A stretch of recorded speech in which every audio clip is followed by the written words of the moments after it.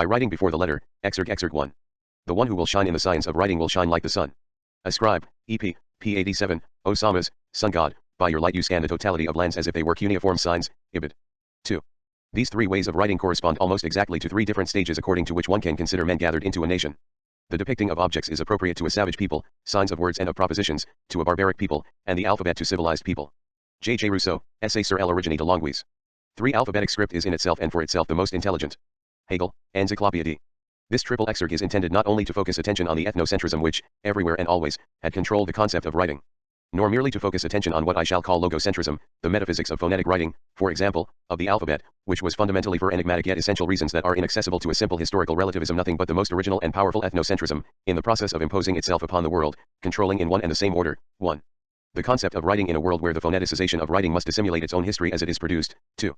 The history of, the only, metaphysics, which has, in spite of all differences, not only from Plato to Hegel, even including Leibniz, but also, beyond these apparent limits, from the pre-Socratics to Heidegger, always assigned the origin of truth in general to the logos, the history of truth, has always been except for a metaphysical diversion that we shall have to explain the debasement of writing, and its repression outside full speech. 3. The concept of science or the scientificity of science, what has always been determined as logic, a concept that has always been a philosophical concept, even if the practice of science has constantly challenged its imperialism of the logos, by invoking, for example, from the beginning and ever increasingly, non-phonetic writing. No doubt this subversion has always been contained within a system of direct address system aliquid oire which gave birth to the project of science and to the conventions of all non-phonetic characteristics. It could not have been otherwise. Nonetheless, it is a peculiarity of our epoch that, at the moment when the phoneticization of writing, the historical origin and structural possibility of philosophy as of science, the condition of the episteme begins to lay hold on world culture, science, in its advancements, can no longer be satisfied with it. This inadequation had already begun to make its presence felt. But today something lets it appear as such, allows it a kind of takeover without our being able to translate this novelty into clear-cut notions of mutation, explicitation, accumulation, revolution, or tradition. These values belong no doubt to the system whose dislocation is today presented as such. They describe the styles of an historical movement which was meaningful like the concept of history itself only within a logocentric epoch. By alluding to a science of writing reigned in by metaphor, metaphysics, and theology, this excerpt must not only announce that the science of writing grammatology shows signs of liberation all over the world, as a result of decisive efforts. These efforts are necessarily discrete, dispersed, almost imperceptible, that is a quality of their meaning and of the milieu within which they produce their operation. I would like to suggest above all that, however fecund and necessary the undertaking might be, and even if, given the most favorable hypothesis, it did overcome all technical and epistemological obstacles as well as all the theological and metaphysical impediments that have limited it hitherto, such a science of writing runs the risk of never being established as such and with that name. Of never being able to define the unity of its project or its object. Of not being able either to write its discourse on method or to describe the limits of its field. For essential reasons, the unity of all that allows itself to be attempted today through the most diverse concepts of science and of writing, is, in principle, more or less covertly yet always, determined by an historico-metaphysical epoch of which we merely glimpse the closure. I do not say the end. The idea of science and the idea of writing therefore also of the science of writing is meaningful for us only in terms of an origin and within a world to which a certain concept of the sign, later I shall call it the concept of sign, and a certain concept of the relationships between speech and writing, have already been assigned. A most determined relationship, in spite of its privilege, its necessity, and the field of vision that it has controlled for a few millennia, especially in the West, to the point of being now able to produce its own dislocation and itself proclaim its limits. Perhaps patient meditation and painstaking investigation on and around what is still provisionally called writing, far from falling short of a science of writing or of hastily dismissing it by some obscurantist reaction, letting it rather develop its positivity as far as possible, are the wanderings of a way of thinking that is faithful and attentive to the ineluctable world of the future which proclaims itself at present, beyond the closure of knowledge. The future can only be anticipated in the form of an absolute danger. It is that which breaks absolutely with constituted normality and can only be proclaimed, presented, as a sort of monstrosity. For that future world and for that within it which will have put into question the values of sign, word, and writing, for that which guides our future anterior, there is as yet no exerg. The end of the book and the beginning of writing Socrates, he who does not write Nietzsche however the topic is considered, the problem of language has never been simply one problem among others. But never as much as at present has it invaded, as such, the global horizon of the most diverse researches and the most heterogeneous discourses, diverse and heterogeneous in their intention, method, and ideology. The devaluation of the word language itself, and how, in the very hold it has upon us, it betrays a loose vocabulary, the temptation of a cheap seduction, the passive yielding to fashion, the consciousness of the avant-garde, in other words ignorance are evidences of this effect. This inflation of the sign language is the inflation of the sign itself, absolute inflation, inflation itself. Yet, by one of its aspects or shadows, it is itself still a sign. This crisis is also a symptom. It indicates, as if in spite of itself, that a historico-metaphysical epoch must finally determine as language the totality of its problematic horizon. It must do so not only because all that desire had wished to rest from the play of language finds itself recaptured within that play but also because, for the same reason, language itself is menaced in its very life, helpless, adrift in the thread of limitlessness, brought back to its own finitude at the very moment when its limits seem to disappear, when it ceases to be self-assured, contained, and guaranteed by the infinite signified which seem to exceed it. The program by a slow movement whose necessity is hardly perceptible, everything that for at least some 20 centuries tended toward and finally succeeded in being gathered under the name of language is beginning to let itself be transferred to, or at least summarized under, the name of writing. By a hardly perceptible necessity, it seems as though the concept of writing no longer indicating a particular, derivative, auxiliary form of language in general, whether understood as communication, relation, expression, signification, constitution of meaning or thought, etc., no longer designating the exterior surface, the insubstantial double of a major signifier, the signifier of the signifier is beginning to go beyond the extension of language. In all senses of the word, writing thus comprehends language. Not that the word writing has ceased to designate the signifier of the signifier, but it appears, strange as it may seem, that signifier of the signifier no longer defines accidental doubling and fallen second to writing. Signifier of the signifier describes on the contrary the movement of language, in its origin, to be sure, but one can already suspect that an origin whose structure can be expressed as signifier of the signifier conceals and erases itself in its own production. There the signified always already functions as a signifier. The secondariety that it seemed possible to ascribe to writing alone affects all signifieds in general, affects them always already, the moment they enter the game. There is not a single signified that escapes, even if recaptured, the play of signifying references that constitute language. The advent of writing is the advent of this play. Today such a play is coming into its own, effacing the limits starting from which one had thought to regulate the circulation of signs, drawing along with it all the reassuring signifieds, reducing all the strongholds, all the out-of-bounds shelters that watched over the field of language. This, strictly speaking, amounts to destroying the concept of sign and its entire logic. Undoubtedly it is not by chance that this overwhelming supervenes at the moment when the extension of the concept of language effaces all its limits. We shall see that this overwhelming and this effacement have the same meaning, are one and the same phenomenon. It is as if the Western concept of language, in terms of what, beyond its pluribosity and beyond the strict and problematic opposition of speech parole and language long, attaches it in general to phonematic or glossomatic production, to language, to voice, to hearing, to sound and breath, to speech, were revealed today as the guise or disguise of a primary writing, one more fundamental than that which, before this conversion, passed for the simple supplement to the spoken word. Rousseau. Either writing was never a simple supplement, or it is urgently necessary to construct a new logic of the supplement. It is this urgency which will guide us further in reading Rousseau. These disguises are not historical contingencies that one might admire or regret. Their movement was absolutely necessary, with a necessity which cannot be judged by any other tribunal. The privilege of the phone does not depend upon a choice that could have been avoided. It responds to a moment of economy, let us say of the life of history or of being as self-relationship. The system of hearing, understanding, oneself speak through the phonic substance which presents itself as the non-exterior, non-mundane, therefore non-empirical, or non-contingent signifier has necessarily dominated the history of the world during an entire epoch, and has even produced the idea of the world, the idea of world origin, that arises from the difference between the worldly and the non-worldly, the outside and the inside, ideality and non-ideality, universal and non-universal, transcendental and empirical, etc.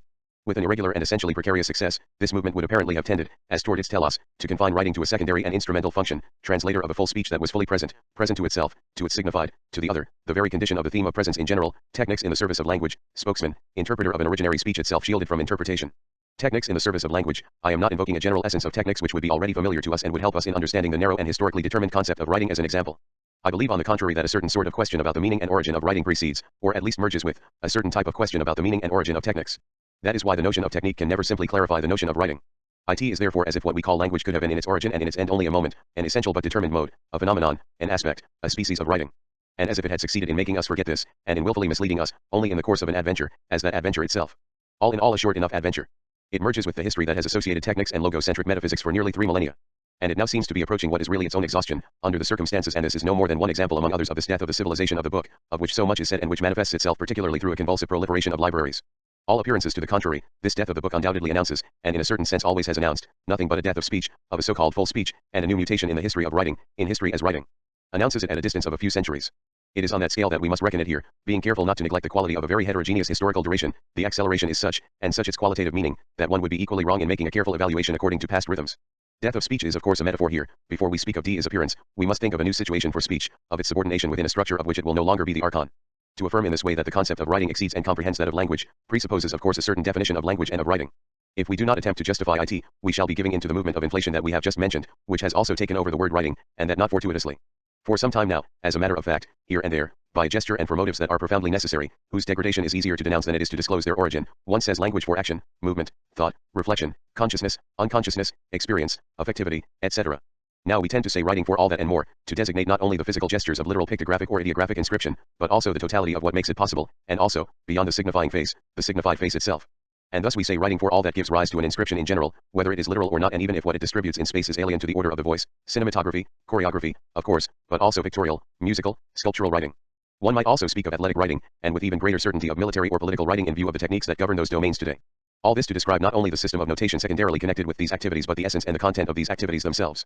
It is also in the sense that the contemporary biologist speaks of writing and program in relation to the most elementary processes of information within the living cell.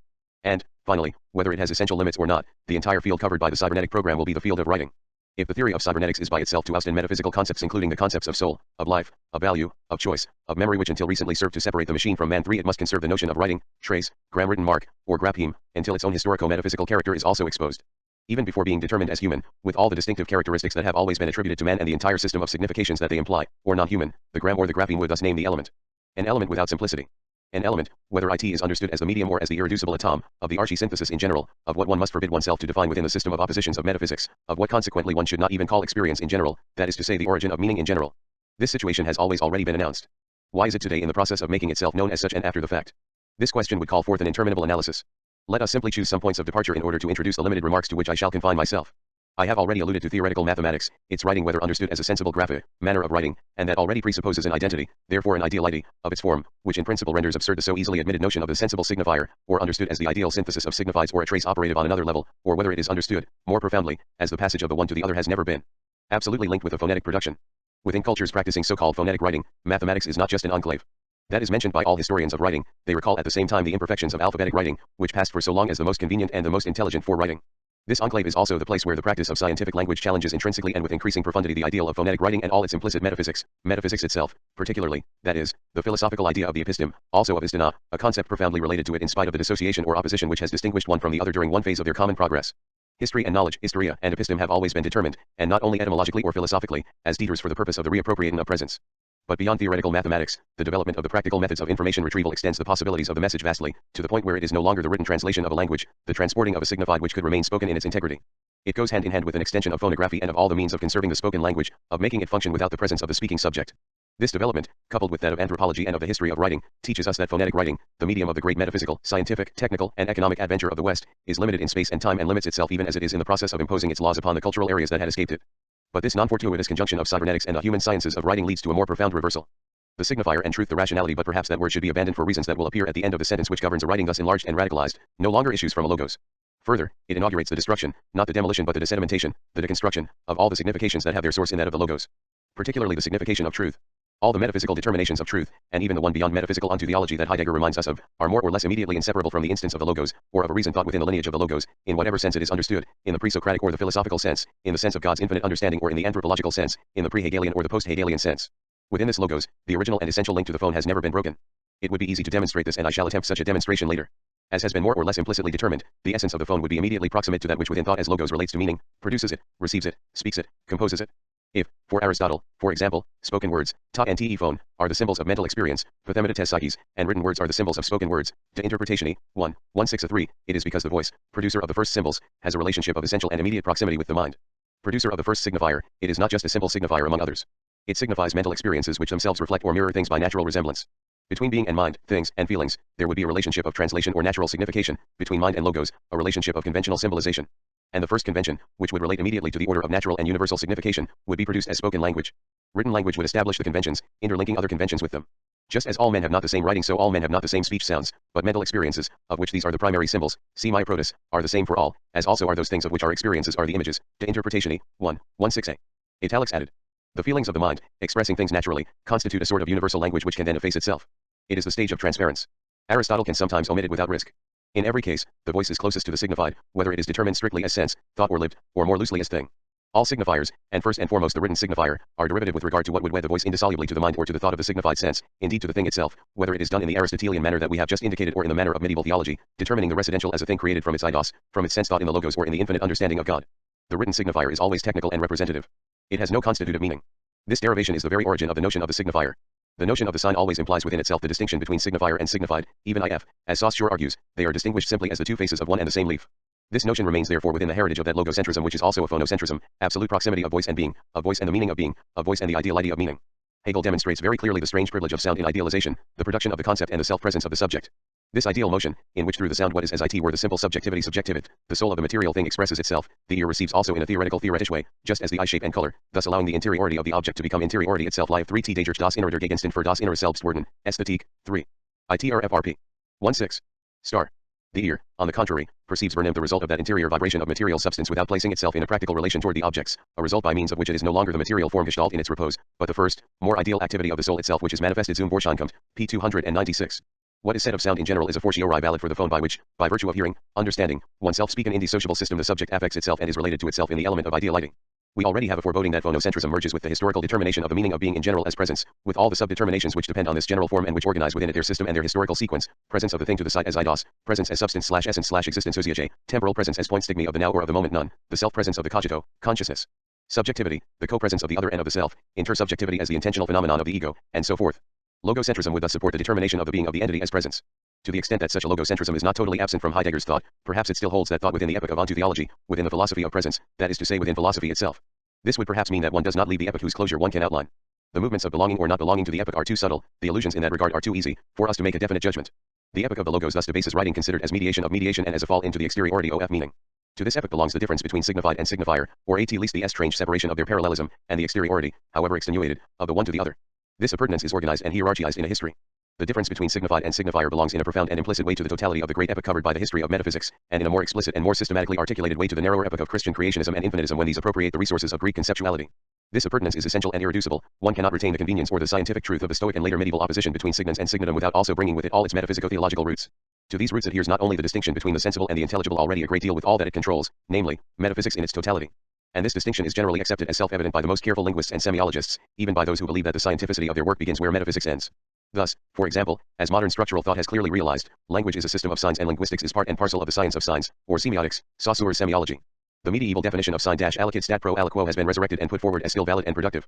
Thus the constitutive mark of any sign in general and of any linguistic sign in particular is its twofold character. Every linguistic unit is bipartite and involves both aspects one sensible and the other intelligible, or in other words, both the signon signifier, Saussure signifiant, and the signatum signified, signify. These two constituents of a linguistic sign, and of sign in general, necessarily suppose and require each other. But to these metaphysico-theological roots many other hidden sediments cling.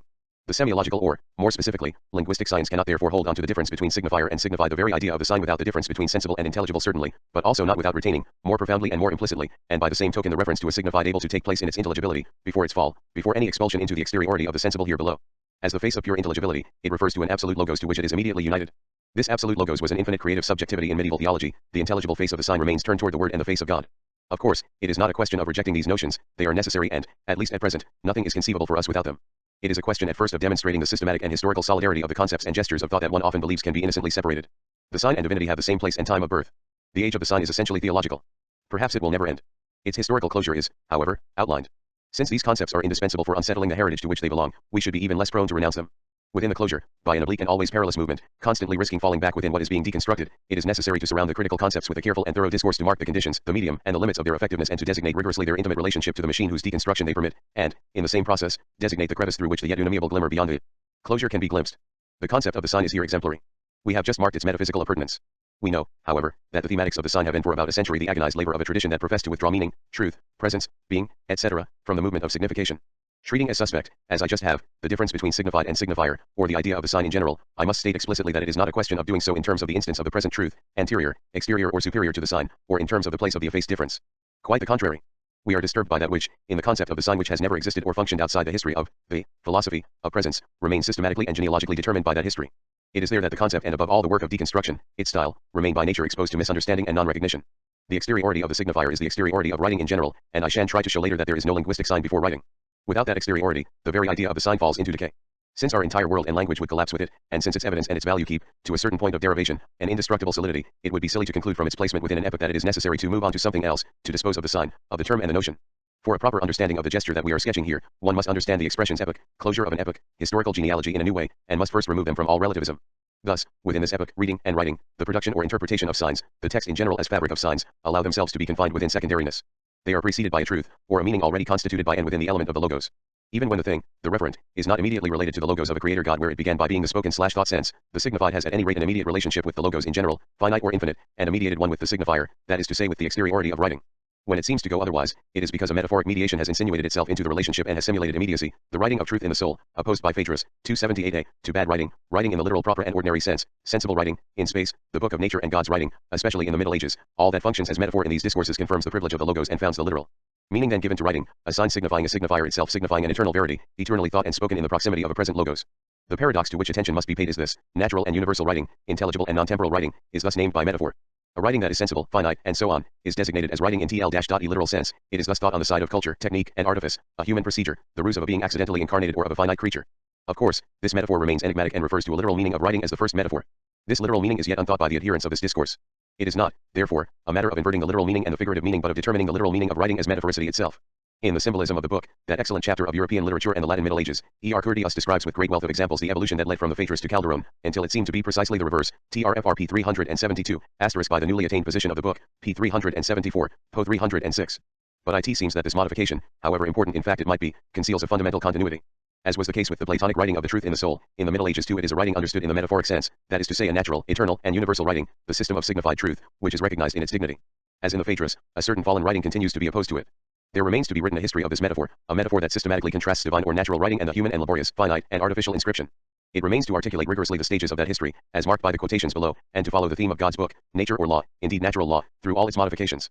Rabbi Eliezer said, if all the seas were of ink, and all ponds planted with reeds, if the sky and the earth were parchments, and if all human beings practiced the art of writing, they would not exhaust the Torah I have learned, just as the Torah itself would not be diminished any more than is the sea by the water removed by a paintbrush dipped in it.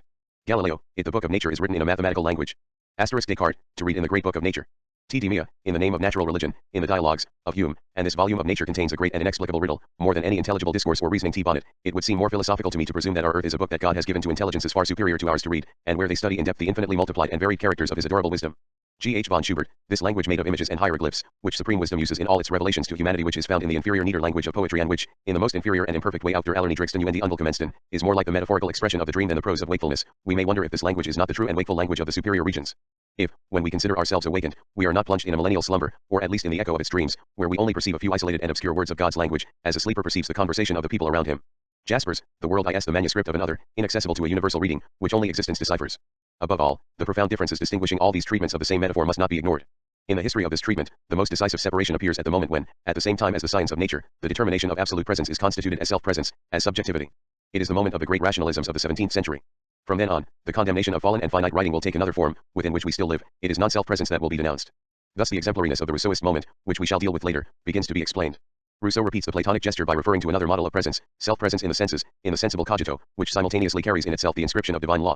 On the one hand, representative, fallen, secondary, instituted writing in the literal and strict sense, is condemned in the essay on the origin of languages. It enervates speech. To judge genius from books is like painting a man's portrait from his corpse, etc.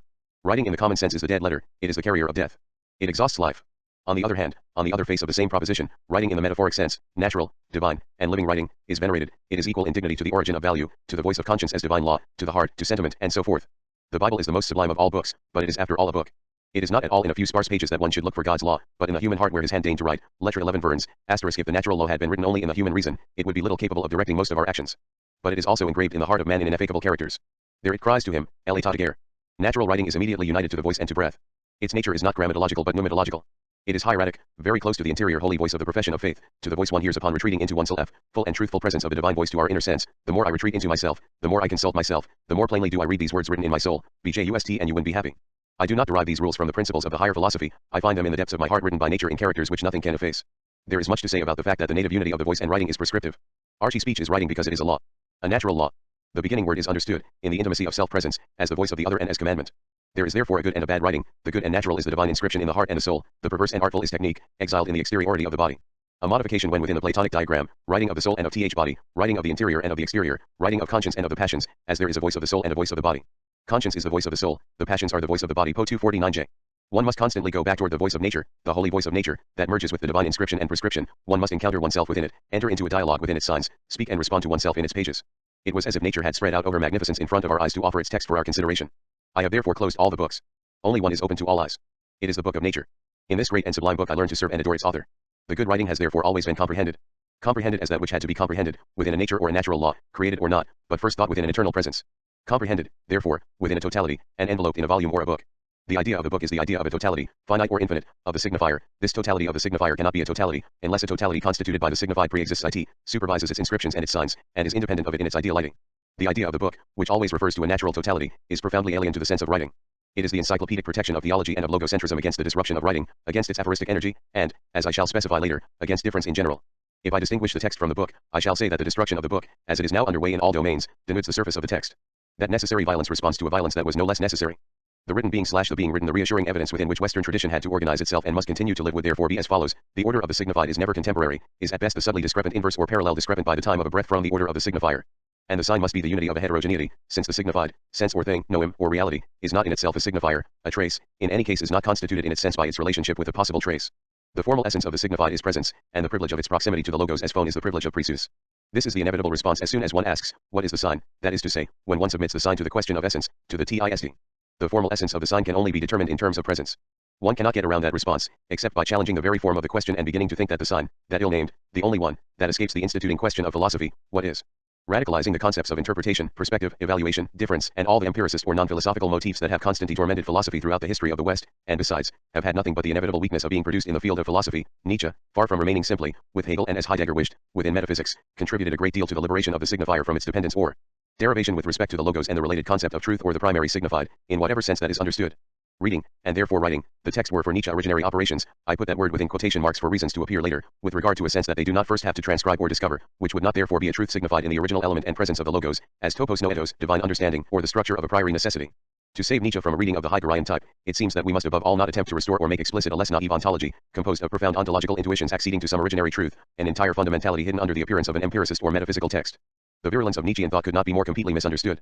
On the contrary, one must accentuate the naivete of a breakthrough which cannot attempt to step outside of metaphysics, which cannot criticize metaphysics radically without still utilizing in a certain way, in a certain type or a certain style of text, propositions that, read within the philosophic corpus, that is to say according to Nietzsche ill-read or unread, have always been and will always be naivetes, incoherent signs of an absolute appurtenance. Therefore, rather than protect Nietzsche from the Heideggerian reading, we should perhaps offer him up to it completely, underwriting that interpretation without reserve, in a certain way and up to the point where, the content of the Nietzschean discourse being almost lost for the question of being, its form regains its absolute strangeness, where his text finally invokes a different type of reading, more faithful to his type of writing. Nietzsche has written what he has written.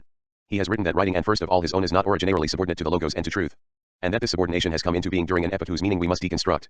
Now in this direction, but only in this direction, for read otherwise, the Nietzschean demolition remains dogmatic and, like all reversals, a captive of that metaphysical edifice which it professes to overthrow. On that point and in that order of reading, the conclusions of Heidegger and Finck are irrefutable. Heideggerian thought would reinstate rather than destroy the instance of the logos and of the truth of being as primum signatum, the transcendental signified, transcendental in a certain sense, as in the Middle Ages the transcendental ens, unum, verum, bonum was said to be the primum cognitum, implied by all categories or all determined significations, by all lexicons and all syntax, and therefore by all linguistic signifiers, though not to be identified simply with any one of those signifiers, allowing itself to be precomprehended through each of them, remaining irreducible to all the epochal determinations that it nonetheless makes possible, thus opening the history of the logos, yet itself being only through the logos, that is, being nothing before the logos and outside of it. The logos of being, thought obeying the voice of being, LQ is the first and the last resource of the sign, of the difference between signans and signatum. There has to be a transcendental signified for the difference between signifier and signified to be somewhere absolute and irreducible. It is not by chance that the thought of being, as the thought of this transcendental signified, is manifested above all in the voice, in a language of words mos. The voice is heard, understood, that undoubtedly is what is called conscience closest to the self as the absolute effacement of the signifier, pure auto-affection that necessarily has the form of time and which does not borrow from outside of itself, in the world or in reality, any accessory signifier, any substance of expression foreign to its own spontaneity. It is the unique experience of the signified producing itself spontaneously, from within the self, and nevertheless, as signified concept, in the element of ideality or universality. The unworldly character of the substance of expression is constitutive of this ideality. This experience of the effacement of the signifier in the voice is not merely one illusion among many since it is the condition of the very idea of truth, but I shall elsewhere show in what it does delude itself. This illusion is the history of truth and it cannot be dissipated so quickly. Within the closure of this experience, the word MOT is lived as the elementary and undecomposable unity of the signified and the voice, of the concept and a transparent substance of expression. This experience is considered in its greatest purity and at the same time in the condition of its possibility as the experience of being. The word, being, or at any rate the words designating the sense of being in different languages, is, with some others, an originary word see, your word, the transcendental word assuring the possibility of being word to all other words. As such, it is precomprehended in all language and this is the opening of being and time only this precomprehension would permit the opening of the question of the sense of being in general, beyond all regional ontologies and all metaphysics, a question that broaches philosophy, for example, in the Sophist, and lets itself be taken over by philosophy, a question that Heidegger repeats by submitting the history of metaphysics to it. Heidegger reminds us constantly that the sense of being is neither the word being nor the concept of being. But as that sense is nothing outside of language and the language of words, it is tied, if not to a particular word or to a particular system of language, concso non dato, at least to the possibility of the word in general, and to the possibility of its irreducible simplicity. One could thus think that it remains only to choose between two possibilities. 1. Does a modern linguistics, a science of signification breaking the unity of the word and breaking with its alleged irreducibility, still have anything to do with language? Heidegger would probably doubt it. 2. Conversely, is not all that is profoundly meditated as the thought or the question of being enclosed within an old linguistics of the word which one practices here unknowingly? Unknowingly because such a linguistics, whether spontaneous or systematic, has always had to share the presuppositions of metaphysics. The two operate on the same grounds. It goes without saying that the alternatives cannot be so simple. On the one hand, if modern linguistics remains completely enclosed within a classical conceptuality, if especially it naively uses the word being and all that it presupposes, that which, within this linguistics, deconstructs the unity of the word in general can no longer, according to the model of the Heideggerian question, as it functions powerfully from the very opening of being and time, be circumscribed as ontic science or regional ontology. Inasmuch as the question of being unites indissolubly with the precomprehension of the word being, without being reduced to it, the linguistics that works for the deconstruction of the constituted unity of that word has only, in fact or in principle, to have the question of being posed in order to define its field and the order of its dependence. Not only is its field no longer simply ontic, but the limits of ontology that correspond to it no longer have anything regional about them. And can what I say here of linguistics, or at least of a certain work that may be undertaken within it and thanks to it, not be said of all research in as much as and to the strict extent that it would finally deconstitute the founding concept words of ontology, of being in its privilege? Outside of linguistics, it is in psychoanalytic research that this breakthrough seems at present to have the greatest likelihood of being expanded. Within the strictly limited space of this breakthrough, these sciences are no longer dominated by the questions of a transcendental phenomenology or a fundamental ontology. One may perhaps say, following the order of questions inaugurated by being and time and radicalizing the questions of Husserlian phenomenology, that this breakthrough does not belong to science itself, that what thus seems to be produced within an ontic field or within a regional ontology, does not belong to them by rights and leads back to the question of being itself. Because it is indeed the question of being that Heidegger asks metaphysics. And with it the question of truth, of sense, of the logos. The incessant meditation upon that question does not restore confidence. On the contrary, it dislodges the confidence at its own depth, which, being a matter of the meaning of being, is more difficult than is often believed. In examining the state just before all determinations of being, destroying the securities of ontotheology, such a meditation contributes, quite as much as the most contemporary linguistics, to the dislocation of the unity of the sense of being, that is, in the last instance, the unity of the word. It is thus that, after evoking the voice of being, Heidegger recalls that it is silent, mute, insonorous, wordless, or generally aphonic, die wie Eider lautlos and stimme verber quellen. The voice of the sources is not heard. A rupture between the originary meaning of being and the word, between meaning and the voice, between the voice of being and the phone, between the call of being, and articulated sound, such a rupture, which at once confirms a fundamental metaphor, and renders it suspect by accentuating its metaphoric discrepancy, translates the ambiguity of the Heideggerian situation with respect to the metaphysics of presence and logocentrism. It is at once contained within it and transgresses it. But it is impossible to separate the two. The very movement of transgression sometimes holds it back short of the limit. In opposition to what we suggested above, it must be remembered that, for Heidegger, the sense of being is and ever simply and rigorously as signified. It is not by chance that that word is not used, that means that being escapes the movement of the sign, a proposition that can equally well be understood as a repetition of the classical tradition and as a caution with respect to a technical or metaphysical theory of signification. On the other hand, the sense of being is literally neither primary, nor fundamental, nor transcendental, whether understood in the scholastic, Kantian, or Husserlian sense. The restoration of being as transcending the categories of the entity, the opening of the fundamental ontology, are nothing but necessary yet provisional moments. From the introduction to metaphysics onward, Heidegger renounces the project of and the word ontology. The necessary, originary, and irreducible dissimulation of the meaning of being, its occultation within the very blossoming forth of presence, that retreat without which there would be no history of being which was completely history and history of being, Heidegger's insistence on noting that being is produced as history only through the logos, and is nothing outside of it, the difference between being and the entity, all this clearly indicates that fundamentally nothing escapes the movement of the signifier and that, in the last instance, the difference between signified and signifier is nothing. This proposition of transgression, not yet integrated into a careful discourse, runs the risk of formulating regression itself. One must therefore go by way of the question of being as it is directed by Heidegger and by him alone, at and beyond ontotheology, in order to reach the rigorous thought of that strange non-difference and in order to determine it correctly. Heidegger occasionally reminds us that being, as it is fixed in its general syntactic and lexicological forms within linguistics and Western philosophy, is not a primary and absolutely irreducible signified, that it is still rooted in a system of languages and an historically determined significance, although strangely privileged as the virtue of disclosure and dissimulation, particularly when he invites us to meditate on the privilege of the third person singular of the present, indicative and the infinitive. West M metaphysics, as the limitation of the sense of being within the field of presence, is produced as the domination of a linguistic form. To question the origin of that domination does not amount to hypostatizing a transcendental signified, but to a questioning of what constitutes our history and what produced transcendentality itself. Heidegger brings it up also when in Zur Seinsfrage, for the same reason, he lets the word being be read only if it is crossed out, Kreuzweise Durchstrichung. That mark of deletion is not, however, a merely negative symbol, P31, Po 8.3. That deletion is the final writing of an epoch. Under its strokes the presence of a transcendental signified is effaced while still remaining legible. Is effaced while still remaining legible, is destroyed while making visible the very idea of the sign. Inasmuch as it delimits ontotheology, the metaphysics of presence and logocentrism, this last writing is also the first writing.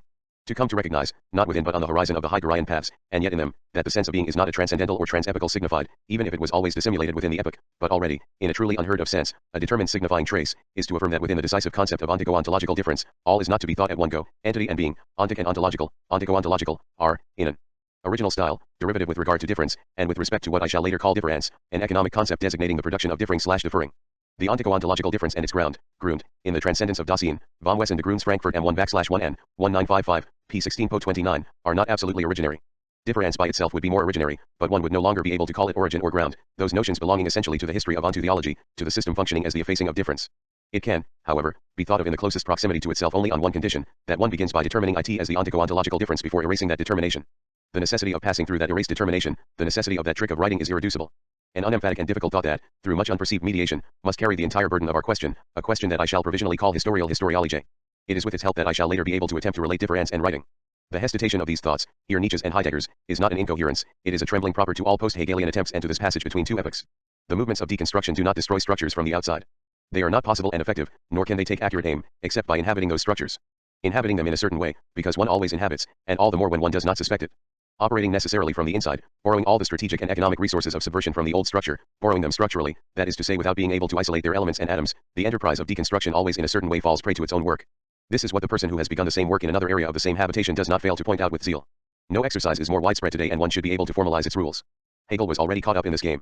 On the one hand, he undoubtedly summed up the entire philosophy of the logos. He determined ontology as absolute logic, he assembled all the delimitations of philosophy as presence, he assigned to presence the eschatology of parousia, of the self-proximity of infinite subjectivity. And for the same reason he had to debase or subordinate writing. When he criticizes the Leibnizian characteristic, the formalism of the understanding, and mathematical symbolism, he makes the same gesture, denouncing the being outside of itself of the logos in the sensible or the intellectual abstraction. Writing is that forgetting of the self, that exteriorization, the contrary of the interiorizing memory, of the room that opens the history of the spirit. It is this that the Phaedrus said, writing is at once mnemotechnique and the power of forgetting. Naturally, the Hegelian critique of writing stops at the alphabet. As phonetic writing, the alphabet is at the same time more servile, more contemptible, more secondary. Alphabetic writing expresses sounds which are themselves signs. It consists therefore of the signs of signs AUS Zeichen der Zeichen, Encyclopédie, 459, asterisk, but it is also the best writing, the mind's writing, its effacement before the voice, that in it which respects the ideal interiority of phonic signifiers, all that by which it sublimates space and sight, all that makes OFIT the writing of history, the writing, that is, of the infinite spirit relating to itself in its discourse and its culture. It follows that to learn to read and write an alphabetic writing should be regarded as a means to infinite culture, unendliches Bildungsmittel, that is not enough appreciated, because thus the mind, distancing itself from the concrete sense perceptible, directs its attention on the more formal moment, the sonorous word and its abstract elements, and contributes essentially to the founding and purifying of the ground of interiority within the subject. In that sense it is the Aufhebung of other writings, particularly of hieroglyphic script and of the Leibnizian characteristic that had been criticized previously through one and the same gesture. Aufhebung is, more or less implicitly, the dominant concept of nearly all histories of writing, even today. It is the concept of history and of teleology. In fact, Hegel continues, acquired habit later also suppresses the specificity of alphabetic writing, which consists in seeming to be, in the interest of sight, a Diederumweg through hearing to arrive at representations, and makes it into a hieroglyphic script for us, such that in using it, we do not need to have present to our consciousness the mediation of sounds. It is on this condition that Hegel subscribes to the Leibnizian praise of non-phonetic writing. It can be produced by deaf mutes, Leibniz had said. Hegel, beside the fact that, by the practice which transforms this alphabetic script into hieroglyphics, the aptitude for abstraction acquired through such an exercise is conserved, italics added, the reading of hieroglyphs is for itself a deaf reading and a mute writing, ein taubes lesen und ein stummes schreiben. What is audible or temporal, visible, or spatial, has each its proper basis, and in the first place they are of equal value, but in alphabetic script there is only one basis, and that following a specific relation, namely, that the visible language is related only as a sign to the audible language. Intelligence expresses itself immediately and unconditionally through speech, ibid. What writing itself, in its non-phonetic moment, betrays, is life. It menaces at once the breath, the spirit, and history as the spirit's relationship with itself. It is their end, their finitude, their paralysis. Cutting breath short, sterilizing or immobilizing spiritual creation in the repetition of the letter, in the commentary or the exegesis, confined in a narrow space, reserved for a minority, it is the principle of death and of difference in the becoming of being. It is to speech what China is to Europe, it is only to the exegeticism 14 of Chinese spiritual culture that their hieroglyphic writing is suited. This type of writing is, besides, the part reserved for a very small section of a people, the section that possesses the exclusive domain of spiritual culture. A hieroglyphic script would require a philosophy as exegetical as Chinese culture generally is, ibid. If the non-phonetic moment menaces the history and the life of the spirit as self-presence in the breath, it is because it menaces substantiality, that other metaphysical name of presence and of ousia. First in the form of the substantive. Non-phonetic writing breaks the noun apart. It describes relations and not appellations. The noun and the word, those unities of breath and concept, are effaced within pure writing. In that regard, Leibniz is as disturbing as the Chinese in Europe. This situation, the analytic notation of representations in hieroglyphic script, which seduced Leibniz to the point of wrongly preferring the script to the alphabetic, rather contradicts the fundamental exigency of language in general, namely the noun. All difference abweichung in analysis would produce another formation of the written substantive. The horizon of absolute knowledge is the effacement of writing in the logos, the retrieval of the trace in paro usia, the reappropriation of difference, the accomplishment of what I have elsewhere called 15 the metaphysics of the proper, i.e. proper self-possession, propriety, property, cleanliness. Yet, all that Hegel thought within this horizon, all, that is, except eschatology, may be reread as a meditation on writing. Hegel is also the thinker of irreducible difference. He rehabilitated thought as the memory productive of signs. And he reintroduced, as I shall try to show elsewhere, the essential necessity of the written trace in a philosophical, that is to say Socratic discourse that had always believed it possible to do without it, the last philosopher of the book and the first thinker of writing. To linguistics and grammatology, writing is nothing but the representation of speech. It is bizarre that one gives more care to the determining of the image than to the object. J.J. Rousseau, fragment inédit d'un essai sur les langues. The concept of writing should define the field of a science. But can it be determined by scholars outside of all the historico-metaphysical predeterminations that we have just situated so clinically?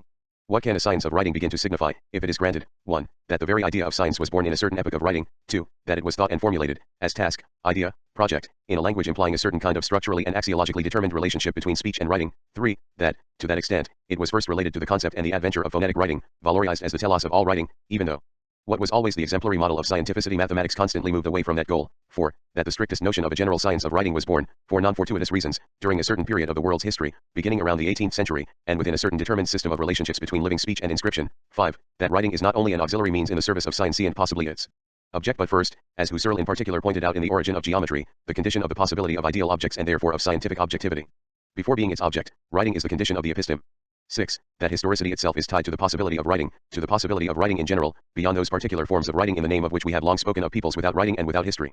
Before being the object of a history of an historical science, writing opens the field of history of historical becoming. And the former, history in German, presupposes the latter, Geschichte. The science of writing should therefore look for its object at the roots of scientificity. The history of writing should come back toward the origin of historicity. A science of the possibility of science. A science of science 28 Part I, writing before the letter which would no longer have the form of logic but that of grammatics.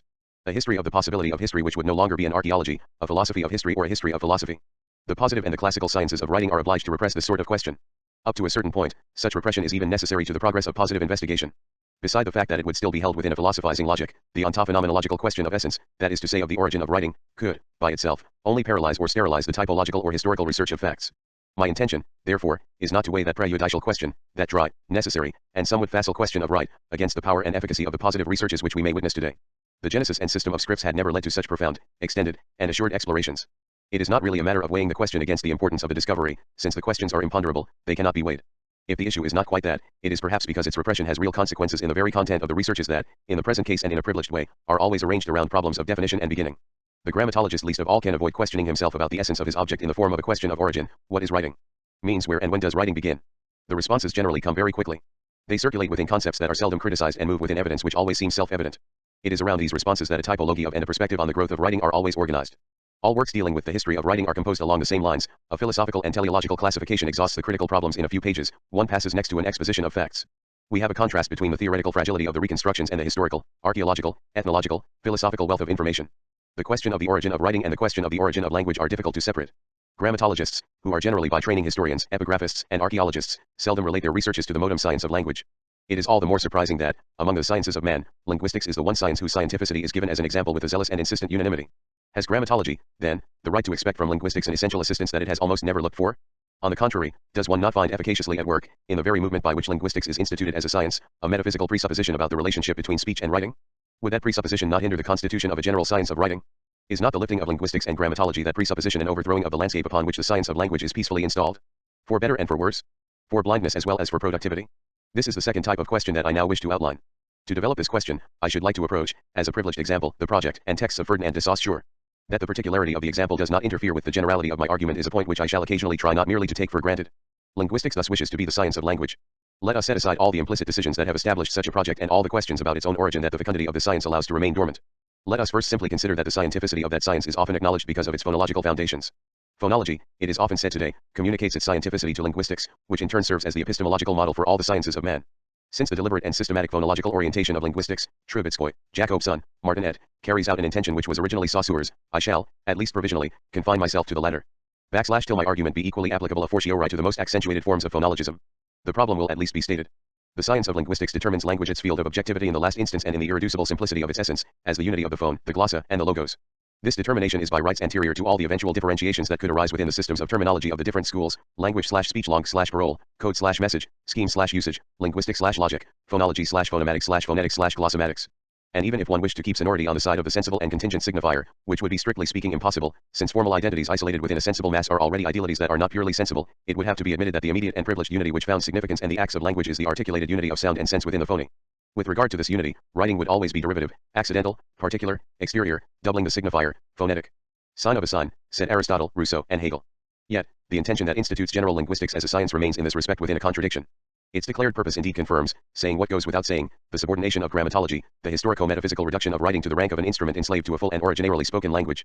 But another gesture, not another statement of purpose, for here what does not go without saying is done without being said, written without being 30 part I, writing before the letter uttered, liberates the future of a general grammatology of which linguistics phonology would be only a dependent and circumscribed area. Let WJ follow this tension between gesture and statement in Saussure. The outside and the inside asterisk on the one hand, true to the Western tradition that controls not only in theory but in practice, in the principle of its practice, the relationships between speech and writing, Saussure does not recognize in the latter more than a narrow and derivative function. Narrow because it is nothing but one modality among others, a modality of the events which can befall a language whose essence, as the facts seem to show, can remain forever uncontaminated by writing. Language does have an oral tradition that is independent of routine, Cours de linguistique générale, p. 46. Derivative because representative, signifier of the first signifier, representation of the self-present voice, of the immediate, natural, and direct signification of the meaning, of the signified, of the concept, of the ideal object or what have you. Saussure takes up the traditional definition of writing which, already in Plato and Aristotle, was restricted to the model of phonetic script and the language of words. Let us recall the Aristotelian definition: spoken words are the symbols of mental experience and written words are the symbols of spoken words. S.A. Usher, language and writing are two distinct systems of signs, the second exists for the sole purpose of representing the first, p. 45, italics added, p. 23t. This representative determination, beside communicating without a doubt essentially with the idea of the sign, does not translate a choice or an evaluation, does not betray a psychological or metaphysical presupposition peculiar to Saussure, it describes or rather reflects the structure of a certain type of writing, phonetic writing, which we use and within whose element the episteme in general, science and philosophy, and linguistics in particular, could be founded. One should, moreover, say model rather than structure. It is not a question of a system constructed and functioning perfectly, but of an ideal explicitly directing a functioning which in fact is never completely phonetic. In fact, but also for reasons of essence to which I shall frequently return. To be sure, this factum of phonetic writing is massive, it commands our entire culture and our entire science, and it is certainly not just one fact asterisk. The title of the next section is the outside L, the inside, 65, 44. In French, is, est, and et sound the same. For Derrida's discussion of the complicity between supplementation and the copula, is, see particularly Le Supplement de Copule, La Philosophie devant la Linguistique, MP, pp. 209-46. T hereafter page numbers in parenthesis refer to the original work and those in brackets to the translation. 1i. Linguistics and Grammatology among others. Nevertheless, it does not respond to any necessity of an absolute and universal essence. Using this as a point of departure, Saussure defines the project and object of general linguistics. The linguistic object is not defined by the combination of the written word and the spoken word. The spoken form alone constitutes the object. P 45, italics added, LPP 23-241. The form of the question to which he responded thus entailed the response. It was a matter of knowing what sort of word is the object of linguistics and what the relationships are between the atomic unities that are the written and the spoken word. Now the word, vox, is already a unity of sense and sound, of concept and voice, or, to speak a more rigorously Saussurian language, of the signified and the signifier. This last terminology was moreover first proposed in the domain of spoken language alone, of linguistics in the narrow sense and not in the domain of semiology. I propose to retain the word sign signa to designate the whole and to replace concept and sound image respectively by signified signify and signifier signify and P99 post 67. The word is thus already a constituted unity, an effect of the somewhat mysterious fact that thought sound implies divisions, P156, Po 112. Even if the word is in its turn articulated, even if it implies other divisions, as long as one poses the question of the relationships between speech and writing in the light of the indivisible units of the thought sound, there will always be the ready response. Writing will be phonetic, it will be the outside, the exterior representation of language and of this thought sound. It must necessarily operate from already constituted units of signification, in the formation of which it has played no part. Perhaps the objection will be made that writing up to the present has not only not contradicted, but indeed confirmed the linguistics of the word. Hitherto I seem to have maintained that the fascination of the unit called word has prevented giving to writing the attention that it merited. By that I seem to suppose that, by ceasing to accord an absolute privilege to the word, modern linguistics would become that much more attentive to writing and would finally cease to regard it with suspicion. André Martinet comes to the opposite conclusion. In his study The Word, he describes the necessity that contemporary linguistics obeys when it is led, if not to dispense everywhere with the concept of the word, at least to make its usage more flexible, to associate it with the concepts of smaller or greater units, monemes or synonyms. In accrediting and consolidating the division of language into words in certain areas of linguistics, writing would thus have encouraged classical linguistics in its prejudices. Writing would have constructed or at least condensed the screen of the word. What a contemporary linguist can say of the word well illustrates the general revision of traditional concepts that the functionalist and structuralist research of the last 35 years had to undertake in order to give a scientific basis to the observation and description of languages. Certain applications of linguistics, like the researches relating to mechanical translation, by the emphasis they place on the written form of language, could make us believe in the fundamental importance of the divisions of the written text and make us forget that one must always start with the oral utterance in order to understand the real nature of human language. Also, it is more than ever indispensable to insist on the necessity of pushing the examination beyond the immediate appearances and the structures most familiar to the researcher. It is behind the screen of the word that the truly fundamental characteristics of human language often appear. One cannot but subscribe to this caution. Yet it must always be recognized that it throws suspicion only on a certain type of writing, phonetic writing conforming to the empirically determined and practiced divisions of ordinary oral language. The processes of mechanical translation to which it alludes conform similarly to that spontaneous practice. Beyond that model and that concept of writing, this entire demonstration must, it seems, be reconsidered. For it remains trapped in the Saussurian limitation that we are attempting to explore. In effect, Saussure limits the number of systems of writing to two, both defined as system of representation of the oral language, either representing words in a synthetic and global manner, or representing phonetically the elements of sounds constituting words. There are only two systems of writing. 1. In an ideographic system each word is represented by a single sign that is unrelated to the component sounds of the word itself. Each written sign stands for a whole word and, indirectly, for the idea expressed by the word. The classic example of an ideographic system of writing is Chinese. 2. The system commonly known as phonetic tries to reproduce the succession of sounds that make up a word. Phonetic systems are sometimes syllabic, sometimes alphabetic, I.E., based on the irreducible elements of speech. Moreover, ideographic systems freely become mixtures when certain ideograms lose their original value and become symbols of isolated sounds. P47, pp 25-26. This limitation is at bottom justified, in Saussure's eyes, by the notion of the arbitrariness of the sign. Writing being defined as a system of signs, there is no symbolic writing, in the Saussurian sense, no figurative writing, there is no writing as long as graphism keeps a relationship of natural figuration and of some resemblance to what is then not signified but represented, drawn, etc. The concept of pictographic or natural writing would therefore be contradictory for Saussure. If one considers the now recognized fragility of the notions of pictogram, ideogram, etc., and the uncertainty of the frontiers between so-called pictographic, ideographic, linguistics and grammatology 3.3 and phonetic scripts, one realizes not only the unwiseness of the Saussurian limitation but the need for general linguistics to abandon an entire family of concepts inherited from metaphysics often through the incendiary of a psychology and clustering around the concept of arbitrariness. All this refers, beyond the nature/culture opposition, to a supervening opposition between physis and nomos, physis and techne, whose ultimate function is perhaps to derive historicity, and, paradoxically, not to recognize the rights of history, production, institutions etc., except in the form of the arbitrary and in the substance of naturalism. But let us keep that question provisionally open. Perhaps this gesture, which in truth presides over metaphysics, is also inscribed in the concept of history and even in the concept of time. In addition, Saussure introduces another massive limitation. I shall limit discussion to the phonetic system and especially to the one used today, the system that stems from the Greek alphabet, P48, P026. These two limitations are all the more reassuring because they are just what we need at a specific point to fulfill the most legitimate of exigencies. In fact, the condition for the scientificity of linguistics is that the field of linguistics have hard and fast frontiers, that it be a system regulated by an internal necessity, and that in a certain way its structure be closed. The representativist concept of writing facilitate things. If writing is nothing but the figuration, P44, Po 2.3 of the language, one has the right to exclude it from the interiority of the system, for it must be believed that there is an inside of the language, as the image may be excluded without damage from the system of reality. Proposing as his theme the representation of language by writing, Saussure thus begins by positing that writing is unrelated to the inner system of language, P44, Po 2.3. External/internal, image/reality, representation/presence, such is the old grid to which is given the task of outlining the domain of a science. And of what science? of a science that can no longer answer to the classical concept of the episteme because the originality of its field and originality that it inaugurates is that the opening of the image within it appears as the condition of reality, a relationship that can no longer be thought within the simple difference and the uncompromising exteriority of image and reality, of outside and inside, of appearance and essence, with the entire system of oppositions which necessarily follows from it. Plato, who said basically the same thing about the relationship between writing, speech, and being, or idea, had at least a more subtle, more critical, and less complacent theory of image, painting, and imitation than the one that presides over the birth of Saussurian linguistics. It is not by chance that the exclusive consideration of phonetic writing permits a response to the exigencies of an internal system. The basic functional principle of phonetic writing is precisely to respect and protect the integrity of the internal system of the language, even if in fact it does not succeed in doing so. The Saussurian limitation does not respond, by a mere happy convenience, to the scientific exigency of the internal system. That exigency is itself constituted, as the epistemological exigency in general, by the very possibility of phonetic writing and by the exteriority of the notation to internal logic. But let us not simplify, on that point Saussure too is not quite complacent. Why else would he give so much attention to that external phenomenon, that exiled figuration, that outside, that double? Why does he judge it impossible to simply disregard literally make abstraction of what is nevertheless designated as the abstract itself with respect to the inside of language? Writing, though unrelated to its inner system, is used continually to represent language. We cannot simply disregard it. We must be acquainted with its usefulness, shortcomings, and dangers. P44, P23 writing would thus have the exteriority that one attributes to utensils, to what is even an imperfect tool and a dangerous, almost maleficent, technique. One understands better why, instead of treating this exterior figuration in an appendix or marginally, one Saussure devotes so laborious a chapter to it almost at the beginning of the course.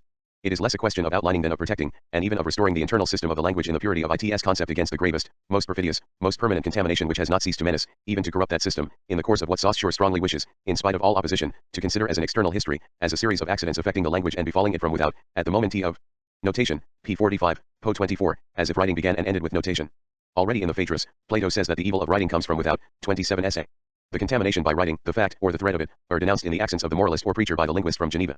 The tone counts. It is as if, at the moment when the modern science of the logos would come into its autonomy and its scientificity, it became necessary again to attack a heresy.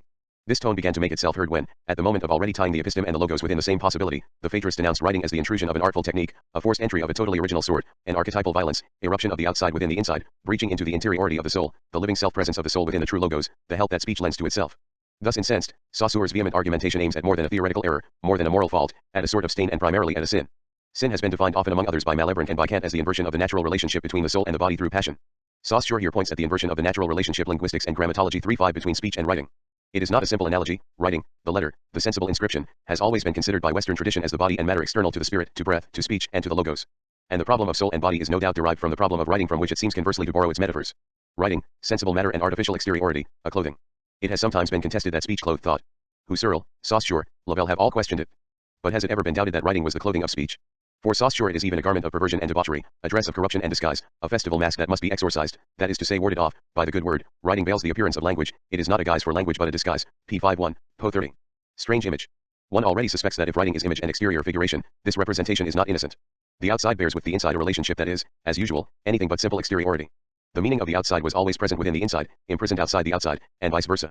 Thus a science of language must recover the natural, that is, the simple and original relationships between speech and writing, that is, between an inside and an outside. It must restore its absolute youth, and the purity of its origin, short of a history and a fall which would have perverted the relationships between outside and inside. Therefore there would be a natural order of relationships between linguistic and graphic signs, and it is the theoretician of the arbitrariness of the sign who reminds us of it. According to the historico-metaphysical presuppositions evoked above, there would be first a natural bond of sense to the senses, and it is this that passes from sense to sound, the natural bond. Saussure says, the only true bond, the bond of sound. P46 Po 25. This natural bond of the signified, concept or sense, to the phonic signifier would condition the natural relationship subordinating writing, visible image, to speech. It is this natural relationship that would have been inverted by the original sin of writing. The graphic form image manages to force itself upon them at the expense, F sound, and the natural sequence is reversed. P47, Po 25. Malebranche explained original sin as inattention, the temptation of ease and idleness, by that nothing that was Adam's distraction, alone culpable before the innocence of the divine word, the latter exerted no force, no efficacy, since nothing had taken place. Here too, one gave in to ease, which is curiously, but as usual, on the side of technical artifice and not within the bent of the natural movement thus thwarted or deviated. First, the graphic form image of word strikes us as being something permanent and stable, better suited than sound to constitute the unity of language throughout time. Though it creates a purely fictitious unity, the superficial bond of writing is much easier to grasp than the natural bond, the only true bond, the bond of sound. P46, italics added, P25.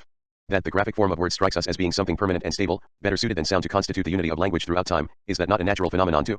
In fact a bad nature, superficial and fictitious and easy, effaces a good nature by imposture, that which ties sense to sound, the thought sound. Saussure is faithful to the tradition that has always associated writing with the fatal violence of the political institution.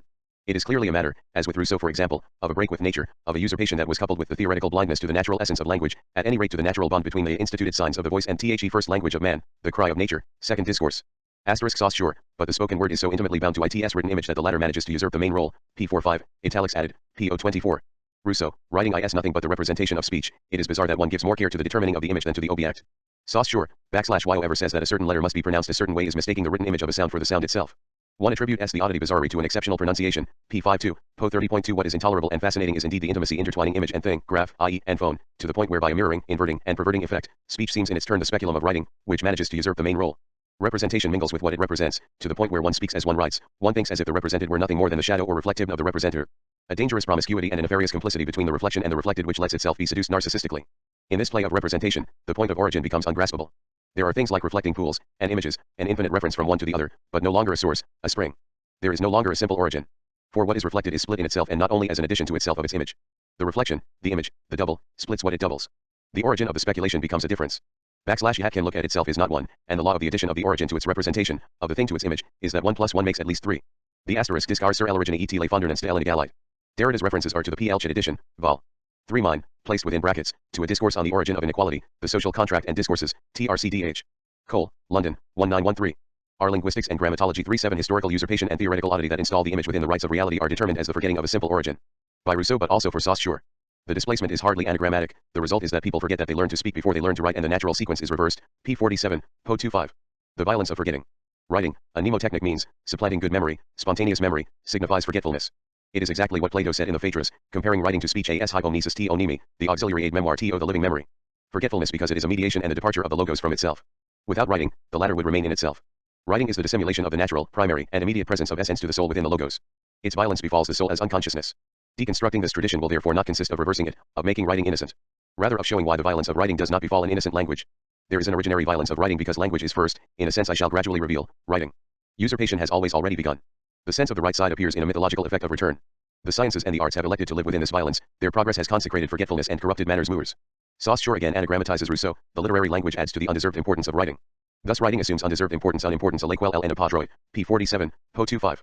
When linguists become embroiled in a theoretical mistake in this subject, when they are taken in, they are culpable, their fault is above all moral, they have yielded to imagination, to sensibility, to passion, they have fallen into the trap, p46, po 25 of writing, have let themselves be fascinated by the influence prestige of the written form, ibid, of that custom, that seckled nature. The language does have a definite and stable oral tradition that is independent of writing, but the influence prestige of the written form prevents our seeing this. We are thus not blind to the visible, but blinded bv the visible, dazzled by writing. The first linguists confused language and writing, just as the humanists had done before them. Even Bob. His immediate successors fell into the same trap. Rousseau had already addressed the same reproach to the grammarians. For the grammarians, the art of speech seems to be little more than the art of writing. 3 As usual, the trap is artifice dissimulated in nature. This explains why the course in general linguistics treats first this strange external system that is writing. As necessary preamble to restoring the natural to itself, one must first disassemble the trap. We read a little further on, to substitute immediately what is natural for what is artificial would be necessary, but this is impossible without first studying the sounds of what is language, detached from their graphic signs. Sounds represent only vague notions, and the prop provided by writing, though deceptive, is still preferable. The first linguists, who knew nothing about the physiology of articulated sounds, were constantly falling into a trap. To let go of the letter was for them to lose their foothold. To me, it means a first step in the direction of truth. p55. Opening of the chapter on phonology, p032. For Saussure, to give in to the prestige of the written form is, as I have just said, to give in to passion. It is passion and I weigh my word that Saussure analyzes and criticizes here, as a moralist and a psychologist of a very old tradition. As one knows, passion is tyrannical and enslaving. Philological criticism is still deficient on one point, it follows the written language slavishly and neglects the living language, p14, pages 1-2. The tyranny of writing, Saussure says elsewhere, p53, po 31. That tyranny is at bottom the mastery of the body over the soul, and passion is a passivity and sickness of the soul, the moral perversion is pathological.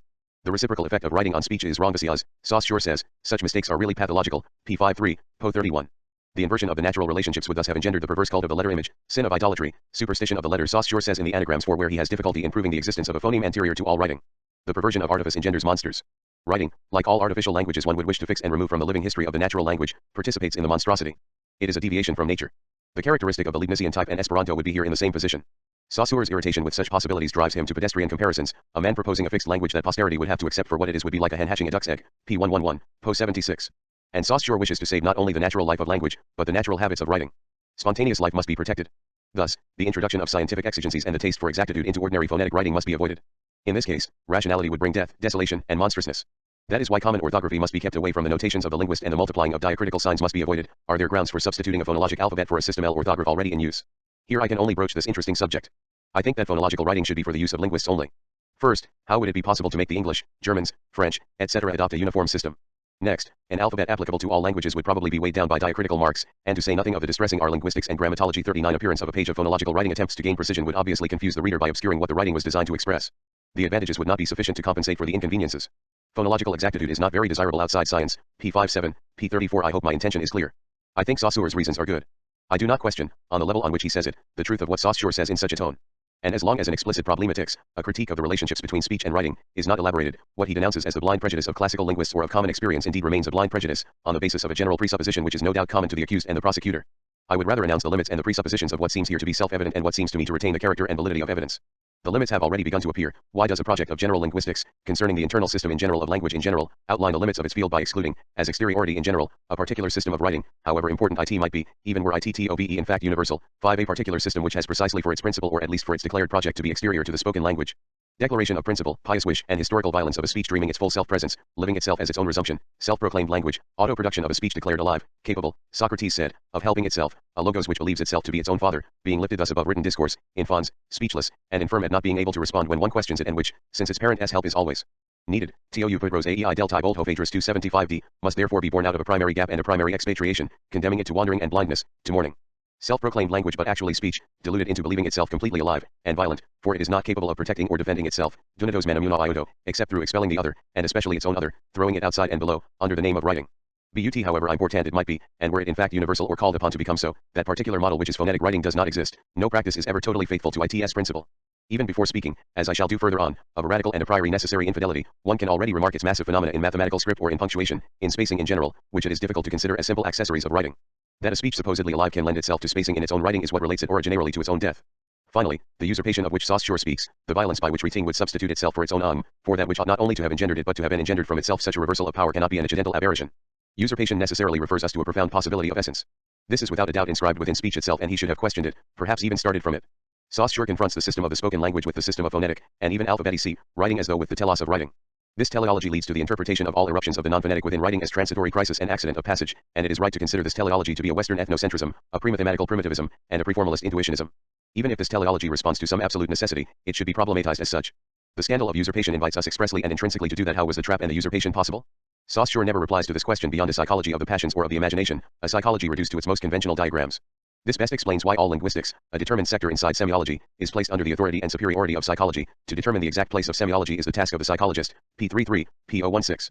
The affirmation of the essential and natural bond between the phone and the sense, the privilege accorded to an order of signifier, which then becomes the major signified of all other signifiers, depend expressly, and in contradiction to the other levels of the essay Usherian discourse, upon the psychology of consciousness and of intuitive consciousness.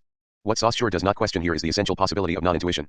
Like Husserl, Saussure determines this non-intuition teleologically as crisis. The empty symbolism of the written notation in mathematical technique, for example, lies also for Husserlian intuitionism, that which exiles us far from the clear evidence of the sense, that is to say from the full presence of the signified in its truth, and thus opens the possibility of crisis. This is indeed a crisis of the logos. Nevertheless, for Husserl, this possibility remains linked with the very moment of truth and the production of ideal objectivity. It has in fact an essential need for writing. Point 6 by one entire aspect of his text, Husserl makes us think that the negativity of the crisis is not a mere accident. But it is then the concept of crisis that should be suspect, by virtue of what ties it to a dialectical and teleological determination of negativity. On the other hand, to account for usurpation and the origin of passion, the classical and very superficial argument of the solid permanence of the written thing, not to be simply false, calls forth descriptions which are precisely no longer within the province of psychology. Psychology will never be able to accommodate within its space that which constitutes the absence of the signatory, to say nothing of the absence of the referent. Linguistics and grammatology for one writing is the name of these two absences. Besides, ISIT not contradictory to what is elsewhere affirmed about language having a definite and far more one stable oral tradition. THAT is independent of writing. P46, Po 24 to explain the usurpation by means of writing's power of duration, by means of the durability of the substance of writing. If these two stabilities were of the same nature, and if the stability of the spoken language were superior and independent, the origin of writing, its prestige and its supposed harmfulness, would remain an inexplicable mystery. It seems then as if Saussure wishes at the same time to demonstrate the corruption of speech by writing, to denounce the harm that the latter does to the former, and to underline the inalterable and natural independence of language. Languages are independent of writing, P45, P024. Such is the truth of nature.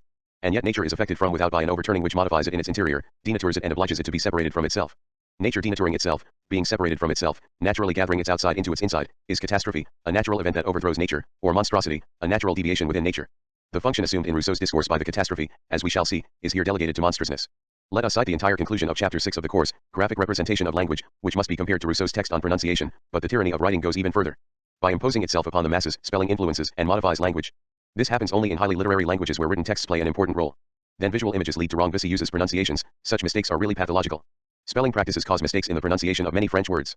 For instance, there were two spellings for the surname Lefebvre, from Latin favor, one popular and simple, the other learned and etymological, Lefebvre and Lefebvre. Because B and U were not kept apart in the old system of writing, Lefebvre was read as Lefebvre, with a B that has never real existed and a U that was the result of ambiguity. Now, the latter form is actually pronounced, pp 53-54, P031. Where is the evil? One will perhaps ask. And what has been invested in the living word, that makes such aggressions of writing intolerable? What investment begins by determining the constant action of writing as a deformation and an aggression? What prohibition has thus been transgressed? Where is the sacrilege? Why should the mother tongue be protected from the operation of writing? Why determine that operation as a violence, and why should the transformation be only a deformation? Why should the mother tongue not have a history, or, what comes to the same thing, produce its own history in a perfectly natural, autistic, and domestic way, without ever being affected by any outside? Why wish to punish writing for a monstrous crime, to the point of wanting to reserve for it, even within scientific treatments, a special compartment that holds it at a distance? For it is indeed within a sort of intralinguistic leper colony that Saussure wants to contain and concentrate the problem of deformations through writing. And, in order to be convinced that he would take in very bad part the innocent questions that I have just asked for, after all, Leaf Beret is not a bad name and we can love this play, let us read the following. The passage below explains to us that the play is not natural, and its accents are pessimistic, mispronunciations due to spelling will probably appear more frequently, and as time goes on, the number of useless letters pronounced by speakers will probably increase. As in Rousseau in the essay Me context, the capital is accused, some Parisians already pronounce the T in sep femme 7 women. Strange example. The historical gap, for it is indeed history that one must stop in order to protect language from writing, will only widen. Darmstaedter foresees the day when even the last two letters of Ink 20 will be pronounced truly an orthographic monstrosity. Such phonic deformations belong to language but do not stem from its natural functioning. They are due to an external influence. Linguistics should put them into a special compartment for observation. They are teratological cases, p. 54, italics added, pp. 31-32. It is clear that the concepts of stability, permanence, and duration, which here assist thinking the relationships between speech and writing, are too lax and open to every uncritical investiture. They would require more attentive and minute analyses. The same is applicable to an explanation according to which most people pay more attention to visual impressions simply because these are sharper and more lasting than oral impressions, p. 46, po. 25j. This explanation of usurpation is not only empirical in its form, it is problematic in its content. It refers to a metaphysics and to an old physiology of sensory faculties constantly disproved by science, as by the experience of language and by the body proper as language. It imprudently makes of visibility the tangible, simple, and essential element of writing. Above all, in considering the audible as the natural milieu within which language must naturally fragment and articulate its instituted signs, thus exercising its arbitrariness, this explanation excludes all possibility of some natural relationship between speech and writing at the very moment that it affirms it. Instead of deliberately dismissing the notions of nature and institution that it constantly uses, which ought to be done first, it thus confuses the two. It finally and most importantly contradicts the principal affirmation according to which the thing that constitutes language one essential de la langue one is unrelated to the phonic character of the linguistic sign, p21, po 7j. This affirmation will soon our linguistics and grammatology 4.3 occupy us. Within it the other side of the Saussurian proposition denouncing the illusions of script comes to the fore. What do these limits and presuppositions signify? First, that a linguistics is not general as long as it defines its outside and inside in terms of determined linguistic models, as long as it does not rigorously distinguish essence from fact in their respective degrees of generality. The system of writing in general is not exterior to the system of language in general, unless it is granted that the division between exterior and interior passes through the interior of the interior or the exterior of the exterior, to the point where the immanence of language is essentially exposed to the intervention of forces that are apparently alien to its system. For the same reason, writing in general is not image or figuration of language in general, except if the nature, the logic, and the functioning of the image within the system from which one wishes to exclude it be reconsidered. Writing is not a sign of a sign, except if one says it of all signs, which would be more profoundly true. If every sign refers to a sign, and if sign of a sign signifies writing, certain conclusions which I shall consider at the appropriate moment will become inevitable.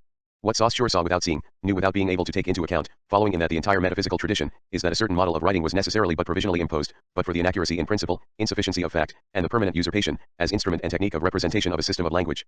And that this movement, unique in style, was so profound that it permitted the thinking, within language, of concepts like those of the sign, technique, representation, language. The system of language associated with phonetic alphabetic writing is that within which logocentric metaphysics, determining the sense of being as presence, has been produced.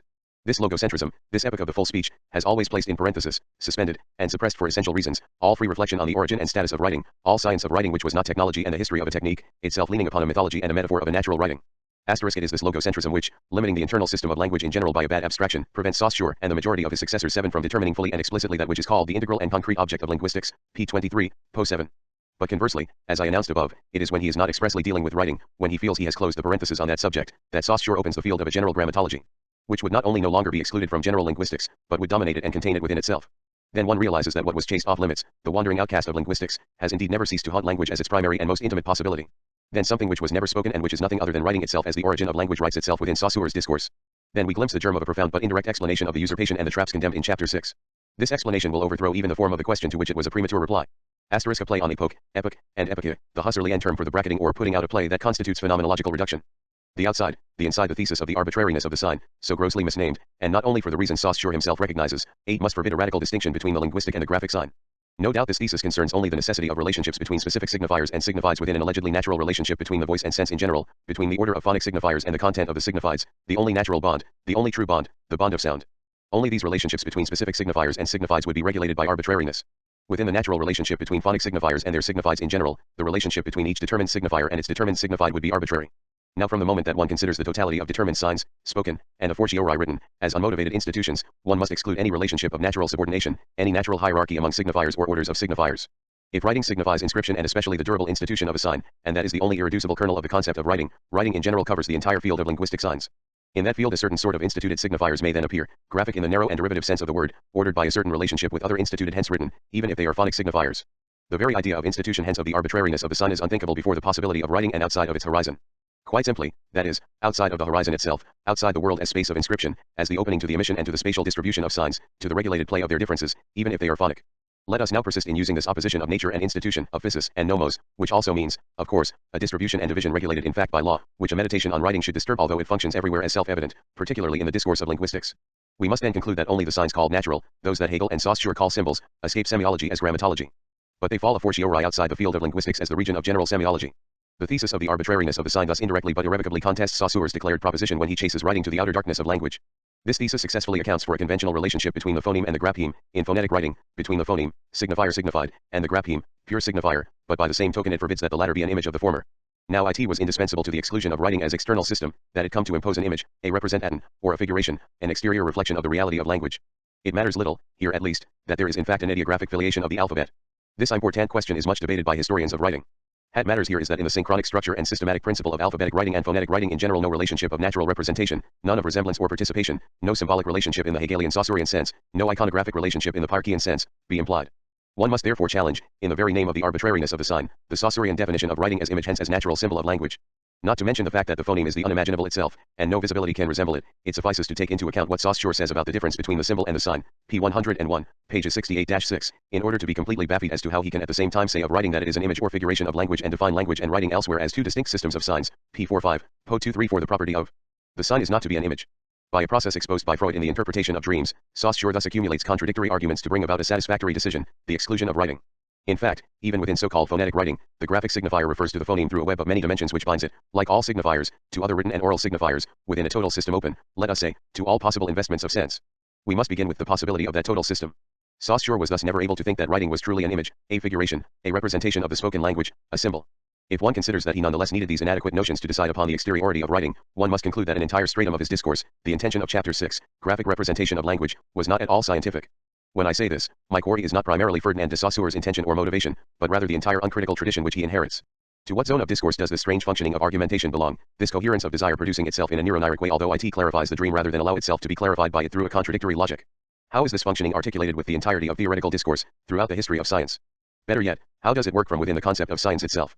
It is only when this question is elaborated it is someday when the concepts required by this functioning are defined outside of all psychology, as of all sciences of man, outside metaphysics, which can now be Marxist or structuralist, when one is able to respect all its levels of generality and articulation it is only then that one will be able to state rigorously the problem of the articulated appurtenance of a text, theoretical or otherwise, to an entire set. I obviously treat the Saussurian text at the moment only as a telling example within a given situation, without professing to use the concepts required by the functioning of which I have just spoken. My justification would be as follows: this and some other indices, in a general way the treatment of the concept of writing, already give us the assured means of broaching the deconstruction of the greatest totality the concept of the episteme and logocentric metaphysics within which are produced, without ever posing the radical question of writing, all the Western methods of analysis, explication, reading, or interpretation. Now we must think that writing is at the same time more exterior to speech, not being its image or its symbol, and more interior to speech, which is already in itself a writing. Even before it is linked to incision, engraving, drawing, or the letter, to a signifier referring in general to a signifier signified by it, the concept of the graphic unit of a possible graphic system implies the framework of the instituted trace, as the possibility common to all systems of signification. My efforts will now be directed toward slowly detaching these two concepts from the classical discourse from which I necessarily borrow them. Tile effort will be laborious and we know a priori that its effectiveness will never be pure and absolute. The instituted trace is unmotivated but not capricious. Like the word arbitrary according to Saussure, it should not imply that the choice of the signifier is left entirely to the speaker, p. 10.1, pages 68-69. Simply, it has no natural attachment to the signified within reality. For us, the rupture of that natural attachment puts in question the idea of naturalness rather than that of attachment. That is why the word institution should not be too quickly interpreted within the classical system of oppositions. The instituted trace cannot be thought without thinking the retention of difference within a structure of reference where difference appears as linguistics and grammatology 47 such and thus permits a certain liberty of variations among the full terms. The absence of another here and now, of another transcendental present, of another origin of the world appearing as such, presenting itself as irreducible absence within the presence of the trace, is not a metaphysical formula substituted for a scientific concept of writing. This formula, beside the fact that it is the questioning of metaphysics itself, describes the structure implied by the arbitrariness of the sign, from the moment that one thinks of its possibility short of the derived opposition between nature and convention, symbol and sign, etc. These oppositions have meaning only after the possibility of the trace. The unmotivatedness of the sign requires a synthesis in which the completely other is announced as such without any simplicity, any identity, any resemblance or continuity within what is not it. Is announced as such, there we have all history, from what metaphysics has defined as non-living up to consciousness, passing through all levels of animal organization.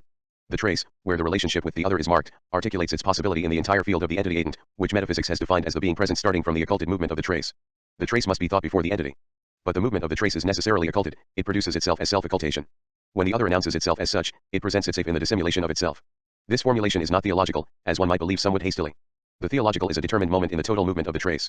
The field of the entity, before being determined as the field of presence, is structured according to the diverse possibilities genetic and structural of the trace. The presentation of the other as such, that is to say the dissimulation of its a as such, has always already begun and no structure of the entity escapes it. That is why the movement of unmotivatedness passes from one structure to the other when the sign crosses the stage of the symbol. It is in a certain sense and according to a certain determined structure of the as such that one is authorized to say that there is yet no immotivation in what Saussure calls symbol and which, according to him, does note at least provisionally interest semiology. The general structure of the unmotivated trace connects within the same possibility, and they cannot be separated except by abstraction, the structure of the relationship with the other, the movement of temporalization, and language as writing. Without referring back to a nature, the immotivation of the trace has always become. In fact, there is no unmotivated trace, the trace is indefinitely its own becoming unmotivated. In Saussurian language, what Saussure does not say would have to be said, there is neither symbol nor sign but a becoming sign of the symbol.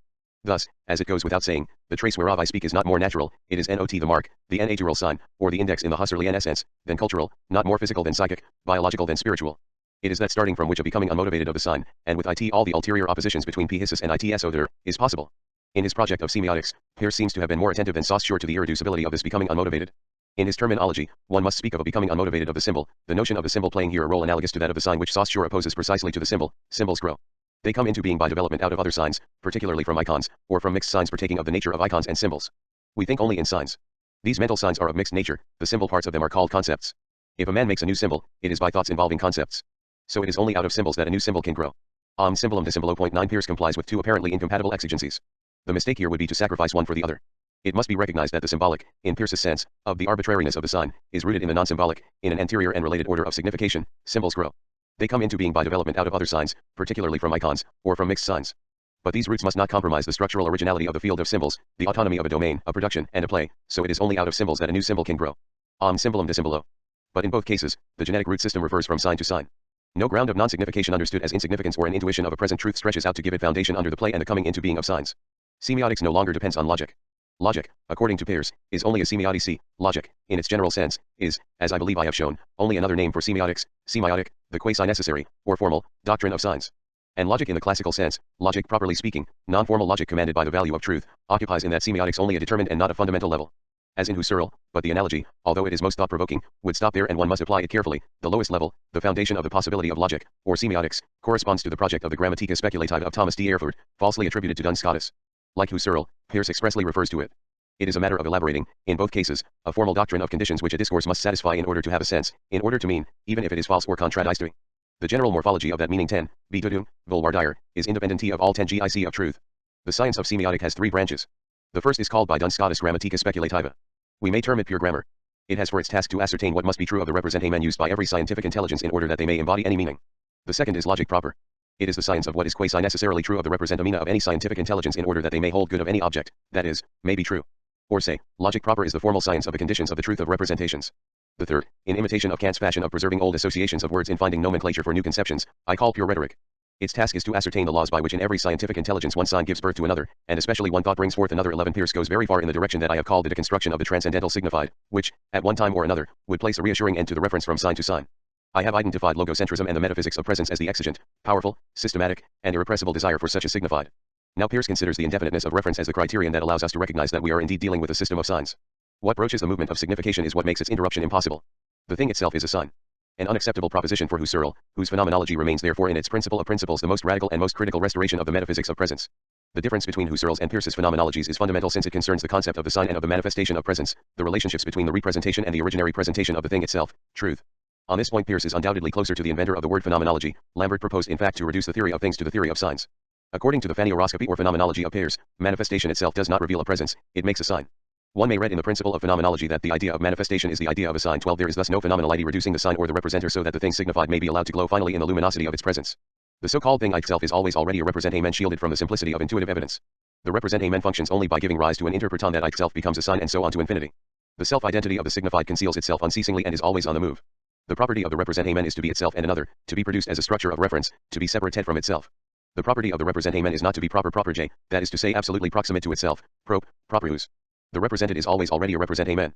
Definition of the sign, anything which determines something else, its interpreton, to refer to an object to which itself refers, its object, in the same way, this interpreton becoming in turn a sign, and so on ad infinitum. If the series of successive interpretants comes to an end, the sign is thereby rendered imperfect, at least point 13 from the moment that there is meaning there are nothing but signs. We think only in signs.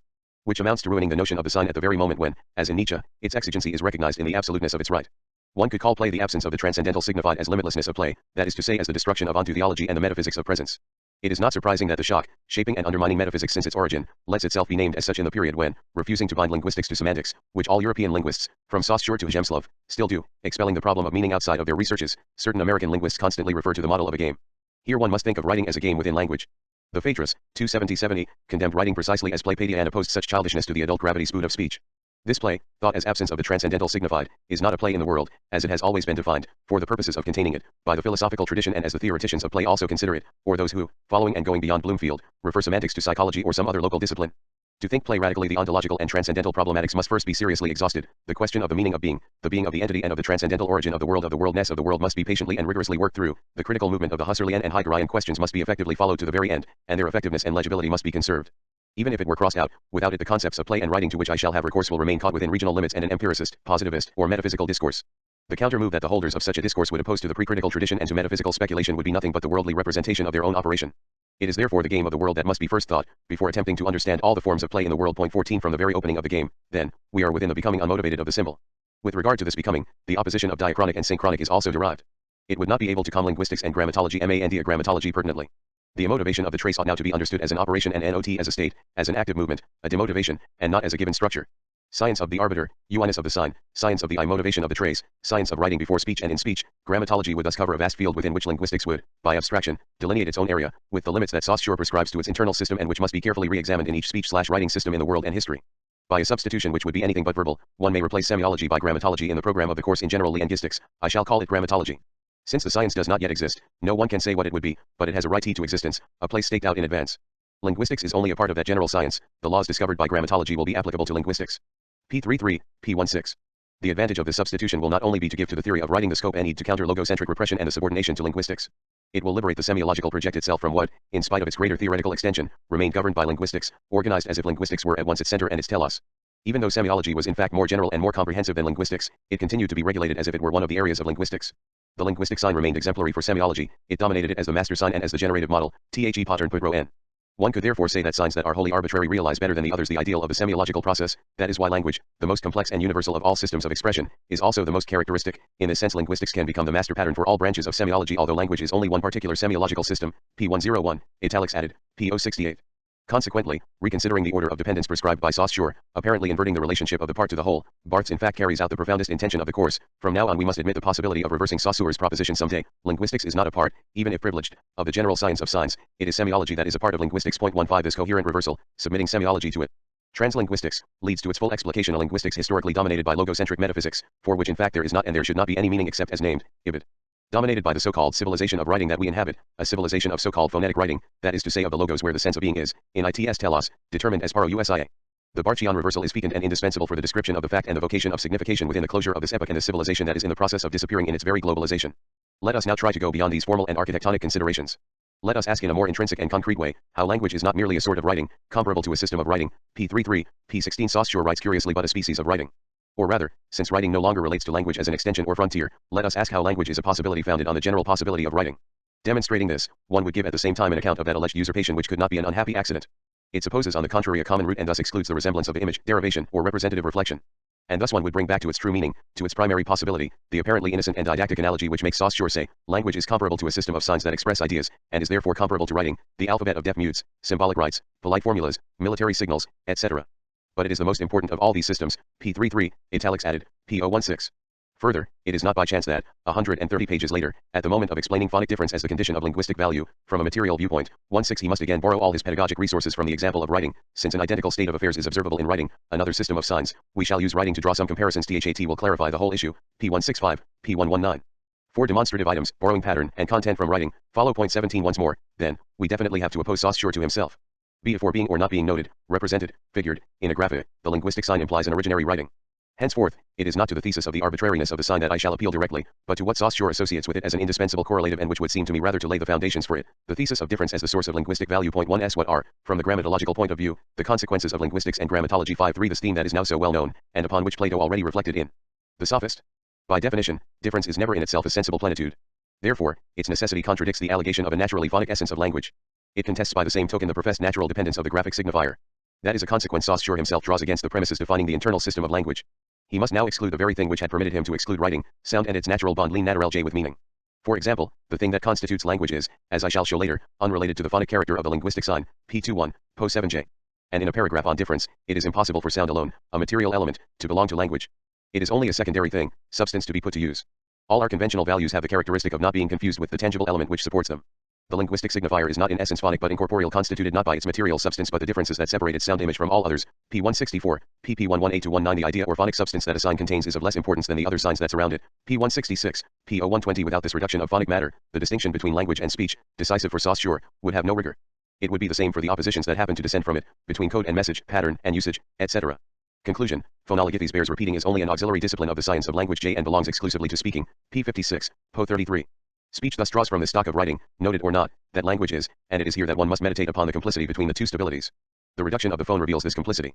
What Saussure says, for example, about the sign in general and what he confirms through the example of writing, applies also to language. Signs are governed by a principle of general semiology. Continuity in time is coupled to change in time. This is confirmed by orthographic systems, the speech of deaf mutes, etc. P111, P16J.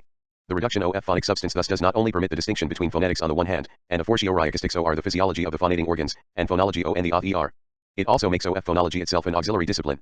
Here the direction indicated by Saussure takes us beyond the phonologism of those who profess to follow him on this point. In fact, Jacobson believes indifference to the phonic substance of expression to be impossible and illegitimate. He thus criticizes the glossomatics of Helm's left which requires and practices the neutralizing of sonorous substance.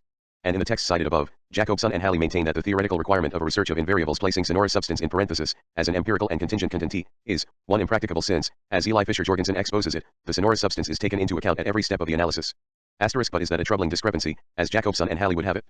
Can one not account for it as a fact serving as an example, as do the phenomenologists who always need, keeping it always within sight, an exemplary empirical content in the reading of an essence which is independent of it by right? 2. Inadmissible in principle since one ca not consider that in language form is opposed to substance as a constant to a variable. It is in the course of this second demonstration that the literally Saussurian formulas reappear within the question of the relationships between speech and writing. The order of writing is the order of exteriority, of the occasional, of the accessory, of the auxiliary, of the parasitic. Pages 116 to 17, italics added. Pages 16 to 170. The argument of Jacobson and Halley appeals to the factual genesis and invokes the secondariness of writing in the colloquial sense. Only after having mastered speech does one graduate to reading and writing. Even if this commonsensical proposition were rigorously proved, something that I do not believe, since each of its concepts harbors an immense problem, one would still have to receive assurance of its pertinence to the argument. Even if after were here a facile representation, if one knew perfectly well what one thought and stated while assuring that one learns to write after having learned to speak, would that suffice to conclude that what thus comes after is parasitic? And what is a parasite? And what if writing were precisely that which makes us reconsider our logic of the parasite? In another moment of the critique, Jacobson and Halley recall the imperfection of graphic representation. That imperfection is due to the cardinally dissimilar patterning of letters and phonemes. Letters never, or only partially, reproduce the different distinctive features on which the phonemic pattern is based and unfailingly disregard the structural relationship of these features. P116, Po17. I have suggested it above. Does not the radical dissimilarity of the two elements graphic and phonic exclude derivation? Does not the inadequacy of graphic representation concern only common alphabetic writing, to which glossomatic formalism does not essentially refer? Finally, if one asterisk Jacobson and Halley, Fundamentals of Language, Loco CIT, P16. Linguistics and Grammatology 55 accepts all the phonologist arguments thus presented, it must still be recognized that they oppose a scientific concept of the spoken word to a vulgar concept of writing. What I would wish to show is that one cannot exclude writing from the general experience of the structural relationship of these features. Which amounts, of course, to reforming the concept of writing. In show RT, if the Jacobsonian analysis is faithful to Saussure in this matter, is it not especially so to the essay Usher of chapter 6? Up to what point would Saussure have maintained the inseparability of matter and form, which remains the most important argument of Jacobson and Halley? P. 117, Po17J. The question may be repeated in the case of the position of André Martinet who, in this debate, follows chapter 6 of the course to the letter. 19 and only chapter 6, from which Martinet expressly dissociates the doctrine of what, in the course, effaces the privilege of phonic substance. After having explained why a dead language with a perfect ideography, that is to say a communication effective through the system of a generalized script, could not have any real autonomy, and why nevertheless, such a system would be something so particular that one can well understand why linguists want to exclude it from the domain of their science, La linguistique synchronique, P18, italics added, Martinet criticizes those who, following a certain trend in Saussure, question the essentially phonic character of the linguistic sign. Much will be attempted to prove that Saussure is right when he announces that the thing that constitutes language one essentiel de la langue is, unrelated to the phonic character of the linguistic sign, and, going beyond the teaching of the master, to declare that the linguistic sign does not necessarily have that phonic character, P19. On that precise point, it is not a question of going beyond the master's teaching but of following and extending it. Not to do it is to cling to what in chapter 6 greatly limits formal and structural research and contradicts the least contestable findings of Saussurian doctrine. To avoid going beyond, one risks returning to a point that falls short. I believe that generalized writing is not just the idea of a system to be invented, an hypothetical characteristic or a future possibility. I think on the contrary that oral language already belongs to this writing. But that presupposes a modification of the concept of writing that we for the moment merely anticipate. Even supposing that one is not given that modified concept, supposing that one is considering a system of pure writing as an hypothesis for the future or a working hypothesis, faced with that hypothesis, should a linguist refuse himself the means of thinking it and of integrating its formulation within his theoretical discourse?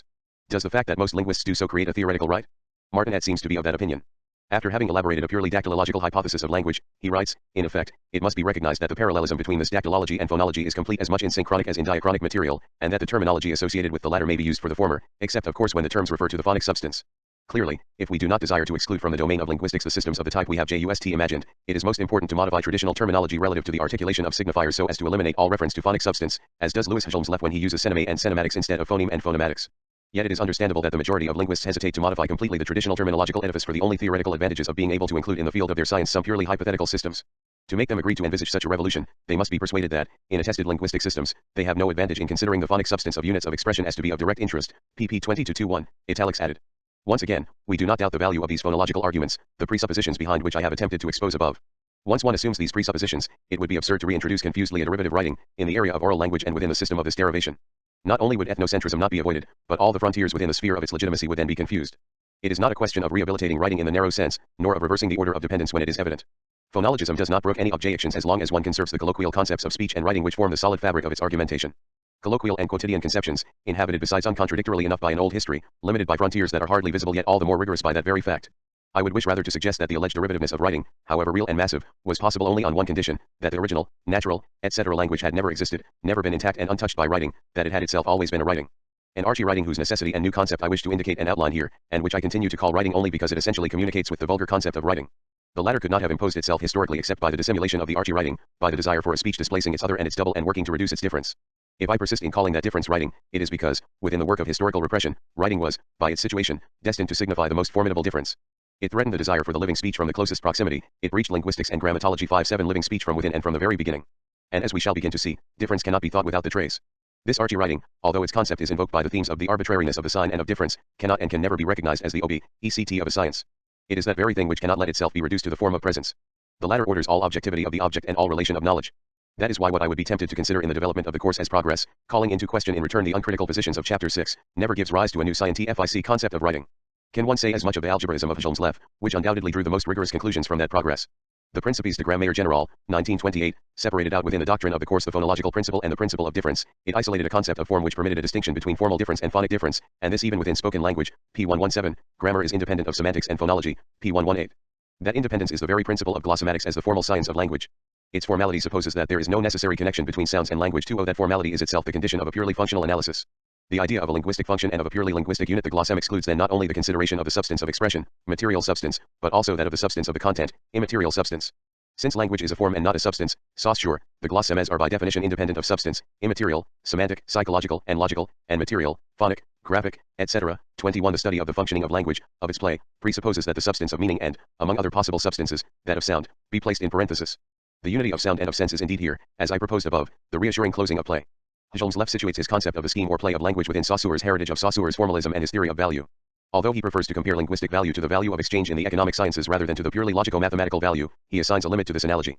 An economic value is by definition a value with two faces. Not only does it play the role of a constant vis-a-vis the concrete units of money, but it also itself plays the role of a variable vis-a-vis a fixed quantity of merchandise which serves it as a standard.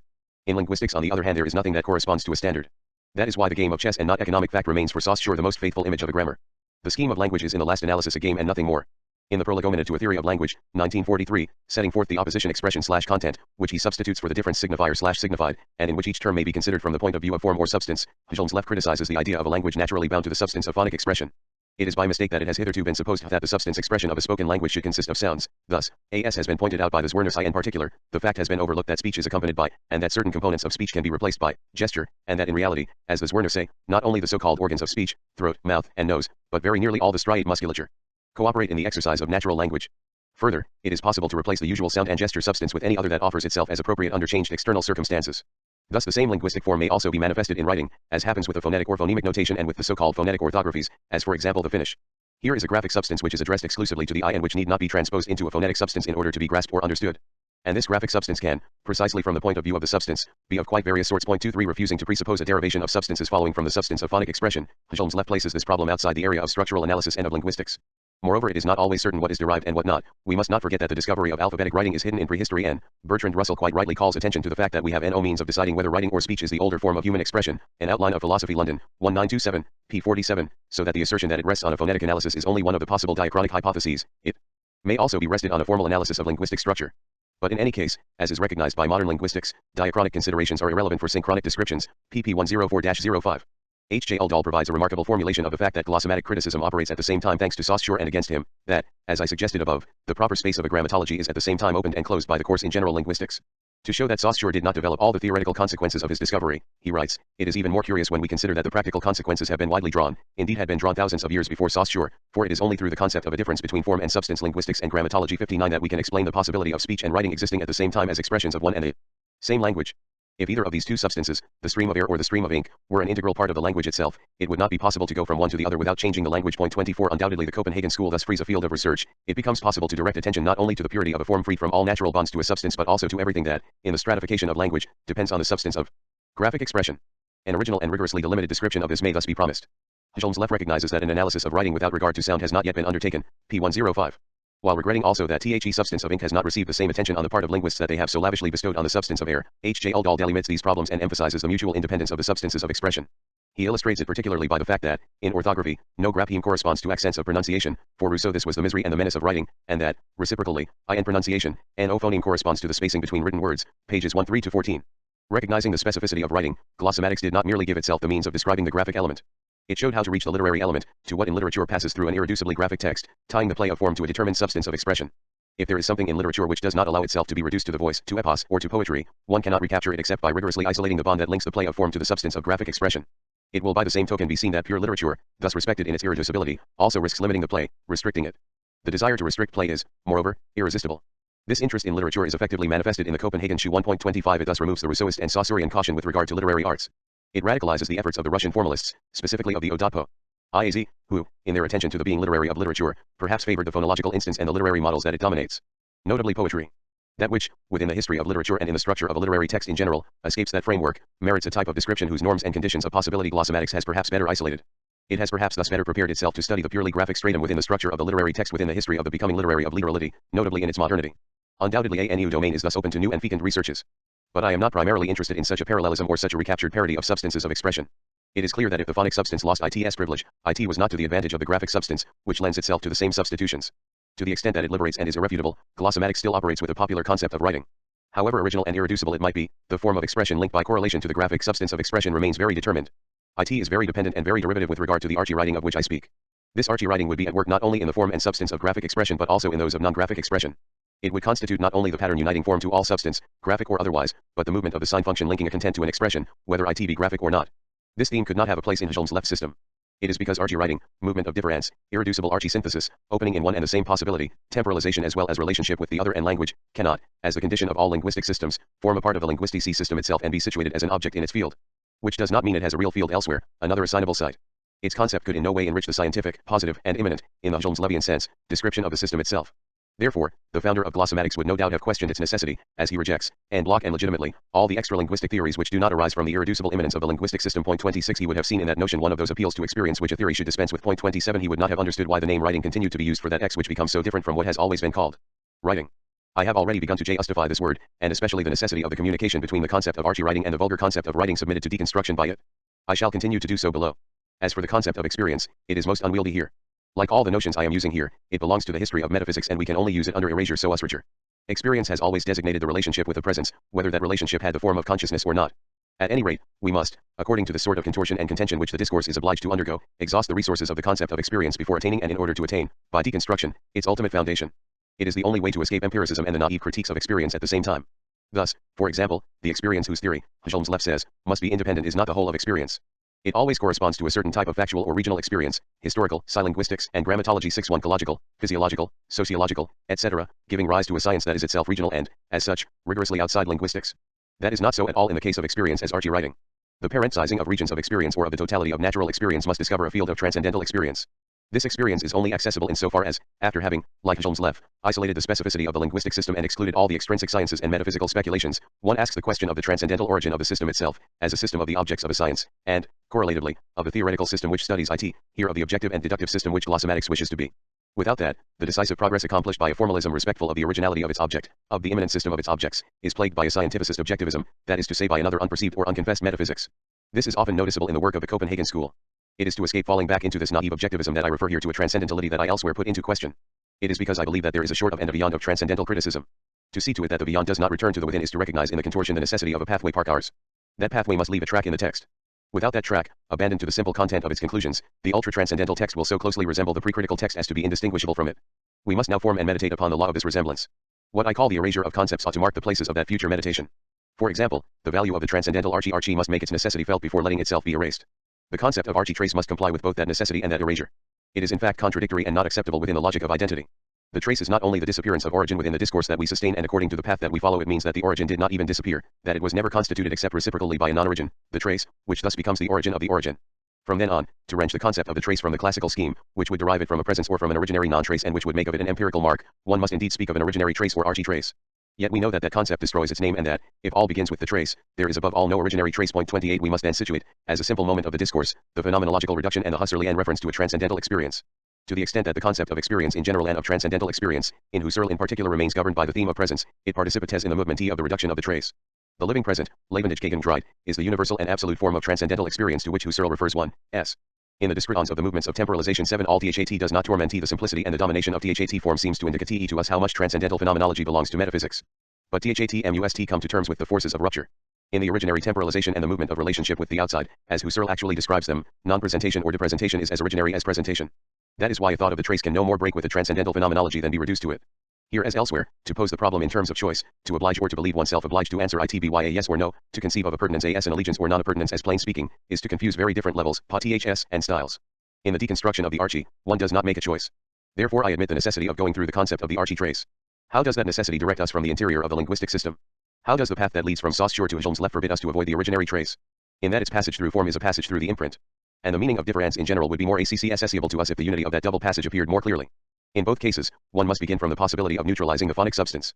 On the one hand, the phonic element, the term, the plenitude that is called sensible, would not appear as such without the difference or opposition which gives them form. Such is the most evident significance of the appeal to difference as the reduction of phonic substance. Here the appearing and functioning of difference presupposes an originary synthesis not preceded by any absolute simplicity. Such would be the originary trace. Without a retention in the minimal unit of temporal experience, without a trace retaining the other as other in the same, no difference would do its work and no meaning would appear. It is not the question of a constituted difference here, but rather, before all determination of the content, of the pure movement which produces difference. The pure trace is difference. It does not depend on any sensible plenitude, audible or visible, phonic or graphic. It is, on the contrary, the condition of such a plenitude. Although it does not exist, although it is never a being present outside of all plenitude, its possibility is by rights anterior to all that one calls sign, signified/signifier, content/expression, etc., concept, or opertian, motor or sensory. This difference is therefore not more sensible than intelligible, and it permits the articulation of signs among themselves within the same of linguistics and grammatology stract order, a phonic or graphic text for example, or between two orders of expression. It permits the articulation of speech and writing in the colloquial sense as it founds the metaphysical opposition between the sensible and the intelligible, then between signifier and signified, expression and content, etc. If language were not already, in that sense, a writing, no derived notation would be possible, and the classical problem of relationships between speech and writing could not arise. Of course, the positive sciences of signification can only describe the work and the fact of difference, the determined differences and the determined presences that they make possible. There cannot be a science of difference itself in its operation, as it is impossible to have a science of the origin of presence itself, that is to say of a certain non-origin. Difference is therefore the formation of form. But it is on the other hand the being imprinted of the imprint. It is well known that Saussure distinguishes between the sound image and the objective sound, p. 98, po. 66. He thus gives himself the right to reduce, in the phenomenological sense, the sciences of acoustics and physiology at the moment that he institutes the science of language. The sound image is the structure of the appearing of the sound 1 apparalter du son, which is anything but the sound appearing le son apparisant. It is the sound image that he calls signifier, reserving the name signified not for the thing, to be sure, it is reduced by the act and the very ideality of language, but for the concept, undoubtedly an unhappy notion here, let us say for the ideality of the sense. I propose to retain the word sign signa to designate the whole and to replace concept and sound image respectively by signified signifial and signifier signifiant. The sound image is what is heard, not the sound heard but the being heard of the sound. Being heard is structurally phenomenal and belongs to an order radically dissimilar to that of the real sound in the world. One can only divide this subtle but absolutely decisive heterogeneity by a phenomenological reduction. The latter is therefore indispensable to all analyses of being heard, whether they be inspired by linguistic, psychoanalytic, or other preoccupations. Now the sound image, the structured appearing elaborature of the sound, the sensory matter lived and informed by difference, what Husserl would name the Heil/morph structure, distinct from all mundane reality, is called the psychic image by Saussure. The latter, the sound image, is not the material sound, a purely physical thing, but the psychic imprint of the sound, the impression that it makes on our senses, la representation que nous en donne l'état de nos sens. The sound image is sensory, and if I happen to call it material, it is only in that sense, and by way of opposing it, to the other term of the association, the concept, which is generally more abstract, p. 98, po. 66. AI 64 part I, writing before the letter. Though the word psychic is not perhaps convenient, except for exercising in this matter of phenomenological caution, the originality of a certain place is well marked. Before specifying it, let us note that this is not necessarily what Jacobson and other linguists could criticize as the mentalist point of view. In the oldest of these approaches, going back to Baudouin de Courtenay and still surviving, the phoneme is a sound imagined or intended, opposed to the emitted sound as a psychophonetic phenomenon to the physiophonetic fact. It is the psychic equivalent of an exteriorized sound. 29. Although the notion of the psychic image thus defined, that is to say according to a pre-phenomenological psychology of the imagination, is indeed of this mentalist inspiration, it could be defended against Jacobson's criticism by specifying, 1. That it could be conserved without necessarily affirming that our internal speech is confined to the distinctive features to the exclusion of the configurative, or redundant features. 2. That the qualification psychic is not retained if it designates exclusively another natural reality, internal and not external. Here the Husserlian correction is indispensable and transforms even the premises of the debate. Real and not real, component of lived experience, the Heil/morph structure is not a reality, reality. As to the intentional object, for example, the content of the image, it does not really, real, belong either to the world or to lived experience, the non-real component of lived experience. The psychic image of which Saussure speaks must not be an internal reality copying an external one. Husserl, who criticizes this concept of portrait in Ideen 1 * shows also in the Crisis, pp. 63f, how phenomenology should overcome the naturalist opposition whereby psychology and the other sciences of man survive between internal and external experience. It is therefore indispensable to preserve the distinction between the appearing sound le son apparisant and the appearing of the sound l apparalter du son in order to escape the worst and the most prevalent of confusions, and it is in principle possible to do it without attempting to overcome the antinomy between invariance and variability by assigning the former to the internal and the latter to the external experience. Jacobson, OPCIT, ph2, p12. The difference between invariance and variability does not separate the two domains from each other, it divides each of them within itself. That gives enough indication that the essence of the phone cannot be read directly and primarily in the text of a mundane science, of a psychophysiophonetics. These precautions taken, it should be recognized that it is in the specific zone of this imprint and this trace, in the temporalization of a lived experience which is neither in the world nor in another world, which is not more sonorous than luminous, not more in time than in space, that differences appear among the elements or rather produce them, make them emerge as such and constitute the texts, the chains, and the systems of traces. These chains and systems cannot be outlined except in the fabric of this trace or imprint. The unheard difference between the appearing and the appearance l apparisant et l apparator, between the world and lived experience, is the condition of all other differences, of all other traces, and it is already a trace. This last concept is thus absolutely and by rights anterior to all physiological problematics concerning the nature of the engram, the unit of engraving, or metaphysical problematics concerning the meaning of absolute presence whose trace is thus open to deciphering. The trace is in fact the absolute origin of sense in general. Which amounts to saying once again that there is no absolute origin of sense in general. The trace is the difference which opens appearance one apparire and signification. Articulating the living upon the non-living in general, origin of all repetition, origin of ideality, the trace is not more ideal than real, not more intelligible than sensible, not more a transparent signification than an opaque energy, and no concept of metaphysics can describe it. And as it is a fortiori anterior to the distinction between regions of sensibility, anterior to sound as much as to light, is there a sense in establishing a natural hierarchy between the sound imprint, for example, and the visual, graphic, imprint? The graphic image is not seen, and the acoustic image is not heard. The difference between the full unities of the voice remains unheard. And the difference in the body of the inscription is also invisible. The hinge l'embrasure you have, I suppose, dreamt of finding a single word for designating difference and articulation. I have perhaps located it by chance in Robert's dictionary if I play on the word, or rather indicate its double meaning. This word is brasure ioint, break, broken, crack, part. Cf. breach, crack, fracture, fault, split, fragment, bresh, cassure, fracture, file, fente, fragment. Hinged articulation of two parts of wood or metal work. The hinge, the brasure folding joint of a shutter. Cf. joint. Roger Laporte, letter, origin of the experience of space and time, this writing of difference, this fabric of the trace, permits the difference between space and time to be articulated, to appear as such, in the unity of an experience, of a semi lived out of a same body proper core proper j. This articulation therefore permits a graphic, visual or tactile, spatial, chain to be adapted, on occasion in a linear fashion, to a spoken, phonic, temporal, chain. It is from the primary possibility of this articulation that one must begin. Difference is articulation. This is, indeed, what Saussure says, contradicting chapter 6, the question of the vocal apparatus obviously takes a secondary place in the problem of language. One definition of articulated language might confirm that conclusion. In Latin, articulus means a member, part, or subdivision of a sequence. Applied to speech language, articulation designates either the subdivision of a spoken chain into syllables or the subdivision of the chain of meanings into significant units. Using the second definition, we can say that what is natural to mankind is not spoken language but the faculty of constructing a language, i.e., a system of distinct signs corresponding to distinct ideas, p26, italics added, p010. The idea of the psychic imprint therefore relates essentially to the idea of articulation. Without the difference between the sensory appearing apparisant J and its lived appearing apparator J, mental imprint, the temporalizing synthesis, which permits differences to appear in a chain of significations, could not operate. That the imprint is irreducible means also that speech is originarily passive, but in a sense of passivity that all intramundane metaphors would only betray.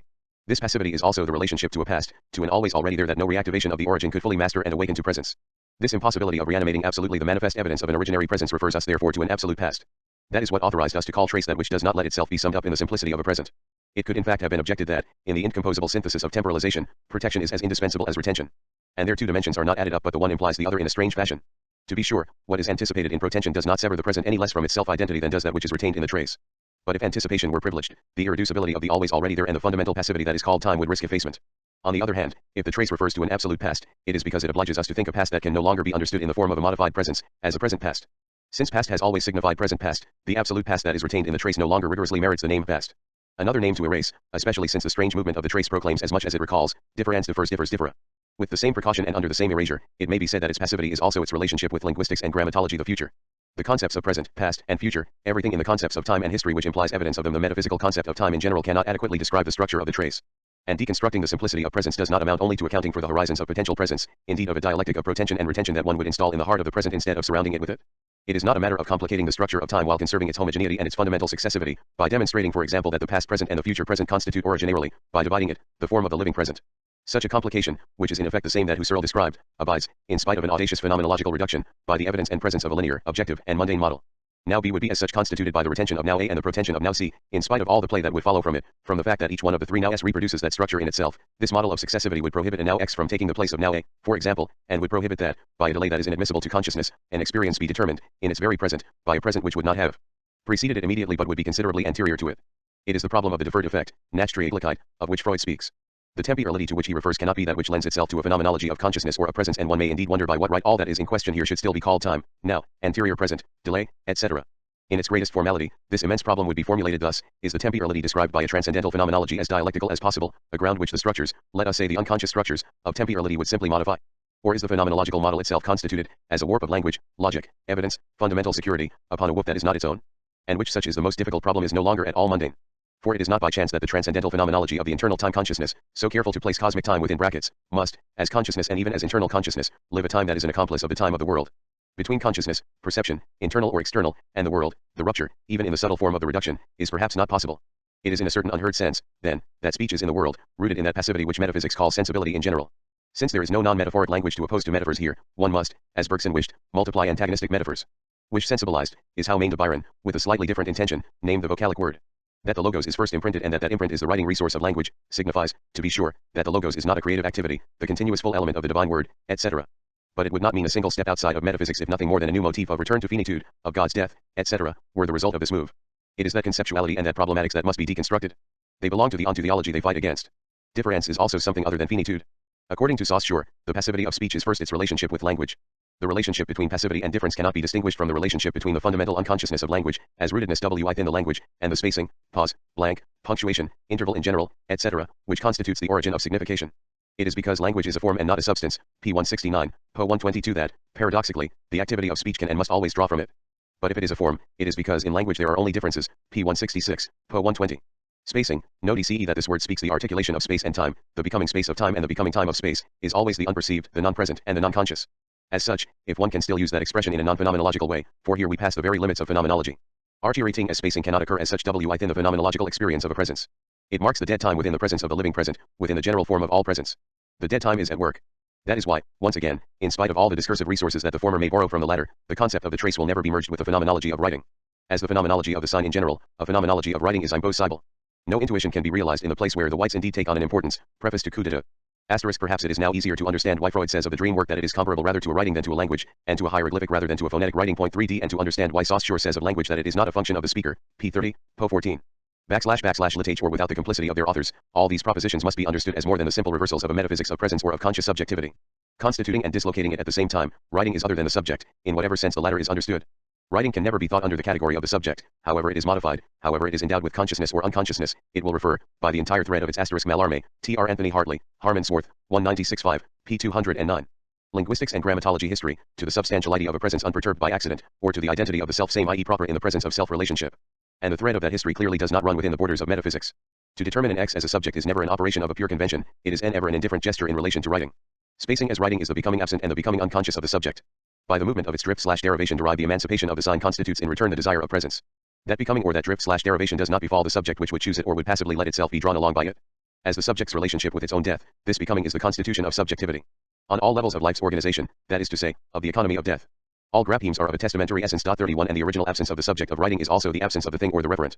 Within the horizontally of spacing, which is in fact the precise dimension I have been speaking of so far, and which is not opposed to it as surface opposes depth, it is not even necessary to say that spacing cuts, drops, and causes to drop // reaping the unconscious. The unconscious is nothing without this cadence and before the caesura. This signification is formed only within the hollow of difference, of discontinuity and of discreteness, of the diversion and the reserve of what does not appear. This hinge bridger of language as writing, this discontinuity, could have, at a given moment within linguistics, run up against a rather precious continuous prejudice. Renouncing it, phonology must indeed renounce all distinctions between writing and the spoken word, and thus renounce not itself, phonology, but rather phonologism. What Jacobson recognizes in this respect is most important for us. The stream of oral speech, physically continuous, originally confronted the mathematical theory of communication with a situation considerably more involved. C.E. Shannon and W. Weaver. The mathematical theory of communication, Urbana, 1949, pp. 74f, 112f, than in the case of a finite set of discrete constituents, as presented by written speech. Linguistic analysis, however, came to resolve oral speech into a finite series of elementary informational units. These ultimate discrete units, the so-called distinctive features, are aligned into simultaneous bundles termed phonemes, which in turn are concatenated into sequences. Thus form in language has a manifestly granular structure and is subject to a quantal description. Point 32 The Hinge-Bridger marks the impossibility that a sign, the unity of a signifier and a signified, be produced within the plenitude of a present and an absolute presence. That is why there is no full speech, however much one might wish to restore it by means or without benefit of psychoanalysis. Before thinking to reduce it or to restore the meaning of the full speech which claims to be truth, one must ask the question of meaning and of its origin in difference. Such is the place of a problematic of the trace. Bhy of the trace? What led us to the choice of this word? I have begun to answer this question. But this question is such, and such the nature of my answer, that the place of the one and of the other must constantly be in movement. If words and concepts receive meaning only in sequences of differences, one can justify one's language, and one's choice of terms, only within a topic and orientation in space and an historical strategy. The justification can therefore never be absolute and definitive. It corresponds to a condition of forces and translates an historical calculation. Thus, over and above those that I have already defined, a certain number of givens belonging to the discourse of our time have progressively imposed this choice upon me. The word trace must refer to itself to a certain number of contemporary discourses whose force I intend to take into account. Not that I accept them totally. But the word trace establishes the clearest connections with them and thus permits me to dispense with certain developments which have already demonstrated their effectiveness in those fields. Thus, I relate this concept of trace to what is at the center of the latest work of Emmanuel Levinas and his critique of ontology 33 relationship to the Aleity as to the aldeity of a past that never was and can never be lived in the originary or modified form of presence. Reconciled here to a Heideggerian intention as it is not in Levinas's thought, this notion signifies, sometimes beyond Heideggerian discourse, the undermining of an ontology which, in its innermost course, has determined the meaning of being as presence and the meaning of language as the full continuity of speech. To make enigmatic what one thinks one understands by the words proximity, immediacy, presence, the proximate proche, the own propre, and the pre of presence, is my final intention. 3 This book. This deconstruction of presence accomplishes itself through the deconstruction of consciousness, and therefore through the irreducible notion of the trace, spur, as it appears in both Nietzschean and Freudian discourse. And finally, in all scientific fields, notably in biology, this notion seems currently to be dominant and irreducible. If the trace, archie-phenomenon of memory, which must be thought before the opposition of nature and culture, animality and humanity, etc., belongs to the very movement of signification, then signification is a priori written, whether inscribed or not, in one form or another, in a sensible and spatial element that is called exterior. Archie-writing, at first the possibility of the spoken word, then of the graphy in the narrow sense, the birthplace of usurpation, denounced from Plato to Saussure, this trace is the opening of the first exteriority in general, the enigmatic relationship of the living to its other and of an inside to an outside, spacing.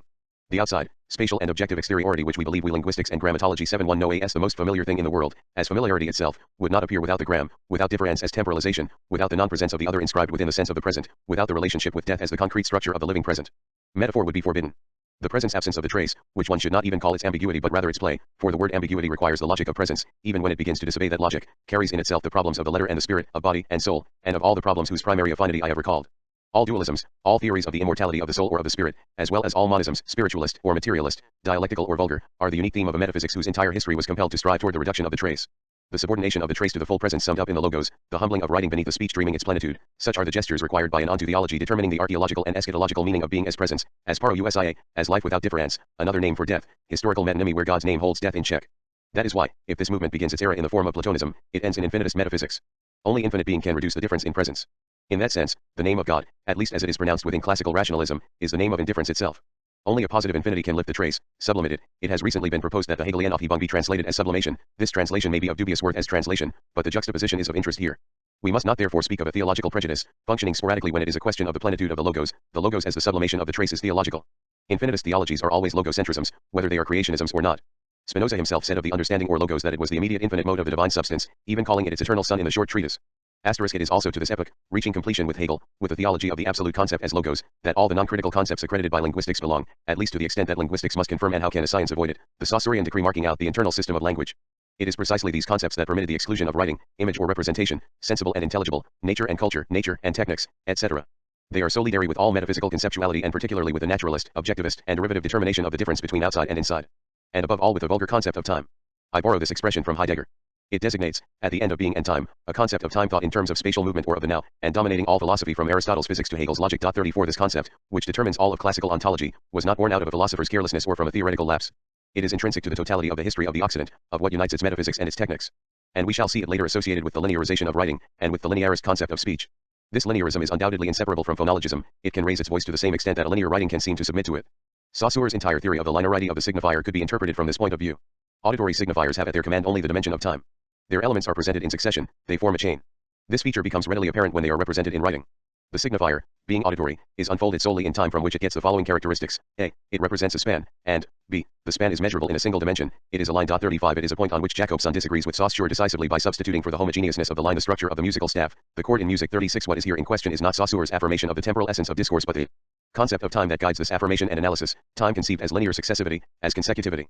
This model works by itself and all through the course, but Saussure is seemingly less sure of it in the anagrams. At any rate, its value seems problematic to him, and an interesting paragraph elaborates a question left suspended, that the elements forming a word follow one another is a truth that it would be better for linguistics not to consider uninteresting because evident, but rather as the truth which gives in advance the central principle of all useful reflections on words. In a domain as infinitely special as the one I am about to enter, it is always by virtue of the fundamental law of the human word in general that a question like that of consecutiveness or non-consecutiveness may be posed. 37 This linearist concept of time is therefore one of the deepest adherences of the modern concept of the sign to its own history. For at the limit, it is indeed the concept of the sign itself, and the distinction, however tenuous, between the signifying and signified faces, that remain committed to the history of classical ontology. The parallelism and correspondence of the faces or the planes change nothing. That this distinction, first appearing in Stoic logic, was necessary for the coherence of a scholastic thematics dominated by infinitist theology, forbids us to treat today's debt to it as a linguistics and grammatology 7.3 contingency or a convenience. I suggested this at the outset, and perhaps the reasons are clearer now. The signatum always referred, as to its referent, to a res, to an entity created or at any rate first thought and spoken, thinkable and speakable, in the eternal present of the divine logos and specifically in its breath. If it came to relate to the speech of a finite being, created or not, in any case of an intracosmic entity, through the intermediary of a signans, the signatum had an immediate relationship with the divine logos which thought it within presence and for which it was not a trace. And for modern linguistics, if the signifier is a trace, the signified is a meaning thinkable in principle within the full presence of an intuitive consciousness. The signified face, to the extent that it is still originarily distinguished from the signifying face, is not considered a trace. By rights, it has no need of the signifier to be what it is. It is at the depth of this affirmation that the problem of relationships between linguistics and semantics must be posed. This reference to the meaning of a signified thinkable and possible outside of all signifiers remains dependent upon the onto theoteleology that I have just evoked. It is thus the idea of the sign that must be deconstructed through a meditation upon writing which would merge, as it must, with the undoing solicitation asterisk of onto theology, faithfully repeating it in its totality and making it insecure in its most assured evidences. 38 1 is necessarily led to this from the moment that the trace affects the totality of the sign in both its faces. That the signified is originarily and essentially, and not only for a finite and created spirit, trace, that it is always already in the position of the signifier, is the apparently innocent proposition within which the metaphysics of the logos, of presence, and consciousness, must reflect upon writing as its death and its resource. Asterisk Derrida comments on this latinate use of solicitation in force et signification, ed. p. 1-3. 3 of Grammatology as a positive science. On what conditions is a grammatology possible? Its fundamental condition is certainly the undoing solicitation of logocentrism. But this condition of possibility turns into a condition of impossibility. In fact, it risks destroying the concept of science as well. Graphematics or grammatography ought no longer to be presented as sciences, their goal should be exorbitant when compared to grammatological knowledge. Without venturing up to that perilous necessity, and within the traditional norms of scientificity upon which we fall back provisionally, let us repeat the question, on what conditions is grammatology possible? On the condition of knowing what writing is and how the plurivocity of this concept is formed. Where does writing begin? When does writing begin? Where and when does the trace, writing in general, common root of speech and writing, narrow itself down into writing in the colloquial sense? Where and when does one pass from one writing to another, from writing in general to writing in the narrow sense, from the trace to the graphe, from one graphic system to another, and, in the field of a graphic code, from one graphic discourse to another, etc.? Where and how does it begin? A question of origin. But a meditation upon the trace should undoubtedly teach us that there is no origin, that is to say simple origin, that the questions of origin carry with them a metaphysics of presence. Without venturing here up to that perilous necessity, continuing to ask questions of origin, we must recognize its two levels. Where and when may open empirical questions, what, within history and within the world, are the places and the determined moments of the first phenomena of writing? These questions the investigation and research of facts must answer. History in the colloquial sense, what has hitherto been practiced by nearly all archaeologists, epigraphists, and prehistorians who have interrogated the world's scripts. But the question of origin is at first confounded with the question of essence. It may just as well be said that it presupposes an onto phenomenological question in the strict sense of that term. One must know what writing is in order to ask, knowing what one is thinking about, and what the question is where and when writing begins. What is writing?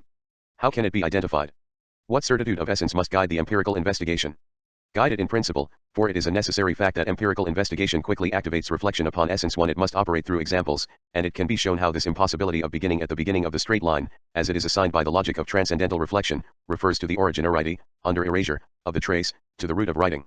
What the thought of the trace has already taught us is that it could not be simply submitted to the onto phenomenological question of essence. The trace is nothing, it is not an entity, it exceeds the question what is, and contingently makes it possible. Here one may no longer trust even the opposition of fact and principle, which, in all its metaphysical, ontological, and transcendental forms, has always functioned within the system of what is. Without venturing up to the perilous necessity 6f, the question on the archy question what is, let us take shelter in the field of grammatological knowledge. Writing being thoroughly historical, it is at once natural and surprising that the scientific interest in writing has always taken the form of a history of writing. But science also required that a theory of writing should guide the pure description of facts, taking for granted that this last expression has a sense. Algebra, arcanum and transparence, the extent to which the 18th century, here marking a break-off point, attempted to comply with these two exigencies, is too often ignored or underestimated. If for profound and systematic reasons, the 19th century has left us a heavy heritage of illusions or misunderstandings, all that concerns the theory of the written sign at the end of the 17th and during the 18th centuries has suffered the consequences. Point 2, we must learn to reread what has been thus confused for us. Madeleine B. David, one of those scholars who, in France, have untiringly kept alive the historical investigations of writing by watching over the philosophical question 3 has just collected in a valuable work the pieces essential for a dossier of a debate exciting the passions of all European minds at the end of the 17th and all through the 18th centuries. A blinding and misunderstood symptom of the crisis of European consciousness. The first plans for a general history of writing, Warburton's expression, dating from 1742, for were born in a milieu of thought where proper scientific work had constantly to overcome the very thing that moved speculative praejudice and ideological presumption. Critical work progresses by stages and its entire strategy can be reconstructed after the fact. It first sweeps away the theological prejudice. It is thus that FNRET qualifies the myth of 76 Part 1, writing for the letter a primitive and natural writing given by God, as Hebrew script was for Blaise de Vigenère, in his trait de chiffres ou secrets manières d'escrire, 1586, he says of these characters that they are the most ancient of all, formed indeed by the Lord God's own finger. Asterisk in all its forms, overt or covert, this theologism, which is actually something other and more than prejudice, constituted the major obstacle to all grammatology. No history of writing could come to terms with it. And especially no history of the very script of those whom this theologism blinded, the alphabet, whether Greek or Hebrew. The element of the science of writing had to remain invisible within its history, and especially to those who could perceive the history of other scripts. Thus there is nothing surprising in the fact that the necessary descending followed the becoming legible of non-occidental scripts. The history of the alphabet is accepted only after recognizing the multiplicity of the systems of script and after assigning a history to them, whether or not one is in the position to determine it scientifically. This first descending is, itself, limited. It is recentered upon a historical grounds which, in an analogous way, reconcile the logico-philosophical blindness to the condition of the logico-philosophical phonetic writing, and the theological points of view. 5. It is the Chinese prejudice. All the philosophical projects of a universal script and of a universal language, facility, polygraphy, invoked by Descartes, outlined by Father Kircher, Wilkins 6 Leibniz, etc., encouraged seeing in the recently discovered Chinese script a model of the philosophical language thus removed from history. Such at any rate is the function of the Chinese model in Leibniz's projects. For him what liberates Chinese script from the voice is also that which, arbitrarily and by the artifice of invention, wrenches it from history and gives it to philosophy. The philosophical exigency that guided Leibniz had been formulated quite a few times before him. Among all who inspired him, Descartes himself comes first. Replying to Mersenne, who had sent him, from a publication unknown to us, an advertisement boasting a system of 6 propositions for a universal language, Descartes begins by declaring all his distrust. 7. He considers with disdain certain propositions which were, according to him, no more than sales talk and sales pitch. And he has a bad opinion of the word arcanum. As soon as I see the word arcanum, mystery, in any proposition I begin to suspect it. To this project he opposes arguments that are, one will recall those of Saussure. The discordant combinations of letters which would often make the sounds unpleasant and intolerable to the ear. It is to remedy this defect that all the differences in inflections of words have been introduced by usage, and it is asterisk quoted in M.B. David, Op. Cit. P. 28n. R01 grammar% GY as a positive science 77. Impossible for your author to have avoided the difficulty while making his grammar universal among different nations, for what is easy and pleasant in our language is coarse and intolerable to Germans, and so on.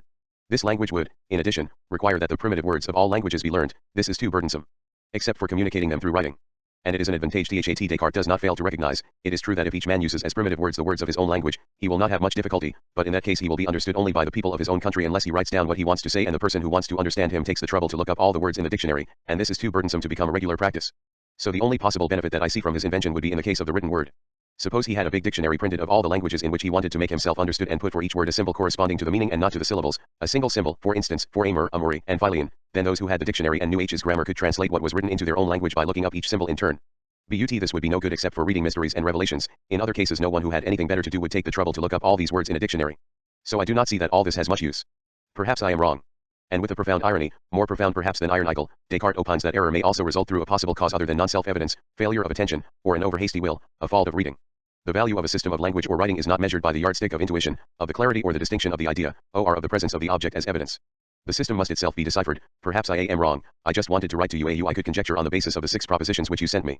When you have seen the system, you will be able to say if I worked it out correctly. Dechiffre. The profundity draws the irony further than it would go if it merely followed its author. Further perhaps than the foundation of Cartesian certitude. After which, in the form of note and postscript, Descartes defines the Leibnizian project very simply. It is true that he sees the story of philosophy there, only philosophy may write it, for philosophy depends on it totally, but by the same token, it can never hope to see such a language in use. The discovery of such a language depends upon the true philosophy.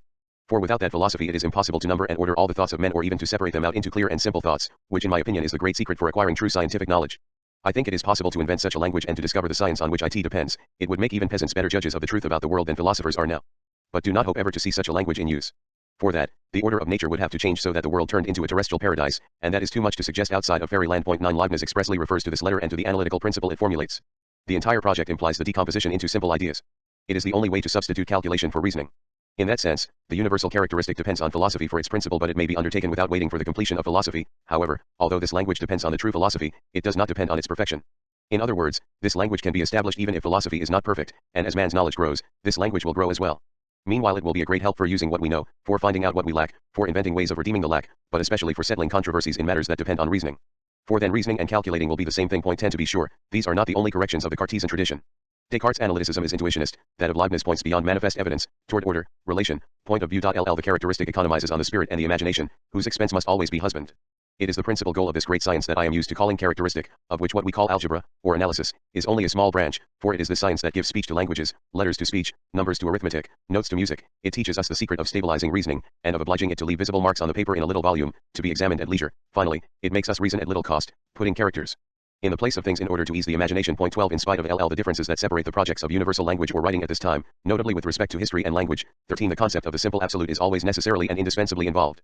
It would be easy to show that it always leads to an infinitist theology and to the logos or the infinite understanding of God. 14. That is why, appearances to the contrary, and in spite of all the seduction that it can legitimately exercise on our epoch, the Leibnizian project of a universal characteristic that is not essentially phonetic does not interrupt logocentrism in any way.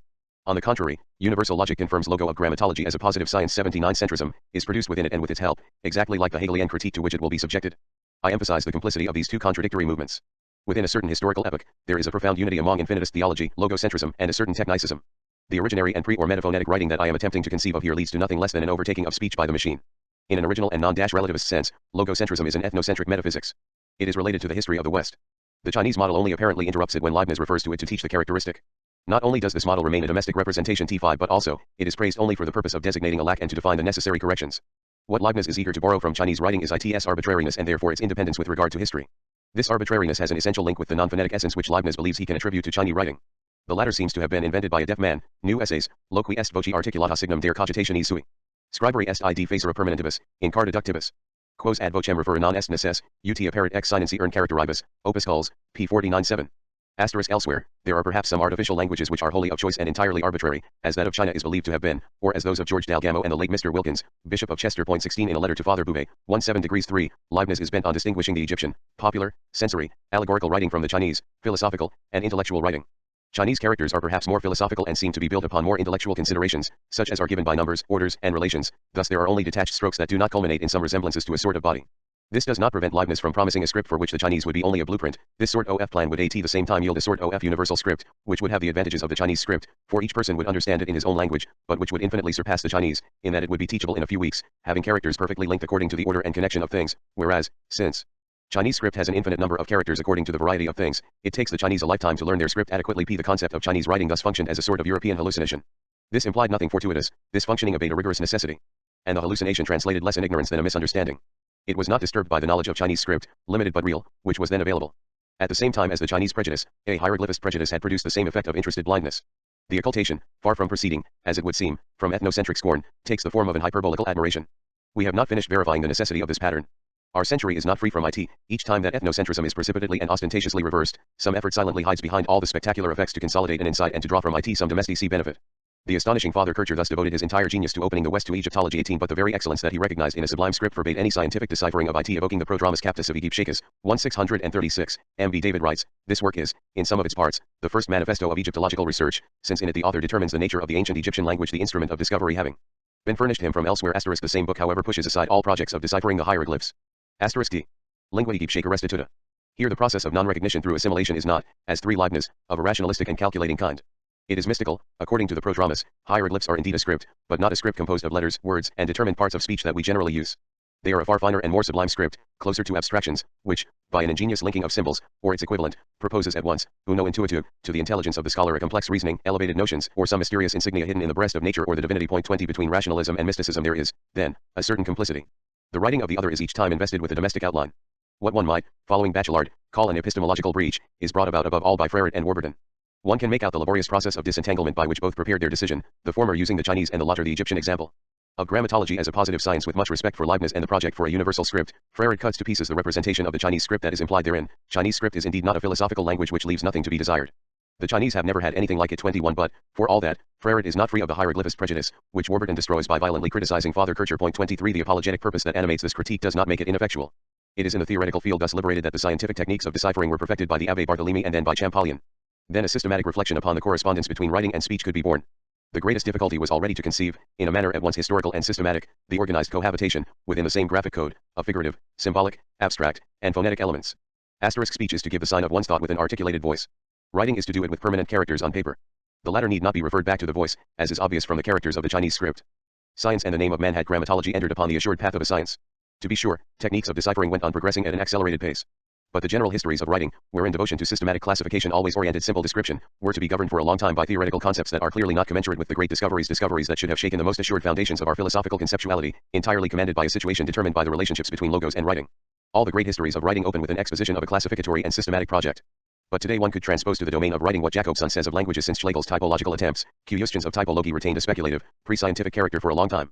While genetic grouping of languages made amazing progress, the time was not yet ripe for their typological classification. OPCITP 69, **A systematic critique of the concepts used by historians of writing can seriously blame the rigidity or the insufficient differentiation of a theoretical apparatus only if it first locates the false evidence that guides the work. Evidence all the more efficacious because it belongs to the deepest, the oldest, and apparently the most natural, the least historical layer of our conceptuality, that which best eludes criticism, and especially because it supports that criticism, nourishes it, and informs it, our historical ground itself. In all histories or general typologies of writing may be encountered a concession analogous to the one that made Father Berger, author, in France, of the first big Histoire de l'écriture dans l'Antiquité, 1892, say, most often the facts do not conform to the distinctions which are only exact in theory, pxx. Yet, the issue was nothing less than the distinctions between phonetic and ideographic, syllabic, and alphabetic, scripts, between image and symbol, etc. The same may be said of the instrumentalist and technicist concepts of writing, inspired by the phonetic model which it does not conform to except through a teleological illusion, and which the first contact with non-occidental scripts ought to have demolished. This instrumentalism is implicit everywhere. Nowhere is it as systematically formulated, with all the attendant consequences, as by Marcel Cohen, language being an instrument, writing is the extension to an instrument. 26 The exteriority of writing to speech, of speech to thought, of the signifier to the signified in general, could not be described better. There is much food for thought in the matter of the price thus paid by a linguistics or by a grammatology which, in this case, professes to be Marxist, to the metaphysical tradition.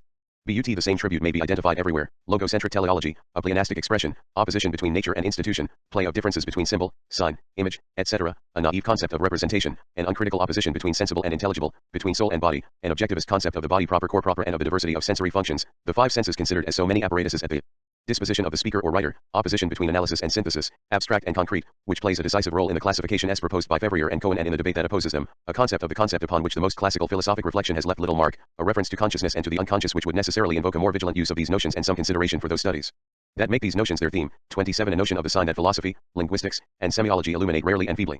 The competition between the history of writing and the science of language is sometimes experienced in terms of hostility rather than collaboration. Supposing, of course, that the competition is admitted. Thus, apropos of the great distinction operated by Fevrier between synthetic writing and analytic writing, as also apropos of the word which plays for him a central role, the author notes, the problem is of the order of linguistics, we shall not deal with it here, OPCIT, p. 49. Elsewhere, the non-communication with linguistics is justified by Fevrier in these terms, of grammatology as a positive science. Mathematics is a special language which no longer has any relationship with language, it is a sort of universal language, that is to say we ascertain through mathematics that language vengeance upon linguists is absolutely incapable of accommodating certain forms of modern thought. And at present it is writing, so badly misunderstood, that takes the place of language, after having been its servant, EP, p. 349. It can be shown that these presuppositions and all the oppositions thus accredited form a system, we circulate from one to the other within the same structure. Not only does the theory of writing need an intrascientific and epistemological liberation, analogous to the one brought about by Fnret and Warburton, without touching the layers of which we speak there.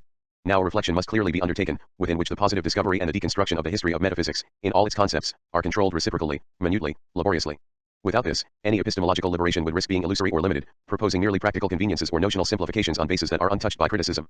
Such is undoubtedly the limitation of the remarkable enterprise of one. J. Gelb, OPCIT, in spite of immense progress and the project of erecting a grammatological scientificity and creating a unified system of simple, supple, and manageable notions, in spite of the exclusion of inadequate concepts such as of the ideogram, most of the conceptual oppositions that I have just cited continue to function there securely. Through all the recent work in the area, one glimpses the future extensions of a grammatology called upon to stop receiving its guiding concepts from other human sciences or, what nearly always amounts to the same thing, from traditional metaphysics. A grammatology may be surmised through the wealth and novelty of information, as well as through the treatment of this information, even if, in these pioneering works, the conceptualization often falls short of a bold and confident thrust. What seems to announce itself now is, on the one hand, that grammatology must not be one of the sciences of man and, on the other hand, that it must not be just one regional science among others. It ought not to be one of the sciences of man, because it asks first, as its characteristic question, the question of the name of man. To free unity from the concept of man is undoubtedly to renounce the old notion of people said to be without writing and without history. André Leroy-Gourhan shows it well, to refuse the name of man and the ability to write beyond its own proper community, is one and the same gesture. Actually, the people said to be without writing lack only a certain type of writing. To refuse the name of writing to this or that technique of consignment is the ethnocentrism that best defines the prescientific vision of man and at the same time results in the fact that in many human groups, the only word by which the members designate their ethnic group is the word man. GP 11, pages 32 and passim, but it is not enough to denounce ethnocentrism and to define anthropological unity by the disposition of writing.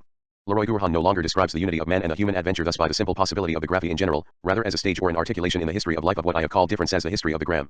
Instead of having recourse to the concepts that habitually serve to distinguish man from other living beings, instinct and intelligence, absence or presence of speech, of society, of economy, etc., the notion of program is invoked. It must of course be understood in the cybernetic sense, but cybernetics is itself intelligible only in terms of a history of the possibilities of the trace as the unity of a double movement of protension and retention. This movement goes far beyond the possibilities of the intentional consciousness. It is an emergence that makes the gram appear as such, that is to say according to a new structure of non-presence, and undoubtedly makes possible the emergence of the systems of writing in the narrow sense. Since genetic inscription and the short programmatic chains regulating the behavior of the amoeba or the annelid up to the passage beyond alphabetic writing to the orders of the logos and of a certain Homo sapiens, the possibility of the gram structures the movement of its history according to rigorously original levels, types, and rhythms. Point 28. But one cannot think them without the most general concept of the gram. That is irreducible and impregnable. If the expression ventured by Leroy-Gourhan is accepted, one could speak of a liberation of memory, of an exteriorization already begun but always larger than the trace which, beginning from the elementary programs of so-called instinctive behavior up to the constitution of electronic card indexes and reading machines, enlarges difference and the possibility of putting in reserve, it at once and in the same movement constitutes and effaces so-called conscious subjectivity, its logos, and its theological attributes. The history of writing is erected on the base of the history of the gram as an adventure of relationships between the face and the hand. Here, by a precaution whose schema we must constantly repeat, let us specify that the history of writing is not explained by what we believe we know of the face and the hand, of the glance, of the spoken word, and of the gesture. We must, on the contrary, disturb this familiar knowledge, and awaken a meaning of hand and face in terms of that history. Leroy-Gourhan describes the slow transformation of manual motricity which frees the audiophonic system for speech, and the glance and the hand for writing. Point 29. In all these descriptions, it is difficult to avoid the mechanist, technicist, and teleological language at the very moment when it is precisely a question of retrieving the origin and the possibility of movement, of the machine, of grammatology as a positive science technique, of orientation in general. In fact, it is not difficult, it is essentially impossible. And this is true of all discourse. From one discourse to another, the difference lies only in the mode of inhabiting the interior of a conceptuality destined, or already submitted, to decay. Within that conceptuality or already without it, we must attempt to recapture the unity of gesture and speech, of body and language, of tool and thought, before the originality of the one and the other is articulated and without letting this profound unity give rise to confusionism.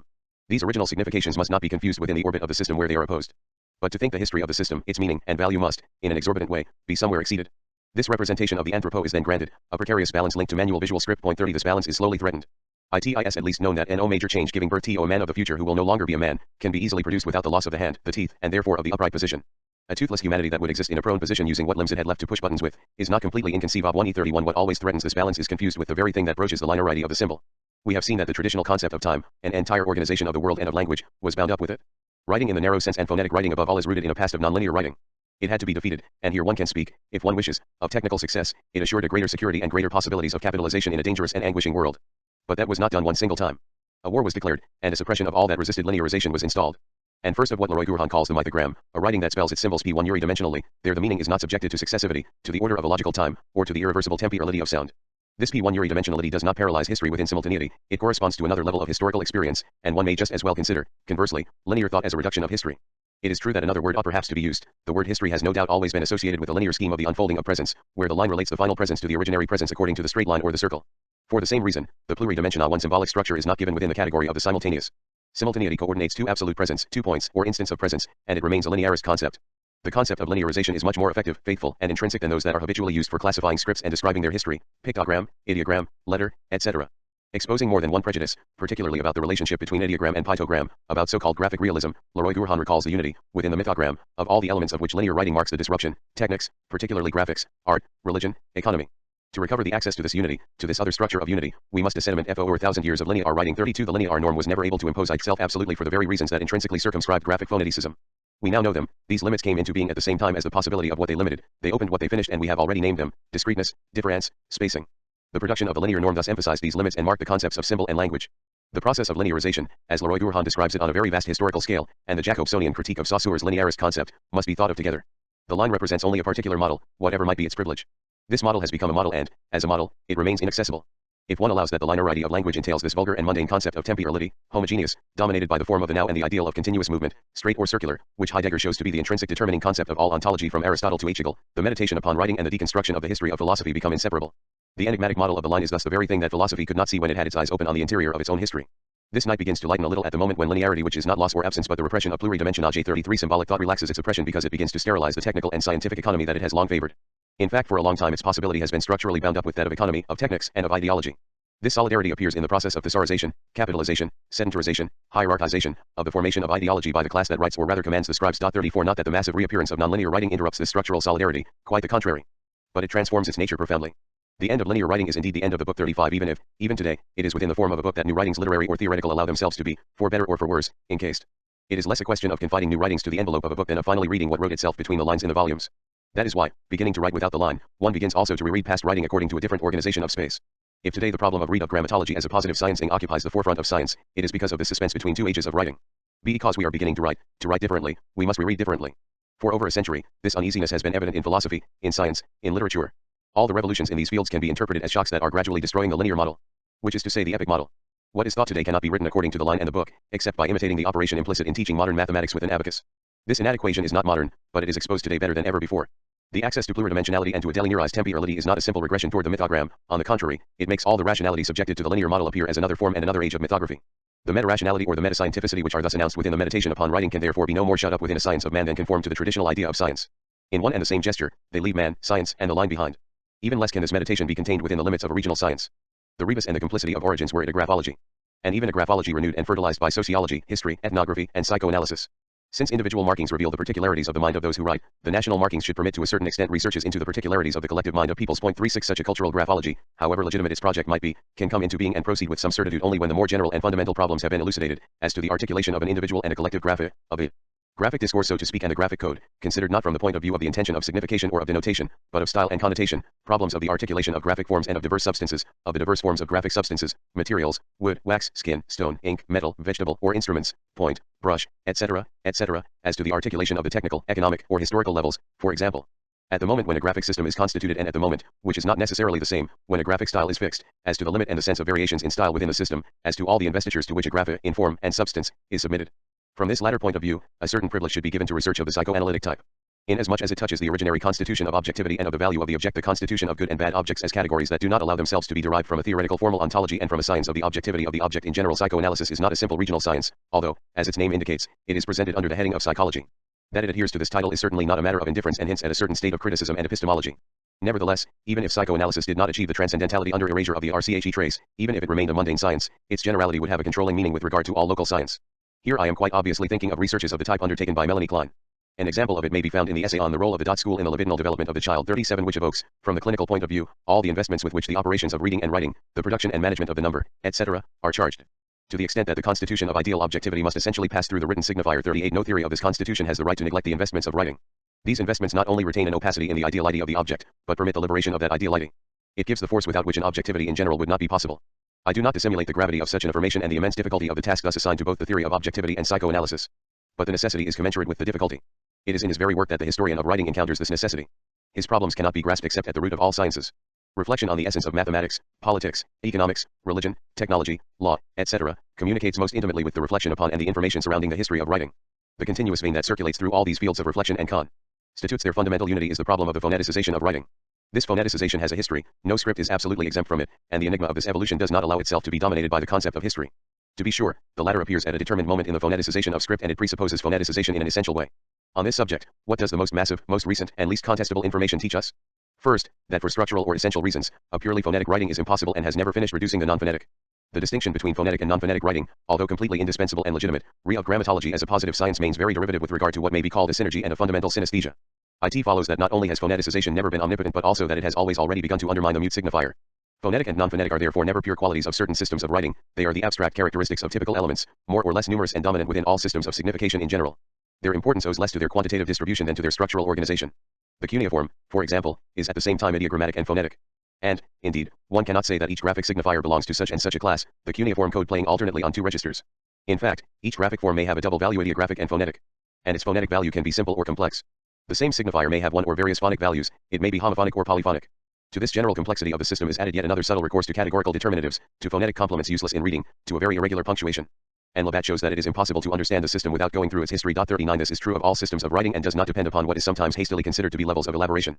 Within the structure of a pictographic tale, for example, a representation of a thing, such as a totemic blazon, may take the symbolic value of a proper name. From that moment on, it can function as appellation within other series with a phonetic value. 40 Its stratification may thus become very complex and go beyond the empirical consciousness linked to their immediate usage. Going beyond this real consciousness, the structure of the signifier may continue to operate not only on the fringes of the potential consciousness but according to the causality of the unconscious. Thus the name, especially the so-called proper name, is always caught in a chain or a system of differences. It becomes an appellation only to the extent that it may inscribe itself within a figuration. Whether it be linked by its origin to the representations of things in space or whether it remains caught in a system of phonic differences or social classifications apparently released from ordinary space, the properness of the name does not escape spacing. Metaphor shapes and undermines the proper name. The literal proper meaning does not exist, its appearance is a necessary function and must be analyzed as such in the system of differences and metaphors. The absolute parousia of the literal meaning, as the presence to the self of the logos within its voice, in the absolute hearing itself speak, should be situated as a function responding to an indestructible but relative necessity, within a system that encompasses it. That amounts to situating the metaphysics or the ontotheology of the logos. The problem of the picture puzzle, rebus et transferred, brings together all the difficulties.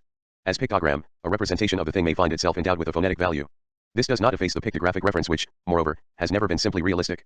The signifier is broken or constellated into a system, it refers at once, and at least, to a thing and to a sound. The thing is itself a collection of things or a chain of differences in space. The sound, which is also inscribed within a chain, may be a word. The inscription is then ideogrammatical or synthetic. It cannot be decomposed, but the sound may also be an atomic element itself entering into the composition. We are dealing then with a script apparently pictographic and in fact phonetico-analytical in the same way as the alphabet. What is now known of the writing of the Aztecs of Mexico seems to cover all these possibilities. Thus the proper name Teocaltitlan is broken into several signables, rendered by the phonoing images, lips, tenth, road, oatlim, house, cali, and finally tooth, tla.nti. The procedure is closely bound up with that of suggesting the name of a person by images of the beings or things that go into the making of his name. The Aztecs achieved a greater degree of phoneticism. By having recourse to a truly phonetic analysis, they succeeded in rendering separate sounds through images. The work of Bartel and Norisov * on the Enlil glyphs do not lead to harmonious results. Their progress remains very slow, but the presence of phonetic elements now seems almost certain.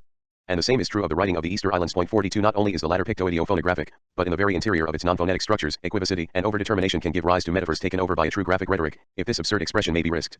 We shall now discover the complexity of this structure in the so-called primitive scripts and in cultures believed without writing. But we have known for a long time that largely non-phonetic scripts like Chinese or Japanese included phonetic elements very early. They remain structurally dominated by the ideogram or algebra, and we thus have the testimony of a powerful movement of civilization developing outside of all logocentrism. Writing did not reduce the voice to itself, it incorporated it into a system. This script had more or less recourse to phonetic borrowings, certain signs being used for their sound independently of their original meaning. But this phonetic asterisk for Thomas S. Barthel, see note 4.2. Among the many works by I.U. V. Norisov on the Maya script are Kratky Idagi Isosinijadurvnich Pies Men Ostimach Yavi Sovietskom Sojus, / a short survey of the study of the ancient Maya script of the Soviet Union / Sesko-Lavinska Ethnographiae, Praha, 4, 1956, 309 Silakot Kot, New Data on the Mayan Written Language, Journal de la Société Americanists, Nouvelle Syria, Paris, 1956, pp_20917, Le Problème du déchiffrement de l'écriture Maya, Diog, Me 40, 1962, 121228. Of grammatology as a positive science. Use of signs could never become extensive enough to corrupt Chinese writing in principle and lead it onto the path of phonetic notation. Writing in China, never having reached a phonetic analysis of language, was never felt to be a more or less faithful transference technique of speech, and that is why the graphic sign, symbol of a reality singular and unique like itself, has retained much of its primitive prestige. There is no reason for believing that in antiquity speech in China had not the same efficaciousness as writing, but it was possible for its power to have been partly eclipsed by writing. On the contrary, in civilizations where writing evolved towards syllabification and the alphabet early enough, it is the word which concentrated in itself, definitively, all the powers of religious and magical creation. And in fact it is remarkable that in China this strange valorization of speech, word, syllable, or vowel, attested in all great ancient civilizations from the L/1 Mediterranean basin to India, is not encountered. Why it is difficult not to subscribe to this analysis globally. Let us note, however, that it seems to consider the phonetic analysis of language and phonetic writing as a normal outcome, as an historical telos within sight of which, like a ship steering to port, Chinese script had to an extent run aground. Can it be thought that the system of Chinese script is thus a sort of unfulfilled alphabet? On the other hand, Jernet seems to explain the primitive prestige of Chinese graphism by its symbolic relationship with a reality singular and unique like itself. Is it not evident that no signifier, whatever its substance and form, has a unique and singular reality? A signifier is from the very beginning the possibility of its own repetition, of its own image or resemblance. It is the condition of its ideality, what identifies it as signifier, and makes it function as such, relating it to a signified which, for the same reasons, could never be a unique and singular reality. From the moment that the sign appears, that is to say from the very beginning, there is no chance of encountering anywhere the purity of reality, unicity, singularity. So by what right can it be supposed that speech could have had, in antiquity, before the birth of Chinese writing, the sense and value that we know in the West? Why would speech in China have had to be eclipsed by writing? If one wishes really to penetrate to the thing that, under the name of writing, separates much more than techniques of notation, should one not get rid, among other ethnocentric presuppositions, also of a sort of graphic monogenitism that transforms all differences into divergences or delays, accidents or deviations? And examine this heliocentric concept of speech, as well as the resemblance of the logos to the sun, to the good or to the death that one cannot look at face to face, to the king or to the father, the good or the intelligible son are compared to the father in the Republic, 508c. What must writing be in order to threaten this analogical system in its vulnerable and secret center? What must it be in order to signify the eclipse of what is good and of the father? Should one not stop considering writing as the eclipse that comes to surprise and obscure the glory of the word? And if there is some any society of eclipse, the relationship of shadow and light, of writing and speech, should it not itself appear in a different way? In a different way, the necessary disentering cannot be a philosophic or scientific act as such, since it is a question of dislocating, through access to another system linking speech and writing, the founding categories of language and the grammar of the episteme. The natural tendency of theory of what unites philosophy and science in the episteme will push rather toward filling in the breach than toward forcing the closure. It was normal that the breakthrough was more secure and more penetrating on the side of two-territour and poetic writing, normal also that it, like Nietzsche, at first destroyed and caused to vacillate the transcendental authority and dominant category of the episteme, being. This is the meaning of the work of Vanellus 44, whose influence upon Ezra Pound and his poetics is well known. This irreducibly graphic poetics was, with that of Mallarmé, the first break in the most entrenched Western tradition. The fascination that the Chinese ideogram exercised on Pound's writing may thus be given all its historical significance. Ever since phoneticization has allowed itself to be questioned in its origin, its history, and its adventures, its movement is seen to mingle with that of science, religion, politics, economy, technics, law, art. The origins of these movements and these historical regions dissociate themselves, as they must for the rigorous delimitation of each science, only by an abstraction that one must constantly be aware of and use with vigilance. This complicity of origins may be called archie-writing. What is lost in that complicity is therefore the myth of the simplicity of origin. This myth is linked to the very concept of origin, to speech reciting the origin, to the myth of the origin and not only to myths of origin. The fact that access to the written sign assures the sacred power of keeping existence operative within the trace and of knowing the general structure of the universe, that all clearties, exercising political power or not, were constituted at the same time as writing and by the disposition of graphic power, that strategy, ballistics, diplomacy, agriculture, fiscally, and penal law are linked in their history and in their structure to the constitution of writing, that the origin Assigned to writing had been according to the chains and my themes always analogous in the most diverse cultures, and that IT communicated in a complex but regulated manner with the distribution of political power as with familial structure, that the possibility of capitalization and of politico-administrative organization had always passed through the hands of scribes who laid down the terms of many wars and whose function was always irreducible, whoever the contending parties might be, that through discrepancies, inequalities of development, the play of grammatology as a positive science 9.3 of permanencies, of delays, of diffusions, etc., the solidarity among ideological, religious, scientific technical systems, and the systems of reading which were therefore more and other than means of communication or vehicles of the signified, remains indestructible, that the very sense of power and effectiveness in general, which could appear as such, as meaning and mastery, by idealization, only with so-called symbolic power, was always linked with the disposition of writing, that economy, monetary or pre-monetary, and graphic calculation were co-originary, that there could be no law without the possibility of trace, if not, as H. Levy-Bruhl shows, of notation in the narrow sense. All this refers to a common and radical possibility that no determined science, no abstract discipline, can think as such. Point 45. Indeed, one must understand this incompetence of science, which is also the incompetence of philosophy, the closure of the episteme. Above all, it does not invoke a return to a prescientific or infraphilosophic form of discourse. Quite the contrary. This common root, which is not a root but the concealment of the origin, and which is not common because it does not amount to the same thing except with the unmonotonous insistence of difference, this unamiable movement of difference itself, that I have strategically nicknamed trace, reserve, or difference, could be called writing only within the historical closure, that is to say within the limits of science and philosophy. The constitution of a science or a philosophy of writing is a necessary and difficult task. But, a thought of the trace, of difference, or of reserve, having arrived at these limits and repeating them ceaselessly, must also point beyond the field of the episteme.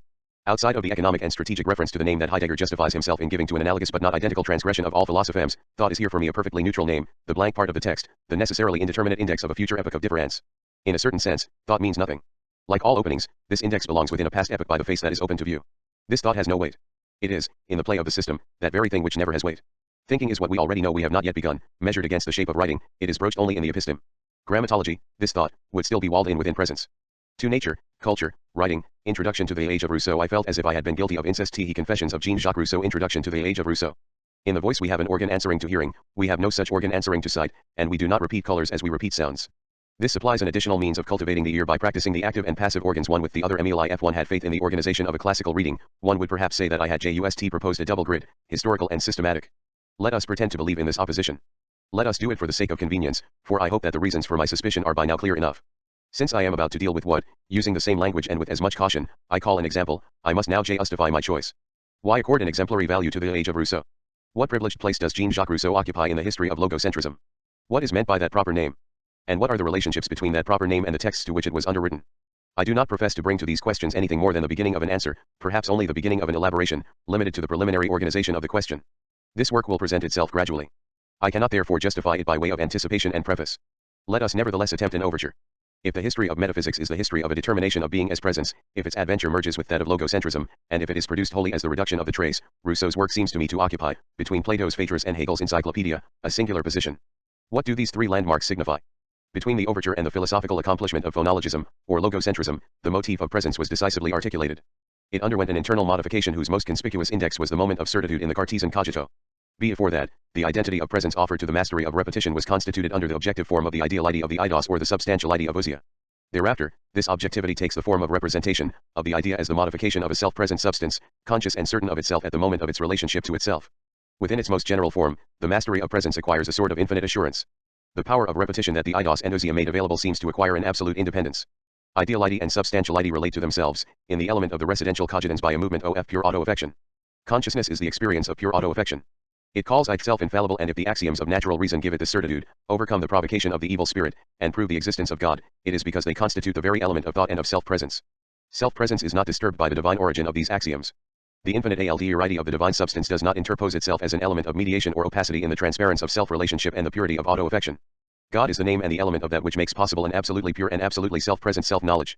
From Descartes to Hegel, and in spite of all the differences that separate the different places and moments in the structure of that epoch, God's infinite understanding is the other name for the logos as self-presence. The logos can be infinite and self-present, it can be produced as auto-affection, only through the voice, an order of the signifier by which the subject takes from itself into itself, does not borrow outside of itself the signifier that it emits and that affects it at the same time. Such is at least the experience or consciousness of the voice, of hearing, understanding, oneself speak as entendre parler. That experience lives and proclaims itself as the exclusion of writing, that is to say of the invoking of an exterior, sensible, spatial signifier interrupting self-presence. Within this age of metaphysics, between Descartes and Hegel, Rousseau is undoubtedly the only one or the first one to make a theme or a system of the reduction of writing profoundly implied by the entire age. He repeats the inaugural movement of the Phaedrus and of de interpretation, but starts from a new model of presence, the subject self-presence within consciousness or feeling. What he excluded more violently than others must, of course, have fascinated and tormented him more than it did others. Descartes had driven out the sign and particularly the written sign from the cogito and from clear and distinct evidence, the latter being the very presence of the idea to the soul, the sign was an accessory abandoned in the region of the senses and of the imagination. Hegel reappropriates the sensible sign to the movement of the idea. He criticizes Leibniz and praises phonetic writing within the horizon of an absolutely self-present logos, remaining close to itself within the unity of its speech and its concept. But neither Descartes nor Hegel grappled with the problem of writing. The place of this combat and crisis is called the 18th century. Not only because it restores the rights of sensibility, the imagination, and the sign, but because attempts of the Leibnizian type had opened a breach within logocentric security. We must bring to light what it was that, right I Introduction to the Age of Rousseau 99 from the start, within these attempts at a universal characteristic, limited the power and extent of the breakthrough. Before Hegel and in explicit terms, Rousseau condemned the universal characteristic, not because of the theological foundation which ordained its possibility for the infinite understanding or logos of God, but because it seemed to suspend the voice. Through this condemnation can be read the most energetic 18th century reaction organizing the defense of phonologism and of logocentric metaphysics. What threatens is indeed writing. It is not an accidental and haphazard threat, it reconciles within a single historical system the projects of hagiography, the discovery of non-European scripts, or at any rate the massive progress of the techniques of deciphering, and finally the idea of a general science of language and writing. Against all these pressures, a battle is then declared. Hegelianism will be its finest scar. The names of authors or of doctrines have here no substantial value. They indicate neither identities nor causes. It would be frivolous to think that Descartes, Leibniz, Rousseau, Hegel, etc., are names of the authors of movements or displacements that we thus designate. The indicative value that I attribute to them is first the name of a problem. If I provision all J authorize myself to treat this historical structure by fixing my attention on philosophical or literary texts, it is not for the sake of identifying in them the origin, cause, or equilibrium of the structure.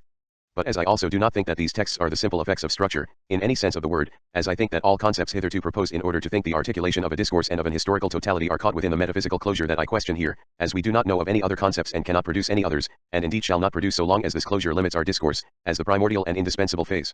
In fact and in principle, of the development of this problematic, consists in questioning the internal structure of these texts as symptoms, as that is the only condition for determining these symptoms themselves in the totality of their metaphysical appurtenance. I draw my argument from them in order to isolate Rousseau, and, in Rousseauism, the theory of writing.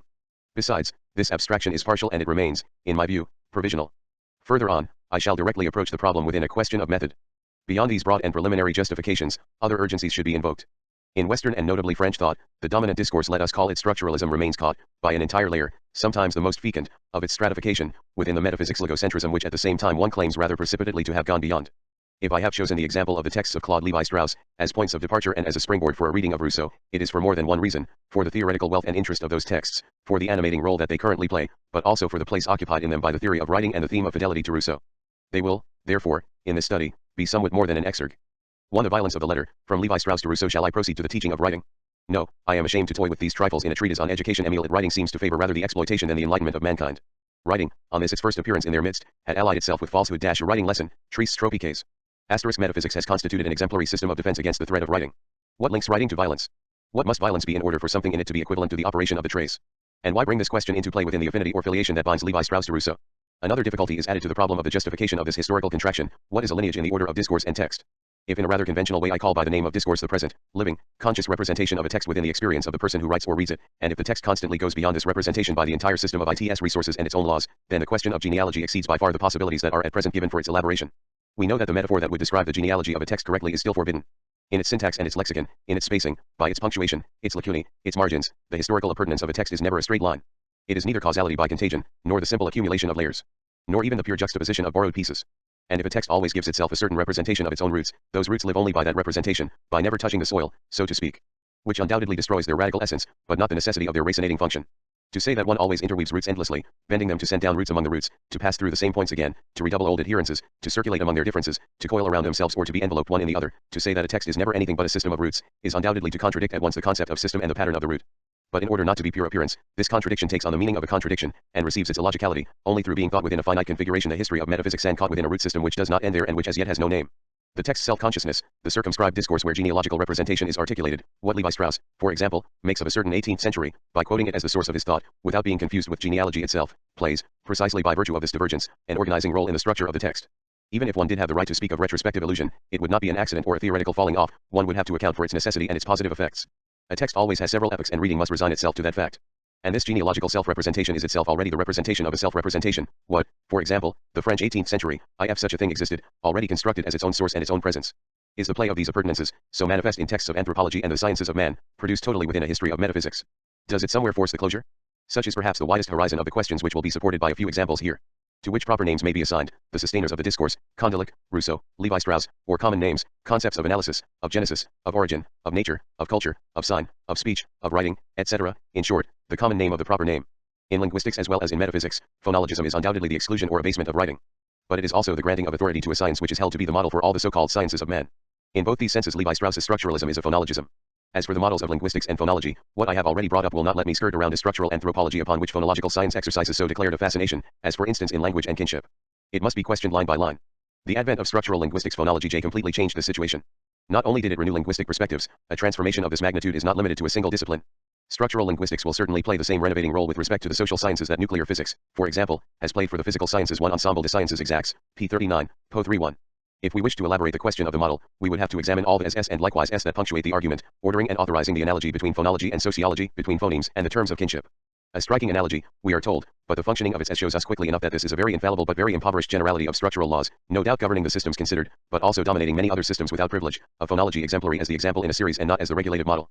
But on this terrain questions have been asked, objections articulated, and as the epistemological phonologism establishing a science as a master model presupposes a linguistic and metaphysical phonologism that raises speech above writing, it is this last that I shall first try to identify. For Levi-Strauss has written of writing. Only a few pages, to be sure too, but in many respects remarkable, very fine pages, calculated to amaze, enunciating in the form of paradox and modernity the anathema that the Western world has obstinately mulled over, the exclusion by which it has constituted and recognized itself, from the phaedrus to the course in general linguistics.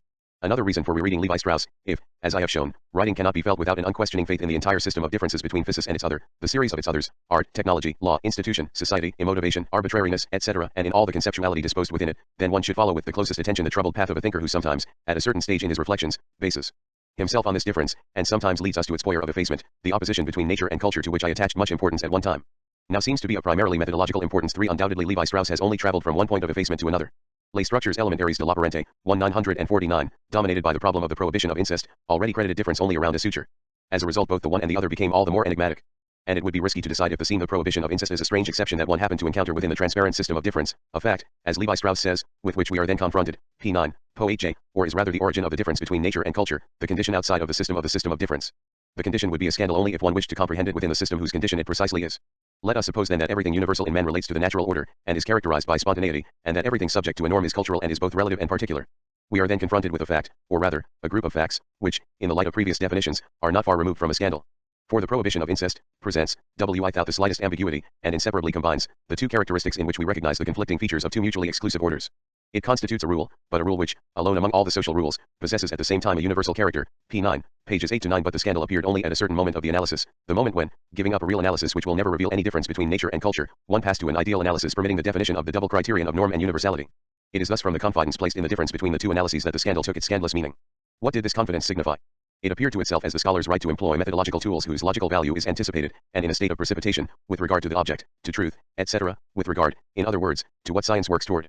These are the first words are nearly so of structures. It is beginning to emerge that this distinction between the state of nature and the state of society, today I would rather say state of nature and state of culture, while of no acceptable historical significance, does contain a logic, fully justifying its use by modern sociology as a methodological tool, p1, p03. This is clear, in regard to the chiefly methodological value of the concepts of nature and culture, there is no evolution and even less retraction from structures to the savage mind. Nor is there either evolution or retraction with regard to this concept of methodological to OL. Structures announces most precisely what, more than a decade later, will be said of bricolage, of tools such as means collected or retained on the principle that they may always come in handy. Like bricolage on the technical plane, mythical reflection can reach brilliant unforeseen results on the intellectual plane. Conversely, attention has often been drawn to the mythopoetical nature of bricolage, pages 26f. Pages 17-18j. To be sure, it would still remain to be asked if the anthropologist considers himself engineer or bricoler. L. Creux et L. Quid Paris, 1964 is presented as the myth of mythology, preface, p. 20. Nevertheless, the effacement of the frontier between nature and culture is not produced by the same gesture from structures to the savage mind. In the first case, it is rather a question of respecting the originality of a scandalous suture. In the second case, of a reduction, however careful it might be not to dissolve the specificity of what it analyzes, it would not be enough to reabsorb particular humanities into a general one. This first enterprise opens the way for others which Rousseau, whose usual acumen Levi-Strauss has just praised, would not have been so ready to accept, and which are incumbent on the exact natural sciences, the reintegration of culture in nature and finally of life within the whole of its physiochemical conditions, p. 327, p. 247. At once conserving and annulling inherited conceptual oppositions, this thought, like Saussure's, stands on a borderline, sometimes within an uncriticized conceptuality, sometimes putting a strain on the boundaries, and working toward deconstruction. Finally, why Levi-Strauss and Rousseau? The quotation above necessarily leads us to this question. This conjunction must be justified gradually and intrinsically. But it is already known that Levi-Strauss not only feels himself to be in agreement with Jean-Jacques, to be his heir at heart and in what might be called theoretical affect. He also often presents himself as Rousseau's modern disciple. He reads Rousseau as the founder, not only the prophet, of modern anthropology. 100 texts glorifying Rousseau may be cited. Nevertheless, let us recall, at the end of Totemismo, our way, the chapter on totemism from within, a militant fervor for ethnography, the astonishing insight of Rousseau who, more prudent than Bergson and before even the discovery of totemism penetrate DJ, p. 147, that which opens the possibility of totemism in general, namely, 1. Pity, that fundamental affection, as primitive as the love of self, which unites us to others naturally, to other human beings, certainly, but also to all living beings. 2. The origin merely metaphoric because it belongs to the passions, says Rousseau. Essence of our language. Bat authorizes Levi Strauss's interpretation is the essay on the origin of languages, which we shall try to read closely later, as man's first motives for speaking were of the passions and not of needs, his first expressions were tropes. Figurative language was the first to be born. Po 1-2. It is again in Totemism from within that the second discourse is defined as the first treatise of general anthropology in French literature. In almost modern terms, Rousseau poses the central problem of anthropology, viz., the passage from nature to culture, p. 142, p. 099. And here is the most systematic homage. Rousseau did not merely foresee anthropology, he founded it. First, in a practical way, in writing that discourse sur l'origine et les fondements de l'inégalité parmi les hommes, which poses the problem of the relationships between nature and culture, and which is the first treatise of general anthropology, and later on the theoretical plane, by distinguishing, with admirable clarity and concision, the proper object of the anthropologist from that of the moralist and the historian, then one wants to study man, one must consider those around one. To study man, one must extend the range of one's vision. One must first observe the differences in order to discover the properties. Essay on the Origin of Languages, Chapter 7I, pp. 30-314. It is therefore a declared and militant Rousseauism. Already it imposes on us a very general question that will orient all our readings more or less directly. To what extent does Rousseau's appurtenance to logocentric metaphysics and within the philosophy of presence an appurtenance that we have already been able to recognize and whose exemplary figure we must delineate? To what extent does it limit a scientific discourse? Does it necessarily retain within its boundaries the Rousseauist discipline and fidelity of an anthropologist and of a theorist of modern anthropology?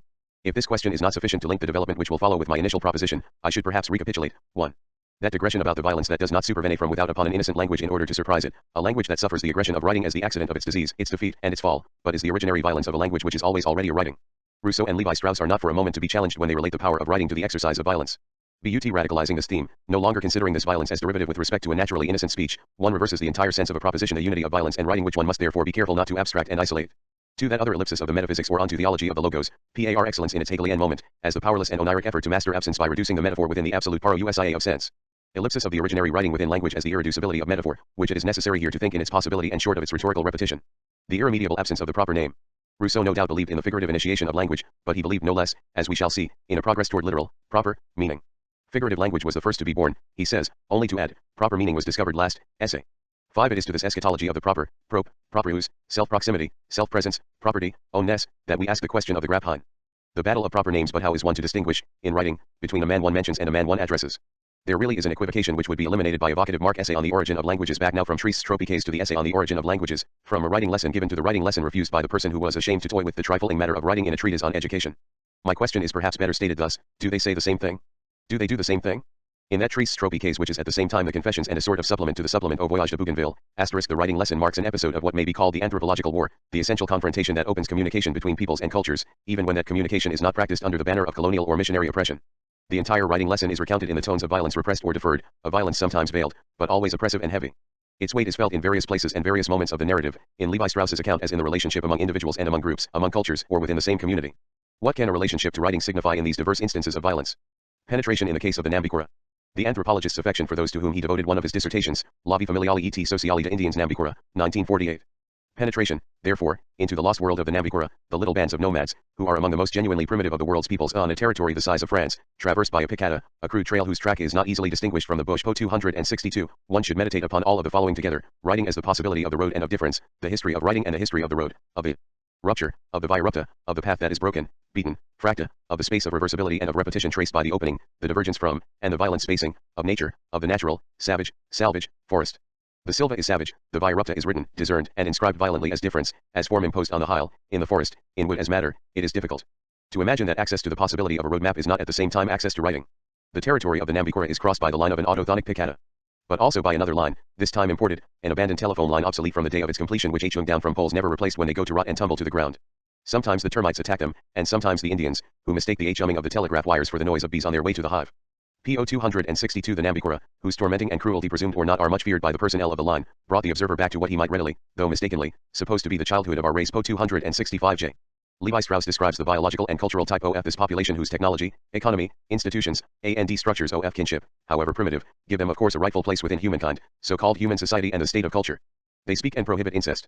All were interrelated, for the Nambicura prefer to marry a niece, their sister's daughter, or a kinswoman of the kind which anthropologists call cross-cousin, the daughter of their father's sister, or their mother's brother. Po 26 Yet another reason for not allowing oneself to be taken in by appearances and for not believing that one sees here the childhood of our race, the structure of the language, and above all its usage.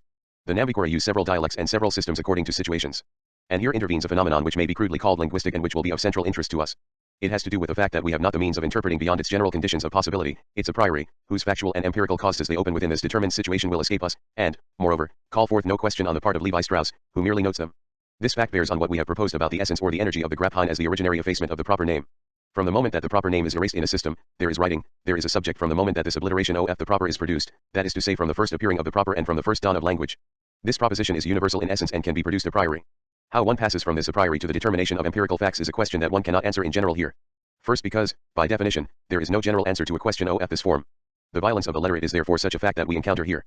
It does not involve the structural effacement of what we believe to be our proper names, it does not involve the obliteration that, paradoxically, constitutes the originary legibility of the very thing it erases, but of a prohibition heavily superimposed, in certain societies, upon the use of the proper name. They are not allowed to use proper names. Po 270, Levi Strauss observes. Before we consider this, let us note that this prohibition is necessarily derivative with regard to the constitutive erasure of the proper name in what I have called archie-writing, within, that is, the play of difference. It is because the proper names are already no longer proper names, because their production is their obliteration, because the erasure and the imposition of the letter are originary, because they do not supervene upon a proper inscription, it is because the proper name has never been, as the unique appellation reserved for the presence of a unique being, anything but the original myth of a transparent legibility present under the obliteration, it is because the proper name was never possible except through its functioning within a classification and therefore within a system of differences, within a writing retaining the traces of difference, that the interdict was possible, could come into play, and, when the time came, as we shall see, could be transgressed, that is to say restored to the obliteration and the non-self-sameness non-proprietary at the origin. This is strictly in accord with one of Levi Strauss's intentions. In Universalization and Particularization, The Savage Mind, Chapter 6, it will be demonstrated that one never names, one classes someone else. Or one classes oneself. 6. A demonstration anchored in some examples of prohibitions that affect the use of proper names here and there. Undoubtedly one should carefully distinguish between the essential necessity of the disappearance of the proper name and the determined prohibition which can, contingently and ulteriorly, be added to it or articulated within it. Non-prohibition, as much as prohibition, presupposes fundamental obliteration. Non-prohibition, the consciousness or exhibition of the proper name, only makes up for or uncovers an essential and irremediable impropriety. When within consciousness, the name is called proper, it is already classified and is obliterated in being named. It is already no more than a so-called proper name. If writing is no longer understood in the narrow sense of linear and phonetic notation, it should be possible to say that all societies capable of producing, that is to say of obliterating, their proper names, and of bringing classificatory difference into play, practice writing in general. No reality or concept would therefore correspond to the expression society without writing. This expression is dependent on ethnocentric onerism, upon the vulgar, that is to say ethnocentric, misconception of writing. The scorn for writing, let us note in passing, accords quite happily with this ethnocentrism. The paradox is only apparent, one of those contradictions where a perfectly coherent desire is uttered and accomplished.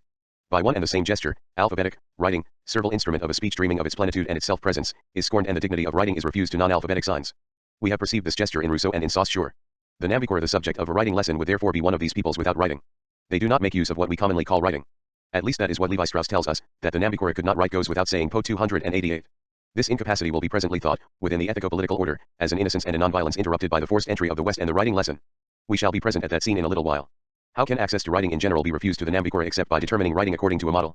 Later on we shall ask, confronting many passages in Levi Strauss, up to what point it is legitimate not to call by the name of writing those few dots and zigzags on their calabashes, so briefly evoked in Treece Tropiques. But above all, how can we deny the practice of writing in general to a society capable of obliterating the proper, that is to say a violent society? For writing, obliteration of the proper classed in the play of difference, is the originary violence itself, pure impossibility of the vocative mark, impossible purity of the mark of vocation. This equivocation, which Rousseau hoped would be eliminated by a vocative mark, cannot be effaced. For the existence of such a mark in any code of punctuation would not change the problem. The death of absolutely proper naming, recognizing in a language the other as pure other, invoking it as what it is the death of the pure idiom reserved for the unique. Anterior to the possibility of violence in the current and derivative sense, the sense used in a writing lesson, there is, as the space of its possibility, the violence of the archie-writing, the violence of difference, of classification, and of the system of appellations. Before outlining the structure of this implication, let us read the scene of proper names, with another scene, that we shall shortly read. It is an indispensable preparation for the writing lesson. This scene is separated from the writing lesson by one chapter and another scene, family life. And it is described in chapter 26 to 3J on the line. The Nambikora make no difficulties and are quite indifferent to the presence of the anthropologist with his notebooks and camera. But certain problems of language complicated matters. They are not allowed, for instance, to use proper names. To tell one from another we had to do as the men of the line do and agree with the Nambikora on a set of nicknames which would serve for identification. Either Portuguese names, like Julio, Jose Maria, Luisa, or sobriquets such as Lebra, hair, or Açúcar, sugar. I even knew one whom Rondon or one the violence of the letter II of his companions had nicknamed Kavanak on account of his little pointed beard, a rarity among Indians, most of whom have no hair on their faces. One day, when I was playing with a group of children, a little girl was struck by one of her comrades. She ran to me for protection and began to whisper something, a great secret, in my ear. As I did not understand, I had to ask her to repeat it over and over again. Eventually her adversary found out what was going on, came up to me in a rage, and tried in her tongue to tell me what seemed to be another secret. After a little while I was able to get to the bottom of the incident. The first little girl was trying to tell me her enemy's name, and when the enemy found out what was going on she decided to tell me the other girl's name, by way of reprisal. Thenceforward it was easy enough, though not very scrupulous, to egg the children on, one against the other, till in time I knew all of their names. When this was completed and we were all, in a sense, one another's accomplices, I soon got them to give me the adults' names too. When this cabal was discovered, the children were reprimanded and my sources of information dried up. 7 We cannot enter here into the difficulties of an empirical deduction of this prohibition, but we know a priori that the proper names whose interdiction and revelation Levi Strauss describes here are not proper names. The expression proper name is improper, for the very reasons that the savage mind will recall. What the interdict is laid upon is the uttering of what functions as the proper name. And this function is consciousness itself. The proper name in the colloquial sense, in the sense of consciousness, is, I should say in truth were it not necessary to be wary of that phrase, 8 only a designation of appurtenance and a linguistico-social classification. The lifting of the interdict, the great game of denunciation and the great exhibition of the proper, let us note that we speak here of an act of war and there is much to say about the fact that it is little girls who open themselves to this game, and these hostilities, does not consist in revealing proper names, but in tearing the veil hiding a classification and an appurtenance, the inscription within a system of linguistico-social differences. What the Nambicora hit and the young girls lay bare through transgression, is no longer the absolute idioms, but already varieties of invested common names, abstracts if, as we read in The Savage Mind, p. 242, po. 182j, systems of appellations also have their abstracts. The concept of the proper name, unproblematized as Levi Strauss uses it in Trees Strophe case, is therefore far from being simple and manageable. Consequently, the same may be said of the concepts of violence, ruse, perfidy, or oppression, that punctuate a writing lesson a little further on. We have already noted that violence here does not unexpectedly break in all at once, starting from an original innocence whose nakedness is surprised at the very moment that the secret of the so-called proper names is violated. The structure of violence is complex and its possibility writing no less so. There was in fact a first violence to be named. To name, to give names that it will on occasion be forbidden to pronounce, such is the originary violence of language, which consists in inscribing within a difference, in classifying, in suspending the vocative absolute. To think the unique within the system, to inscribe it there, such is the gesture of the archie-writing, archie-violence, loss of the proper, of absolute proximity, of self-presence, in truth the loss of what has never taken place, of a self-presence which has never been given but only dreamed of and always already split, repeated, incapable of appearing to itself except in its own disappearance. Out of this archie-violence, forbidden and therefore confirmed by a second violence that is reparatory, protective, instituting the moral, prescribing the concealment of writing and the effacement and obliteration of the so-called proper name which was already dividing the proper, a third violence can possibly emerge or not, an empirical possibility, within what is commonly called evil, war, indiscretion, rape, which consists of revealing by a fraction the so-called proper name. The originary violence which has severed the proper from its property and its self-sameness property. We could name a third violence of reflection, which denotes the native non-identity, classification as denaturation of the proper, and identity as the abstract moment of the concept. It is on this tertiary level, that of the empirical consciousness, that the common concept of violence, the system of the moral law and of transgression, whose possibility remains yet unthought, should no doubt be situated. The scene of proper names is written on this level, as will be later the writing lesson. This last violence is all the more complex in its structure because it refers at the same time to the two inferior levels of archie-violence A and D of law. In effect, it reveals the first nomination which was already an expropriation, but it denotes also that which since then functioned as the proper, the so-called proper, substitute of the deferred proper, perceived by the social and moral consciousness as the proper, the reassuring seal of self-identity, the secret. Empirical violence, war in the colloquial sense, ruse and perfidy of little girls, apparent ruse and perfidy of little girls, for the anthropologist will prove them innocent by showing himself as the true and only culprit, ruse and perfidy of the Indian chief playing at the comedy of writing, apparent ruse and perfidy of the Indian chief borrowing all his resources from the Occidental intrusion, which Levi Strauss always thinks of as an accident. An accident occurring, in his view, upon a terrain of innocence, in a state of culture whose natural goodness had not yet been degraded. 92 pointers, seemingly anecdotal and belonging to the decor of the representation to come, support this hypothesis that the writing lesson will the violence of the letter confirm. They announce the great staging of the lesson and show to advantage the RT of the composition of this travelogue. In accordance with 18th century tradition, the anecdote, the page of confessions, the fragment from a journal are knowledgeably put in place, calculated for the purposes of a philosophical demonstration of the relationships between nature and society, ideal society and real society, most often between the other society and our society. What is the first pointer? The battle of proper names follows the arrival of the foreigner, and that is not surprising. It is born in the presence and even from the presence of the anthropologist who comes to disturb order and natural peace, the complicity which peacefully binds the good society to itself in its play. Not only have the people of the line imposed ridiculous sobriquets on the natives, obliging them to assume these intrinsically, hair, sugar, cavanak, build, it is the anthropological eruption which breaks the secret of the proper names and the innocent complicity governing the play of young girls. It is the anthropologist who violates a virginal space so accurately connoted by the scene of a game and a game played by little girls. The mere presence of the foreigner, the mere fact of his having his eyes open, cannot not provoke a violation, the aside, the secret murmured in the ear, the successive movements of the stratagem, the acceleration, the precipitation, a certain increasing jubilation in the movement before the falling back which follows the consummated fault, when the sources have dried up, makes us think of a dance and a fate as much as of war. The mere presence of a spectator, then, is a violation. First a pure violation, a silent and immobile foreigner attends a game of young girls. That one of them should have struck a comrade is not yet true violence. No integrity has been breached. Violence appears only at the moment when the intimacy of proper names can be opened to forced entry. And that is possible only at the moment when the space is shaped and reoriented by the glance of the foreigner. The eye of the other calls out the proper names, spells them out, and removes the prohibition that covered them. At first the anthropologist is satisfied merely to see a fixed glance and a mute presence. Then things get complicated, become more tortuous and labyrinthine, when he becomes a party to the play of the rupture of play, as he lends an ear and broaches a first complicity with the victim who is also the trickster. Finally, for what counts is the names of the adults, one could say the eponyms and the secret is violated only in the place where the names are attributed, the ultimate denunciation can no longer do without the active intervention of the foreigner, who, moreover, claims to have intervened and accuses himself of it. He has seen, then heard, but, passive in the face of what he already knew he was provoking, he still waited to hear the master names. The violation was not consummated, the naked base of the proper was still reserved. As one cannot or rather must not incriminate the innocent young girls, the violation will be accomplished by the thenceforward active, perfidious, and rusing intrusion of the foreigner who, having seen and heard, is now going to excite the young girls, loosen their tongues, and get them to divulge the precious names, those of the adults. The dissertation tells us that only the adults possessed names that were proper to them, p. 39. With a bad conscience, to be sure, and with that pity which Rousseau said unites us with the most foreign of foreigners. Let us now reread the mea culpa, the confession of the anthropologist who assumes entire responsibility for a violation that has satisfied him. After giving one another away, the young girls gave away the adults. The first little girl was trying to tell me her enemy's name, and when the enemy found out what was going on she decided to tell me the other girl's name, by way of reprisal. Thenceforward it was easy enough, though not very scrupulous, to egg the children on, one against the other, till in time I knew all their names. When this was completed and we were all, in a sense, one another's accomplices, I soon got them to give me the adults' names 2po270. The true culprit will not be punished, and this gives to his fault the stamp of the irremediable. When this cabal was discovered the children were reprimanded and my sources of information dried up. One already suspects, and all Levi Strauss's writings would confirm it, that the critique of ethnocentrism, a theme so dear to the author of Tristes Tropiques, has most often the sole function of constituting the other as a model of original and natural goodness, of accusing and humiliating oneself, of exhibiting its being unacceptable in an anti-ethnocentric mirror. Rousseau would have taught the modern anthropologist this humility of one who knows he is unacceptable, this remorse that produces anthropology. Lo, that is at least what we are told in the Geneva lecture. In truth, I am not I, but the feeblest and humblest of others. Such is the discovery of the Confessions. Does the anthropologist write anything other than confessions? First in his own name, as I have shown, since it is the moving force of his vocation and his work, and in that very work, in the name of the society, which, through the activities of its emissary, the anthropologist, chooses for itself other societies, other civilizations, and precisely the weakest and most humble, but only to verify to what extent that first society is itself unacceptable, p. 24.5. Without speaking of the point of mastery thus gained by the person who conducts this operation at home, one rediscovers here a gesture inherited from the 18th century, from a certain 18th century at any rate, for even in that century a certain sporadic suspicion of such an exercise had already commenced. Non-European peoples were not only studied as the violence of the letter index to a hidden good nature, as a native soil recovered, of a 0 degree with reference to which one could outline the structure, the growth, and above all the degradation of our society and our culture.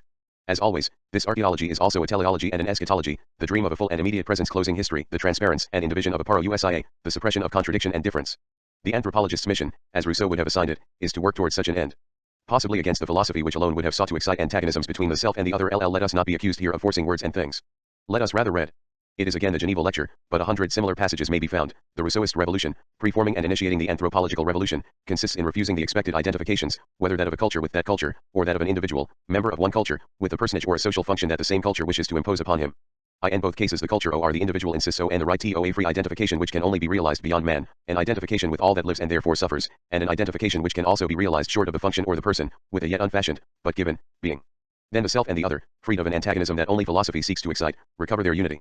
An original alliance, at last renewed, permits them to found together the we against the him, against a society inimical to man, and which man finds himself all the more ready to challenge because Rousseau, by his example, teaches him how to elude the intolerable contradictions of civilized life. For if it is true that nature has expelled man, and that society persists in oppressing him, man can at least reverse the horns of the dilemma to his own advantage, and seek out the society of nature in order to meditate there upon the nature of society.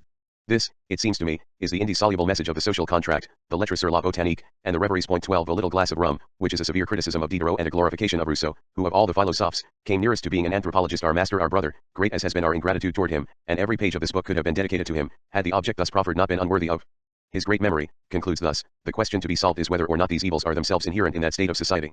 We must go beyond the evidence of the injustices or abuses to which the social order gives rise and discover the unshakable basis of human society. The diversified thinking of Levi Strauss would be impoverished if it were not emphatically recalled here that this goal and this motivation do not exhaust, though they do more than connote, the task of science. They mark it profoundly in its very content. I had promised a second pointer. The Nambicura, around whom the writing lesson will unfold its scene, among whom evil will insinuate itself with the intrusion of writing come from without, exothen, as the Phaedrus says, the Nambicura, who do not know how to write, are good, we are told. The Jesuits, the Protestant missionaries, the American anthropologists, the technicians on the line, who believe they perceive violence or hatred among the Nambicura are not only mistaken, they have probably projected their own wickedness upon them, and even provoked the evil that they then believed they saw or wished to perceive. Let us reread the end of chapter 1724J, entitled, Always with the Same Skill, Family Life. This passage immediately precedes a writing lesson and is, in a certain way, indispensable to it.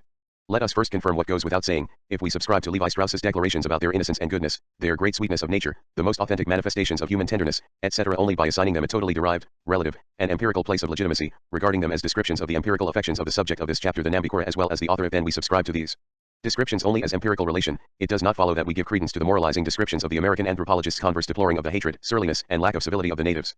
In fact, these two accounts are symmetrically opposed, they have the same dimensions, and arrange themselves around one and the same axis. After having cited a foreign colleague's publication, which is very severe toward the Nambicura for their complacency in the face of disease, their filthiness, wretchedness, and rudeness, their rancorous and distrustful character, Levi Strauss argues, when I myself had known them, the diseases introduced by white men had already decimated them, but there had not been, since Rondon's always humane endeavors, any attempt to enforce their submission. I should prefer to forget Mr. Oberg's harrowing description and remember the Nambicura as they appear in a page from my notebooks.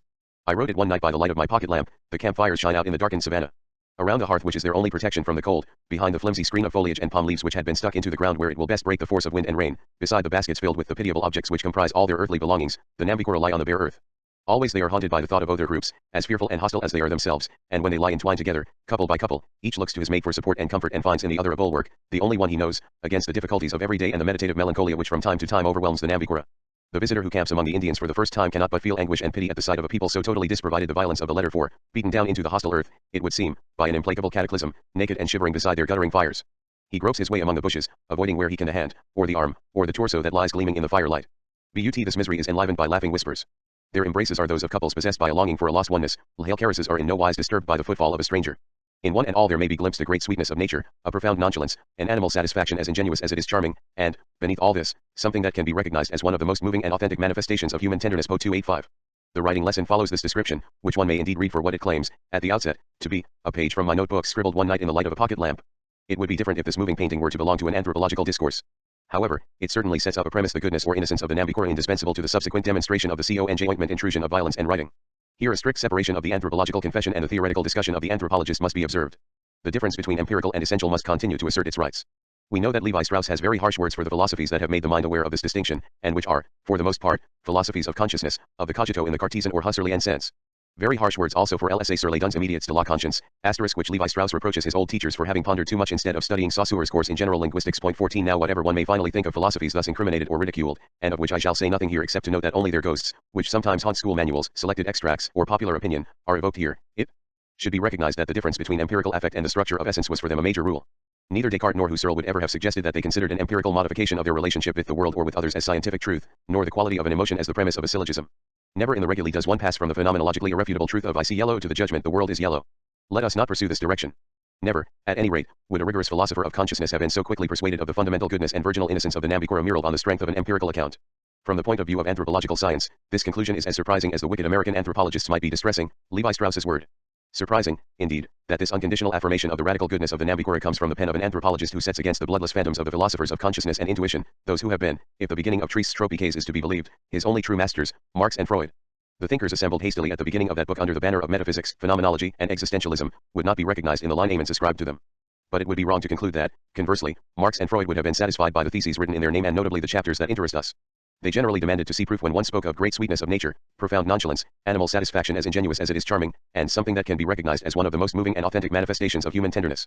They wanted to see proof and would undoubtedly not have understood what could possibly be referred to as the original alliance, later renewed, permitting the founding J together of the we against the him, already quoted, or as that regular and, as it were crystalline structure which the best preserved of primitive societies teach us is not antagonistic to the human condition. Lefon inaugural au Collège de France, p. 49, asterisk. Within this entire system of philosophical kinship and claims of genealogical filiations, not the least surprised might well be Rousseau. Had he not asked that he be allowed to live in peace with the philosophers of consciousness and of interior sentiment, in peace with that sensible cogito 15 with that interior voice which, he believed, never lied? To reconcile Rousseau, Marx, and Freud is a difficult task. Is it possible to make them agree among themselves in the systematic rigor of conceptuality? Writing and man's exploitation by man, the bricoler may not ever complete his purpose, but he always puts something of himself into it. The savage mind, perhaps his system is false, but developing it, he has painted himself truly. J.J. Rousseau, Dialogues. Let us finally open a writing lesson. If I give so much attention to the chapter, it is not in order to take unfair advantage of a travel journal, something that could be considered the least scientific expression of a thought. On the one hand, all the themes of the systematic theory of writing presented for the first time in Tristes Tropiques may be found in other writings 116 in another form and more or less dispersed. On the other hand, the theoretical content is itself expounded at length in this work, at greater length than anywhere else, by way of comment on an extraordinary incident. This incident is also reported in the same terms at the beginning of the dissertation on the Nambikora, 7 years earlier than Tristes Tropiques. Finally, it is only in Tristes Tropiques that the system is articulated in the most rigorous and complete way. The indispensable premises one, namely the nature of the organism submitted to the aggression of writing one, are nowhere more explicit. That is why I have followed the description of the innocence of the Nambikora at length.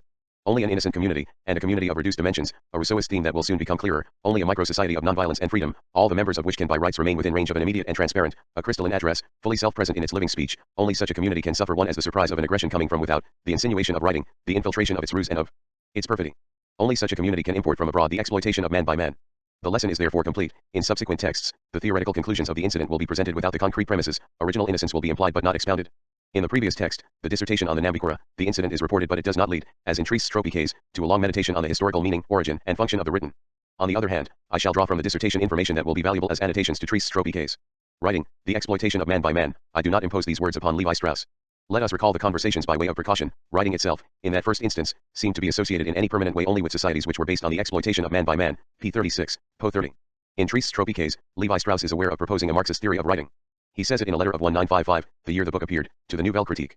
See criticized by M. Rodinson in the name of Marxism, he complains, if he M. Rodinson had read my book, instead of confining himself to the extracts published a few months ago, he would have discovered in addition to a Marxist hypothesis on the origins of writing 2 studies dedicated to Brazilian tribes, the Kivio and the Borora, which are efforts to interpret native superstructures based upon dialectical materialism. The novelty of this approach in the Western anthropological literature perhaps deserves more attention and sympathy. Our question is therefore no longer only how to reconcile Rousseau and Marx but also, is it sufficient to speak of superstructure and to denounce in an hypothesis an exploitation of man by man in order to confer a Marxian pertinence upon this hypothesis? A question that has meaning only through implying an original rigor in Marxist criticism and distinguish it from all other criticism of suffering, of violence, of exploitation, etc., for example, from Buddhist criticism. Our question has clearly no meaning at the point where one can say between Marxist criticism and Buddhist criticism there is neither opposition nor contradiction. 18 Another precaution is necessary before the lesson. I have earlier emphasized the ambiguity of the ideology which governs the Saussurian exclusion of writing, a profound ethnocentrism privileging the model of phonetic writing, a model that makes the exclusion of the graphy easier and more legitimate. It is, however, an ethnocentrism thinking itself as anti-ethnocentrism, an ethnocentrism in the consciousness of a liberating progressivism. By radically separating language from writing, by placing the latter below and outside, believing at least that it is possible to do so, by giving oneself the illusion of liberating linguistics from all involvement with written evidence, one thinks in fact to restore the status of authentic language, human and fully signifying language, to all languages practiced by peoples whom one nevertheless continues to describe as without writing. It is not fortuitous that the same ambiguity affects Levi Strauss's intentions. On the one hand, the colloquial difference between language and writing, the rigorous exteriority of one with respect to the other, is admitted. This permits the distinction between peoples using writing and peoples without writing. Levi Strauss is never suspicious of the value of such a distinction. This above all allows him to consider the passage from speech to writing as a leap, as the instantaneous crossing of a line of discontinuity, passage from a fully oral language, pure of all writing pure, innocent to a language appending to itself its graphic representation as an accessory signifier of a new type, opening a technique of oppression. Levi Strauss needed this epigenetist concept of writing in order that the theme of evil and of exploitation suddenly coming about with the graphic could indeed be the theme of a surprise and an accident affecting the purity of an innocent language from without. Affecting it as if by chance. 19 At any rate the epigenetist thesis repeats, in connection with writing this time, an affirmation that we could have encountered 5 years previously in the introduction al over de Marcel Mauss, p. 47, language could only have been born suddenly. We might well find numerous questions to raise about this paragraph, which ties sense to signification and more narrowly to linguistic signification in the spoken language. Let us simply read these few lines. The violence of the letter 121 whatever might have been the moment and the circumstances of its appearance on the scale of animal life, language could only have been born suddenly. Things could not have begun to signify progressively. Following a transformation whose study does not belong to the social sciences, but to biology and psychology, a passage was effected from a stage where nothing had sense to another where everything did. That biology and psychology could account for this rupture would seem to us more than problematic. There follows a fertile distinction between signifying discourse and knowing discourse, which, some 50 years previously, a philosopher of consciousness, more neglected than others, had articulated rigorously in logical investigations. This epigenetism is, nevertheless, not the most Rousseauist aspect of a thought which so often gives as its authority the essay on the origin of languages and the second discourse where however it is also a question of LTTHE infinite space of time that the first invention of languages must have cost po 189. The traditional and fundamental ethnocentrism which, inspired by the model of phonetic writing, separates writing from speech with an axe, is thus handled and thought of as anti-ethnocentrism. It supports an ethico-political accusation, man's exploitation by man is the fact of writing cultures of the Western type. Communities of innocent and unoppressive speech are free from this accusation. On the other hand it is the other side of the same gesture if Levi Strauss constantly recognizes the pertinence of the division between peoples with and peoples without writing, this division is effaced by him from the moment that one might ethnocentrically wish to make it play a role in the reflection on history and on the respective value of cultures. The difference between peoples with and peoples without writing is accepted, but writing as the criterion of historicity or cultural value is not taken into account. Ethnocentrism will apparently be avoided at the very moment when it will have already profoundly operated, silently imposing its standard concepts of speech and writing. This was exactly the pattern of the Saussurian gesture. In other words, all the liberating criticisms and legitimate denunciations with which Levi Strauss has harried the presupposed distinctions between historical societies and societies without history, remain dependent on the concept of writing. I problematize here. What is the writing lesson? Lesson in a double sense. The title effectively preserves both senses. / writing lesson since it is a question of the learning of writing. The Nambicora chief learns writing from the anthropologist, at first without comprehension, he mimics writing before he understands its function as language, or rather he understands its profoundly enslaving function before understanding its function, here accessory, of communication, signification, of the tradition of a signified. The writing lesson is also a lesson learned from writing, instruction that the anthropologist believes he can induce from the incident in the course of a long meditation, when, fighting against insomnia, he reflects on the origin, function, and meaning of writing. Having taught the gesture of writing to a Nambicora chief who learned without comprehension, the anthropologist understands what he has taught and induces the lesson of writing. Thus, 2 moments, A. The empirical relation of a perception, the scene of the extraordinary incident. B. After the vicissitudes of the day, sleepless in the watches of the night, a historico-philosophical reflection on the scene of writing and the profound meaning of the incident, of the closed history of writing. A. The extraordinary incident. From the very first lines, the decor reminds us of that anthropological violence of which I spoke above. The two parts are well engaged here, and that restores the true meaning of the remarks on a great sweetness of nature, an animal satisfaction as ingenuous as it is charming, the profound nonchalance, the most moving and authentic manifestations of human tenderness. For example, their more than dubious welcome combined with their leader's extreme nervousness seemed to suggest that he had forced their hand, somewhat, in the whole matter. Neither we nor the Indians felt at all at our ease, the night promised to be cold, and, as there were no trees, we had to lie, like the Nambicora, on the bare ground. No one slept, we kept, all night long, a polite watch upon one another. It would have been rash to prolong the adventure, and I suggested to the leader that we should get down to our exchanges without further delay. It was then that there occurred an extraordinary incident which forces me to go back a little in time. That the Nambicora could not write goes without saying. But they were also unable to draw, except for a few dots and zigzags on their calabashes. I distributed pencils and paper among them, nonetheless, as I had done with the Kivio. At first they made no use of them. Then, one day, I saw that they were all busy drawing wavy horizontal lines on the paper. What were they trying to do? I could only conclude that they were writing or, more exactly, they were trying to do as I did with my pencils. As I had never tried to amuse them with drawings, they could not conceive of any other use for this implement. With most of them, that was as far as they got, but their leader saw further into the problem. Doubtless he was the only one among them to have understood what writing was for. PO 288. Let us mark a first pause here. Among many others, this fragment comes superimposed upon a passage from the thesis on the Nambikora. The violence of the letter incident was already related there, and it may be useful to refer to it. 3 specific points omitted from Trees/Tropicase can be found in the thesis. They are not without interest. 1. This small group of Nambikora 2, and nevertheless uses a word to designate the act of writing, at least a word that may serve that end. There is no linguistic surprise in the face of the supposed eruption of a new power. This detail, omitted from Trees/Tropicase, was indicated in the thesis. The Nambikora of group A do not know anything about design, if one accepts some geometric sketches on their calabashes. For many days, they did not know what to do with the paper and the pencils that we distributed to them. Some time later, we saw them very busily drawing wavy lines. In that they imitated the only use that they had seen us make of our notebooks, namely writing, but without understanding its meaning or its end. They called the act of writing ikari akijutu, namely, drawing lines. It is quite evident that a literal translation of the words that mean to write in the languages of peoples with writing would also reduce that word to a rather poor gestural signification. It is as if one said that such a language has no word designating writing, and that therefore those who practice it do not know how to write just because they use a word meaning to scratch, to engrave, to scribble, to scrape, to incise, to trace, to imprint, etc. As if to write in its metaphoric kernel meant something else. Is not ethnocentrism always betrayed by the haste with which it is satisfied by certain translations or certain domestic equivalents? To say that a people do not know how to write because one can translate the word which they use to designate the act of inscribing as drawing lines, is that not as if one should refuse them speech by translating the equivalent word by to cry, to sing, to sigh, indeed to stammer? By way of simple analogy with respect to the mechanisms of ethnocentric assimilation/exclusion, let us recall with Renan that, in the most ancient languages, the words used to designate foreign peoples are drawn from 2 sources, either words that signify to stammer, to mumble, or words that signify mute. 21 and ought one to conclude that the Chinese are a people without writing because the word when designates many things besides writing in the narrow sense. As in fact J. Jemmett notes, the word when signifies a conglomeration of marks, the simple symbol in writing. It applies to the veins in stones and wood, to constellations, represented by the strokes connecting the stars, to the tracks of birds and quadrupeds on the ground. Chinese tradition would have it that the observation of these tracks suggested the invention of writing, to tattoo, and even, for example, to the designs that decorate the turtle's shell. The turtle is wise, an ancient text says gifted with magico-religious powers for it carries designs on its back. The term when has designated, by extension, literature and social courtesy. Its antonyms are the words wu, warrior, military, and ji, brute matter not yet polished or ornamented. 2. In this operation, which consists of drawing lines and which is thus incorporated into the dialect of this subgroup, Levi-Strauss finds an exclusively aesthetic signification. They called the act of writing ikari akijutu, namely drawing lines, which had an aesthetic interest for them. One wonders what the import of such a conclusion could be and what the specificity of the aesthetic category could signify here. Levi-Strauss seems not only to presume that one can isolate aesthetic value, which is clearly most problematic, and in fact it is the anthropologists more than anyone else who have put us on guard against this abstraction, but also to suppose that in writing properly speaking, to which the Nambikora would not have access, the aesthetic quality is extrinsic. Let us merely mention this problem. Moreover, even if one did not wish to treat the meaning of such a conclusion with suspicion, one could still be troubled by the paths that lead to it. The anthropologist has arrived at this conclusion through a sentence noted in another subgroup, Kikagnarum 5 / translated by drawing lines, that's pretty. To conclude from this proposition thus translated and recorded within another group, by, that drawing lines held for group, al, an aesthetic interest, which implies only an aesthetic interest, is what poses problems of logic that once again we are content simply to mention. 3. When, in Trees/Tropicase, Levi-Strauss remarks that the Nambikora could not write, they were also unable to draw, except for a few dots and zigzags on their calabashes, because, helped by instruments furnished by them, they trace only wavy horizontal lines, and that with most of them, that was as far as they got. These notations are brief. Not only are they not to be found in the thesis, but, in fact, 80 pages further on, p. 123, the thesis presents the results at which certain Nambikora very quickly arrived and which Levi-Strauss treats as a cultural innovation inspired by our own designs. It is not merely a question of representational designs, d. Figure 19, p. 123, showing a man or a monkey, but of diagrams describing, explaining, writing, a genealogy and a social structure. And that is a decisive phenomenon. It is now known, thanks to unquestionable and abundant information, that the birth of writing, in the colloquial sense, was nearly everywhere and most often linked to genealogical anxiety. The memory and oral tradition of generations, which sometimes goes back very far with people supposedly without writing, are often cited in this connection.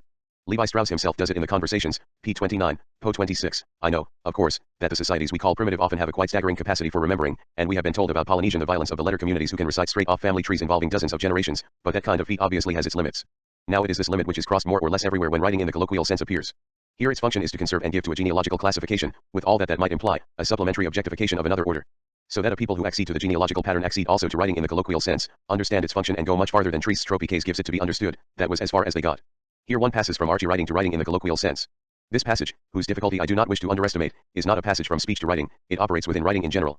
The genealogical relation and social classification are the stitched seam of archie writing, condition of the so-called oral language, and of writing in the colloquial sense.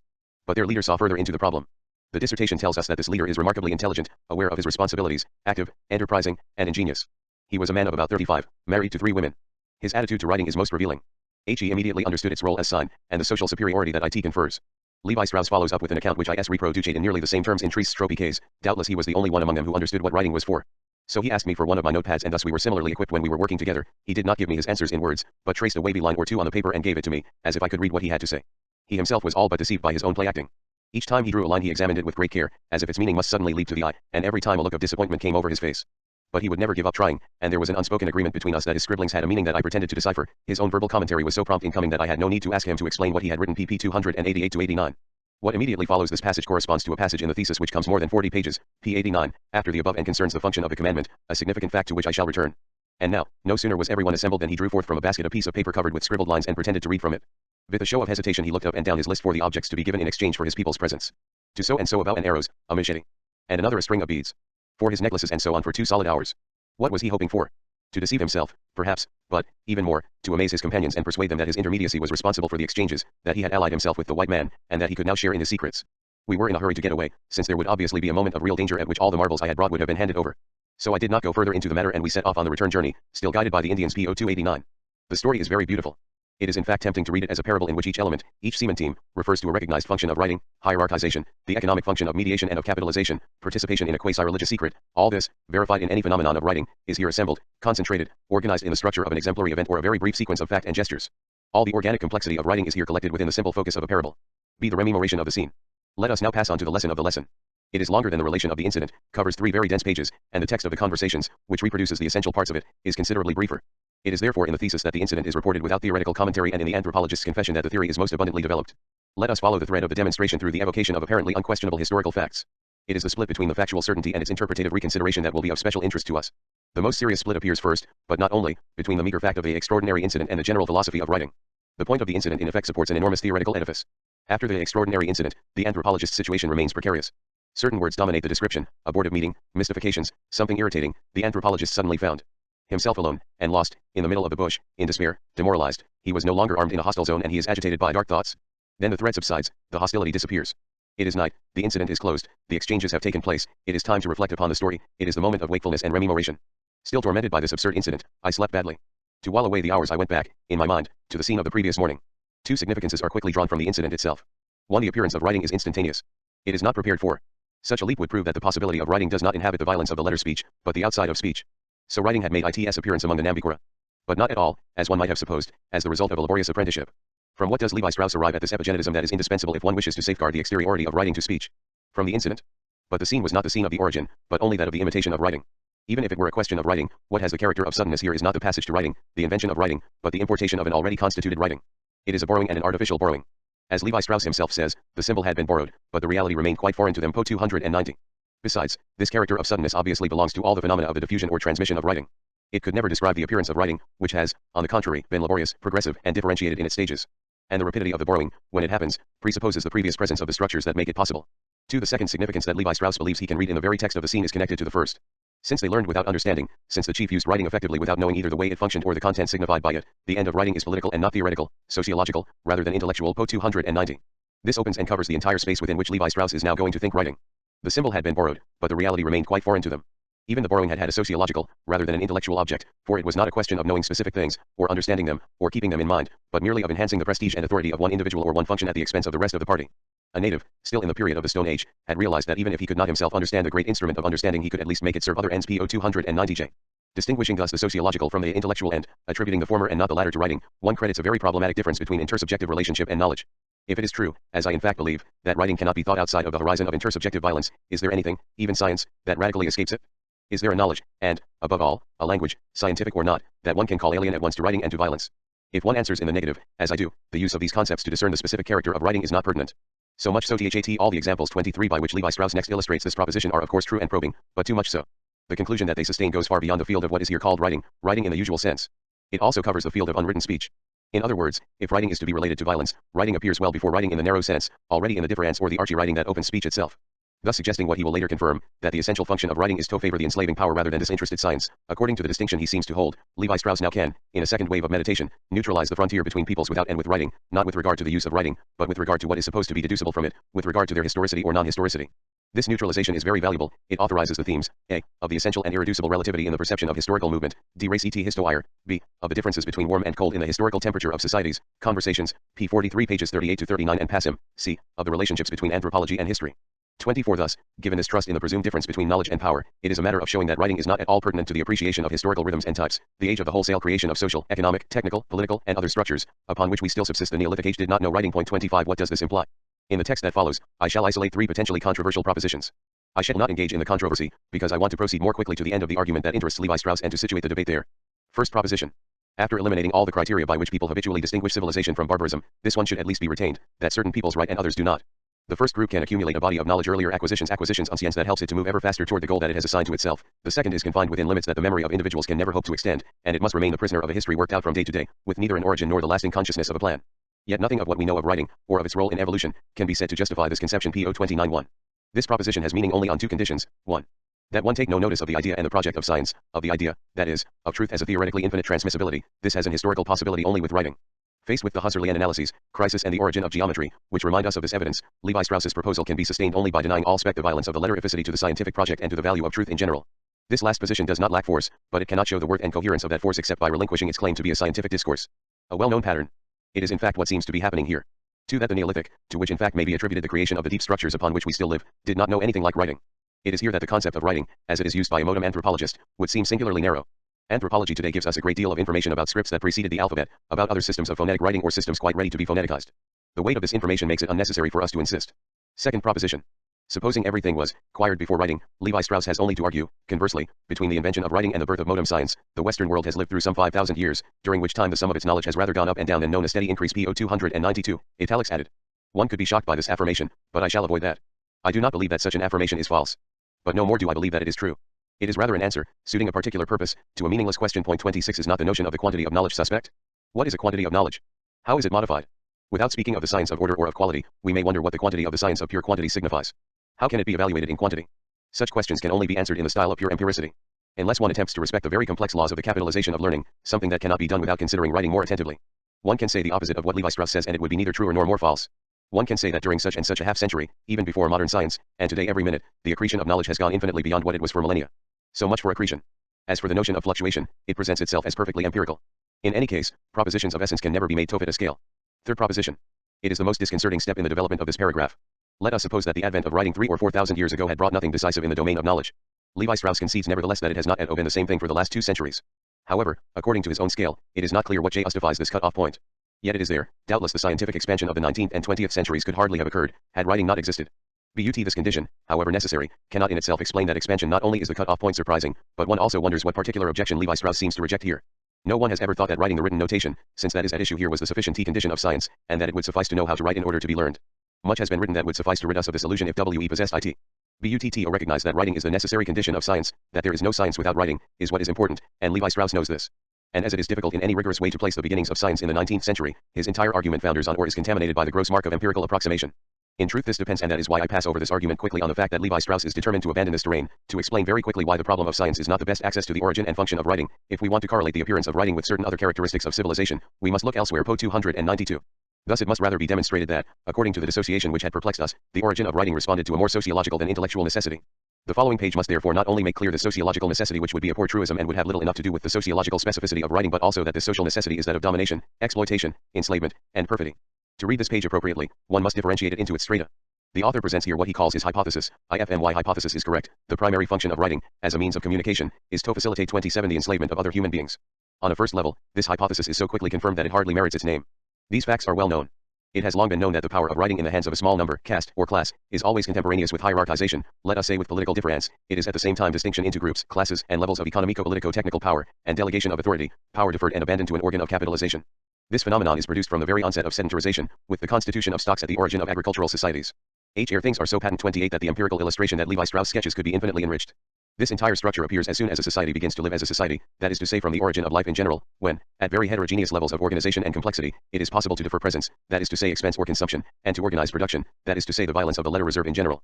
This is produced well before the appearance of writing in the narrow sense, but it is true, and one cannot ignore it, that the appearance of certain systems of writing 3,000 or 4,000 years ago was an extraordinary leap in the history of life. All the more extraordinary because a prodigious expansion of the power of difference was not accompanied, at least during these millennia, by any notable transformation of the organism. It is precisely the property of the power of difference to modify life less and less as it spreads out more and more. If it should grow infinite and its essence excludes this, a priori life itself would be made into an impassive, intangible, and eternal presence, infinite difference, God, or death. This leads us to a second level of reading. It will show, at the same time, Levi Strauss's final intention, toward which the demonstration orients the factual evidence, as well as the political ideology that, in the name of a Marxist hypothesis, is articulated with the finest example of what I have called the metaphysics of presence. Previously the empirical character of the analyses concerning the status of science and the accumulation of knowledge removed all rigor from each of the propositions advanced and permitted their consideration with an equal pertinence as true or false. It is the pertinence of the question which appeared doubtful. The same thing happens here again. What is going to be called enslavement can equally legitimately be called liberation. And ITISAT the moment that this oscillation is stopped and the signification of enslavement that the discourse is frozen into a determined ideology that we would judge disturbing if such were our first preoccupation here. In this text, Levi Strauss does not distinguish between hierarchization and domination, between political authority and exploitation. The tone that pervades these reflections is of an anarchism that deliberately confounds law and oppression. The idea of law and positive right, although it is difficult to think them in their formula where it is so general that ignorance of the law is no defense before the possibility of writing, is determined by Levi Strauss as constraint and enslavement. Political power can only be the custodian of an unjust power. A classical and coherent thesis, but here advanced as self-evident, without opening the least bit of critical dialogue with the holders of the other thesis, according to which the generality of the law is on the contrary the condition of liberty in the city. No dialogue, for example, with Rousseau, who would no doubt have shuddered to see a self-proclaimed disciple define law as follows: writing may not have sufficed to consolidate human knowledge, but it may well have been indispensable to the consolidation of dominions. To bring the matter nearer to our own time, the European-wide movement towards compulsory education in the 19th century went hand in hand with the extension of military service and with proletarialization. The struggle against illiteracy is thus indistinguishable from the increased powers exerted over the individual citizen by the central authority. For it is only when everyone can read that authority can decree that ignorance of law is no defense. 29 One must be careful in order to appreciate these grave declarations. One must above all avoid reversing them and taking the opposite view. In a certain given historical structure, for example, in the age of which Levi Strauss speaks, it is undoubtedly true that the progress of formal legality, the struggle against illiteracy, and the like, could have functioned as a mystifying force and an instrument consolidating the power of a class or a state whose formal universal significance was confiscated by a particular empirical force. Perhaps this necessity is indispensable and impossible to supersede.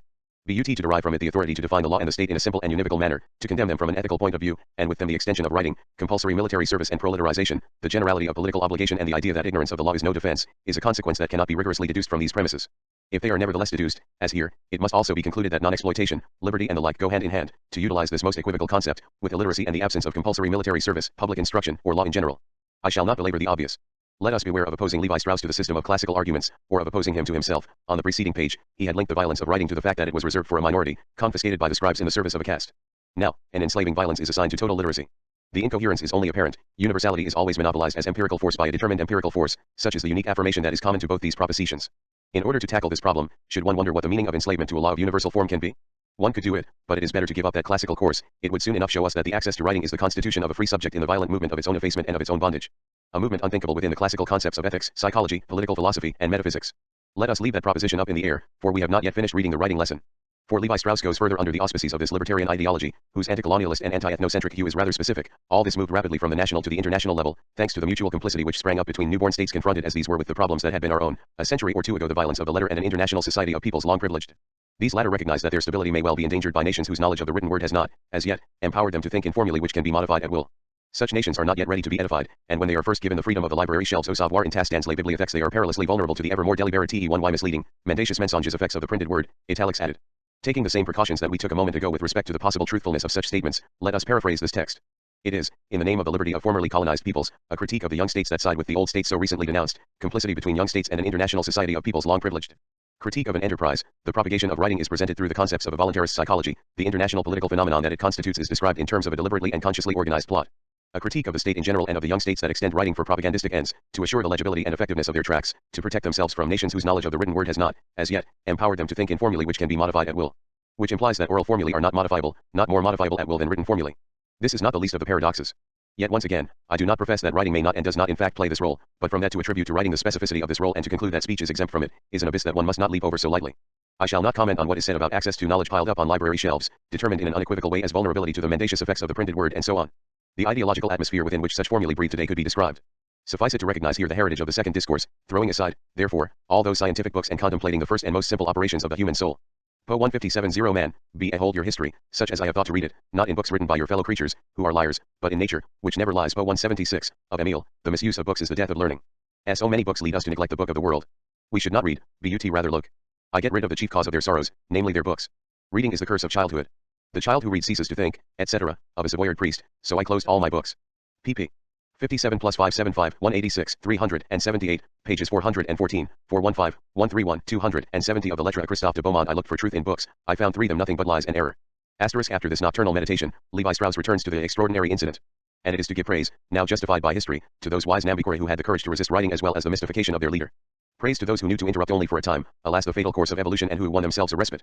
In this respect and with regard to what concerns Nambiquae society, the anthropologist is resolutely conservative. As he will note about 100 pages later, at home, the anthropologist may be a natural subversive, a convinced opponent of traditional usage, but no sooner has he in focus a society different from his own than he becomes respectful of even the most conservative practices. Po 380. Two motifs in the concluding lines: on the one hand, as with Rousseau, the theme of a necessary or rather fatal degradation, as the very form of progress; on the other hand, nostalgia for what preceded this degradation, an effective impulse toward the islets of resistance, the small communities that have provisionally protected themselves from corruption. Cf. Conversations, p. 49 po. 41 on this subject, a corruption linked, as in Rousseau, to writing and to the dislocation of a unanimous people assembled in the self-presence of its speech. We shall return to this. Let us read. Doubtless the die is already cast. The question here is the fatal evolution into which peoples who were hitherto protected from writing are already seduced, a more fatalistic than determinable proposition. The historical concatenation is thought under the concept of play and chance. The frequent metaphor of the player in Levi Strauss's texts must be studied. But in my Nambikora village people, in the original Fortes Tets, strong-minded people were not so easily taken in, italics added. These strong-minded people are the resistors, those whom their leader could not trick, and who have more character than subtlety, more heart and traditional pride than openness of mind. Those who moved away from him, after he had tried to play the civilized man, after my visit Ras abandoned by most of his followers, must have had a confused understanding of the fact that writing, on this its first appearance in their midst, had allied itself with falsehood, and so they had taken refuge, deeper in the bush, to win themselves a respite. P. 29.3. The episode of this resistance is also given in the thesis, p. 89.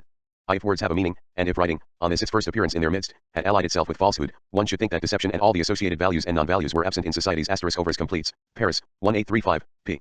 77.5. The violence of the letter without writing.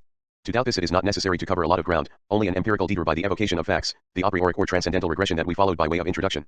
Recalling in this introduction that violence did not wait for the appearance of writing in the narrow sense, that writing has always begun in language, we, like Levi Strauss, conclude that violence is writing.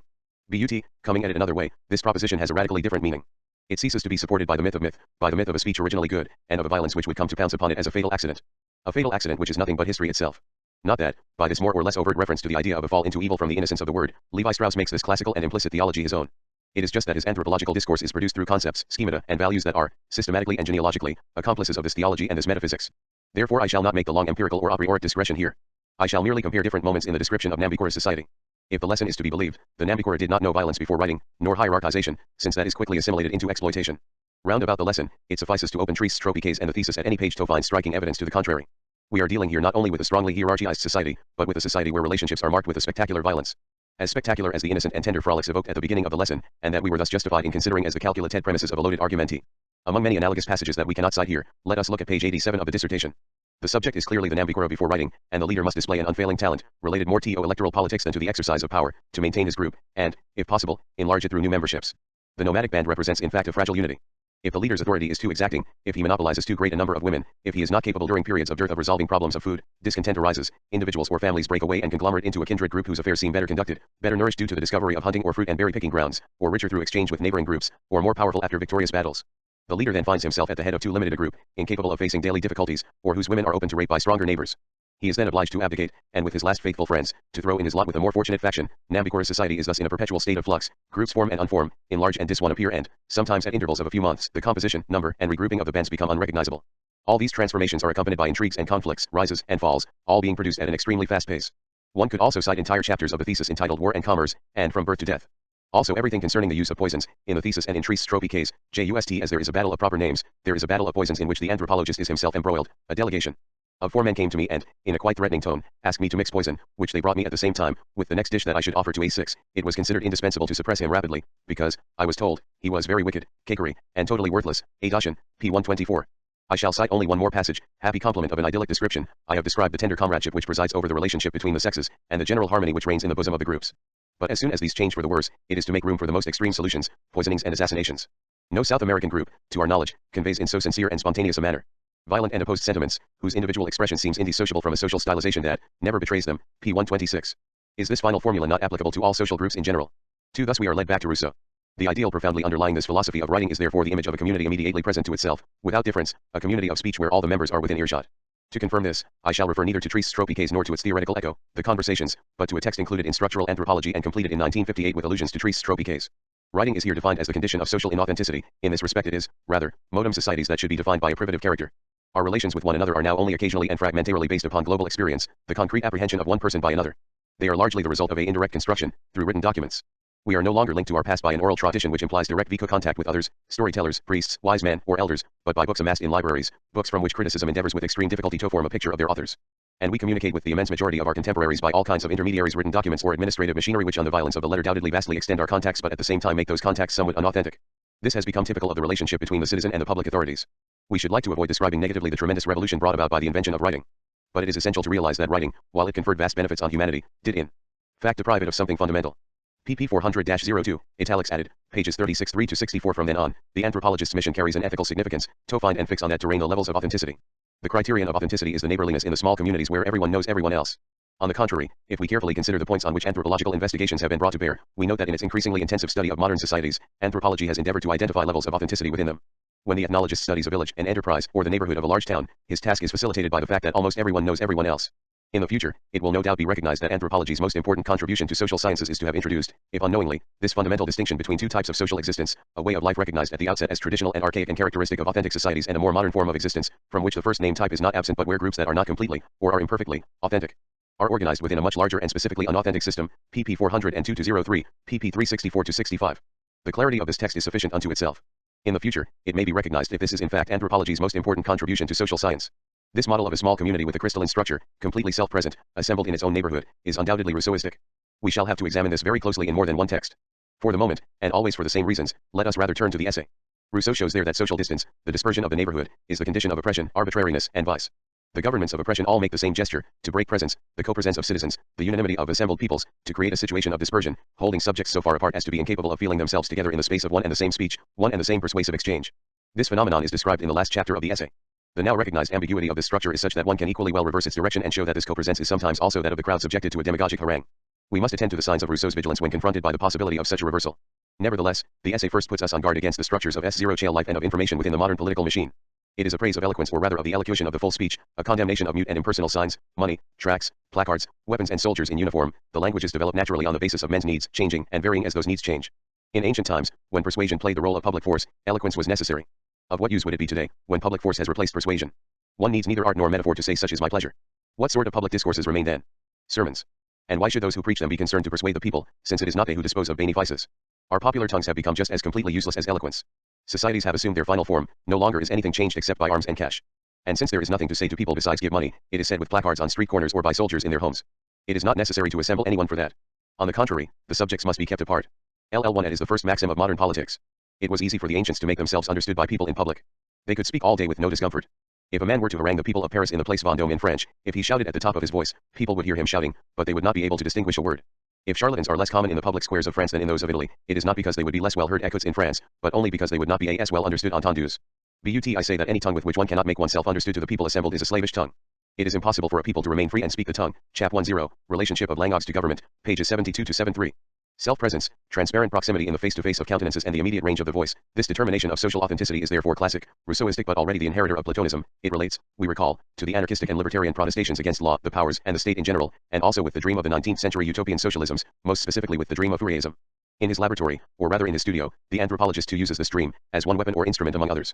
Serving the same obstinate desire within which the anthropologist always puts something of himself, this tool must come to terms with other means to hand.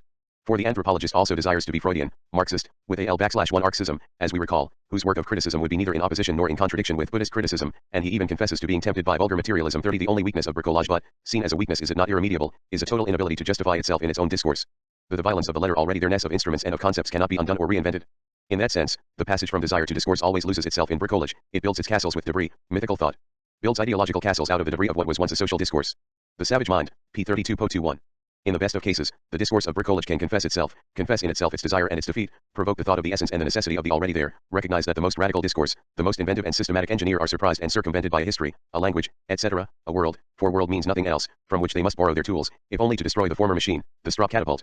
Bricolage seems originally to have been a machine of war or the hunt, constructed to destroy. And who can believe the image of the peaceful bricoler? The idea of the engineer breaking with all bricolage is dependent on a creationist theology. Only such a theology can sanction an essential and rigorous difference between the engineer and the bricoler. But that the engineer should always be a sort of bricoler should not ruin all criticism of bricolage, quite the contrary. Criticism in what sense? First of all, if the difference between bricoler and engineer is basically theological, the very concept of bricolage implies a fall and an accidental finitude. This techno-theological significance must be abandoned in order to think the originary appurtenance of desire to discourse, of discourse to the history of the world, and the already three-ness of the language in which desire deludes itself. Then, even supposing that, by bricolage, one conserves the idea of bricolage, one must know that all bricolages are not equally worthwhile. Bricolage criticizes itself. Finally, the value of social authenticity is one of the two indispensable poles of the structure of morality in general. The ethic of the living word would be perfectly respectable, completely utopian, and atopic utopic eta to pj as it is, unconnected to spacing and to difference as writing. It would be as respectable as respect itself if it did not live on a delusion and a non-respect for its own condition of origin, if it did not dream in speech of a presence denied to writing, denied by writing. The ethic of speech is the delusion of presence mastered. Like the bricole, the delusion, or lure designates first a hunter's stratagem. It is a term of falconry, a piece of red feather, says Littra, in the form of a bird, which serves to recall the bird of prey when it does not return straight to the fist. Example, the master called, made a feint, held fist and lured toward what seemed turned to stone. La Fontaine, Fables, 12, 1-2, The Fables of La Fontaine, T.R. Marianne Moore, New York, 1952, p. 294. To recognize writing in speech, that is to say difference and the absence of speech, is to begin to think the lure. There is no ethics without the presence of the other but also, and consequently, without absence, dissimulation, detour, difference, writing. The archy writing is the origin of morality as of immorality. The non-ethical opening of ethics. A violent opening. As in the case of the vulgar concept of writing, the ethical instance of violence must be rigorously suspended in order to repeat the genealogy of morals. Since they both scorn writing, Rousseau and Levi-Strauss both praise the range of the voice. Nevertheless, in the text that we must now read, Rousseau is suspicious also of the illusion of full and present speech, of the illusion of presence within a speech believed to be transparent and innocent. It is toward the praise of silence that the myth of a full presence wrenched from difference and from the violence of the word is then deviated. Nevertheless, in a certain way, public force has already begun to compensate for supplier persuasion. It is perhaps time to reread the essay on the origin of languages. 2. That dangerous supplement. How people will cry out against me. I hear from afar the shouts of that false wisdom which is ever dragging us onwards, counting the present as nothing, and pursuing without a pause a future which flies as we pursue, that false wisdom which removes us from our place and never brings us to any other. Emile, all the papers which I have collected to fill the gaps in my memory and to guide me in my undertaking, have passed into other hands, and will never return to mine. Confessions. I have implied it repeatedly. The praise of living speech, as it preoccupies Levi-Strauss's discourse, is faithful to only one particular motif in Rousseau. This motif comes to terms with and is organized by its contrary, a perpetually reanimated mistrust with regard to the so-called full speech. In the spoken address, presence is at once promised and refused. The speech that Rousseau raised above writing is speech as it should be, or rather as it should have been. And we must pay attention to that mode, to that tense which relates us to presence within living colloquy. In fact, Rousseau had tested the concealment within speech itself, in the mirage of its immediacy. He had recognized and analyzed it with incomparable acumen. We are dispossessed of the longed-for presence in the gesture of language by which we attempt to seize it. To the experience of the robber Rob that Stravinsky admirably describes in L'Oeil Vivant Paris, 1961. Jean-Jacques is subjected not only in the play of the mirror image which captures his reflection and exposes his presence, P.L.X. It lies in wait for us from the first word. The speculary dispossession which at the same time institutes and deconstitutes me is also a law of language. It operates as a power of death in the heart of living speech, a power all the more redoubtable because it opens as much as it threatens the possibility of the spoken word. Having in a certain way recognized this power which, inaugurating speech, dislocates the subject that it constructs, prevents it from being present to its signs, torments its language with a complete writing, Rousseau is nevertheless more pressed to exorcise it than to assume its necessity. That is why, straining toward the reconstruction of presence, he valorizes and disqualifies writing at the same time. At the same time, that is to say, in one divided but coherent movement. We must try not to lose sight of its strange unity. Rousseau condemns writing as destruction of presence and as disease of speech. He rehabilitates it to the extent that it promises the reappropriation of that of which speech allowed itself to be dispossessed. But by what, if not already a writing older than speech and already installed in that place? The first movement of this desire is formulated as a theory of language. The other governs the experience of the writer. In the Confessions, when Jean-Jacques tries to explain how he became a writer, he describes the passage to writing as the restoration, by a certain absence and by a sort of calculated effacement, of presence disappointed of itself in speech. To write is indeed the only way of keeping or recapturing speech, since speech denies itself as it gives itself. Thus an economy of signs is organized. It will be equally disappointing, closer yet to the very essence and to the necessity of disappointment. One cannot help wishing to master absence, and yet we must always let go. Stravinsky describes the profound law that commands the space within which Rousseau must move. How will he overcome the misunderstanding that prevents him from expressing himself according to his true value? How escape the risks of improvised speech? To what other mode of communication can he come? By what other means manifest himself? Jean-Jacques chooses to be absent and to write. Paradoxically, he will hide himself, to show himself better, and he will confide in written speech. I would love society like others, if I were not sure of showing myself not only at a disadvantage, but as completely different from what I am. The part that I have taken of writing and hiding myself is precisely the one that suits me. If I were present, one would never know what I was worth. Confessions. The admission is singular and merits emphasis. Jean-Jacques breaks with others, only to present himself to them in written speech. Protected by solitude, he will tum and retum his sentences at leisure. Point 1. Let us note that the economy is perhaps indicated in the following. The operation that substitutes writing for speech also replaces presence by value. To the I am or to the I am present thus sacrificed, a what I am or a what I am worth is preferred. If I were present, one would never know what I was worth. I renounce my present life, my present and concrete existence in order to make myself known in the ideal idea of truth and value. A well-known schema. The battle by which I wish to raise myself above my life even while I retain it, in order to enjoy recognition, is in this case within myself, and writing is indeed the phenomenon of this battle. Such would be the writing lesson in Jean-Jacques' existence. The act of writing would be essentially and here in an exemplary fashion the great dangerous supplement. Sacrifice aiming at the greatest symbolic reappropriation of presence. From this point of view, Rousseau knew that death is not the simple outside of life. Death by writing also inaugurates life. I can certainly say that I never began to live, until I looked upon myself as a dead man. Confessions, Book 6, 236. As soon as one determines it within the system of this economy, is not the sacrifice the literary suicide dissipated in the appearance? Is it anything but a symbolic reappropriation? Does it not renounce the present and the proper in order to master them better in their meaning, in the ideal form of truth, of the presence of the present and of the proximity or property of the proper? We would be obliged to decide that a ruse and an appearance are necessary if in fact we were to abide by these concepts: sacrifice, expenditure, renunciation, symbol, appearance, truth, etc., which determine what we here call economy in terms of truth and appearance, starting from the opposition presence/absence. But the work of writing and the economy of difference will not be dominated by this classical conceptuality, this ontology, or this epistemology. On the contrary, these furnish its hidden premises. Difference does not resist appropriation, it does not impose an exterior limit upon it. Difference began by broaching alienation and it ends by leaving reappropriation breached. Until death. Death is the movement of difference to the extent that that movement is necessarily finite. This means that difference makes the opposition of presence and absence possible. Without the possibility of difference, the desire of presence as such would not find its breathing space. That means by the same token that this desire carries in itself the destiny of its non-satisfaction. Difference produces what it forbids, makes possible the very thing that it makes impossible. If difference is recognized as the obliterated origin of absence and presence, major forms of the disappearing and the appearing of the entity, it would still remain to be known if being, before its determination into absence or presence, is already implicated in the thought of difference. And if difference as the project of the mastery of the entity should be understood with reference to the sense of being. Can one not think the converse? Since the sense of being is never produced as history outside of its determination as presence, has it not always already been caught within the history of metaphysics as the epoch of presence?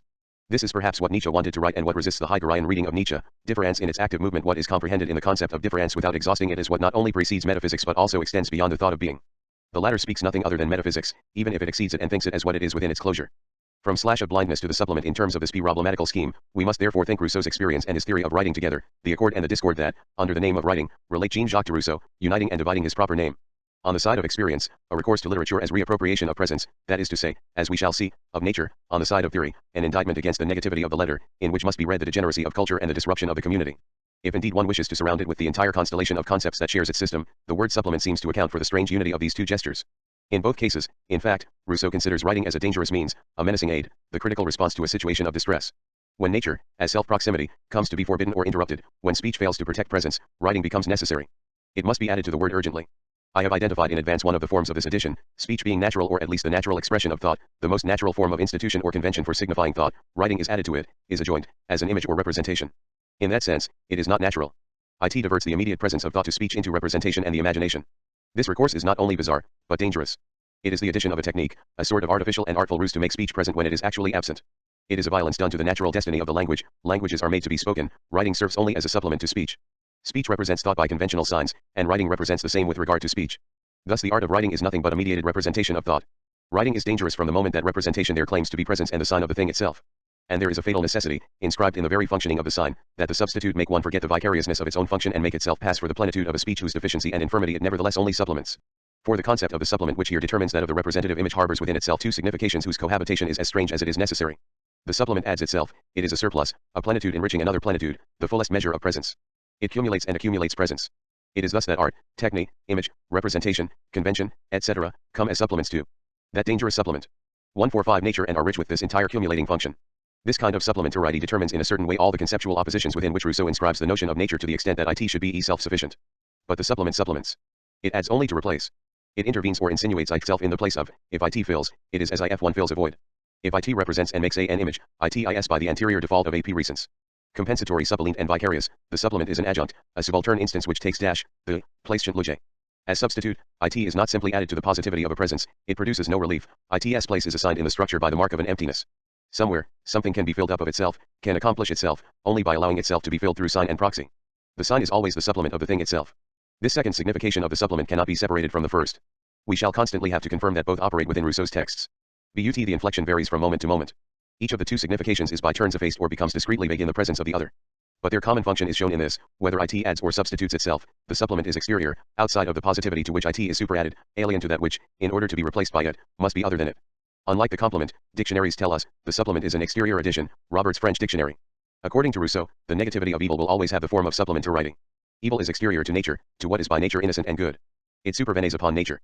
But always by way of compensation for su elis vista la sub z.ens what ought to lack nothing at all in itself. Thus presence, always natural, which for Rousseau more than for others means maternal, ought to be self-sufficient. Its essence, another name for presence, may be read through the grid of this ought to be ce conditional j. Like nature's love, there is no substitute for a mother's love, says Emile too. It is in no way supplemented, that is to say it does not have to be supplemented, it suffices and is self-sufficient, but that also means that it is irreplaceable, what one would substitute for it would not equal it, would be only a mediocre makeshift. Finally it means that nature does not supplement itself at all, nature's supplement does not proceed from nature, it is not only inferior to but other than nature. Yet all education, the keystone of Rousseauist thought, will be described or presented as a system of substitution supplements destined to reconstitute nature's edifice in the most natural way possible. The first chapter of Emile announces the function of this pedagogy.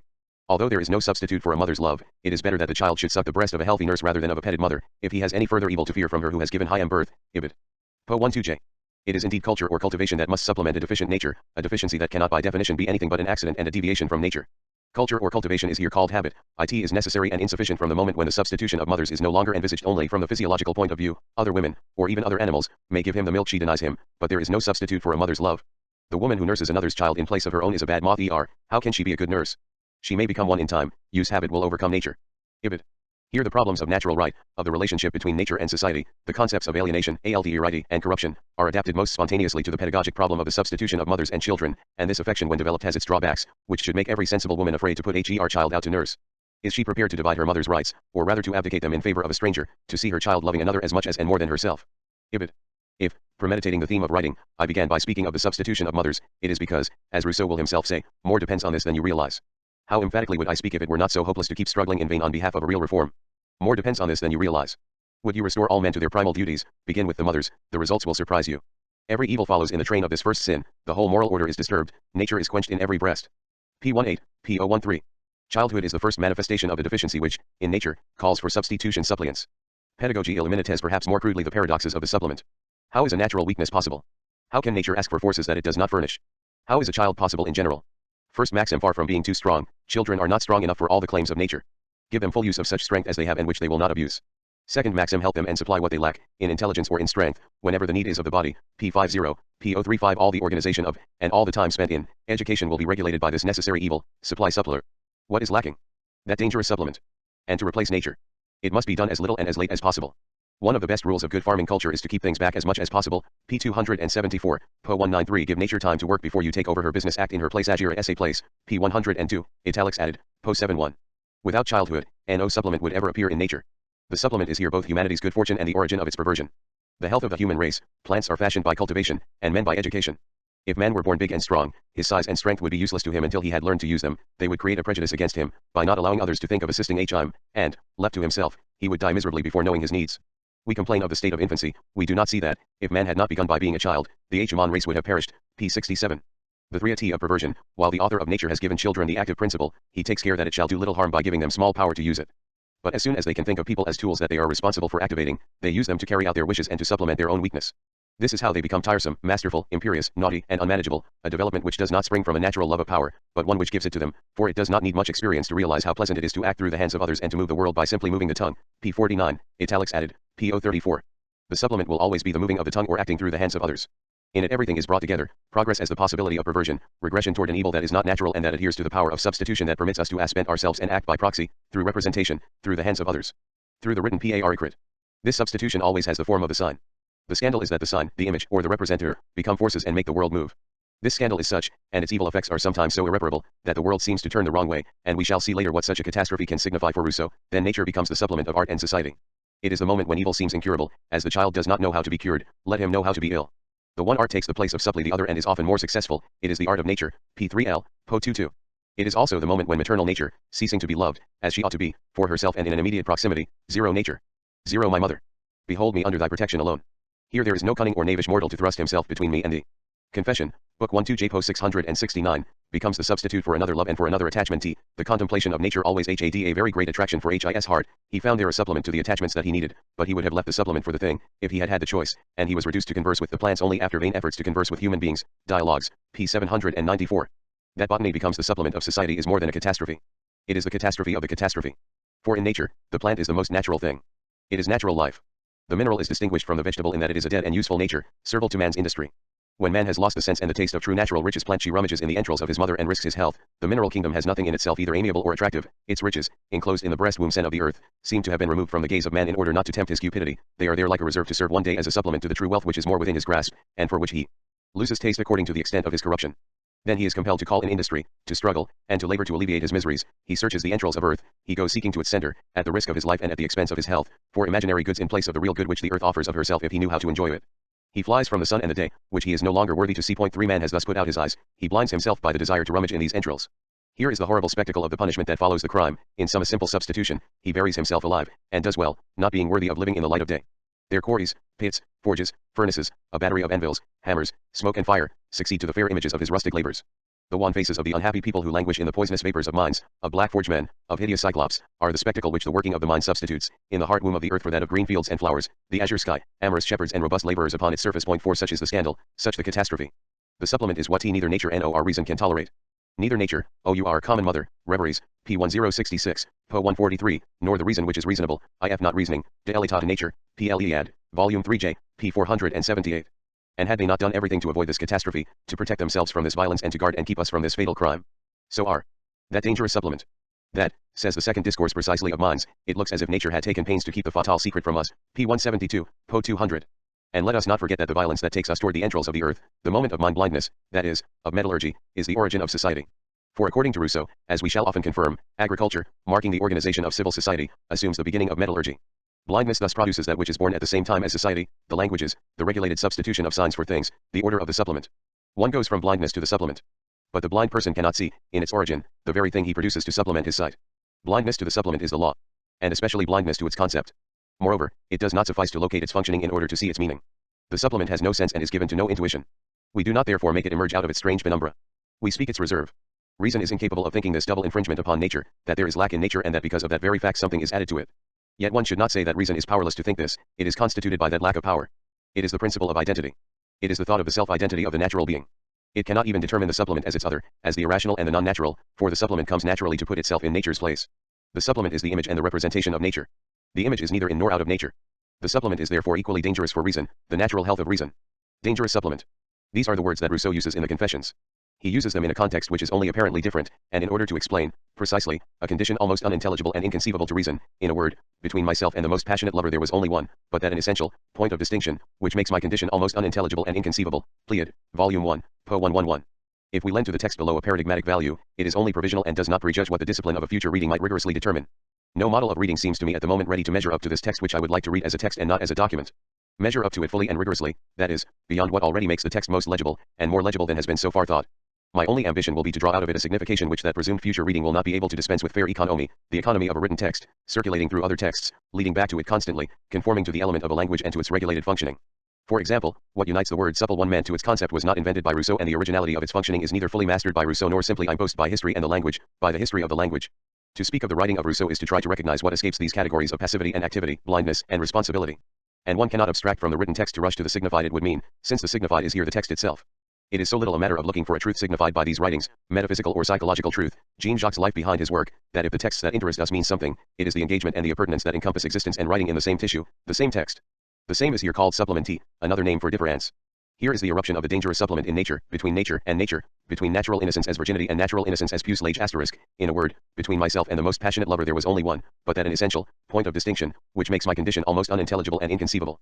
Here, delineation should not hide the fact that the following paragraph is destined to explain the only one point of distinction and the almost unintelligible and inconceivable condition.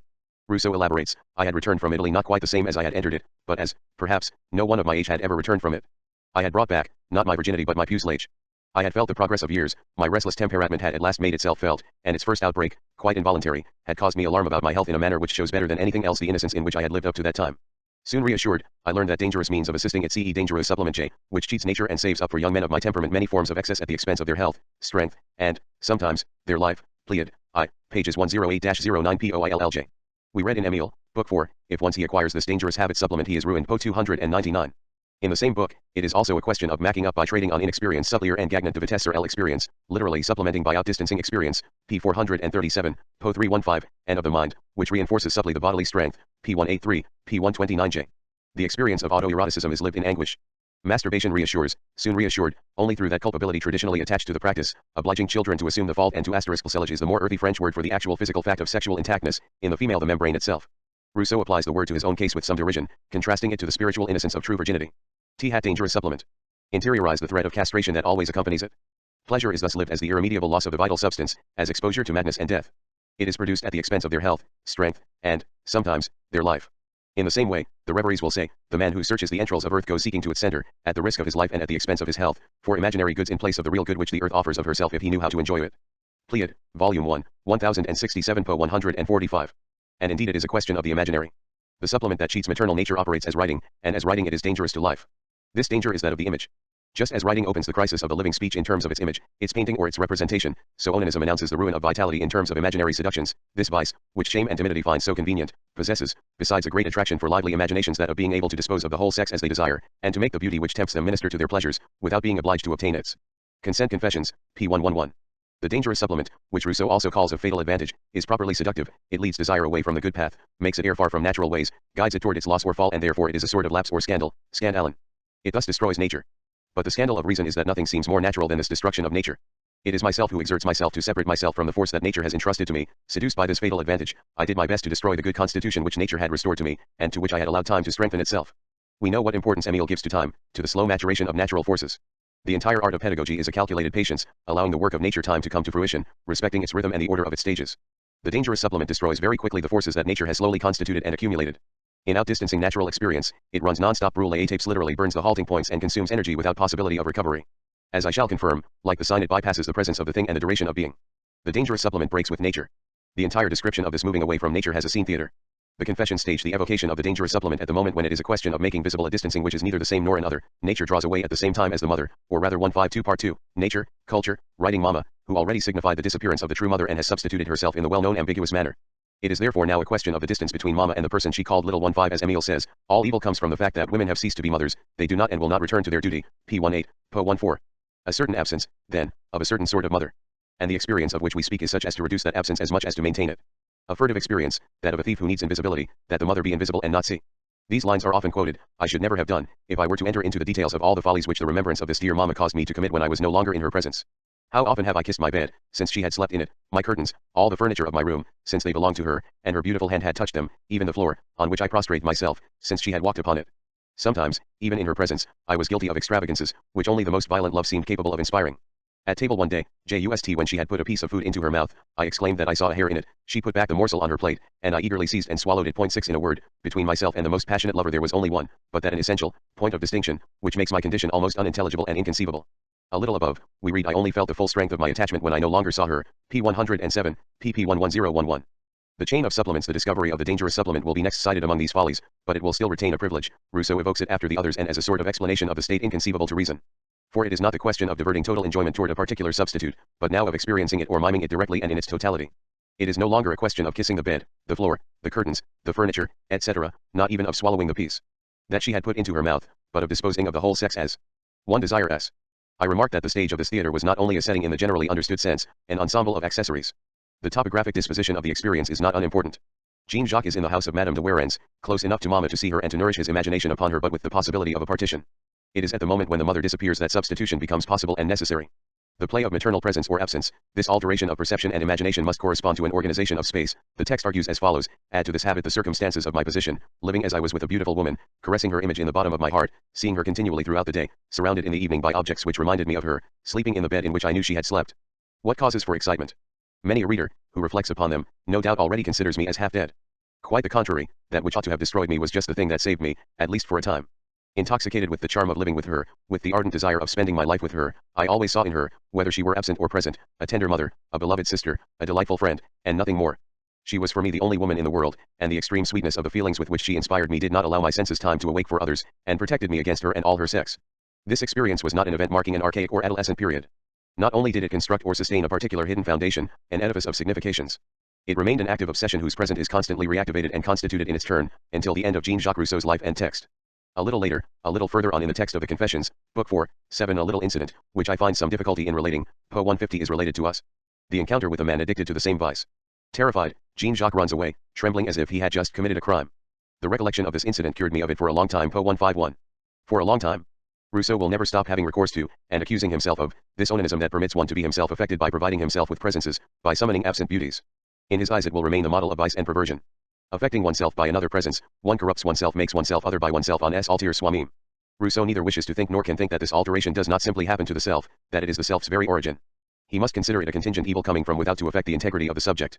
But he cannot give up what immediately restores to him the other desired presence, no more than one can give up language. This is why, in this respect as well, as he says in the Dialogues P. L. Euroyad, Vol. 1, p. 800, to the end of his life he will remain an aged child. The restitution of presence be why language, restitution at the same time symbolic and immediate.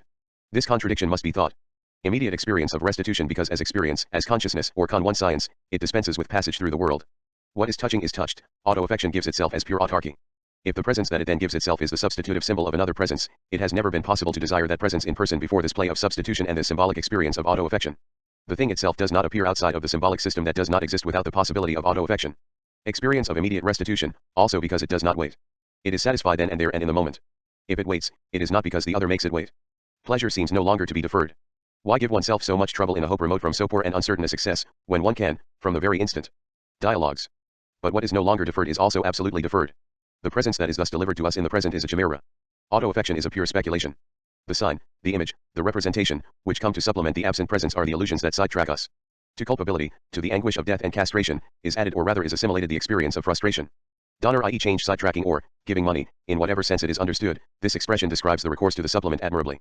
In order to explain his dislike for common prostitutes, Rousseau tells us that in Venice, at 31, the propensity which had modified all my passions, Confessions, p. 41, po. 358 has not disappeared, I had not lost the pernicious habit of satisfying my wants. Donner i.e. change, p. 316, po. 289. The enjoyment of the thing itself is thus undermined, in its act and in its essence, by frustration.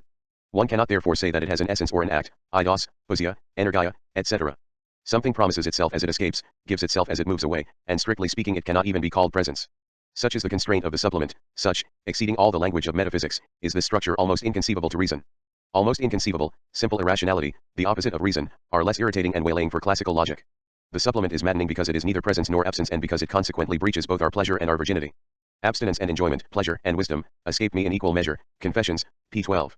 Are things not complicated enough? The symbolic is the immediate, presence is absence, the non-deferred is deferred, pleasure is the menace of death.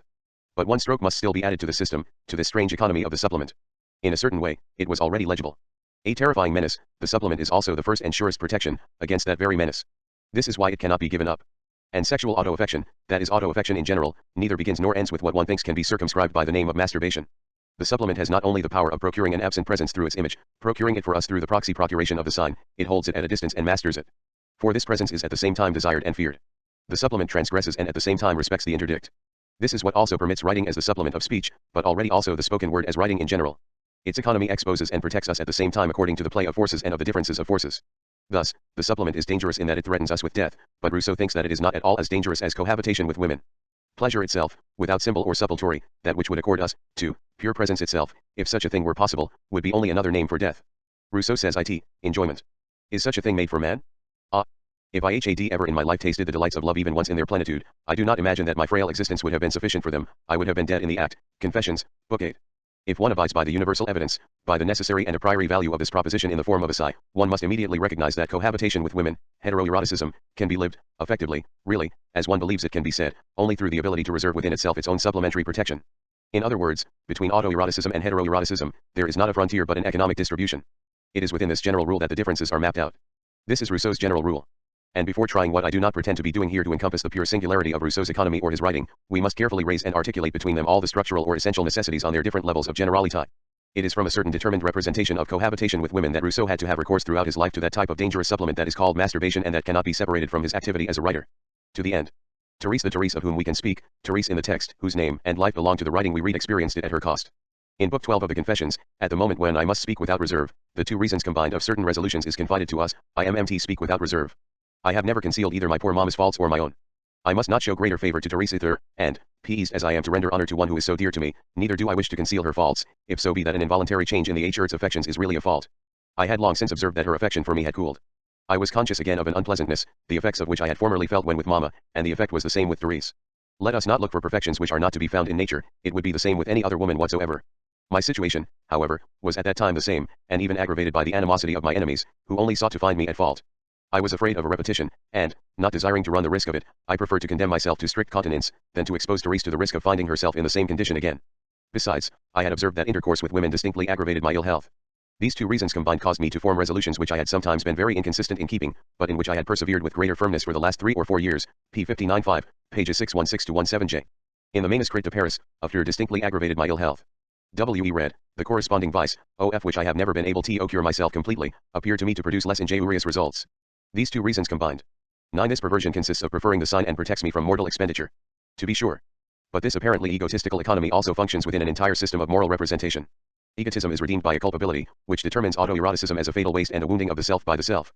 But as I thus harm only myself, this perversion is not truly condemnable. Rousseau explains it in more than one letter.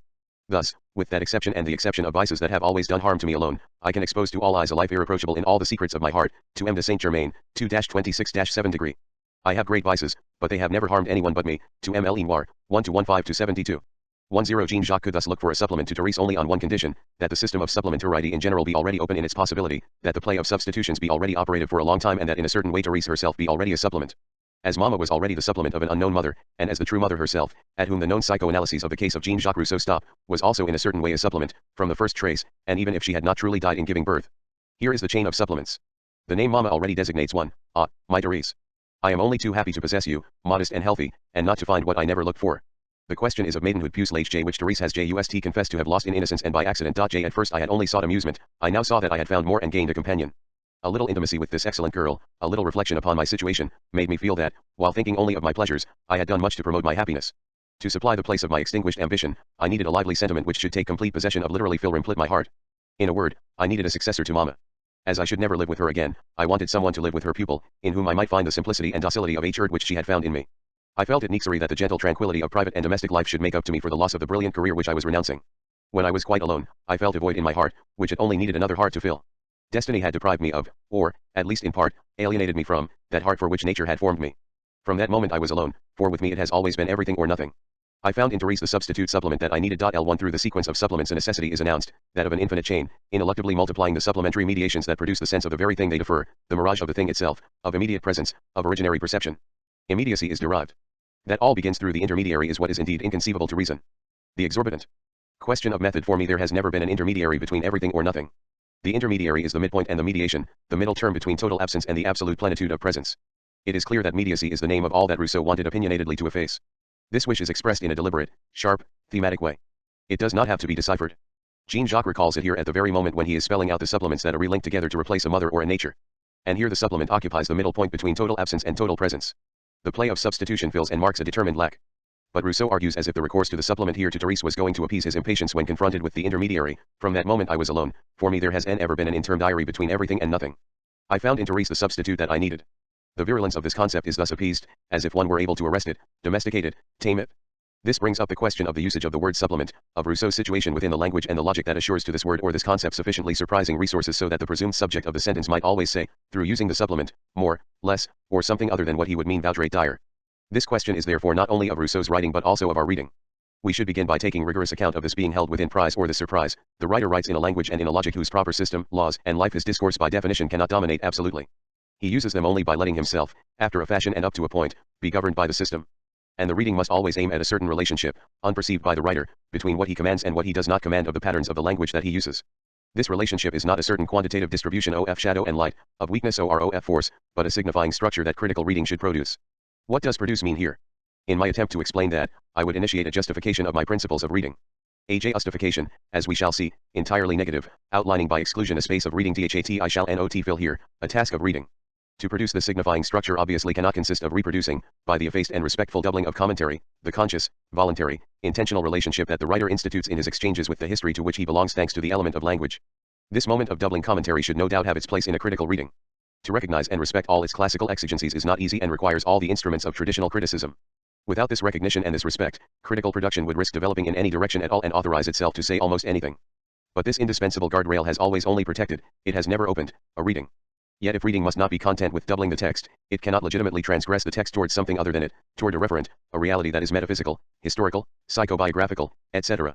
Or toward a signified outside the text whose content could have taken place outside of language, that is to say, in the sense that we give here to that word, outside of writing in general. That is why the methodological considerations that we risk applying here to an example are closely dependent on general propositions that we have elaborated above, as regards the absence of the referent or the transcendental signified. There is nothing outside of the text, there is no outside text, ilny apod a horse text j. And that is neither because Jean-Jacques' life, or the existence of Mama or Therese themselves, is not of prime interest to us, nor because we have access to their so-called real existence only in the text and we have neither any means of altering this, nor any right to neglect this limitation. All reasons of this type would already be sufficient, to be sure, but there are more radical reasons. What we have tried to show by following that dangerous supplement. The guiding line of the dangerous supplement is that in what one calls the real life of these existences of flesh and bone, beyond and behind what one believes can be circumscribed as Rousseau's text, there has never been anything but writing, there have never been anything but supplements, substitutive significations which could only come forth in a chain of differential references, the real supervening, and being added only while taking on meaning from a trace and from an invocation of the supplement, etc. And thus to infinity, for we have read, in the text, that the absolute present, nature, that which words like real mother name, have always already escaped, have never existed, that what opens meaning and language is writing as the disappearance of natural presence. Although it is not commentary, our reading must be intrinsic and remain within the text. That is why, in spite of certain appearances, the locating of the word supplement is here not at all psychoanalytical, if by that we understand an interpretation that takes us outside of the writing toward a psychobiographical signified, or even toward a general psychological structure that could rightly be separated from the signifier. This method has occasionally been opposed to the traditional doubling commentary. It could be shown that it actually comes to terms with it quite easily. The security with which the commentary considers the self-identity of the text, the confidence with which it carves out its contour, goes hand in hand with the tranquil assurance that leaps over the text toward its presumed content, in the direction of the pure signified. And in effect, in Rousseau's case, psychoanalytical studies like those of Dr. Lafort transgress the text only after having read it according to the most current methods. The reading of the literary symptom is most banal, most academic, most naive. And once one has thus blinded oneself to the very tissue of the symptom, to its proper texture, one cheerfully exceeds it toward a psychobiographical signified whose link with the literary signifier then becomes perfectly extrinsic and contingent. One recognizes the other aspect of the same gesture when, in general works on Rousseau, in a package of classical shape that gives itself out to be a synthesis that faithfully restores, through commentary and compilation of themes, the totality of the work and the thought, one encounters a chapter of biographical and psychoanalytical cast on the problem of sexuality in Rousseau, with a reference in an appendix to the author's medical case history. If it seems to us in principle impossible to separate, through interpretation or commentary, the signified from the signifier, and thus to destroy writing by the writing that is yet reading, we nevertheless believe that this impossibility is historically articulated. It does not limit attempts at deciphering in the same way, to the same degree, and according to the same rules. Here we must take into account the history of the text in general. When we speak of the writer and of the encompassing power of the language to which he is subject, we are not only thinking of the writer in literature. The philosopher, the chronicler, the theoretician in general, and at the limit everyone writing, is thus taken by surprise. But, in each case, the person writing is inscribed in a determined textual system. Even if there is never a pure signified, there are different relationships as to that which, from the signifier, is presented as the irreducible stratum of the signified. For example, the philosophical text, although it is in fact always written, includes, precisely as its philosophical specificity, the project of effacing itself in the face of the signified content which it transports and in general teaches. Reading should be aware of this project, even if, in the last analysis, it intends to expose the project's failure. The entire history of texts, and within it the history of literary forms in the West, should be studied from this point of view. With the exception of a thrust or a point of resistance which has only been very lately recognized as such, literary writing has, almost always and almost everywhere, according to some fashions and across very diverse ages, lent itself to this transcendent reading, in that search for the signified which we here put in question, not to annul it but to understand it within a system to which such a reading is blind. Philosophical literature is only one example within this history, but it is among the most significant. And it interests us particularly in Rousseau's case, who at the same time and for profound reasons produced a philosophical literature to which belong the social contract and La Nouvelle Heloise, and chose to live by literary writing, by writing which would not be exhausted by the message philosophical or otherwise which it could, so to speak, deliver. And what Rousseau has said, as philosopher or as psychologist, of writing in general, cannot be separated from the system of his own writing. We should be aware of this. This poses formidable problems. Problems of outlining in particular. Let me give 3 examples. 1. If the course I have followed in the reading of the supplement is not merely psychoanalytical, it is undoubtedly because the habitual psychoanalysis of literature begins by putting the literary signifier as such within parentheses. It is no doubt also because psychoanalytic theory itself is for me a collection of texts belonging to my history and my culture. To that extent, if it marks my reading and the writing of my interpretation, it does not do so as a principle or a truth that one could abstract from the textual system that I inhabit in order to illuminate it with complete neutrality. In a certain way, I am within the history of psychoanalysis as I am within Rousseau's text.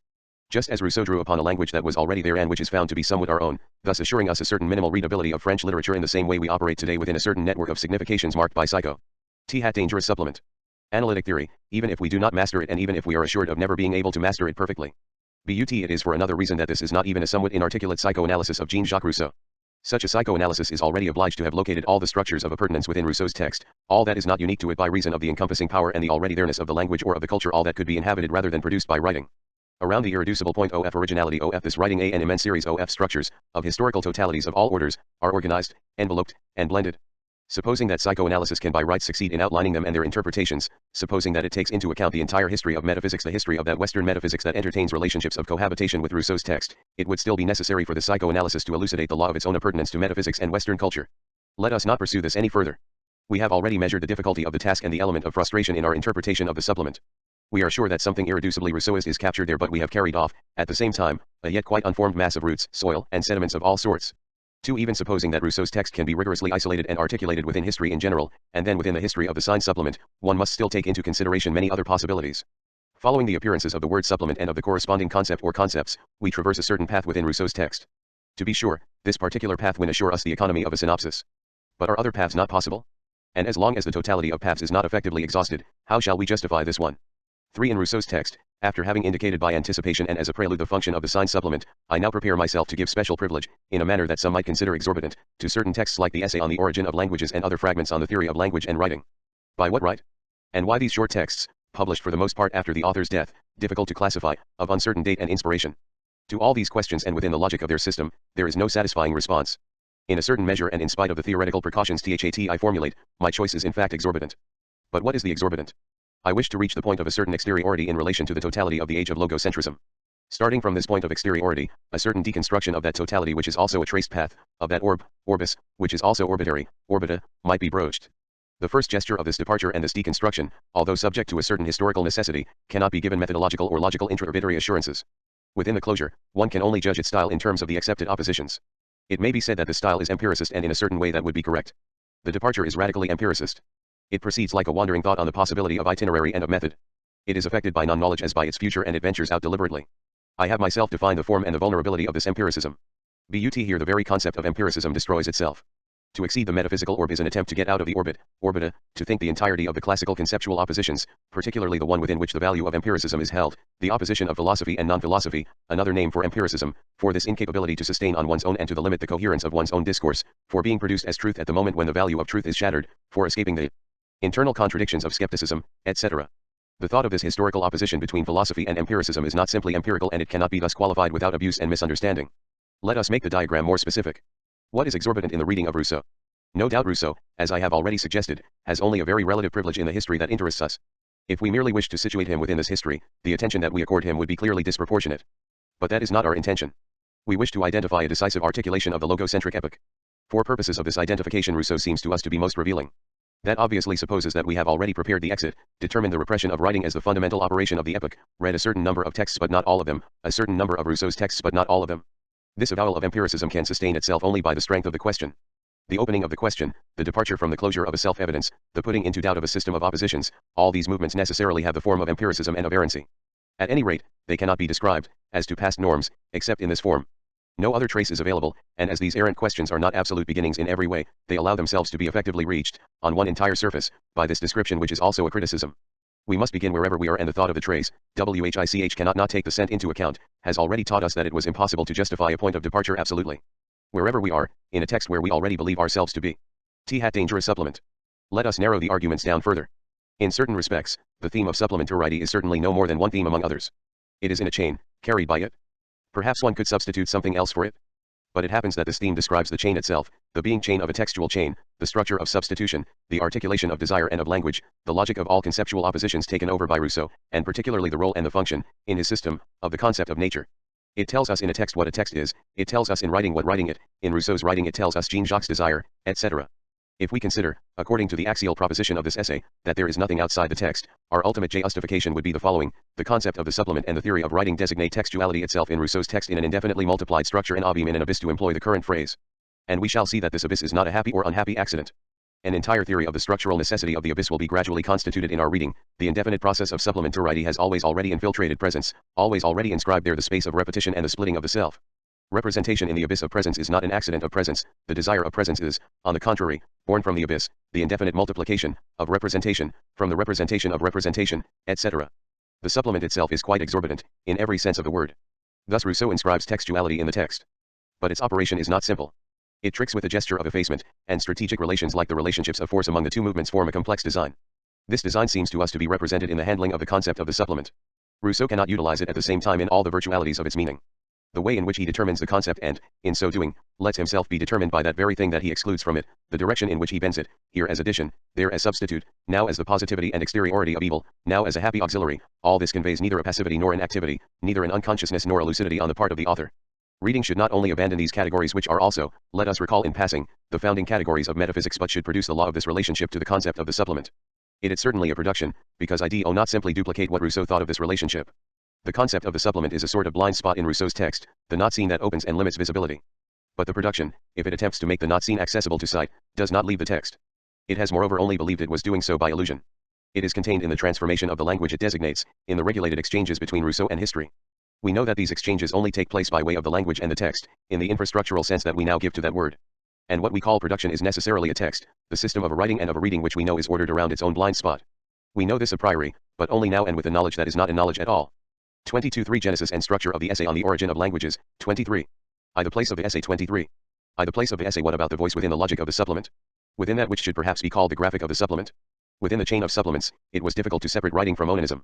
Those two supplements have in common at least the fact that they are dangerous. They transgress a prohibition and are experienced within culpability.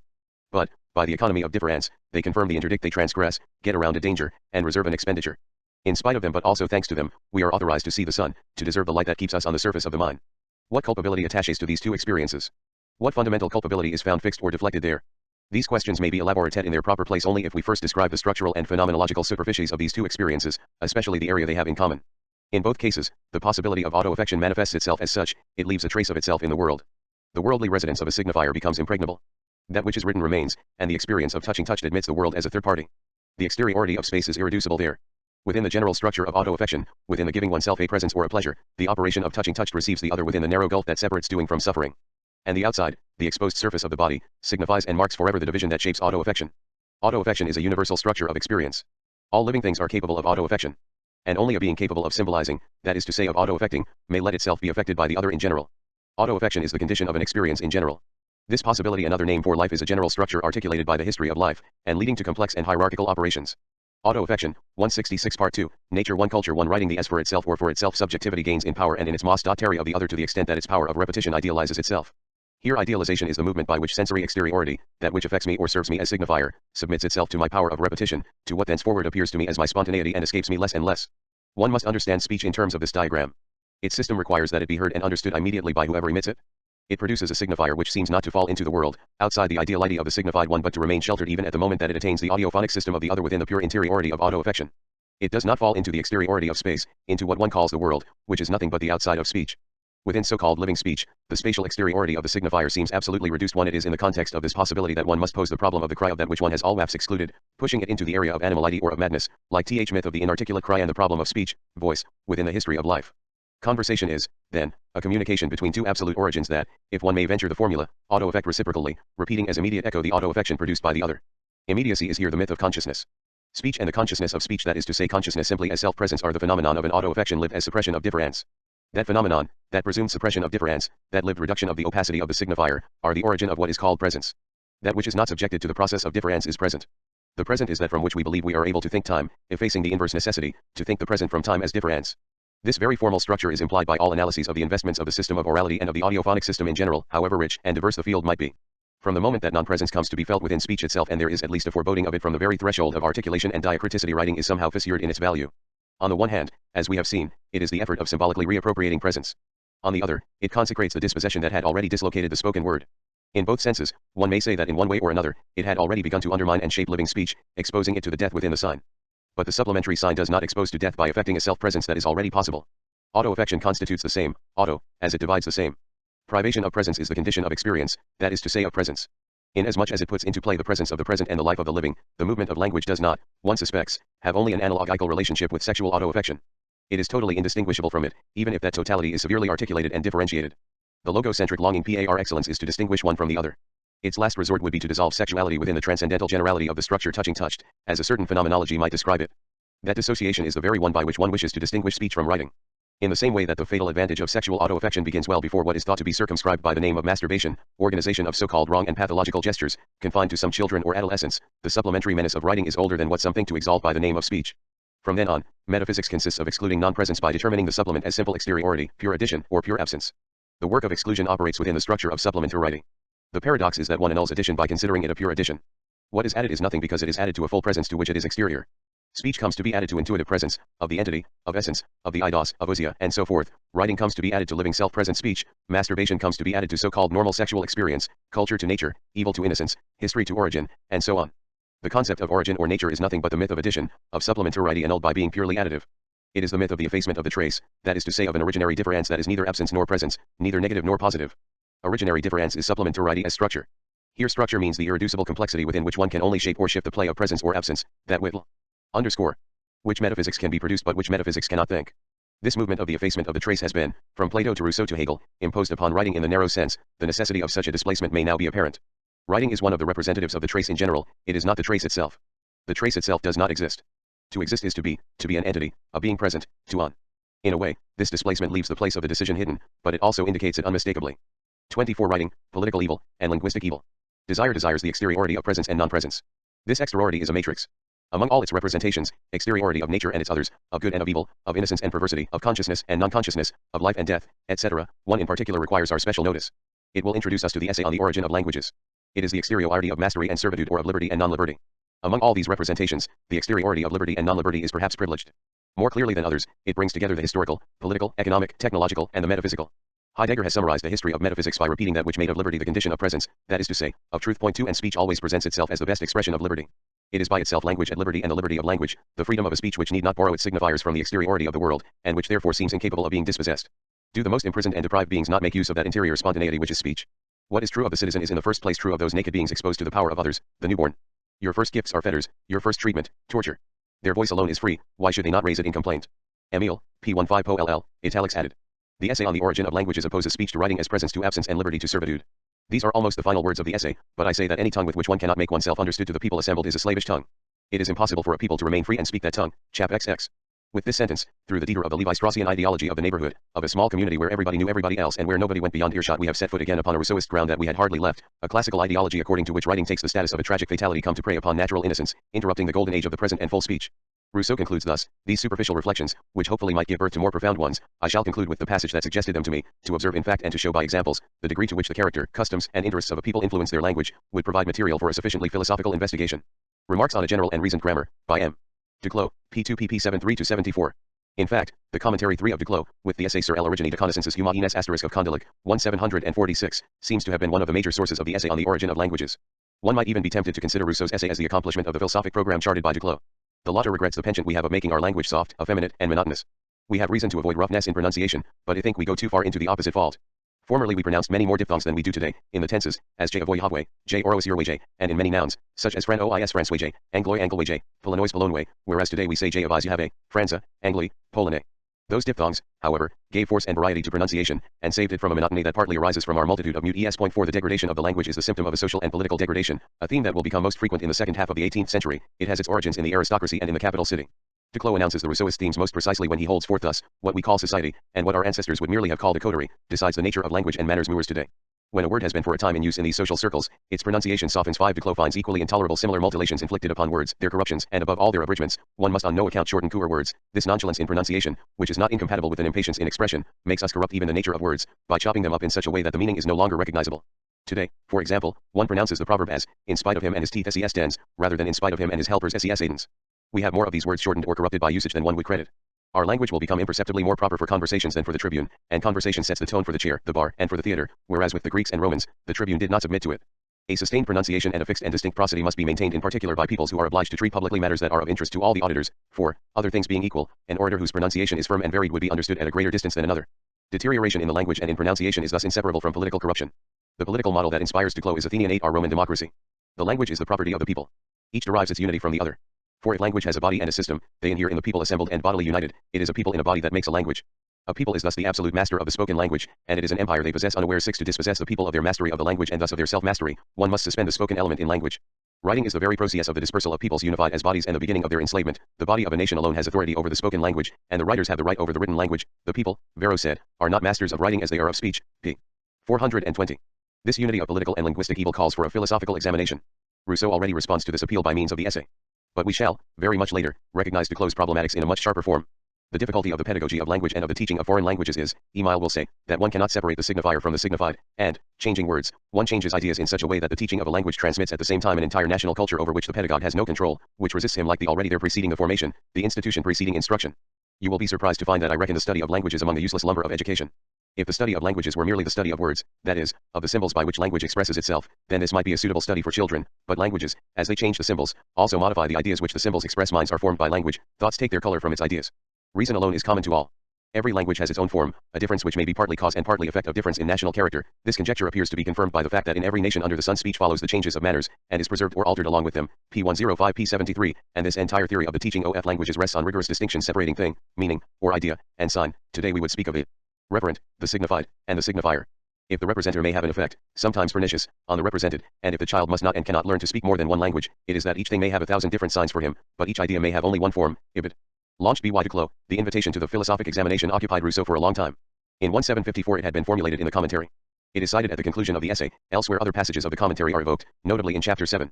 Do these citations, which could not have been anterior to the publication of the second discourse on the origin and foundations of inequality among men, also dated 1754, lead us to some certainty about the date of the composition of the essay? And to what extent can one connect this chronological problem with the systematic problem of what is called the author's thought? The importance that we assign to this work compels us to consider the question. On the date of the composition of this little-known and posthumously published text, the most authoritative interpreters and historians rarely agree. And when they do, it is generally for different reasons. The ultimate question at stake within this problem is evident: can one speak of this as a work of maturity? Does its content accord with the second discourse and the later works? In this debate, external arguments always mingle with internal ones. The debate has continued for more than 70 years and has gone through two phases. If we begin by remembering the most recent, it is primarily because it has developed a little as if the first phase had not brought the external aspect of the problem to what I would consider to be a definite conclusion. But it is also because, in a certain way, it has renewed the form of the internal problem. The present debate, the economy of pity. The passages cited from Duclos are not the sole indications that allow modern commentators to conclude that the essay comes after the second discourse or that it is at the most its contemporary. B. Gagnovan and M. Raymond recall in their edition of the Confession 7 that the essay on the origin of languages appeared for the first time in a volume of treatises on music by J.J. Rousseau, which de Perrault published in Geneva in 178-1, based on the manuscript which he possessed and which he bequeathed to the Library of Neuchâtel, number 7835. The editors of the Confessions draw attention to this most remarkable little work, too little read, and use the citations from Duclos as evidence for placing it after the second discourse. In short, they add, the very material of the essay presupposes a knowledge and a maturity of thought that Rousseau had not acquired in 1750. This is also the opinion of R. Derrida, 8 least on chapter 9 and X, which are among the most important and which, explaining the formation of the languages of the South and the formation of the languages of the North, develop the themes most akin to those of the second discourse. Is it not plausible and tempting to imagine that Rousseau might have spread out the composition of this text over many years? Can one not isolate in it many strata of his reflections? Could the passages from Duclos not have been introduced later? Could certain of the important chapters not have been composed, completed, or revised at the same time as the second discourse or even after? That would reconcile the interpretations and would give a certain authority to the hypothesis of those who now place the conception, if not the entire execution, of the essay well before. Thus Vaughan thinks, for external reasons, that the essay was planned before the second discourse, and even before the first discourse, 1750. Indeed, it relates very closely to the writings on music. Its full title says it well, Essay on the Origin of Languages, which treats of melody and musical imitation. It is known that the writings on music follow from a very precocious inspiration. In 1742 Rousseau read at the Academy of Sciences his Proyecte concernant les nouveaux signes pour la musique. In 1743 the dissertation sur la musique moderne appeared. In 1749, year of the composition of the first discourse, Rousseau wrote, at D'Alembert's behest, the articles on music for the Encyclopedia. It is in the context of these articles that he will write the Dictionnaire de musique * to which the essay was joined at the time of its first publication. Can one not imagine that the essay was projected at this time, even if its execution stretched out over many years, Rousseau modifying till 1754 certain intentions and certain chapters until he thought to make of the essay, as he says in a preface, LQ a piece of the second discourse? However, in spite of the convenience and plausibility of this reconciling conjecture, there is one point at which, for internal and systematic reasons, it is difficult to get rid of the disagreement by assigning a period and a part of the truth to each hypothesis. Here one must choose sides. The moment comes with respect to the philosophical content of chapter 9, formation of the southern languages. It is over the subject of this fundamental chapter that Dirac and Stravinsky differ. To be sure, they are never directly opposed on this point. But both give a note H to it, and their confrontation may illuminate our problem. That the essay was an intended part of the second discourse is, according to Dirac, the most plausible hypothesis, at least with respect to chapters 9 and X, which show the same preoccupations as the discourse on inequality. Now, it is precisely in chapter 9 that Stravinsky locates an affirmation which seems incompatible to him with the intention of the second discourse. From it he concludes that Rousseau's thought had evolved. And it could only have evolved from the essay to the discourse, since the doctrine will seemingly no longer vary on this point after 175 plus. Thus, systematically and historically, the essay is anterior to the second discourse. And that would appear from an examination of the status given by him to that fundamental sentiment which according to him is pity. Briefly, the discourse makes of it a natural feeling or virtue, coming before the use of reflection, while in the essay, Rousseau seems to think that it is previously aroused. Ev imagite us conserve all the indeterminacy of the word for the moment by judgment. Since it gives rise to no disagreement, let us first recall the doctrine of the discourse. Rousseau affirms there unambiguously that pity is more primitive than the work of reason and reflection. That is a condition of its universality. And the argument could not help but aim at Hobbes. I think I need not fear contradiction in holding man to be possessed of the only natural virtue, which could not be denied him by the most violent detractor of human virtue. 12 I am speaking of compassion pity, which is a disposition suitable to creatures so weak and subject to so many evils as we certainly are, bys so much the more universal and useful to mankind, as it comes before any kind of reflection, and at the same time so natural, that the very brutes themselves sometimes give evident proofs of it. And after giving examples of it within the human and the animal order, but referring almost always to the mother-child relationship, Rousseau continues, such is the pure emotion of nature, prior to all kinds of reflection. Such is the force of natural compassion, la pitié naturelle, which the greatest depravity of morals has as yet hardly been able to destroy. Mandeville well knew that, in spite of all their morality, men would have never been better than monsters, had not nature bestowed on them a sense of compassion pity, to aid their reason. It is then certain that compassion pity is a natural feeling, which, by moderating the violence of love of self in each individual, contributes to the preservation of the whole species. It is this compassion pity that hurries us without reflection to the relief of those who are in distress. It is this which in a state of nature supplies the place of laws, morals, and virtues, with the advantage that none are tempted to disobey its gentle voice. pp. 183-84.13. Let us pause before we take up the thread of the debate. Let us reconsider the system of metaphors. Natural pity, which is illustrated archetypically by the relationship between mother and child, and generally by the relationship between life and death, commands like a gentle voice. In the metaphor of that soft voice the presence of the mother as well as of nature is at once brought in. That the soft voice must be the mother's as well as nature's is clear from the fact that it is, as the metaphor of the voice clearly always indicates in Rousseau, a law. No one is tempted to disobey it at the same time because it is soft and because, being natural, and absolutely original, it is also inexorable. That maternal law is a voice. Pity is a voice. As opposed to writing, which is without pity, the voice is always, in its essence, the passage of virtue and good passion. The order of pity takes the place of law, it supplements law, that is to say instituted law. But as institutional law is also the supplement of natural law when the latter is lacking, it is clear that only the concept of the supplement allows us to think the relationship between nature and law here. These two terms have no meaning except within the structure of supplement to writing. The authority of non-maternal law has no sense except as it is substituted for the authority of natural law, for the gentle voice which it was clearly necessary to be tempted to disobey. The order without pity to which one accedes when the gentle voice stops making itself heard, is it quite simply, as we let it be imagined a moment ago, the order of writing? Yes and no. Yes, to the extent that writing is read literally, or is tied to the letter on lit écriture la lettre, ou on la lettre. No, as long as writing is understood in its metaphor. One might then say that the natural law, the gentle voice of pity, is not only uttered by a maternal solicitude, it is inscribed in our hearts by God. It concerns the natural writing, the writing of the heart, which Rousseau opposes to the writing of reason. Only the latter is without pity, it alone transgresses the interdict that, under the name of natural affection, links the child to the mother and protects life from death. To transgress the law and the voice of pity is to replace natural affection by perverse passion. The first is good because it is inscribed in our hearts by God. It is here that we encounter that divine or natural writing whose metaphoric displacement we have already situated. In Emile, describing what he calls the second birth, Rousseau will write, "Our passions are the chief means of self-preservation, to try to destroy them is therefore as absurd as it is useless, this would be to overcome nature, to reshape God's handiwork. If God bade man annihilate the passions he has given him, he would and would not do so, he would contradict himself.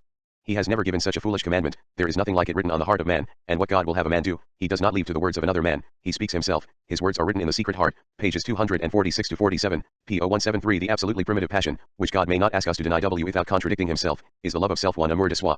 It is well known that Rousseau distinguishes it from that self-love l'amour propre which is its corrupt form. Now, if the source of all passions is natural, all the passions are not so. 1,000 strange channels have swollen it, ibid. What concerns us here about the status of pity, the root of the love of others, is that it is neither the source itself, nor a secondary stream of passion, one acquired passion among others. It is the first diversion of the love of self. It is almost primitive, and it is in the difference between absolute proximity and absolute identity that all the problematics of pity are lodged. The child's first sentiment is love of self, one amour de soi, and his second, which is derived from it, is love of those about him, p. 248, p. 0174. That diversion/derivation is next demonstrated, it is less an estrangement and an interruption of the love of self than its first and most necessary consequence. If pity moderates the violence one activite of love of self, second discourse, p. 156, po 184, it is perhaps less by opposing itself to it than by expressing it in an indirect way, by deferring it, since such moderation contributes to the preservation of the whole species, ibid. It must further be understood how and why pity, itself supplanted by law and society, may also play the role of that which supplants. Why at a given time or all the time does it take the place of culture, being that which in a state of nature supplies the place of laws, morals, and virtues? Discourse, p. 184. Against what analogue of itself, against what depravity does it guard us, which resembles and yet differs from it enough so that a substitution may take place? Is it by chance that, like many another supplement, the natural and pre-reflexive sentiment of pity, which contributes to the preservation of the whole species, protects us from, among other deadly menaces, love? Is it by chance that pity protects man, homo, from destruction through the fury of love, to the extent that it protects man, vir, from his destruction through the fury of woman? What God's inscription means is that pity which ties the child to the mother and life to nature must protect us from the amorous passion which ties the child's becoming man, the second birth, to the mother's becoming woman. That becoming is the great substitution. Pity protects the humanity of man, and the life of the living, to the extent that it saves, as we shall go on to see, the virility of man and the masculinity of the male. In fact, if pity is natural, if that which brings us to identify with others is an innate movement, love, or the amorous passion is, on the contrary, not natural at all. It is a product of history and society. Of the passions that stir the heart of man, there is one which makes the sexes necessary to each other, and is extremely ardent and impetuous, a terrible passion that braves danger, surmounts all obstacles, and in its transport seems calculated to bring destruction on the human race which it is really destined to preserve. What must become of men who are left to this brutal and boundless rage, without modesty, without shame, and daily upholding their amours at the price of their blood? Discourse, p. 157, p. 185. Under this bloody picture one must read, as in a palimpsest, the other scene, that which, a moment ago and in the same colors, exhibited a world of dead horses, ferocious animals, and children torn from the mother's breast. The amorous passion is thus the perversion of natural pity. Unlike the latter, it limits our attachment to a single person. As always in Rousseau, evil here has the form of determination, of comparison, and of preference. That is to say, of difference. This invention of culture denatures pity, deflects its spontaneous movement, which would carry it instinctively and indistinctly toward everything living, whatever may be its species and sex. Jealousy, which marks the gap between pity and love, is not only a creation of culture in our society. As a ruse of comparison, it is a stratagem of femininity, an arresting of nature by woman. What is cultural and historical in love is at the service of femininity, made to enslave man to woman. It is a factitious sentiment, born of social usage, supersubtly celebrated by women, with care for the establishment of their empire, and rendering dominant the sex that ought to obey, p. 158. Emile will say that the law of nature bids the woman obey the man, p. 517, po 370. And Rousseau describes here the battle between man and woman according to the pattern and in the very terms of the Hegelian dialectic of master and slave, which illuminates not only his text but also the phenomenology of the mind. If he takes a wife from a lower class, natural and civil law are in accordance and all goes well. When he marries a woman of higher rank it is just the opposite case, the man must choose between diminished rights or imperfect gratitude, he must be ungrateful or despised. Then the wife, laying claim to authority, makes herself a tyrant over her lawful head, and the master, who has become a slave, is the most ridiculous and miserable of creatures. Such are the unhappy favorites whom the sovereigns of Asia honor and torment with their alliance. People tell us that if they desire to sleep with their wife they must enter by the foot of the bed, ibid. The historical perversion 15 is introduced through a double substitution of a political command for domestic government, and of moral for physical love. It is natural that the woman govern the home and Rousseau recognizes her natural talent for it, but she must do it under the husband's authority, as a minister reigns in the state, by contriving to be ordered to do what she wants. I expect that many of my readers will remember that I think women have a natural gift for managing men, and will accuse me of contradicting myself, yet they are mistaken. There is a vast difference between claiming the right to command, and managing him who commands. Women's reign is a reign of gentleness, tact, and kindness, her commands are caresses, her threats are tears. She should reign in the home as a minister reigns in the state, by contriving to be ordered to do what she wants. In this sense, I grant you, that the best managed homes are those where the wife has most power. But when she despises the voice of her head, when she desires to usurp his rights and take the command upon herself, this inversion of the proper order of things leads only to misery, scandal, and dishonor. Ibid. Italics added. In modern society, then, order has been reversed by woman, and that is the very form of usurpation. That substitution is not one abuse among others. It is the paradigm of violence and political anomaly. Like the linguistic evil of which we spoke above, and we shall soon see the two directly linked, that substitution is a political evil. The letter to M.D. Alembert says it well, and, no longer wishing to tolerate separation, unable to make themselves into men, the women make us into women. This disadvantageous result which degrades man is very important everywhere, but it is especially so in states like ours, whose interest it is to prevent it. Whether a monarch governs men or women ought to be rather indifferent to him, provided that he be obeyed, but in a republic, men are needed. The morality of this proposition is that women themselves would gain if the republic restored the natural order, for in a perverse society man scorns the woman he must obey, cowardly devoted to the will of the sex that we ought to protect rather than serve. We have learned to scorn them while we obey, to outrage them by our railing concern. And Paris, guilty of the degradations of language, is again incriminated, and each Parisian woman in her apartment assembles a seraglio of men more feminine than herself, who know how to render all kinds of homage to beauty, except for that of the heart which she deserves. Ibid. The natural image of woman, as Rousseau reconstitutes it, emerges slowly, exalted by man but submissive to him. She must govern without being mistress. One must respect her, that is to say love her, from a sufficient distance so that the forces our own and those of the body politic are not breached through it. For we risk our constitution not only by cohabiting with women, instead of containing them within domestic governmenti, but also by regulating our society according to theirs. They men are affected as much as and more than women by commerce that is too intimate. They lose only their morals, but we lose our morals and our constitution. P. 204, Po 100J. The contest is not equal, perhaps that is the most profound signification of the play of supplement to writing. This takes us directly to the other form of substitutive perversion, THAT, which adds moral to physical love. There is a naturalness in love, it serves procreation and the conservation of the species. That which Rousseau calls the physicalness of love is, as its name indicates, natural, and thus joined to the movement of pity.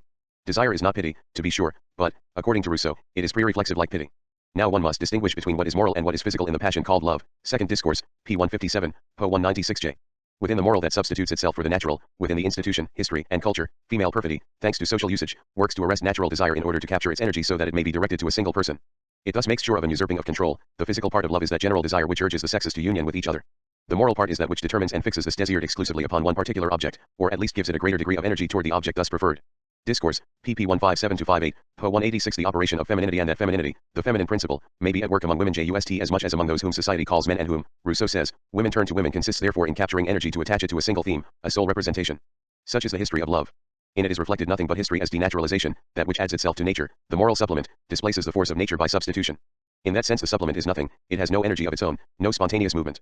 It is a parasitic organism, an imagination or representation which determines and orients the force of desire. One can never explain, in terms of nature and natural force, the fact that something like the difference of a preference might, without any force of its own, force. Such an inexplicability gives all its style and all its form to Rousseau's thought. This pattern is already an interpretation of history by Rousseau. But this interpretation lends itself in its turn to a second interpretation where we notice a certain hesitation. Rousseau seems to oscillate between two readings of this history. And the sense of that oscillation should be recognized here. It will illuminate our analysis yet further. Sometimes the perverse substitution is described as the origin of history, as historicity itself and the first deviation with respect to natural desire. Sometimes it is described as an historical depravity within history, not just a corruption within the form of supplementarity but a supplementary corruption. It is thus that one may read descriptions of an historical society within which woman takes her place, remains in her place, occupies her natural place, as an object of uncorrupted love. The ancients spent almost their whole lives in the open air, either dispatching their business or taking care of the states in the public place, or walking in the country, in gardens, on the seashore, in the rain or under the sun, and almost always bareheaded. In all of this, no women, but they were quite able to find them in case of need, and we do not find from their writings and the samples of their conversation which are left to us that intelligence, taste, or even love, lost anything by this reserve. Letter to M.D. Alembert, p. 204 p. 101. Italics added. But is there a difference between corruption in the form of supplementarity and supplementary corruption? Perhaps it is the concept of supplementarity itself that allows us to think these two interpretations of interpretation at the same time. From the first departure from nature, the play of history as supplementarity carries within itself the principle of its own degradation, of the supplementary degradation, of the degradation of degradation. The acceleration, the precipitation of perversion within history, is implied from the very start by the historical perversion itself. But the concept of the supplement, considered, as we have already done, as an economic concept, should allow us to say the contrary at the same time without contradiction. The logic of the supplement, which is not the logic of identity, allows the acceleration of evil to find at once its historical compensation and its historical guardrail. History precipitates history, society corrupts society, but the evil that links both in an infinity chain qu'il ablum j has its natural supplement as well. History and society produce their own resistance to the abyss el abim j. Thus, for example, the moral part of love is immoral, captor and destroyer. But just as one may guard presence through deferring it, just as one may defer the expense, put off the mortal cohabitation with woman by that other power of death which is autoeroticism, so also, according to this economy of life or death, society may place a moral guardrail over the abyss of moral love. The morality of society can in fact defer or weaken the capturing of energy by imposing on woman the virtue of modesty. Within modesty, that product of social refinement, it is in fact natural wisdom, the economy of life, that controls culture by culture. Rousseau's entire discourse, let us note in passing, finds here its proper field of exercise. As women betray the natural morality of physical desire, society invents, but it is a ruse of nature, the moral imperative of modesty which limits immorality, limits morality in fact, for moral love was never immoral except as it menaced man's life. The theme of modesty has a greater importance in the letter to M.D. Alembert than is generally thought. But it is central in Emile, especially in that fifth book which one must follow here line by line. Modesty is clearly defined there as a supplement of natural virtue. It has to do with knowing if men wish to allow themselves to be dragged to their death, p. 447 po 322, by the number and intemperance of women. Their boundless desire does not in fact have that sort of natural restraint that one encounters in female animals. With the latter, when the need is satisfied, the desire ceases, they no longer make a feint of repulsing the male, they do it in earnest. They do exactly the opposite of what Augustus' daughter did, they receive no more passengers when the ship has its cargo. Instinct both drives and stops them. But what would take the place of supplement this negative instinct in women if you rob them of their modesty? To wait for them not to concern themselves with men, is to wait for them to be good for nothing. Italics added. And this supplement is indeed the economy of men's lives, * their natural intemperance would lead them to death, because it contains their desires, modesty is the true morality of women. It is clearly confirmed that the concept of nature and the entire system it commands may not be thought except under the irreducible category of the supplement. Although modesty comes to fill the lack of a natural and instinctive restraint, it is, nonetheless, as a supplement, and moral as it certainly is, natural. This product of culture has an natural origin and a natural end. God himself has inscribed it in his creatures, the Most High has deigned to do honor to mankind, he has endowed man with boundless passions, together with the law to guide them, so that man may be alike free and self-controlled, though swayed by these passions man is endowed with reason by which to control them. Woman is also endowed with boundless passions, God has given her modesty to restrain them. P. 32:3 Thus God gives reason to supplement natural inclinations. Reason is thus at once within nature and in a supplementary role to nature, it is a supplementary ration. Which supposes that nature might sometimes lack something within itself or, what he is the same thing, might sometimes exceed itself. And God even adds a bonus, premium, a recompense, a supplement to the supplement. Moreover, Rousseau continues, he has given to both a present reward for the right use of their powers, in the delight which springs from that right use of them, i.e., the taste for right conduct established as the law of our behavior. To my mind this is far higher than the instinct of the beasts. P. 32:3.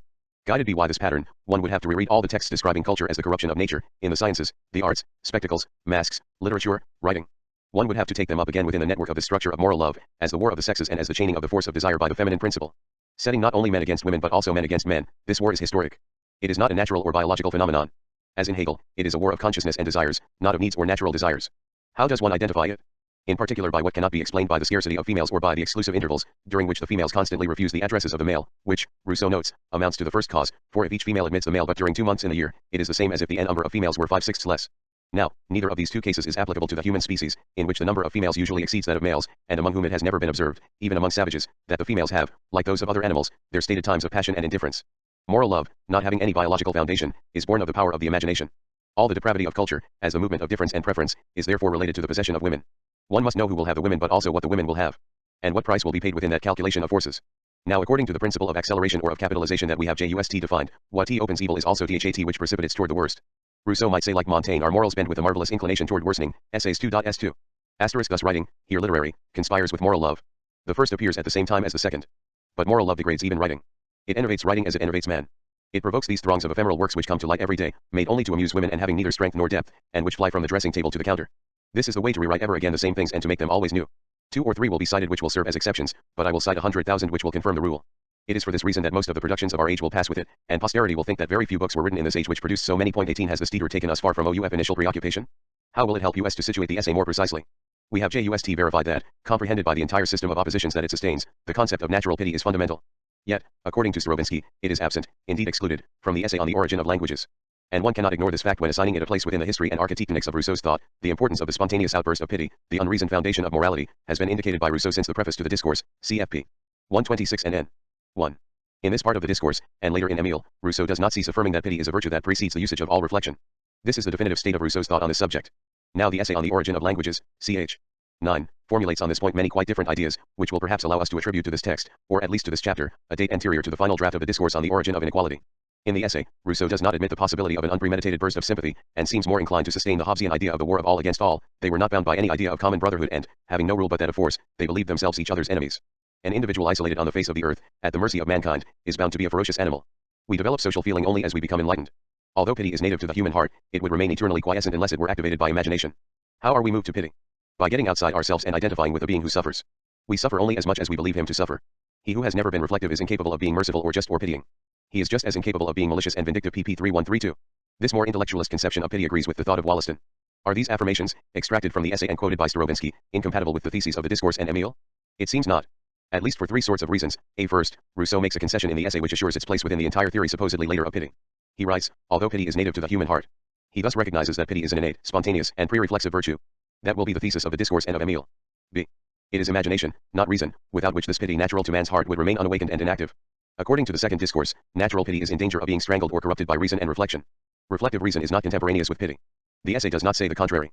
Pity does not awaken with reason but with imagination which wrenches it from its slumbering inactuality. Not only does Rousseau take for granted the distinction between imagination and reason, but he makes this difference the strength of his entire thought. Certainly imagination here has a value whose ambiguity is often recognized. If it is able to corrupt us, it is first because it opens the possibility of progress. It broaches history. Without it, perfectibility, which, as one knows, constitutes the absolute distinguishing trait of humanity for Rousseau, would be impossible. Although the concept of reason is very complex in Rousseau 19, it may be said that, in certain regards, reason, inasmuch as it is the understanding and the faculty of forming ideas, is less proper to humanity than imagination and perfectibility. We have already noticed in what sense reason may be called natural. One may also remark that from another point of view, animals, although they are gifted with intelligence, are not perfectible. They are deprived of the imagination, of that power of anticipation that exceeds the givens of the senses and takes us toward the unperceived. Every animal has ideas. Since it has senses, it even combines those ideas in a certain degree, and it is only in degree that man differs, in this respect, from the brute. Some philosophers have even maintained that there is a greater difference between one man and another than between some men and some beasts. It is not, therefore, so much the understanding that constitutes the specific difference between the man and the brute, as the human quality of free agency. Second Discourse, p. 141 p. 170, liberty is therefore perfectibility. There is another very specific quality which distinguishes the man and animal, and which will admit of no dispute. This is the faculty of self-improvement se perfectioner, p. 142, po 171. The imagination is at the same time the condition of perfectibility liberty, and that without which pity would neither awaken nor exercise itself within the human order. It activates and excites a potential power. 1. Imagination inaugurates liberty and perfectibility because sensibility, as well as intellectual reason, filled and satiated by the presence of the perceived, is exhausted by a fixed concept. Animality has no history because feeling and understanding are, at root, functions of passivity. As reason has little force, interest alone does not have as much force as one believes. Only imagination is active, and one excites the passions only by imagination. Letter to the Prince of Wiertemberg 1:110.63.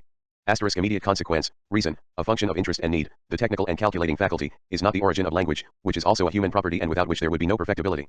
Language is born of the imagination which arouses or at any rate excites sentiment or passion.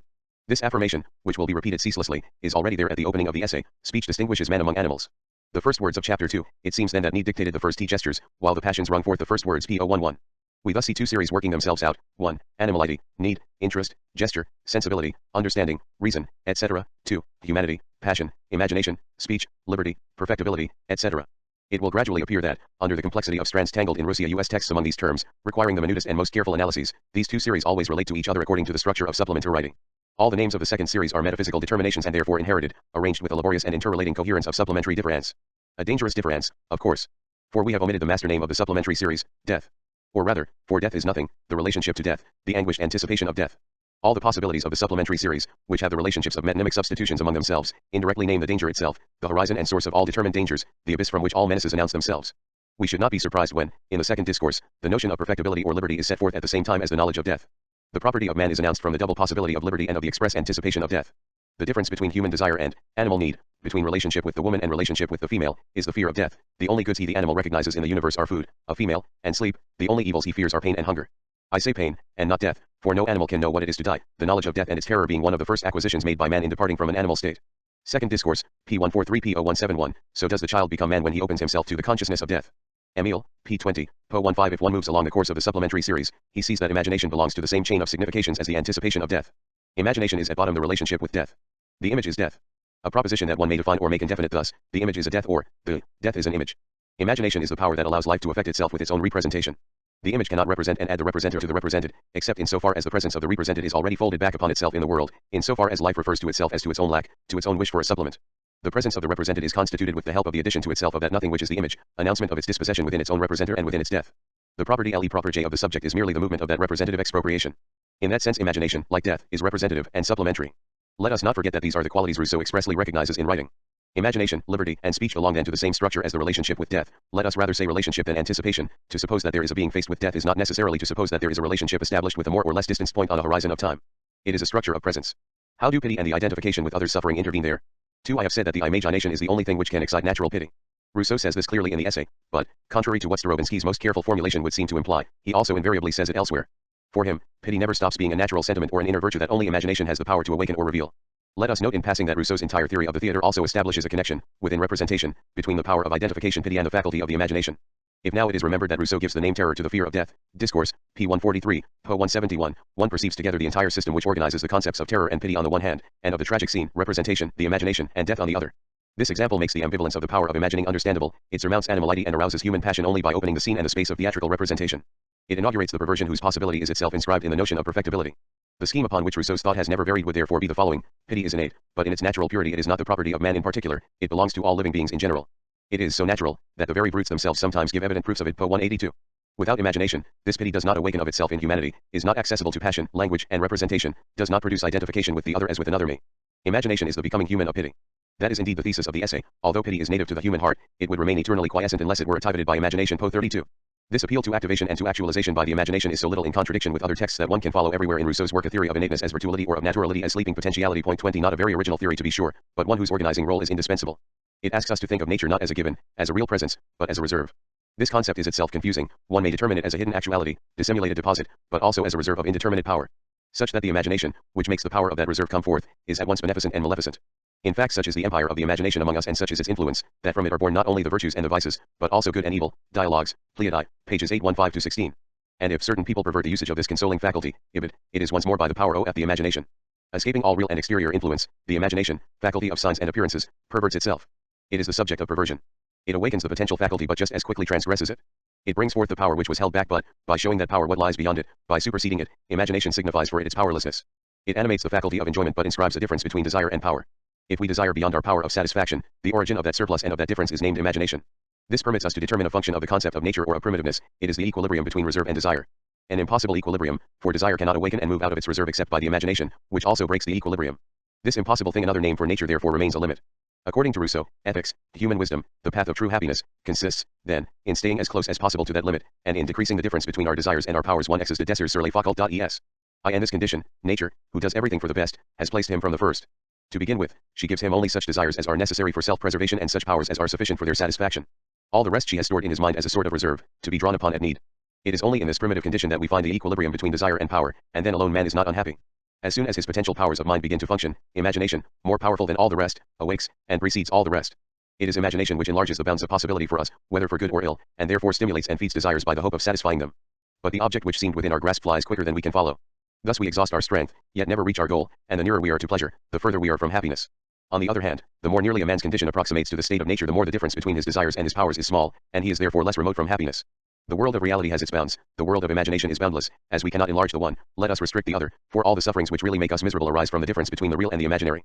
Emile, p. 64 pp. 44-45. Italics added. Thus we note, 1. That imagination, origin of the difference between power and desire, is determined as difference, of or within presence or pleasure jouissance. 2. That the relationship to nature is defined in terms of negative distance. It is not a question of departing from nature, or of rejoining it, but of reducing its distance. 3. That imagination, which excites other virtual faculties, is nonetheless itself a virtual faculty, the most active of all. So much so that the power of transgressing nature is itself within nature. It belongs to nature's resources. Better, we shall see that the power of transgression holds the reserve in reserve. This being in nature has thus the strange mode of being of the supplement, designating at once the excess and lack of nature within nature. Here we shall locate the unsteadying of a classical logic through the signification of being within, as through one example among others. Inasmuch as it is the most active of all the faculties, imagination cannot be awakened by any faculty. When Rousseau says it awakens itself, he means it in a very strictly reflexive sense. Imagination alone has the power of giving birth to itself. It creates nothing because it is imagination. But it receives nothing that is alien or anterior to it. It is not affected by the real. It is pure auto-affection. It is the other name of difference as auto-affection. Rousseau delineates man out of this possibility. Imagination inscribes the animal within human society. It makes the animal accessible to humankind. The paragraph of the essay which we are considering ends thus: he who imagines nothing senses no one but himself, he is alone in the midst of humankind.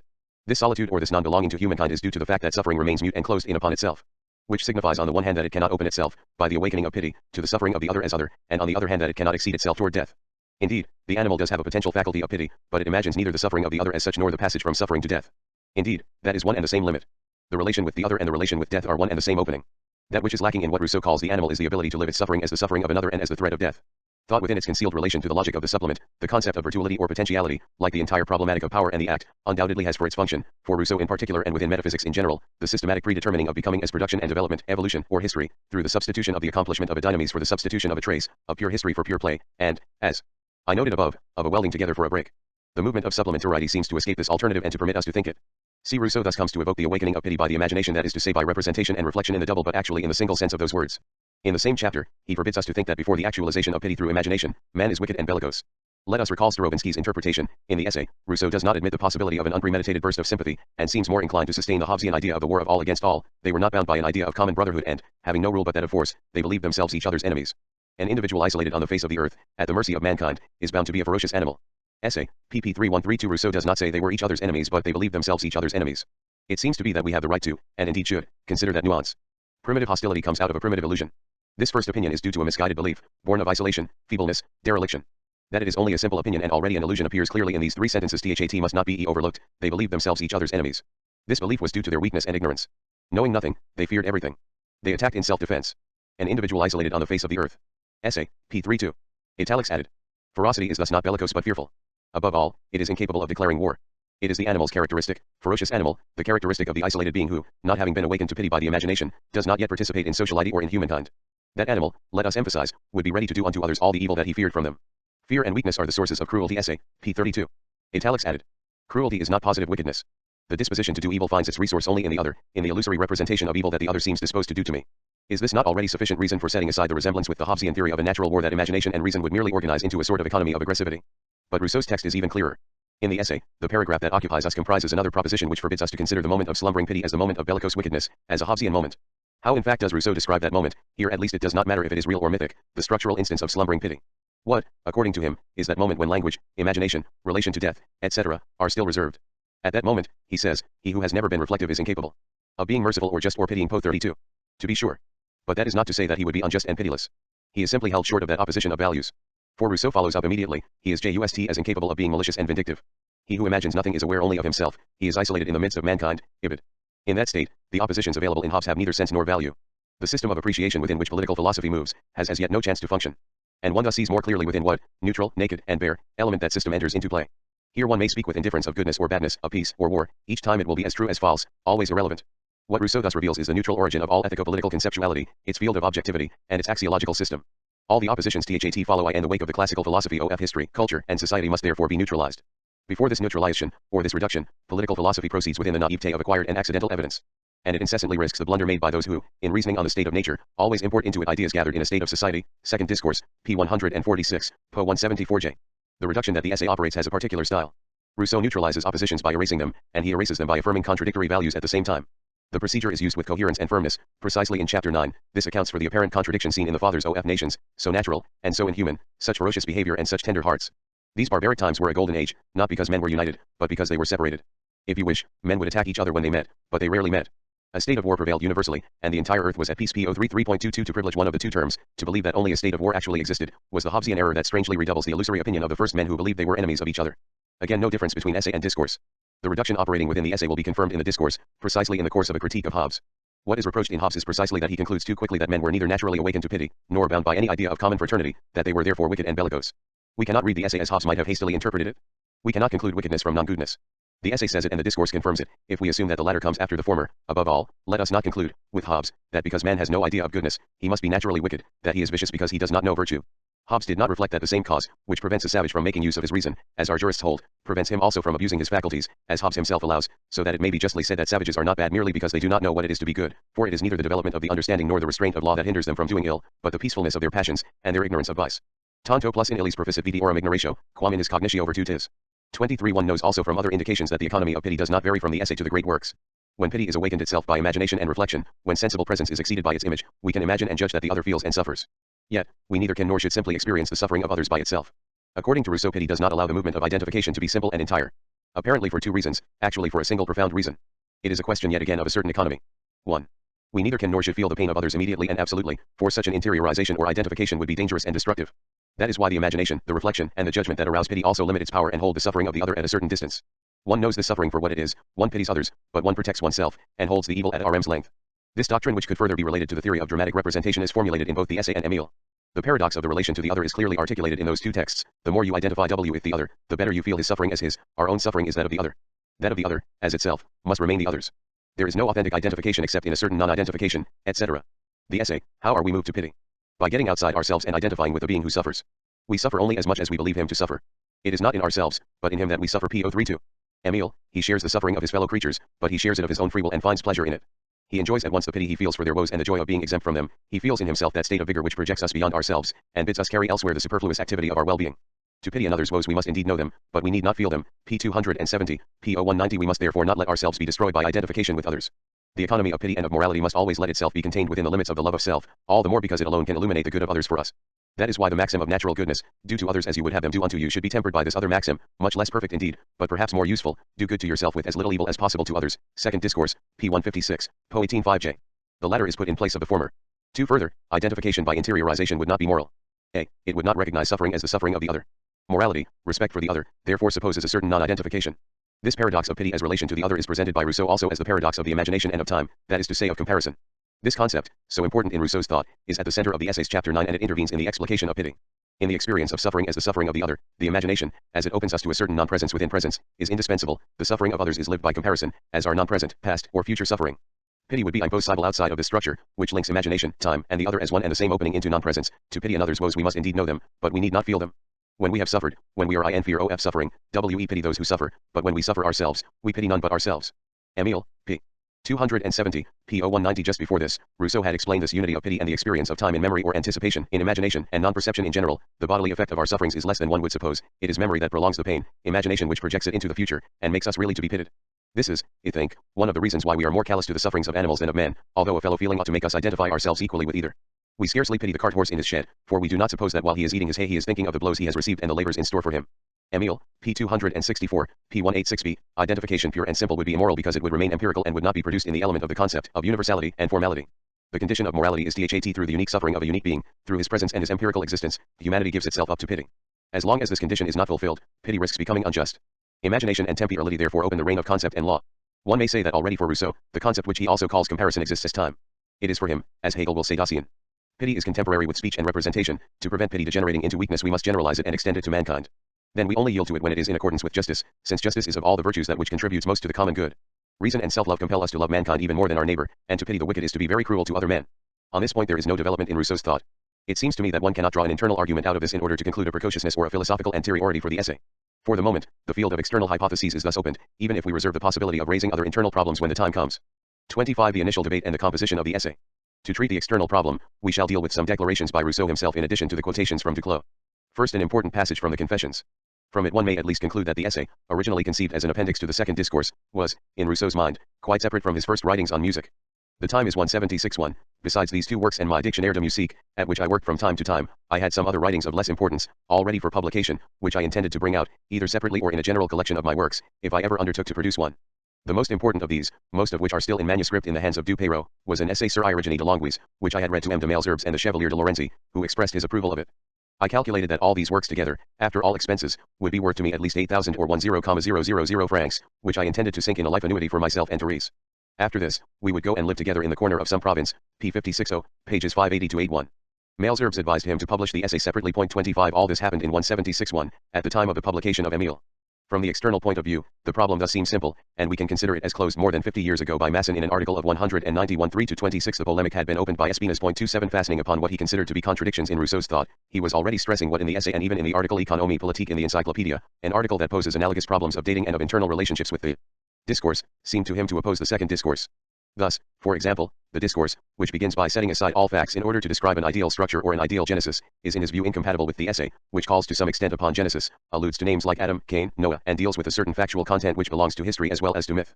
One must of course study carefully Rousseau's usage of this factual content, and examine if, by using it as a guide to reading or to pivotal examples, Rousseau does not neutralize it as fact, a step which he permits himself to take in the discourse as well, notably in those notes to the discourse among which, as we know, the essay was perhaps supposed to be included.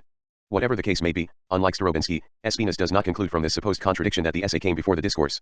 The essay on the origin of languages considering the quotations from Duclos, he draws the opposite conclusion. The essay came after the discourse. 28. Lanson then contests this interpretation. 29. But always on the same grounds, the discrepancy between the essay and the major works.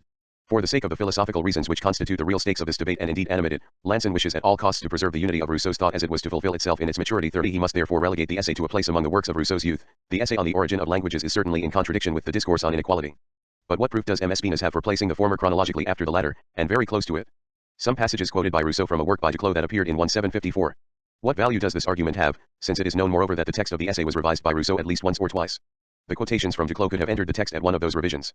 For my part, I have reason to believe through certain positive indications that the essay on the origin of languages dates from an epoch when Rousseau's systematic views were not yet formed, and that under its original title, Essai sur I Principe de la Mélodie, it was a reply to Rameau's demonstration du Principe de l'Harmonie, 1749-1750. By its matter and tenor, the essay comes out of the same current of thought which exists in Condillac, an essay on the origin of human knowledge, 1746, and in Diderot's Lettres sur les sourds et muettes, 175-1751. I should be much inclined to place the composition of Rousseau's essay at the latest in 1750, between the composition and the success of the first discourse. It is difficult to consider the quotations from Duclos as late insertions. Even if in fact they were, as quotations, late, the reading of the commentary on general grammar seems to have deeply marked, indeed inspired, the entire essay. As for affinities with Condillac and Diderot, they are far from limited to this work alone. That is why, on this problem of chronology whose external aspect is so difficult to delimit, Masson's response to Lanson seems eminently convincing to me. Here I extract a long fragment of it. Recalling Lanson's argument, Masson writes, these arguments are very skillful and almost convincing, but perhaps they presented themselves to M. Lanson only because he did not wish to find Rousseau in contradiction with himself. If the essay had not seemed to contradict the second discourse, who knows if M. Lanson would have pushed the original version so far back. I do not wish to examine here the internal relationships between the essay and inequality. In my opinion, the contradiction between the two works is not as certain as M. Lanson judges. I shall limit myself to two external remarks that seem decisive to me. 1. The manuscript of the essay on the origin of languages is still at the Library of New Chattel, number 7835, 5 paper-bound books, 150x23 bound, with a blue silk ribbon. Very beautifully written, obviously intended for the press, it carries on the first page, by J.J. Rousseau, citizen of Geneva. It is without a doubt the copy that Jean-Jacques transcribed in 176-1, when he thought for a while of using this work in reply to that Rameau who continued to mistreat him so villainously, letter to Malesherbes, 925.61. Later, very likely at Modi'er's, as we shall see, he took the copy up again for revision, additions, or corrections, easily recognizable, for the ink and the writing are quite different. If I were studying the essay itself 32 these variants would be worth noting, but I have kept only those corrections which are of chronological significance. In the copy of 1761, the text forms a whole, it is one dissertation, the division into chapters was introduced in Modi'er's revision. Thus it is not only to chapter 20, but to the entire essay that the last lines of the work apply. These superficial reflections, which hopefully might give birth to more profound ones, I shall conclude with the passage that suggested them to me, to observe in fact and to show by examples, the degree to which the character, customs, and interests of a people influence their language, would provide material for a sufficiently philosophical investigation pp 73-74. This passage is extracted from Duclos books, Remarques sur la grammaire générale et raison euro e, p. 11, which appeared in the first half of 1754. 2. We have also a more formal testimony given by Rousseau himself. About 1763, he wished to bring together in one small volume 3 short works that he had in hand, A l'imitation théâtrale, Essay on the Origin of Languages, Elie Levi d'Ephraim. The collection was never published, but a projected preface remains in one of his notebooks of rough drafts, MSS of New Chattel, No 7887 Fov 1°4-5. From that preface I omit what concerns theatrical imitation and the Levite, and publish the paragraph concerning the essay 33, the second part was at first nothing but a part of the discourse on inequality, that I cut off from it as too long and out of place. I do walk it up again Rousseau had at first written, I completed it provoked by M. Rameau's errors on music that title which is perfectly fulfilled by the work which bears it but for 2 words that I had struck off in the encyclopedia. However, restrained by the ridiculousness of holding forth upon languages when one hardly knows one, and, furthermore, discontented with that fragment, I had resolved to suppress it as unworthy of public attention. But an illustrious magistrate, who cultivates and protects letters Malesherbes, thought of it more favorably than I defer with pleasure, as one may well believe, my judgment to his, and with the help of other writings, I attempt to pass off a piece that I might not have risked by itself. It does not seem that any internal evidence can stand against this testimony by Rousseau himself. In 1754, then, the essay on languages was a long note to the second discourse. In 176-1, it became an independent dissertation, augmented and corrected to make it a riposte to Rameau. Finally, in 176-3, this dissertation, revised for one last time, was divided into chapters. 26-2. Imitation. We have now been brought quite naturally to the problem of the composition of the essay, not only of the time of its writing, but of the space of its structure. Rousseau divided it into chapters belatedly. What scheme guided him? The architecture must find its justification in the deep intention of the essay. It is for that reason that it interests us. Yet we must not confound the meaning of the architecture with the declared intention of the work. 20 chapters of most unequal length. A disquiet seems to animate all Rousseau's reflections and to give them their vehemence. They are concerned at first with the origin and degeneration of music. The chapters that concern music, its emergence, and its decadence, are contained between chapter 12, the origin of music and its relations, and chapter 19, how music has degenerated. If one wants to maintain that the destiny of music is the major preoccupation of the essay, it must be explained that the chapters that directly concern that subject occupy hardly a third of the work, a little more if you consider the number of chapters, a little less if you consider the number of pages, and that the rest of the essay does not deal with it at all. Whatever may be the history of its writing, its unity of composition is not the less evident and no development is out of alignment. 27. The interval and the supplement. The themes of the first 11 chapters are the genesis and degeneration of language, the relationships between speech and writing, the difference between the formation of the languages of the North and the languages of the South. Why is it necessary to treat these problems before proposing a theory of music? For several types of reasons. 1. There is no music before language. And music is born of voice and not of sound. No prelinguistic sonority can, according to Rousseau, open the time of music. In the beginning is the song. This proposition is absolutely necessary within Rousseau's systematics. If music awakens in song, if it is initially uttered, vociferated, it is because, like all speech, it is born in passion. That is to say in the transgression of need by desire and the awakening of pity by imagination. Everything proceeds from this inaugural distinction. It seems then that need dictated the first gestures, while the passions rung forth the first words. If music presupposes voice, it comes into being at the same time as human society. As speech, it requires that the other be present to me as other through compassion. Animals, whose pity is not awakened by the imagination, have no affinity with the other as such. That is why there is no animal music. One speaks of animal music only by looseness of vocabulary and by anthropomorphic projection. The difference between the glands and the voice is the difference between animality and humanity. Transgressing space, mastering the outside, placing souls in communication, voice transcends natural animality. That is to say a certain death signified by space. Exteriority is inanimate. The arts of space carry death within themselves and animality remains the inanimate face of life. The song presents life to itself. In that sense, it is more natural to man but more foreign to a nature which is in itself dead and nature still one effigy. One sees here what difference at the same time interior and exterior divides the significations of nature, life, animality, humanity, art, speech, and song. The animal who, as we have seen, has no relationship to death, is on the side of death. Speech, on the other hand, is living speech even while it institutes a relation to death, and so on. It is presence in general that is thus divided. From this it is evident that painting is closer to nature and that music is more dependent on human art. It is evident also that the one is more interesting than the other precisely because it does more to relate man to man, and gives us some idea of our kind. Painting is often dead and inanimate. It can carry you to the depth of the desert, but as soon as vocal signs strike your ear, they announce to you a being like yourself. They are, so to speak, the organs of the Sioux one. If they also paint solitude for you SILS vous paintent aussi la solitude J, they tell you are not there alone. Birds whistle, man alone sings. And one cannot hear either singing or a symphony without immediately acknowledging the presence of another intelligent being, chap 16, pages 63-64J. Song is at the orient of music, but it does not reduce itself to voice any more than voice reduces itself to noise. In the Dictionary of Music, Rousseau confesses his embarrassment in the article song chant, tune in the contemporary English translation J. If the song is indeed a kind of modification of the human voice, it is difficult to assign to it an absolutely characteristic proper J modality. After having proposed the calculations J of intervals, Rousseau advances the most equivocal criterion of permanence, and then of melody as imitation of the accents of the speaking or passionate voice. The difficulty is that the concepts of an intrinsic and systematic description must be found. No more than the voice 34 does the song disclose its essence in an anatomical description. But vocal intervals are also alien to the system of musical intervals. Rousseau therefore hesitates, in the dictionary as much as in the essay, between two necessities, of marking the difference between the systems of vocal and musical intervals, but also of reserving in the resources of song in the original voice. The notion of imitation reconciles these two exigencies within ambiguity. The first chapter of the essay corresponds in part to this passage in the article song. It is very difficult to determine in what the voice which forms the words, differs from that which forms the song. This difference is sensible, but we cannot very clearly perceive in what it consists, and when we seek to find it, we find it not. Mons. Dodart has made anatomic observations, by favor of which he thinks really to discover, in the different situations of the larynx, the cause of two kinds of voice. But I do not know if these observations or the consequences drawn from them, are to be depended on.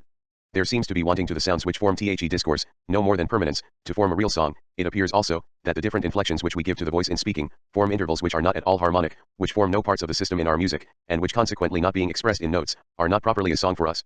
The song does not seem natural to mankind. Though the savages of America sing, because they speak, yet a true savage never sung. The dumb don't sing, they form only accents without permanence, a disgustful soward's muted bellowing which their wants draw from them. I should doubt, if the Sierra, with all his ingenuity, could ever draw from them any musical air. Children scream, cry, but they don't sing. The first expressions of nature have nothing in them melodious or sonorous, and they children, learn to sing, as to speak, from our example. The melodious and appreciable tune, is only an artificial imitation of the accents in the speaking or passionate voice. We cry, we complain, without singing, but, in song, we imitate cries and laments, and as, of all imitations, the most interesting is that of the human passions, so of all the methods of imitating, the most agreeable is the song. Only the word song chant is italicized by Rousseau. Through that example one may analyze the subtle functioning of the notions of nature and imitation. On several levels, nature is the ground, the inferior step, it must be crossed, exceeded, but also rejoined. We must return to it, but without annulling the difference. This difference, separating the imitation from what it imitates, must be almost nil. Through the voice one must transgress the nature that is animal, savage, mute, infant or crying, by singing transgress or modify the voice. But the song must imitate cries and laments. This leads to a second polar determination of nature, it becomes the unity as ideal limit of the imitation and what is imitated, of voice and song. If that unity were accomplished, imitation would become useless, the unity of unity and difference would be lived in immediacy. Such, according to Rousseau, is the archaeoteleologic definition of nature. Elsewhere is the name and the place, the name of the non-place of that nature.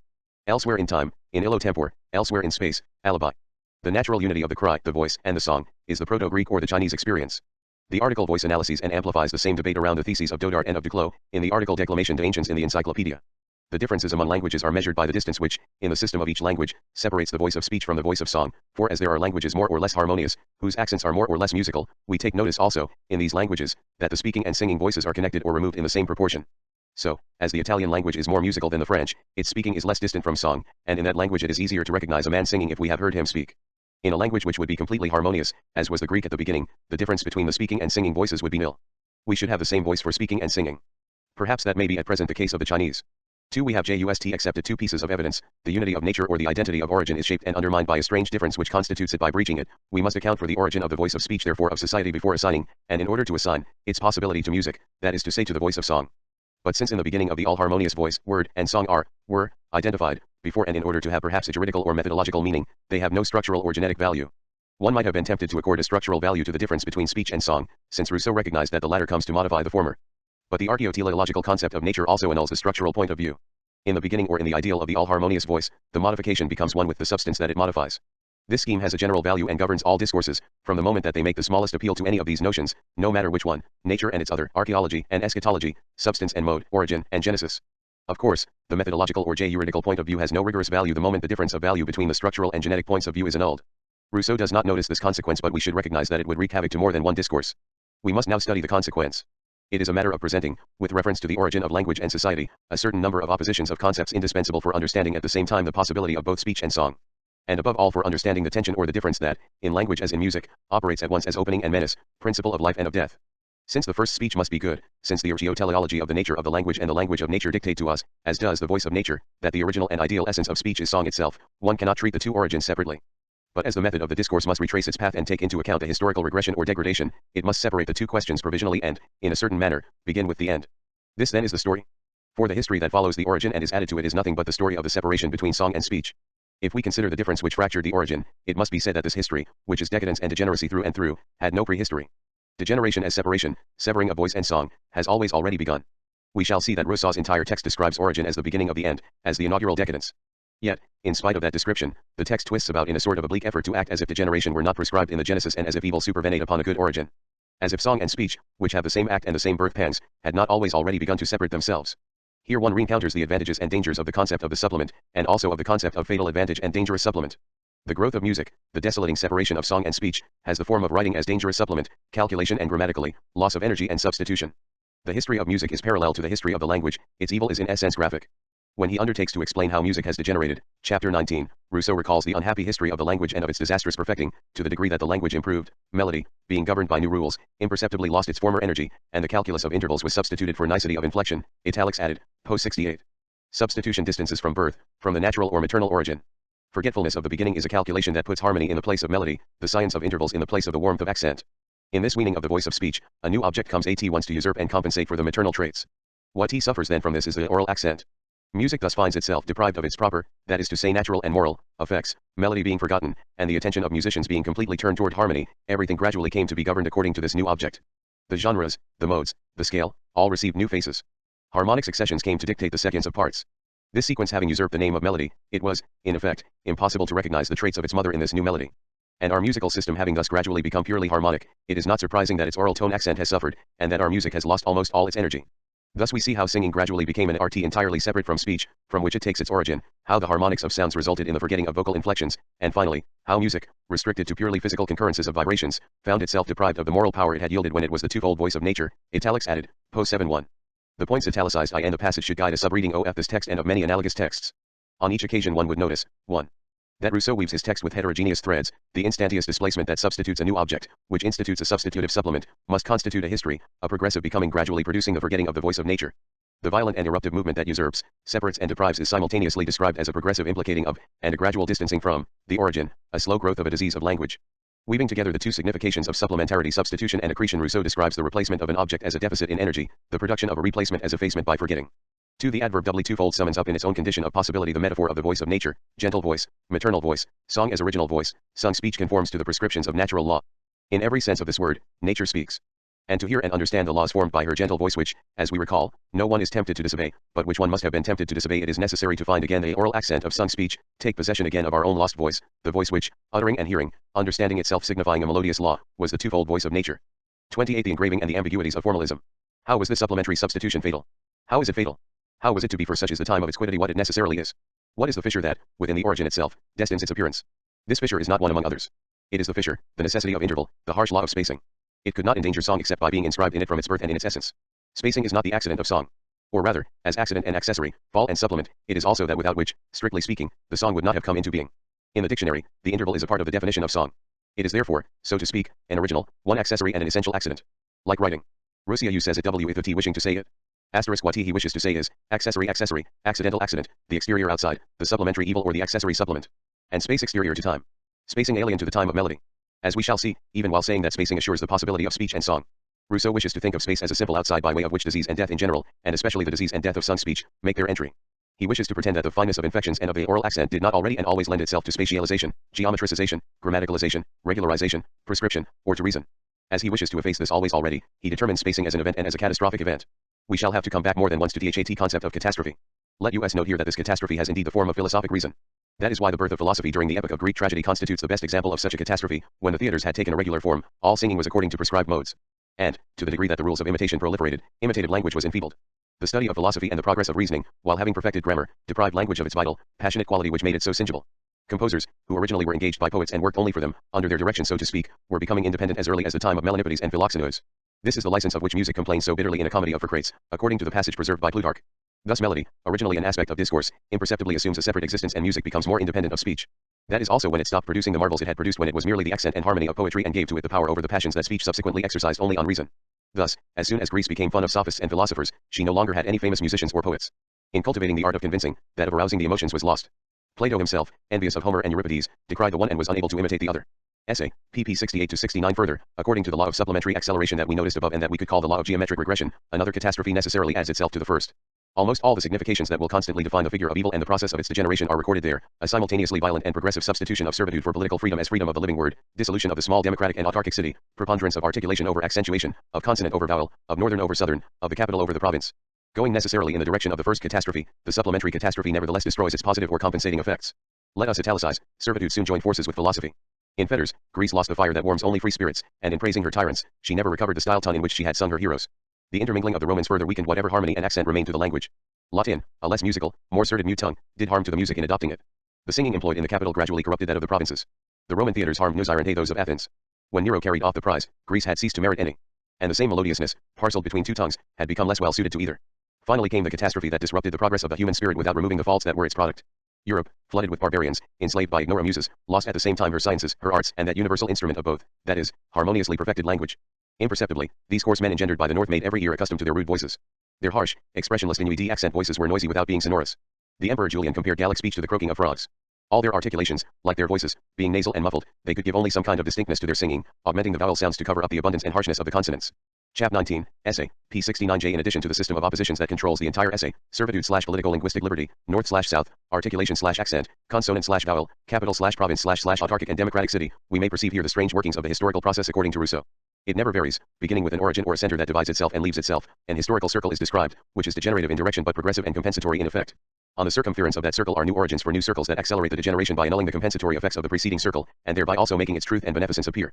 It is thus, by destroying the progress of the human spirit that the anterior cycle had produced, that the invasion of the northern barbarians ushered in a new cycle of historical degeneration. The harmful and dissolving effects of philosophy had in fact been limited by themselves. Their system comprised, in some way, its own curb. Within the following system or circle, that curb will have disappeared. Follows an acceleration of evil, which nevertheless will find a new internal regulation, a new organ of equilibrium, a new supplementary compensation, which will consist for example of reinforcing vowel sounds to cover the abundance and harshness of consonants, and thus to infinity. But this infinity is still not that of a horizon or an abyss, of a progress or a fall. It is the infinity of a repetition following a strange course. For the preceding diagram must be complicated further, each new cycle begins a progression-regression which, destroying the effects of the preceding one, brings us back to a nature yet more secret, more ancient, more archaic. Progress consists always of taking us closer to animality while annulling the progress through which we have transgressed animality. I shall confirm it often.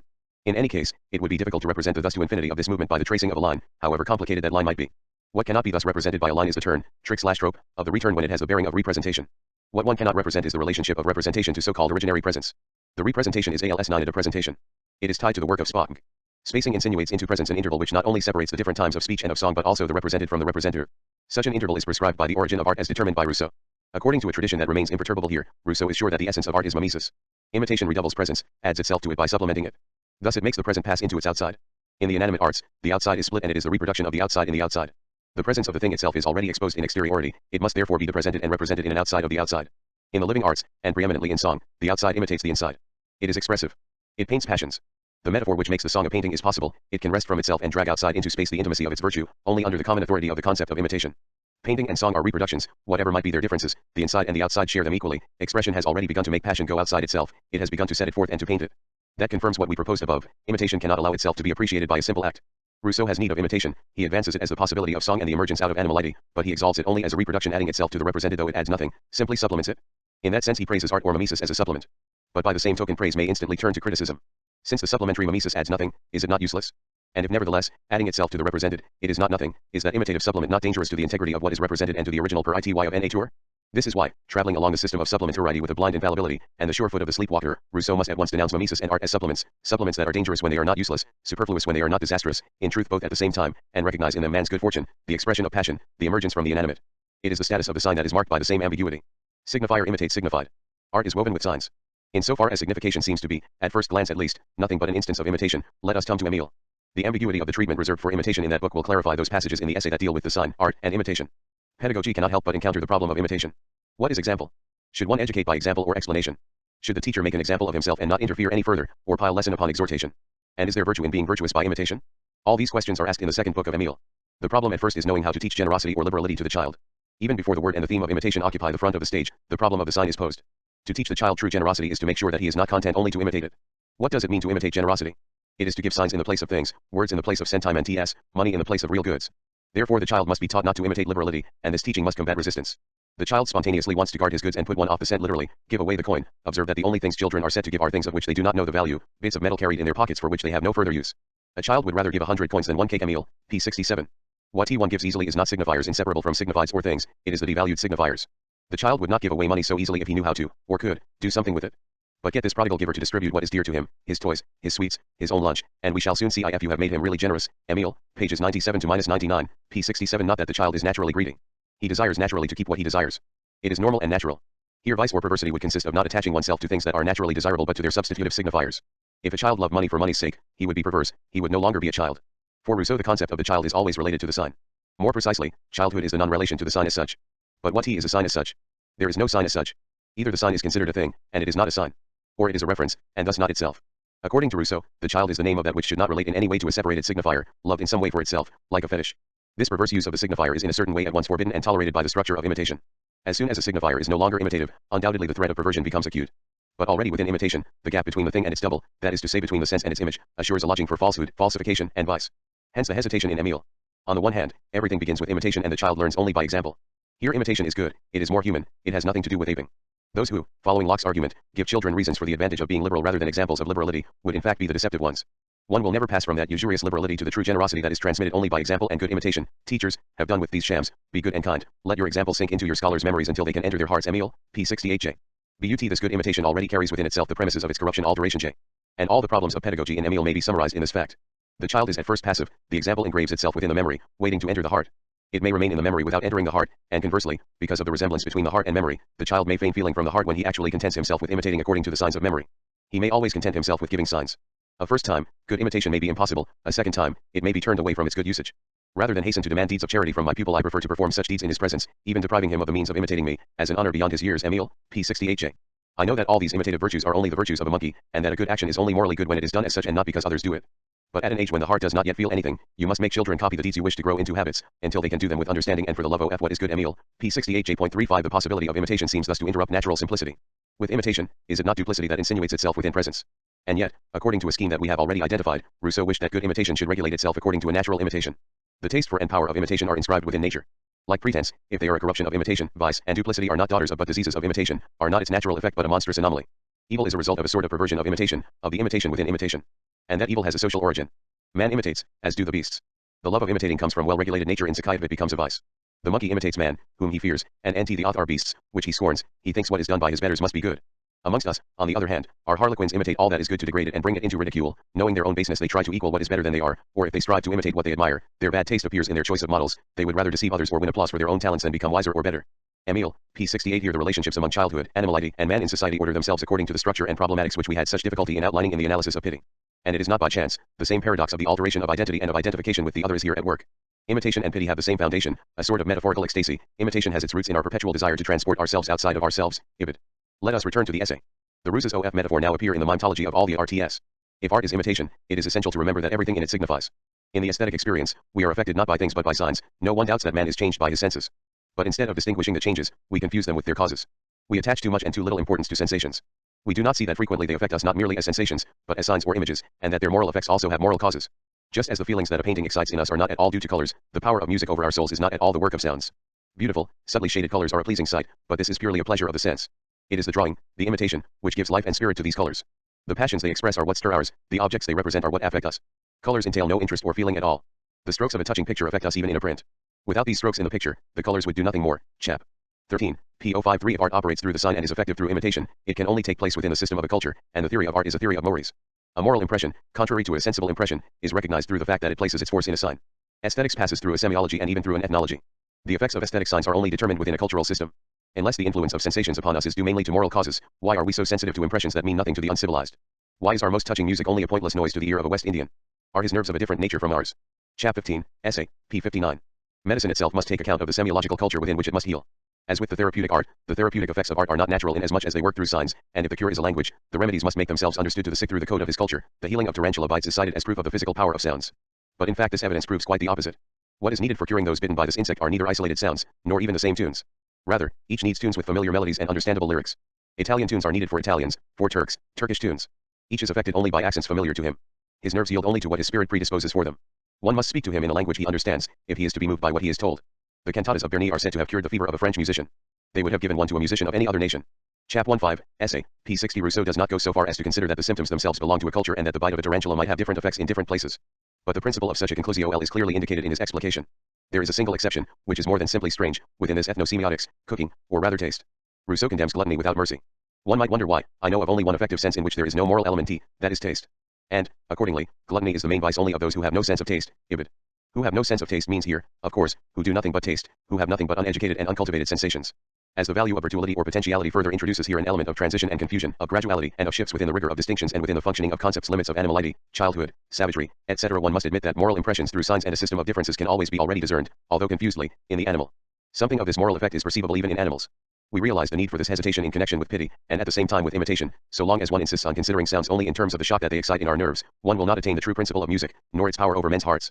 The sounds of a melody do not affect us merely as sounds, but as signs of our affections, of our feelings. It is thus that they excite in us the emotions that they express, whose image we recognize in it. Something of this moral effect is perceivable even in animals. The barking of one dog will attract another. When my cat hears me imitate a mewing, I see it become immediately attentive, alert, agitated. When it discovers that I am just counterfeiting the voice of its species, it relaxes and resumes at rest. Since there is nothing at all different in the stimulation of the sense organ, and the cat had initially been deceived, what accounts for the difference? Ibid.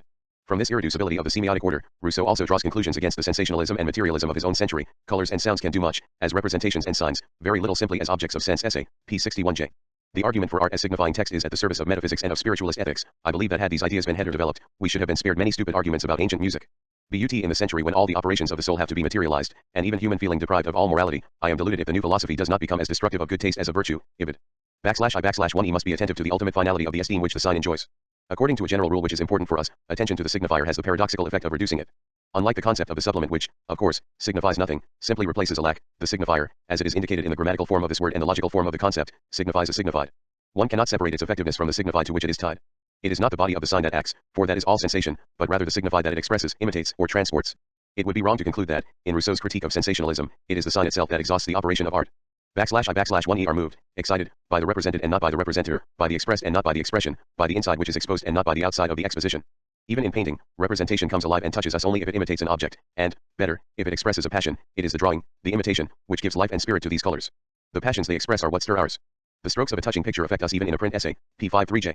The engraving, art being born of imitation, only belongs to the work proper as far as it can be retained in an engraving, in the reproductive impression of its outline. If the beautiful loses nothing by being reproduced, if one recognizes it in its sign, in the sign of the sign which a copy must be, then in the first time of its production there was already a reproductive essence. The engraving, which copies the models of art, is nonetheless the model for art. If the origin of art is the possibility of the engraving, the death of art and art as death are prescribed from the very birth of the work. The principle of life, once again, is confounded with the principle of death. Once again, Rousseau desires to separate them, but once again, he accedes within his description and within his text to that which limits or contradicts his desire. On the one hand, in fact, Rousseau does not doubt that imitation and formal outline are the property of art, and he inherits, as a matter of course, the traditional concept of mimesis, a concept that was first that of the 5 essay on the origin of languages philosophers whom Rousseau one must remember one accused of having killed song. This accusation could not be radical one since it moved within the conceptuality inherited from this philosophy and of the metaphysical conception of art. The outline that lends itself to the print or engraving one the language is imitated one belongs to all the arts one to the arts of space as much as to the arts of duration one to music no less than to painting. In both it outlines the space of imitation and the imitation of space. Music is no more the art of combining sounds to please the ear than painting is the art of combining colors to please the eye. If there were no more to it than that, they would both be natural sciences rather than fine arts. Imitation alone raises them to this level. But what makes painting an imitative art? Drawing. What makes music another? Melody. Chap 1.3, Essay, p. 5.5 The outline, design or melodic line, is not only what permits imitation and the recognition of the represented in the representer. It is the element of formal difference which permits the contents, colored or sonorous substance, to appear. By the same token one it cannot give rise to literally provide space for art, technique, as mimesis without constituting it forthwith as a technique of imitation. If art lives from an originary reproduction one the outline that permits this reproduction, opens in the same stroke the space of calculation one of grammatically, of the rational science of intervals one and of those rules of imitation that are fatal to energy. Let us recall, and one to the degree that the rules of imitation proliferated one imitative language was enfeebled. Essay 1 p. 68j. Imitation is therefore at the same time the life and the death of art. Art and death one art and its death are comprised in the space of the alteration of the originary iteration, iterum one anew, does it not come from Sanskrit itara, other, of repetition one reproduction, representation, or also in space as the possibility of iteration and the exit from life placed outside of itself. For the outline is spacing itself, and marking figures, it shapes the surfaces of painting as much as the time of music, the role of melody in music is precisely that of drawing in a painting. This is what constitutes the strokes and figures, of which the harmony and the sounds are merely the colors. But, it is said, melody is merely a succession of sounds. No doubt. And drawing is only an arrangement of colors. An orator uses ink to write out his compositions, does that mean ink is a very eloquent liquid? Chap 1.3, Essay, p. 5.3. Thus disengaging a concept of formal difference, criticizing with vigor an aesthetic that one might call substantialist rather than materialist, more attentive to sensory content than to formal composition, one Rousseau yet places a great deal of the burden of art here music upon the outline. That is to say, to what can give rise to cold calculation and the rules of imitation. According to a logic with which we are now familiar, one Rousseau confronts that danger by opposing good form to bad form, the form of life to the form of death, melodic to harmonic form, form with imitative content to form without content, form full of sense to empty abstraction. Rousseau reacts against formalism. In his eyes, formalism is also a materialism and a sensationalism. It is difficult to understand what is at stake in chapters 1.3 on melody and 14 on harmony if one does not perceive its immediate context, the polemic with Rameau. These chapters assemble and stylize a discussion developed in the corresponding articles of the Dictionary of Music and in the Examen de deux Principes Avances par Rameau dans essai brochure intitulé Erreurs sur la musique, dans l'encyclopédie, 1755, but this context serves only to reveal a systematic and permanent necessity. For Rousseau, the difference between the melodic and harmonic form has a decisive importance. By all the features that distinguish them, they are opposed, as the life to the death of the song. Yet, if one thinks of the origin of the word, originally a proper name, and of the ancient treatises that we have remaining, harmony would be very difficult to distinguish from melody, unless one adds to the latter the ideas of ryhthm and measure, without which, in effect, no melody can have a determined character, whereas harmony has its own by itself, independent of every other quantity. Dictionary, pages 286-87. The difference proper to harmony must thus be looked for in the moderns, for whom it is a succession of concords according to the laws of modulation. The principles of this harmony have been assembled into systems only by the moderns. Examining that of Rameau, Rousseau reproaches him first for passing off as natural what is purely conventional. I ought, however, to declare that this system, as ingenious as it may appear, is not in any way founded on nature, as he incessantly repeats it, that it is established only on analogies and conveniencies, which one, who is tolerable at invention, might overthrow tomorrow, by others much more natural. Dictionary po 187. Rameau's fault is twofold, an artificialist exuberance and an illusory or abusive recourse to nature, an excess of arbitrariness which claims to be grounded solely in the physics of sound. One cannot deduce a science of series and intervals from simple physics. Rousseau's argument is noteworthy in many ways. The physical principle of the resonance presents to us the solitary concords and establishes not the succession. A regular succession is, however, necessary. A dictionary of chosen words is not an harangue, nor a collection of good concords a piece of music.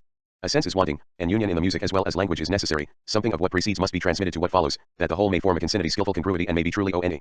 Moreover, the composed sensation, which results from a perfect concord, is the essay on the origin of languages 2.1 solved in the absolute sensation of each of the sounds which compose it, and in the compared sensation of each of these intervals which these same sounds form between themselves. There is nothing beyond the sensible in this concord, from whence it follows, that it is only by the connection of the sounds, and the analogy of the intervals, that the union in question can be established. There lies the true and only principle, whence flow all the laws of harmony and modulation.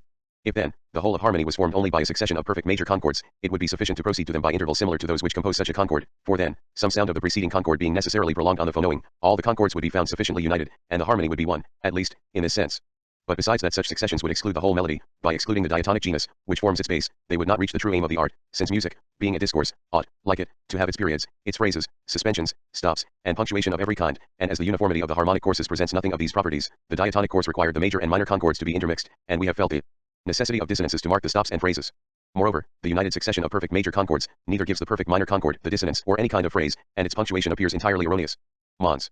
Rameau, insisting absolutely, in his system, that all our harmony should be drawn from nature, has had recourse, for this purpose, to another experiment of his own invention. Ibid. The author italicizes only the word harmony. Rameau's mistake corresponds to the model of all mistakes and all historical perversions as they take shape under Rousseau's eyes. According to the circle, the ellipse, or the unrepresentable figure of the movement of history, cold rationality and abstract convention there join dead nature, the reign of physicality, a certain rationalism there mingles with materialism or sensationalism. Or empiricism, false empiricism, empiricism falsifying the immediate givens of experience. And this falsification that misleads reason is primarily a fault of the heart. If Rameau is mistaken, 36 his errings are moral faults before being theoretical errors. One may read in the examination, I shall not pretend to avow that the work entitled Errors on Music seems to me in fact to crawl with mistakes, and that I see nothing more just in it than the title. But those errors are not in M. Rameau's reason, they have their source nowhere but in the heart, and when passion does not blind him, he will judge better than anyone the good rules of his art. The aberration of the heart which drives him to persecute 37 Rousseau can become a theoretical error only by making him deaf to the soul of music, melody and not harmony, by making him deaf a more serious accusation as musician as much as musicographer. I notice in the Errors on Music two of these important principles. The first, which guided M. Rameau in all his writings, and, what is worse, in all his music, is that harmony is the unique foundation of art, that melody derives from it, and that all the grand effects of music are born of harmony alone. Ibid. Rameau's aberration is a symptom. It betrays the sickness both of the history of the West and of European ethnocentrism.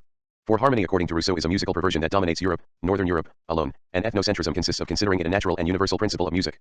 The harmony that destroys the energy of music and shackles its imitative force. Melody is absent in the beginning of music, in illo tempore, and in non-European music, alibi.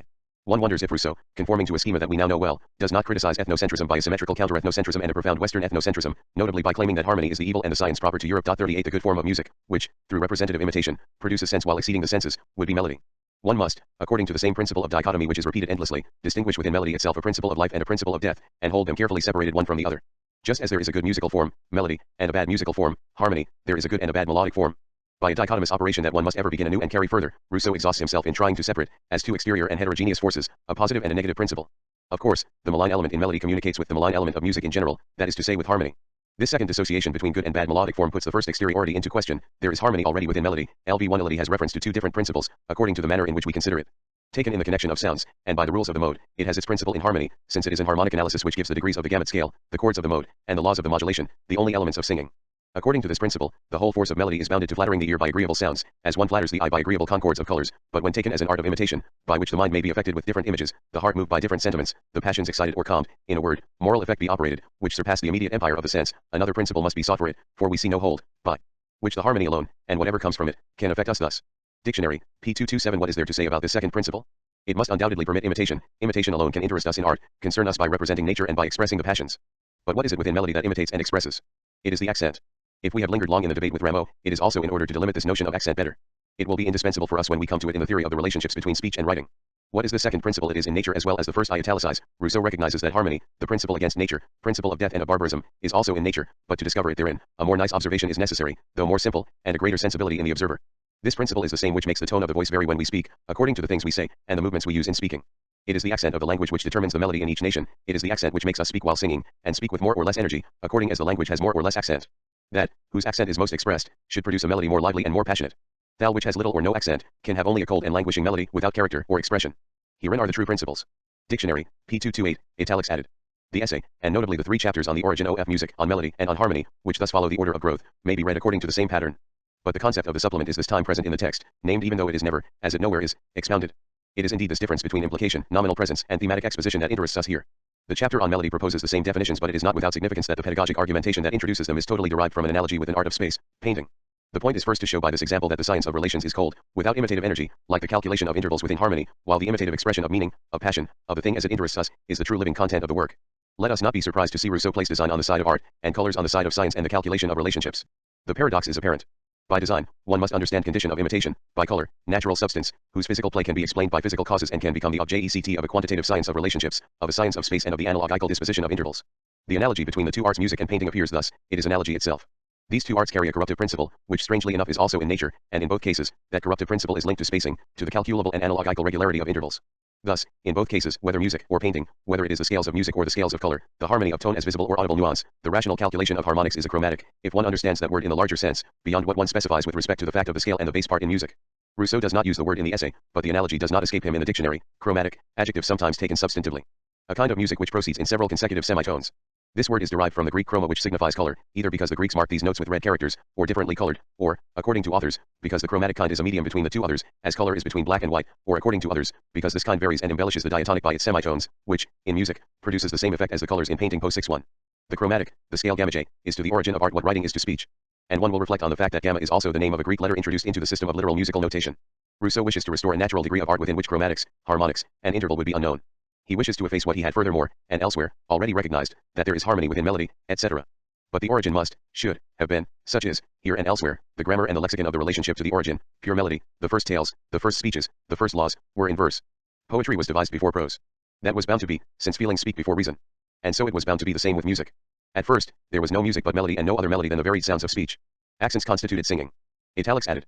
Essay, pages 50-51 but just as in painting the art of design is degraded when the physics of color is substituted for it. L9 So in the song melody is originally corrupted by harmony.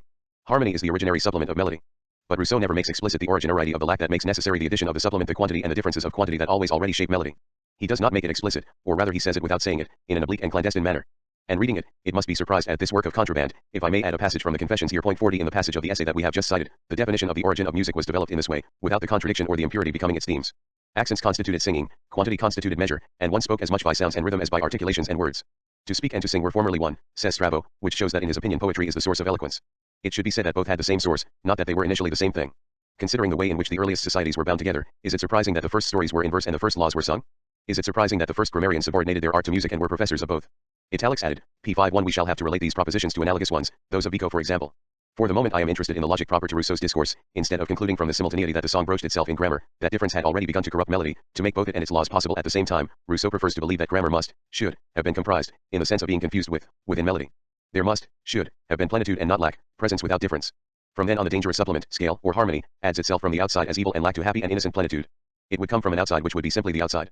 This conforms to the logic of identity and to the principle of classical ontology, the outside is outside, being is, etc., but not to the logic of supplementarity, which would have it that the outside be inside, that the other and the lack come to add themselves as a plus that replaces a minus, that what adds itself to something takes the place of a default in the thing, that the default, as the outside of the inside, should be already within the inside, etc.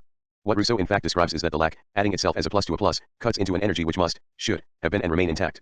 And indeed it breaks in as a dangerous supplement, as a substitute that enfeebles, enslaves, effaces, separates, and falsifies. Even if one spent 1,000 years calculating the relations of sounds and the laws of harmony, how would one ever make of that art an imitative art? Where is the principle of this supposed imitation? Of what harmony is it the sign? And what do chords have in common with our passions? But in the process it also shackles melody, draining it of energy and expressiveness. It wipes out a face passionate accent, replacing substituer j with the harmonic interval.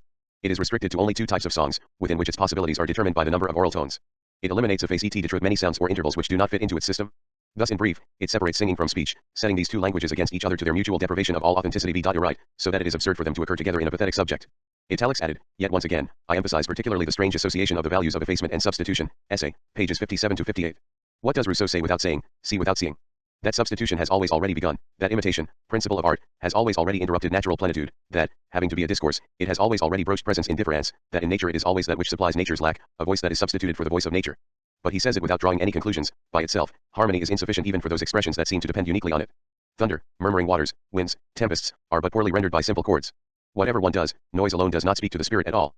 The objects must speak in order to be understood. In all imitation, some form of discourse must substitute for the voice of nature. The musician who would represent noise by noise deceives himself. He knows nothing of either the weakness or the strength of his art, concerning which his judgment is tasteless and unenlightened. Let him realize that he will have to render noise in song, that to produce the croaking of frogs, he will have to have them sing. For it is not enough to imitate them, he must do so touchingly and pleasantly. Otherwise, his tedious imitation is nothing, and will neither interest nor impress anyone. Italics added, essay, p. 58. 29 The Tum of Writing. Asterisk we are thus brought back to discourse as supplement. And to the structure of the essay, origin of langage, origin, and degeneracy of music, degeneracy of language, which reflects the structure of language not only in its becoming but also in its space, in its disposition, in what may literally be called its geography. Language is a structure, a system of oppositions of places and values and an oriented structure. Let us rather say, only half in jest, that its orientation is a disorientation. One will be able to call it a polarization. Orientation gives direction to movement by relating it to its origin as to its dawning. And it is starting from the light of origin that one thinks of the west, the end, and the fall, cadence or check, death, or night. According to Rousseau, who appropriates here a most banal opposition from the 17th century, 41 language turns, so to speak, as the earth turns. Here neither the Orient nor the Occident is privileged. The references are to the extremities of the axis around which the globe turns, polos, polion, and which is called the rational axis, the South Pole and the North Pole. There will be neither an historical line nor an immobile picture of languages. There will be a turn, trope, of language. And this movement of culture will be both ordered and rhythmed according to the most natural thing in nature, the earth and the seasons. Languages are sown. And they themselves pass from one season to an sixth. The division between languages, the apportionment in the formation of languages, between the cisterns turned toward the north and the systems turned toward the south, that interior limit already leaves its furrow in language in general and each language in particular. Such at least is our interpretation. Rousseau would wish the opposition between southern and northern in order to place a natural frontier between different types of languages. However, what he describes forbids us to think it. THAT description shows that the asterisk trope in its root is tum, the other meaning of the French tour is trick. The title could thus read the turning slash trope slash trick of writing.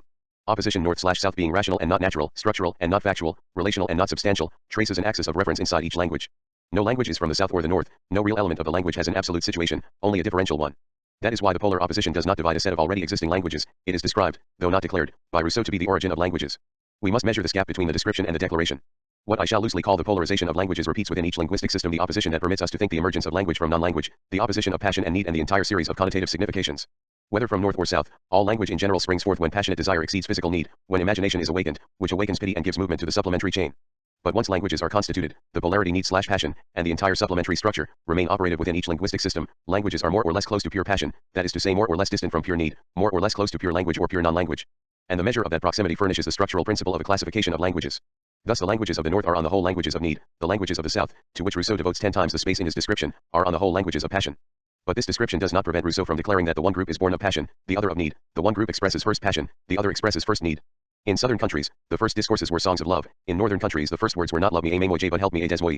If one took this declaration literally, one would have to judge it contradictory both to the descriptions and to other declarations, notably to that which excludes the possibility of a language arising out of pure need. But in order to be not merely apparent, these contradictions are regulated by the desire of considering the functional or polar origin as the real and natural origin. Not being able simply to accept the fact that the concept of origin has merely a relative function within a system situating a multitude of origins in itself, each origin capable of being the effect or the offshoot of another origin, the north capable of becoming the south for a more northern site, etc., Rousseau would like the absolute origin to be an absolute south. It is in terms of this diagram that the questions of fact and principle, of real and ideal origin, of genesis and structure in Rousseau's discourse must be asked anew. The diagram is undoubtedly more complex than one generally thinks. One must here take into account the following necessities: the south is the place of origin or the cradle of languages. Thus the southern languages are closer to childhood, non-language, and nature. But at the same time, being closer to the origin, they are purer, more alive, more animated. On the other hand, the northern languages are distant from the origin, less pure, less alive, less warm. In them one can follow the progress of death and coldness. But even here, the fact that this distance takes us closer to the origin is not representable. The northern languages lead back to that need, to that physicality, to that nature to which the southern languages, which had just left it, were in the closest possible proximity. It is always the impossible design, the unbelievable line of the supplementary structure. Although the difference between south and north, passion and need, explains the origin of languages, it persists in the constituent languages, and at the extreme, the north amounts to the south of the south, which puts the south to the north of the north. Passion animates need more or less, and from the inside. Need constrains passion more or less, and from the inside. This polar difference should rigorously prevent the distinction of two series simply exterior to one another. But one now knows why Rousseau was anxious to maintain that impossible exteriority. His text moves, then, between what we have called description and declaration, which are themselves structural poles rather than natural and fixed points of reference. According to the pressing force of need persisting in passion, we shall have different types of passion and therefore different types of languages. The pressure of need varies with place. Place is at the same time geographical situation and seasonal period. Since the difference in the pressure of needs depends upon a local difference, one will not be able to distinguish the question of the morphological classification of languages, which takes into account the effects of need on the form of a language, from the question of the place of origin of the language, typology from topology. One must consider together the origin of languages and the difference among languages.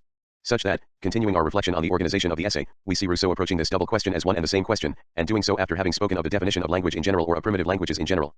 Chapter 8, General and Local Difference in the Origin of Languages, presents itself thus: all that I have said so far applies to primitive tongues in general, and to such development as is due merely to the passage of time. But it does not explain either their origin or their differences. Both 30. How does the place of origin of a language immediately mark the difference proper to the language? What is here the privilege of the place? The locale signifies first the nature of the soil and of the climate. The principal cause that distinguishes them is local, deriving from the various climates in which they are born, and the way in which they take form. It is necessary to go back to the caus in order to understand the general and characteristic differences between the tongues of the south and those of the north. Essay, p. 3oj. A proposition which conforms to the promise that opens the essay: one must furnish a natural, non-metaphysical, non-theological explanation of the origin of languages. Speech distinguishes man among the animals, language distinguishes nations from each other. One does not know where a man comes from until he has spoken. Out of usage and necessity, each learns the language of his own country. But what determines that this language is that of his country and not of another? In order to tell, it is necessary to go back to some principle that belongs to the locality itself and antedates its customs, for speech, being the first social institution, owes its form to natural causes alone. P05.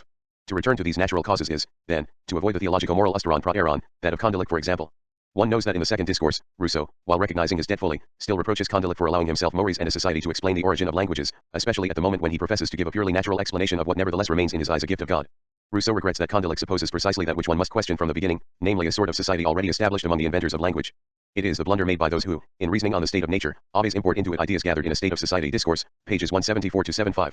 On this point also, the essay agrees with the discourse. There is no social institution before language. It is not one cultural element among others. It is the element of institutions in general. It includes and constructs the entire social structure. Since nothing precedes it in society, its cause can only be precultural or natural. Although its essence is in the passions, its cause, which is not its essence, arises out of nature, that is to say from need. And if one wants to find a precise point of juncture between the second discourse and the 4 chapters of the essay dealing with the origin and the differences of languages, notably in that factual content from which we have drawn the argument, one should reread, in part 1 of the discourse, the page on the relationships between instincts and society, between passion and need, north and south. There one would see, 1, that supplementarity is the structural rule. Savage man, left by nature solely to the direction of instinct, or rather indemnified for what he may lack by faculties capable at first of supplying its place, and afterwards of raising him much above it, must accordingly begin with purely animal functions. Italics added, po 171, 2, that in spite of the essential heterogeneity of passion and need, the former is added to the latter as an effect to a cause, a product to an origin. Whatever moralists may hold, the human understanding is greatly indebted to the passions. The passions, again, originate in our wants. Discourse, p. 171, 3, that Rousseau then makes room for a geographical explanation, a structural explanation which he says can be sustained by facts, and that this explanation amounts to a difference between the peoples of the north and those of the south, the former receiving a supplement to fulfill a lack that the latter do not suffer. And when chapter 8 of the essay announces its considerations of the differences in this way, let us try to follow the order of nature in our investigations. I shall enter now upon a long digression on a subject so hackneyed it is trivial, but one to which it is nonetheless always necessary to return, in order to find the origin of human institutions. Po 3.1. One can imagine the placing of a long footnote to this passage of the discourse. Rousseau is explaining that the passions in their turn draw their origin from our needs. It would be easy, were it necessary, to support this opinion by facts, and to show that, in all the nations of the world, the progress of the understanding has been exactly proportionate to the wants which the peoples had received from nature, or been subjected to by circumstances, and in consequence to the passions that induced them to provide for those necessities. I might instance the arts, rising up in Egypt and expanding with the inundation of the Nile. I might follow their progress into Greece, where they took root afresh, grew up, and towered to the skies, among the rocks and sands of Attica, without being able to germinate on the fertile banks of the Eurotas. I might observe that in general, the people of the north are more industrious than those of the south, because they cannot get on so well without being so, as if nature wanted to equalize matters by giving their understandings the fertility she had refused to their soil. pp. 143-44, 171-72, italics added. There is, then, an economy of nature which attends to the regulating of faculties according to needs, and distributes supplements and compensations. This supposes that the sphere of necessity is itself complex, hierarchized, differentiated. It is in the sense that we should relate to all such texts. Chapter 8 of Book 3 of the Social Contract, *. The influence of de l'esprit de loyauté upon the chapter has been noticed. An entire theory of the excess of the production of work according to needs systematically dovetails with the typology of the forms of government, according to the distance between people and government, and with an explanation by climate, according to whether one goes away from or nearer to the equator. We find then, in every climate, natural causes according to which the form of government which it requires can be assigned, and we can even say what sort of inhabitants it should have. Social contract, p. 65j*. I have used the version of the social contract to be found in Cole, OPCIT, and included my references within brackets. T. Charles Louis II at, Baron de Montesquieu, Overs Completes, Paris, 174-8, Vol. I, translated A.S. The Spirit of the Laws by Thomas Nugent, New Edition, London, 1878. But the theory of needs that underlies the essay is set forth, perhaps better than elsewhere, in a fragment of 5 pages, whose inspiration is undeniably that of the chapters that interest us and undoubtedly also that of the project of the political institutions. Point 42. 3 sorts of needs are distinguished there: those that deal with subsistence and with preservation, nourishment, sleep; those that deal with well-being, which are properly speaking no more than appetites, but sometimes so violent that they torment more than true needs: luxury of sensuality, of softness, the union of sexes and all that flatter our senses. A third order of needs which, born after the others, do not allow them to take precedence, are those that arise from public opinion. The first two must be satisfied for the last to appear, Rousseau notes, but we have observed that the second or secondary need supplants each time, by force or urgency, the first need. There is already a perversion of needs, an inversion of their natural order. And we have just seen included among needs what is elsewhere named passion. Need is thus permanently present within passion. But if one wants to be aware of the first origin of passion, society, and language, one must return to the profundity of the needs of the first order. Our fragment thus defines the program of the essay, which it proceeds to flesh out in a few pages. Thus all reduces itself at first to subsistence, and in that respect man is a function of his environment. He depends on everything and he becomes what everything he depends upon forces him to be. Climate, soil, air, water, productions of the earth and sea, form his temperament, his character, determine his tastes, his passions, his work, his actions of all kinds. The natural explanation is not good for the atoms of culture but for the total social fact. If that is not exactly true of individuals, it is undeniably true of peoples. Thus before one broaches the history of our species, one must begin by examining its habitation and all its varieties, p. 530. The explanation by the natural locale is not a static one. It takes into account the natural revolutions, seasons and migrations. Rousseau's dynamic is a strange system within which the critique of ethnocentrism organically comes to terms with Europeocentrism. It is better understood by carefully weaving together a piece of Emile and a piece of the essay. It is then seen how the concept of culture, in a very rare usage, unites nature and society by virtue of its metaphoricity. In the essay as in Emile, the changes of place and seasons, the displacements of man and terrestrial revolutions are taken care of by the natural explanation. But if that explanation is preceded, in the essay, by a protestation against European prejudice, it is followed, in Emile, by a Europeocentric profession of faith. As the protestation and the profession of faith have not the same function and are not on the same level, and as they do not contradict each other, we will profit by recomposing their system.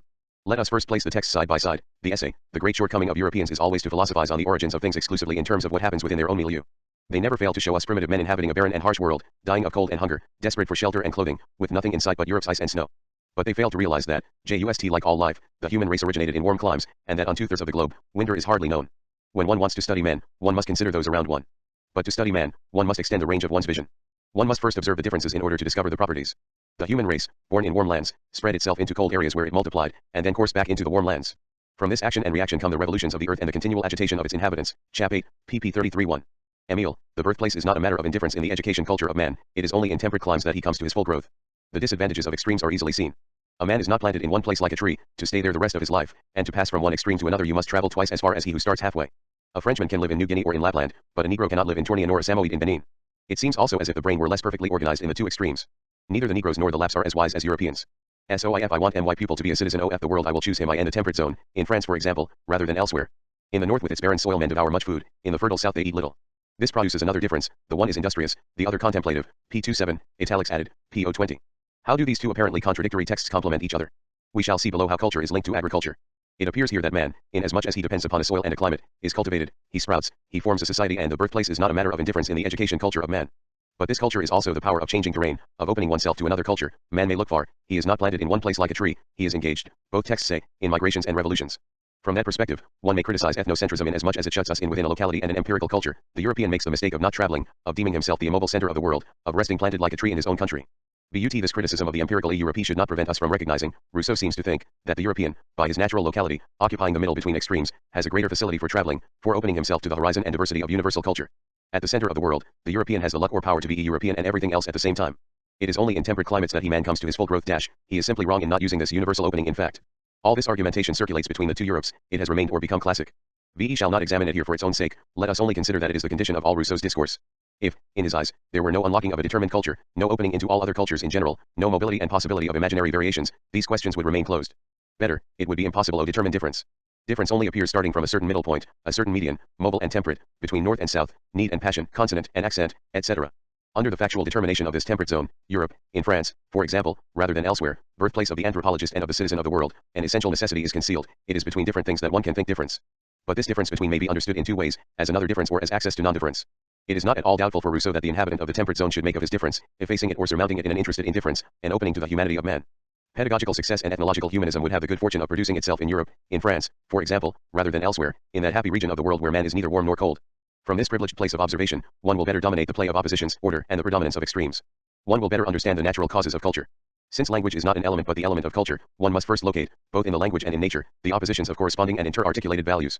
The hat, within language, must correspond to the predominance of need, that is to say the north. Consonant or articulation. To the predominance of passion, that is to say of the south. Accent or inflection.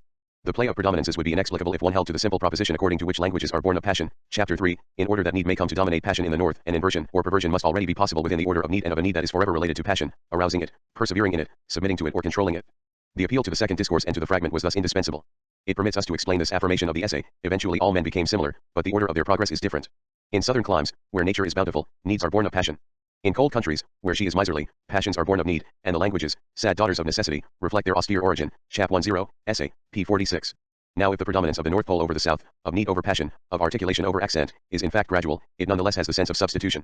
As we have often shown, progressive effacement is also the installation of a supplementary substitute. The man of the North substituted help me a des moi for love me a moi, clarity for energy, articulation for accent, reason for heart. Formal substitution undoubtedly conveys a weakening of energy, of warmth, of life, of passion, but it remains a transformation, a revolution in form and not only a diminishing of force. An explanation of the substitution in terms of a simple degradation is most inadequate. It so strongly implies a displacement and an inversion that it refers us to a completely different function of need.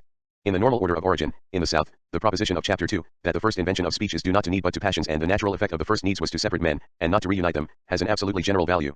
But this normal order of origin is reversed in the North. The North is not simply the distanced other of the South, it is not the limit that one reaches if he starts out from the unique Southern origin.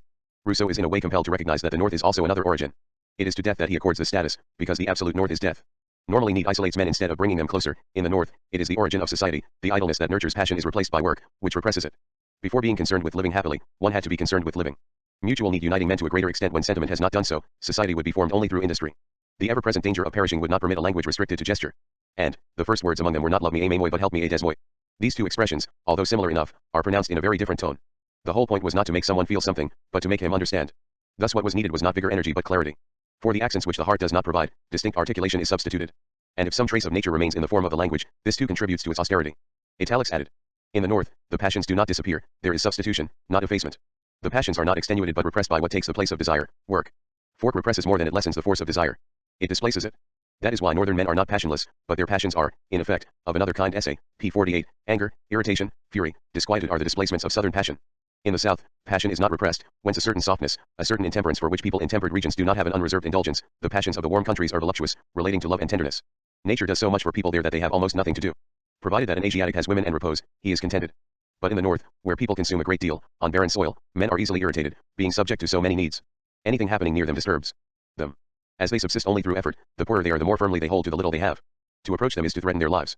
This is what accounts for their irascible temper, their quickness to attack anyone who offends them. Thus too their most natural tone of voice is angry and menacing, and their words are always accompanied by emphatic articulation, which makes them harsh and loud. These, in my opinion, are the most general physical causes of the characteristic differences of the primitive tongues. Those of the South are bound to be lively, sonorous, accented, eloquent, and frequently obscure. Because of their power. Those of the North are bound to be dull, harsh, articulated, shrill, monotonous, and to have a clarity due more to vocabulary than to good construction. The modern tongues, with all their intermingling and recasting, still retain something of these differences. Chap 10:11. Italics added. pp. 48 to 49. The pole of linguistic articulation is in the North. Articulation, difference within language, is thus not a simple effacement. It does not tone down the energy either of desire or of the accent. It displaces and represses desire by work. It is not the sign of a weakening of force, in spite of what Rousseau sometimes seems to make us think, but it conveys, on the contrary, a conflict of antagonistic forces, a difference within the force. The force of need, its own economy, that which makes work necessary, works precisely against the force of desire and represses it, breaking its song into articulation. This conflict of forces responds to an economy that is no longer simply that of need, but the system of the relations of force between desire and need. Here two forces that one may indifferently consider forces of life or of death are opposed. Responding to the urgency of need, the man of the North protects his life not only against penury but against the death that would follow the unrestrained liberation of southern desire. He protects himself against the menace of voluptuousness. But conversely, he fights against this force of death with another force of death. From this point of view, it appears that life, energy, desire, etc., are of the South. The northern language is less alive, less animated, less song-like, colder. To fight against 226 Part 2, Nature 7 Culture, Writing Death 7. The man of the North dies a little earlier and it is known that northern peoples do not die singing any more than swans do. Chap 14, p. 58. Writing is at the North, cold, necessitous, reasoning, turned toward death, to be sure, but by that tour de force, by that detour of force which forces it to hold on to life. In fact, the more a language is articulated, the more articulation extends its domain, and thus gains in rigor and in vigor, the more it yields to writing, the more it calls writing forth. This is the central thesis of the essay. The progress of history, the degradation which unites with it according to the strange graphic of supplementary 7 goes toward the North and toward death. History effaces vowel accent, or rather represses it, hollows out articulation, extends the power of writing. That is why the ravages of writing are more felt in the modern languages. The modern tongues, with all their intermingling and recasting, still retain something of these differences. French, English, German, each is a language private to a group of men who help each other, reason together calmly, or who become angry. But the ministers of the gods proclaiming sacred mysteries, sages giving laws to their people, leaders swaying the multitude, have to speak Arabic or Persian. 43 Our tongues are better suited to writing than speaking, and there is more pleasure in reading us than in listening to us. Oriental tongues, on the other hand, lose their life and warmth when they are written. The words do not convey half the meaning, all the effectiveness in the tone of voice accents. Judging the genius of the Orientals from their books is like painting a man's portrait from his corpse. Chap 11, italics added, p.49. The Oriental corpse is in the book. Ours is already in our speech. Our language, even if we are pleased to speak it, has already substituted too many articulations for too many accents. It has lost life and warmth. It is already eaten by writing. Its accentuated features have been gnawed through by the consonant-ts. Although it was not the only degree of articulation for Rousseau, the fragmentation of language into words had already cancelled the energy of the accent, by using that verb dash to cancel before we leave the values of effacement and erasure, of extenuation and repression, in their ambiguity, as Rousseau proposes them simultaneously. The languages of the North are clear because use of the power of words. In the languages of the South, the meaning is only half in the words, all the force is in the accents. Cancellation amounts to producing a supplement. But as always, the supplement is incomplete, unequal to the task, it lacks something in order for the lack to be filled, it participates in the evil that it should repair. The loss of accent is inadequately compensated for by articulation, the latter is strong, hard, and noisy, it does not sing. And when writing tries to supplement accent by accents, it is nothing but make up dissimulating the corpse of the accent. Writing here the inscribing of accents not only hides language under its artifice, it masks the already decomposed corpse of language. We moderns have no idea of a sonorous and harmonious language, spoken as much according to sounds as it is according to words. It is mistaken to think that accent marks can make up for subtler oral intonation L accent. One invents accent signs accents only when intonation L accent has already been lost. 44, chap 7, italics added, essay, pages 24-25. Accents are, like punctuation, an evil of writing, not only an invention of copyists but of copyists who are strangers to the language which they transcribe. The copyist or his reader is by definition a stranger to the living use of language. They always deal with the moribund speech in order to camouflage it. When the Romans began to study Greek, the copyists invented signs for accent marks, aspiration marks, and marks of prosody, to indicate their pronunciation. But by no means does it follow that these signs were in use among the Greeks, who would not need them. Essay, pages 29-30n. For obvious reasons, Rousseau was of necessity fascinated by the person of the copyist. Especially but not only within the musical order, the moment of transcription is the dangerous moment, as is the moment of writing, which in a way is already a transcription, the imitation of other signs, reproducing the signs, producing the signs of signs. The copyist is always tempted to add supplementary signs to improve the restitution of the original. The good copyist must resist the temptation of the supplementary sign. He must rather show himself economical in the use of signs. In the admirable article Copyist in the Dictionary of Music, with the minuteness and volubility of an artisan explaining his craft to the apprentice, Rousseau advises never to write useless notes, not to multiply signs in a useless way. 45 Punctuation is the best example of a non-phonetic mark within writing. Its impotence in transcribing accent and inflection isolates or analyzes the misery of writing reduced to its proper means. Unlike Duclos 46 who yet inspires him, here Rousseau accuses, rather than the essence of punctuation, the imperfect state in which it has been left, a vocative mark must be invented to distinguish a man named from a man called. And even a mark of irony. For while distrusting writing, and indeed because of that distrust, Rousseau wants to exhaust all its univocity, clarity, precision. These values are negative when they chill the expression of passion, but they are positive when they avoid trouble, ambiguity, hypocrisy, and the dissimulation of the original spoken word or song. The Dictionary of Music recommends exactness of the connections and a neatness in our signs. Article on copyist, copist, p96j. The difference between accent or intonation on the one hand and accents on the other thus separates speech and writing as quality and quantity, force and spacing. Our professed accents are nothing but vowels, or signs of quantity, they mark no variety of sound. Quantity is linked to articulation. Here to the articulation into sounds and not, as immediate above, to articulation into words. Rousseau is aware of what André Marty calls the double articulation of language, into sounds and into words. The opposition of vowels or voice to accent or diversity of sounds evidently presupposes that the vowel is not pure voice, but a voice that has already undergone the differential work of articulation. Voice and vowel are not opposed here, to the consonant, as they are in another context. The entire chapter 7, on modern prosody, which criticizes French grammarians and plays a decisive role in the essay, is strongly inspired by Duclos. The borrowings are declared, massive, determining. Given the architectonic importance of this chapter, it is difficult to believe that the borrowings from Duclos were inserted after the fact. But, furthermore, is it a matter of borrowing? As usual, Rousseau makes the borrowed pieces play within an absolutely original organization. Of course he cites and recites such and such a passage from the commentary, chapter 4, here and there. Even when he is not actually quoting, he draws from passages like the following, which, with many others, would anticipate a similar Saussurian development, supra, p. 57, 38-39. The superstition of etymology gives rise to as many inconsistencies in its SMA1L domain, as superstition properly speaking does in graver matters. Our orthography is an assemblage of bizarrerie and contradictions. Yet, whatever care one took in noting our prosody, beside the unpleasantness of seeing print bristling with signs, I have strong doubts that that would be of much use. There are things which can only be learned through usage, they are purely organic and give so little foothold to reason, that it would be impossible to grasp them by theory alone, which is faulty even in the authors who expressly deal with them. I sense even that what I write here is very difficult to make comprehensible, and that it would be very clear, if I explained it in my person, pages 414-15. But Rousseau keeps an eye on his borrowings, reinterprets them, and applies himself to enhancing their value in a manner to which we must pay heed. He insists, for example, upon the notion that the accent is cancelled by the sign and the use of the spoken word by the artifice of writing. Cancelled by work of erasure and replacement, obliterated rather than forgotten, toned down, devalued. According to M. Duclos, all the ancient prosodic signs supposed a quite fixed function, not yet bowing to usage. I would add that they substituted for it essay, p. 27, and Rousseau's entire argument follows the history of the accentuation or of the punctuation suprad to the primitive Hebraic language. The conflict then is between the force of accentuation and the force of articulation. This concept of articulation must stop us here. It had served to define arty writing as it is already at work within speech. And Saussure, in contradiction to his phonologist thesis, recognized, we recall, that the power of articulation alone and not spoken language was natural to man. Being the condition of speech, does articulation itself not remain aphasic? Rousseau introduces the concept of articulation in chapter plus on the distinctive characteristics of the first language and the changes it had to undergo. The first 3 chapters deal with the origin of languages. Chapter 5 will be entitled on scripture. Articulation is the becoming writing of language. Rousseau, who would like to say that this becoming writing comes upon the origin unexpectedly, takes it as his premise, and according to it describes in fact the way in which that becoming writing encroaches upon the origin, and arises from the origin. The becoming writing of language is the becoming language of language. He declares what he wishes to say, that is to say that articulation and writing are a post-originary malady of language. He says or describes that which he does not wish to say, articulation and therefore the space of writing operates at the origin of language. Like those of imitation and for the same profound reasons the value and operation of articulation are ambiguous, principles of life and principles of death, and therefore the motive forces of progress in the sense that Rousseau gives to that word. He would like to say that progress, however ambivalent, occurs either toward the worse, or toward the better, either for better or for worse. The first chapter of the essay shows in effect, according to a concept of animal language which some hold even today, that the natural languages of the animals exclude progress. Conventional language is characteristic of man alone. That is why man makes progress, whether for good or ill, and animals do not. Essay, p. 10. But Rousseau describes what he does not wish to say, that progress takes place both for the worse and for the better. At the same time, Vihictionals eschatology and teleology, just as difference or originary articulation annuls archaeology. 33. Articulation, 31. That movement of the wand. All this appears in the handling of the concept of articulation. To demonstrate it we must make a long detour. To understand how articulations, which are conventional, chapter 4, operate, we must once again go through the problem of the concept of nature. To avoid rushing directly into the center of the difficulty which many commentators on Rousseau have already well defined, we shall try, in a limited and prefatory way, to locate it in the essay. Already there it is formidable. 31. That movement of the wand. Let us begin with some simple certainties and choose some propositions whose literal clarity leaves little in doubt. We read them in the first chapter. First proposition. Speech distinguishes man among the animals. These are the first words of the essay. Speech is also the first social institution. It is therefore not natural. It is natural to man, it belongs to his nature, to his essence, which is not, unlike that of animals, natural. Speech belongs to man, to the humanity of man. But Rousseau distinguishes between language langue and speech parole. The usage of speech is universally human, but languages are diverse. Language distinguishes nations from each other. One does not know where a man comes from until he has spoken. Out of usage and necessity, each learns the language of his own country. But what determines that this language is that of his country and not of another? In order to tell, it is necessary to go back to some principle that belongs to the locality itself and antedates its customs, for speech, being the first social institution, owes its form to natural causes alone. Essay, p. 5. Thus the natural causality of language splits itself into 1. Speech, the possibility of discourse in general, must have, as the first institution, only general natural causes, relationships between need and passion, etc. 2. But beyond the general existence of speech, one must account, by equally natural causes, for its forms. Speech, being the first social institution, owes its form to natural causes alone. It is the explication of the diversity of languages by physicality, geography, climate, etc. This double natural explanation announces the division of the essay in its first part, into what concerns language and what concerns languages. The first 7 chapters explain by natural causes language in general, or the primitive language, its origin and its decadence.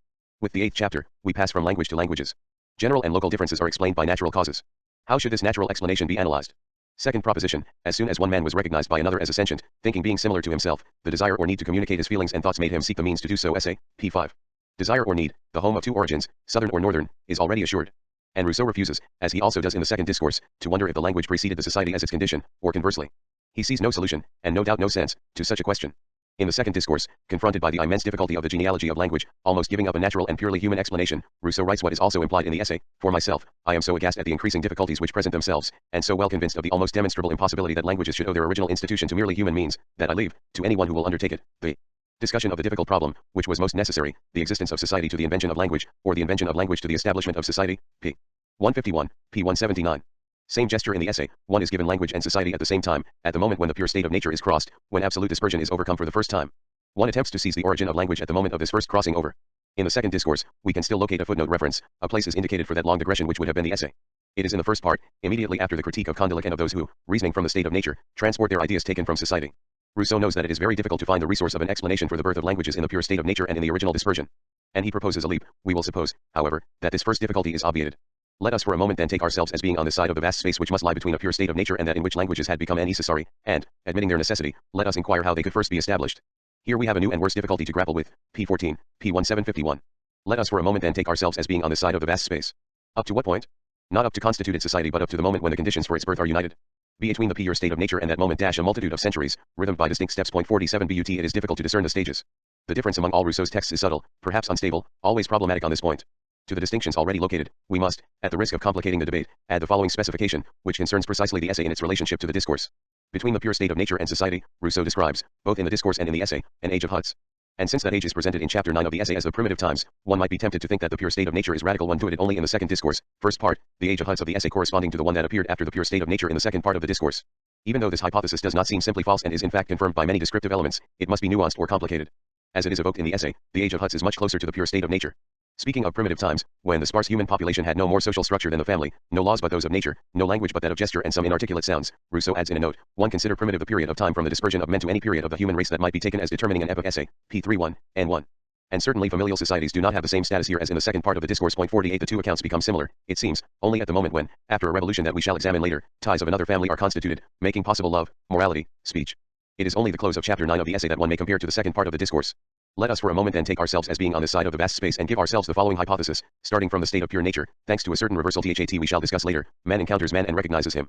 Pity awakens and becomes active, he wishes to communicate. But at that moment man has just left nature. It is still by natural causes that the means of communication must be explained. Man can at first use only natural dispositions or instruments, the senses. Third proposition. Man must therefore act by his senses upon the senses of others. Hence the institution of sensate signs for the expression of thought. The inventors of language did not proceed rationally in this way, rather their instinct suggested the consequence of them. P5. We have two ways of working on the senses of others, movement and voice. Naturally, Rousseau does not wonder what means or instrument might mean, nor, as he does in Emile, p. 160, if voice is not itself a sort of movement. The action of movement is immediate through touching, or mediate through gesture. The first can function only within arm's length, while the other extends as far as the visual ray. Thus vision and hearing are the only passive organs of language among distinct disperses individuals. P6, italics added. The analysis of the instruments of language is therefore governed by the situation of pure dispersion which characterizes the state of nature. Language could have emerged only out of dispersion. The natural causes by which one explains it are not recognized as natural except in so far as they accord with the state of nature, which is determined by dispersion. This dispersion should no doubt be overcome by language, but, for that very reason, it determines the natural condition of language.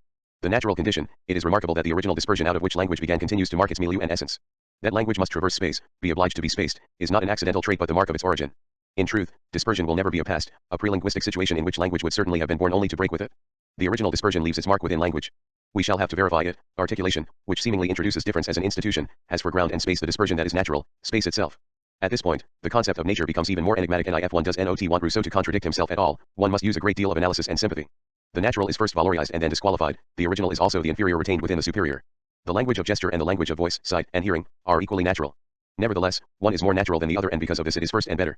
It is the language of gesture, which is more easy and depends less on conventions. Of course there can be conventions of the language of gestures. Rousseau alludes later to a gestural code. But that code is less remote from nature than is the spoken language. For that reason, Rousseau begins with praise for the language of gestures, although, further on, wishing to show the superiority of passion over need, he will place speech above gesture. This contradiction is only apparent.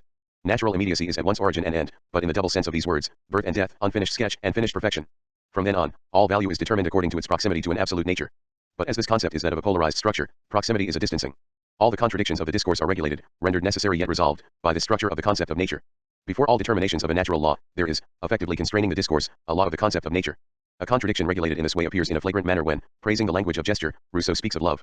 Further on, he will say of this passion that it is at the origin of sung speech. Here, he makes drawing its best interpreter.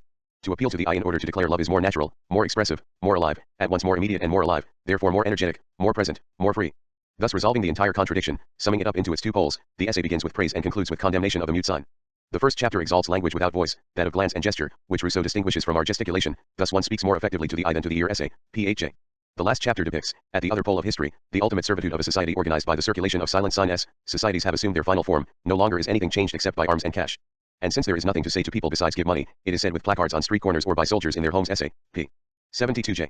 The mute sign is a sign of liberty when it expresses within immediacy, then, what it expresses and he who expresses himself through it are properly present. There is neither deed nor anonymity. The mute sign signifies slavery when representative media has invaded the entire system of signification, then, through infinite circulation and references, from sign to sign and from representer to representer, the self-sameness proper of presense has no longer a place, no one is there for anyone, not even for himself, one can no longer dispose of meaning, one can no longer stop it, it is carried into an endless movement of signification.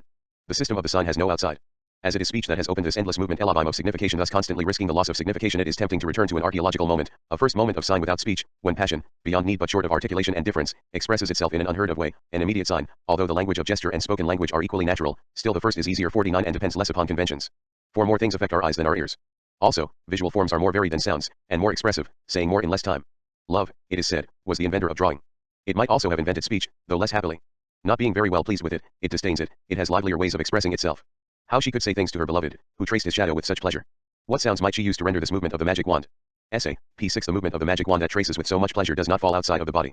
Unlike the spoken or written sign, it does not cut itself off from the desiring body of the person who traces or from the immediately perceived image of the other. It is of course still an image which is traced at the tip of the wand, but an image that is not completely separated from the person it represents. What the drawing draws is almost present in person in his shadow. The distance from the shadow or from the wand is almost nothing. She who traces, holding, handling, now, the wand, is very close to touching what is very close to being the other itself, close by a minute difference, that small difference visibility, spacing, death is undoubtedly the origin of the sign and the breaking of immediacy, but it is in reducing it as much as possible that one marks the contours of signification. One thinks the sign beginning from its limit, which belongs neither to nature nor to convention. Now this limit of an impossible sign, of a sign giving the signified, indeed the thing, in person, immediately is necessarily closer to gesture or glance than to speech. A certain ideality of the sound behaves essentially as the power of abstraction and mediation. The movement of the wand is rich with all possible discourses, but no discourse can reproduce it without impoverishing and deforming it. The written sign is absent from the body, but this absence is already announced within the invisible and ethereal element of the spoken word, powerless to imitate the contact and the movement of the bodies. The gesture, that of passion rather than that of need, considered in its purity of origin, guards us against an already alienating speech, a speech already carrying in itself death and absence. That is why, when it does not precede the spoken word, it supplements it, corrects its fault and fills its lack. The movement of the wand is a substitute for all discourse that, at a greater distance, would substitute itself for it. This relationship of mutual and incessant supplementarity or substitution is the order of language. It is the origin of language, as it is described without being declared, in the essay on the origin of languages, which is here also in agreement with the second discourse. In both texts, the visible gesture, more natural and more expressive, can join itself as a supplement to speech, which is itself a substitute for gesture. This graphic of supplementarity is the origin of languages. It separates gesture and speech primitively united in the mythic purity, absolutely immediate and therefore natural, of the cry, the first language of mankind, the most universal and vivid, in a word the only language man needed, before he had occasion to exert his eloquence to persuade assembled multitudes, was the simple cry of nature. When the ideas of men began to expand and multiply, and closer communication took place among them, they strove to invent more numerous signs and a more copious language. They multiplied the inflections of the voice, and added gestures, which are in their nature more expressive, and depend less for their meaning on a prior determination. P 148, italics added, P 176. Gesture is here an adjunct of speech, but this adjunct is not a supplementing by artifice, it is a recourse to a more natural, more expressive, more immediate sign. It is the more universal the less it depends on conventions. 50 but if gesture supposes a distance and a spacing, a milieu of visibility, it ceases being effective when the excess of distance or mediation interrupts visibility, then speech supplements gesture. Everything in language is substitute, and this concept of substitute precedes the opposition of nature and culture. The supplement can equally well be natural, gesture, as artificial, speech. But, as hardly anything can be indicated by gestures, except objects actually present or easily described, and visible actions, as they are not universally in use for darkness or the interposition of a material object destroys their efficacy, and as besides they rather request than secure our attention, men at length bethought themselves of substituting for them the articulate sounds of the voice, which, without bearing the same relation to any particular ideas, are better calculated to express them all, as conventional institutes sign s. Such a substitution could only be made by common consent, and must have been effected in a manner not very easy for men whose gross organs had not been accustomed to any such exercise. It is also in itself still more difficult to conceive, since such a common agreement must have been motivated, and speech seems to have been highly necessary to establish the use of it. pp 148-49, italics added, pp 176-77. Speech excites attention, the visible exacts it. Is it because the ear is always open and offered to provocation, more passive than sight? One can more naturally close one's eyes or distract his glance than avoid listening. Let us not forget that this natural situation is primarily that of the child at the breast. This structure of supplementarity, reflexive, mutual, speculative, infinite, alone permits an explanation of the fact that the language of space, sight, and muteness, Rousseau New ALS 051 THAT it signified death, sometimes takes the place of speech when the latter is attended by a greater threat of absence and cuts into life's energy.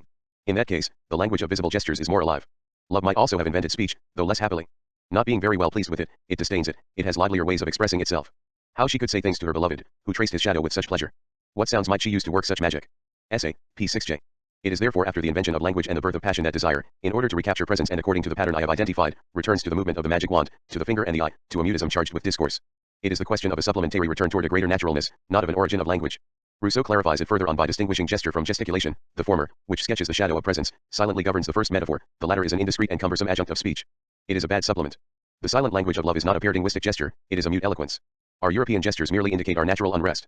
It is not of those that I wish to speak. Only Europeans gesticulate when speaking. One might say that all their power of speech is in their ends. Their lungs are powerful too, but to nearly no avail. Holcray, a Frenchman, would strain and torture his body, emitting a great verbal torrent. A Turk will momentarily remove his pipe from his mouth to utter a few words softly, crushing one with a single sentence. Here the Turk is no longer, like his language, from the north, but from the Orient. WCR at once from the north and from the Occident. Essay, P6J. The value of the mute sign is also that of sobriety and discretion within speech, the economy of speech. Since learning to gesticulate, we have forgotten the art of pantomime, for the same reason that with all our beautiful systems of grammar we no longer understand the symbols of the Egyptians. What the ancients said in the liveliest way, they did not express in words but by means of signs. They did not say it, they showed it. Essay, P6J. What TEY showed was clearly not the thing but its hieroglyphic metaphor, the visible sign. This praise of Egyptian symbolism may surprise us, it is a praise of writing and a praise of savagery, more precisely of that writing of which we are told further along that it suits savages.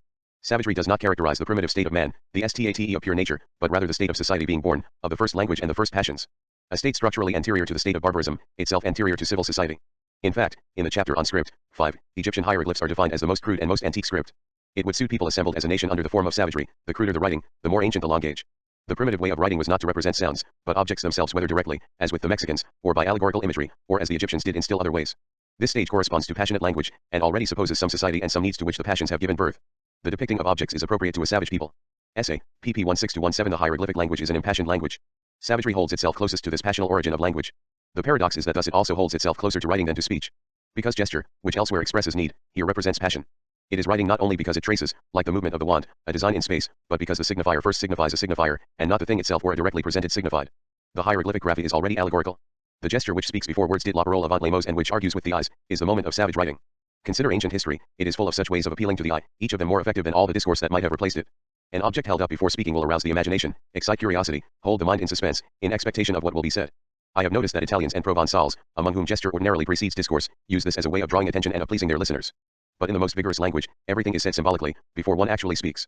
Tarquin, or Thrasybulus lopping off poppies, Alexander applying his seal to the mouth of his favorite, Diogenes promenading in front of Zeno, do they not speak more effectively than with words?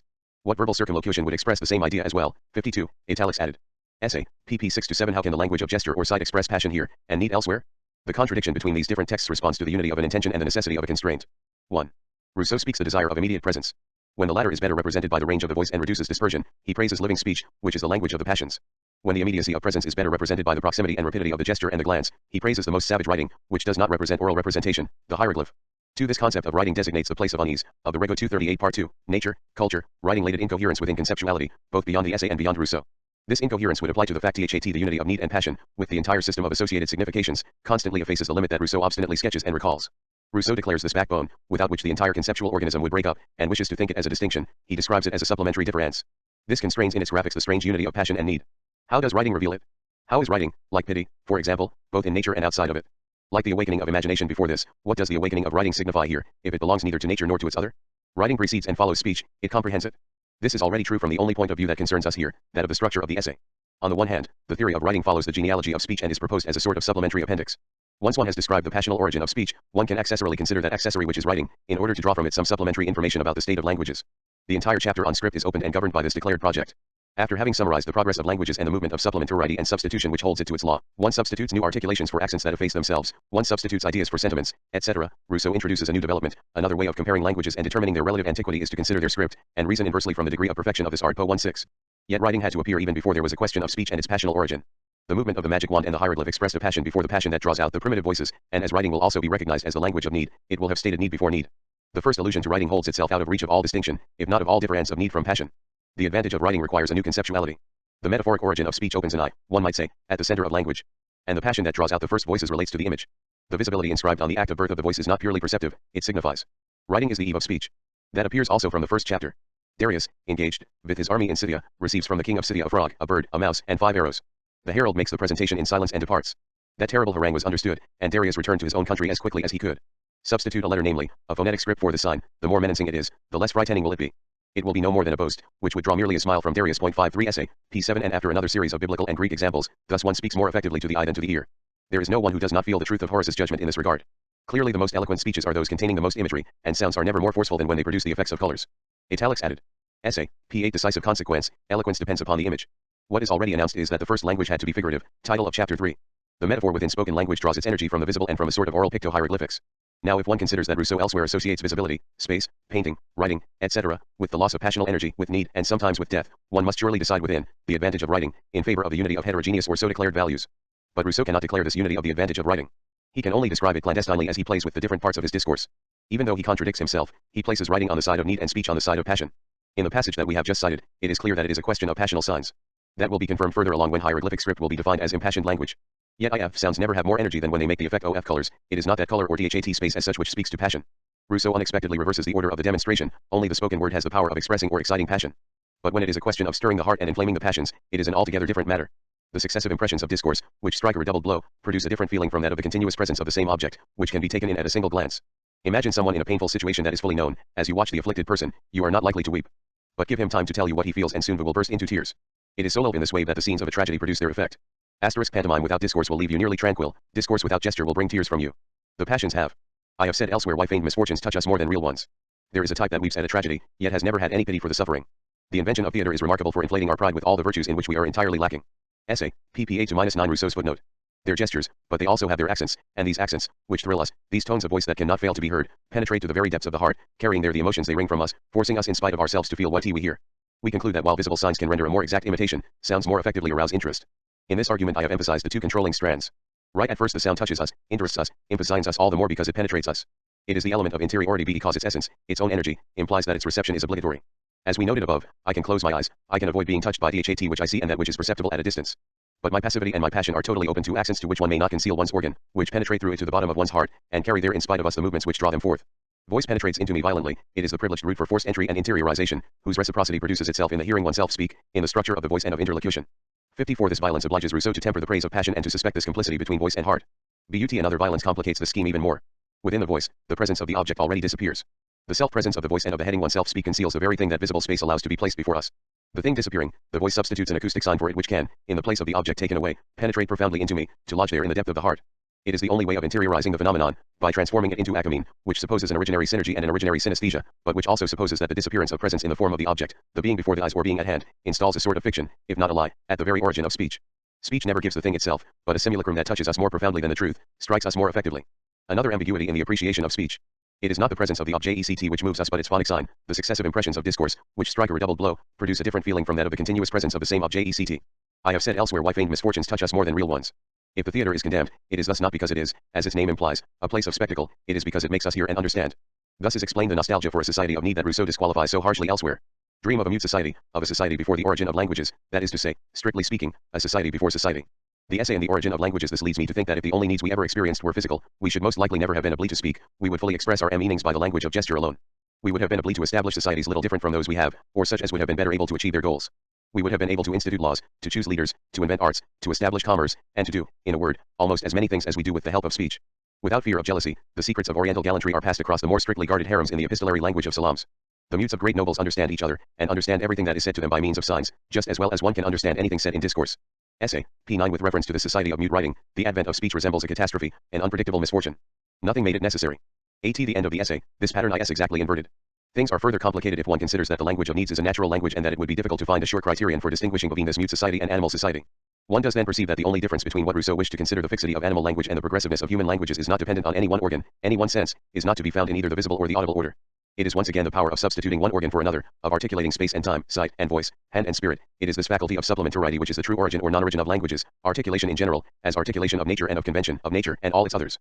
This is what one must emphasize right from the close of chapter I. It appears again, by the same observations, that the invention of the art of communicating our ideas depends less upon the organs we use in such communication than it does upon a power proper to man, according to which he uses his organs in this way, and which, if he lacked these, would lead him to use others to the same end. Give man a structure organically as crude as you please, doubtless he will acquire fewer ideas, but if only he has some means of contact with his fellow man, means of which one can act and another can sense, he will finally succeed in communicating whatever ideas he might have. Animals have a more than sufficient structure for such communication, but none of them has ever made use of it. This seems to me a quite characteristic difference. That those animals which live and work in common, such as beavers, ants, bees, have some natural language for communicating among themselves, I would not question. There is even reason to think that the speech of beavers and ants is by gesture, i.e., it is only visual. If so, such languages are natural, not acquired. The animals that speak them possess them bombing, they all have them, and they are everywhere the same.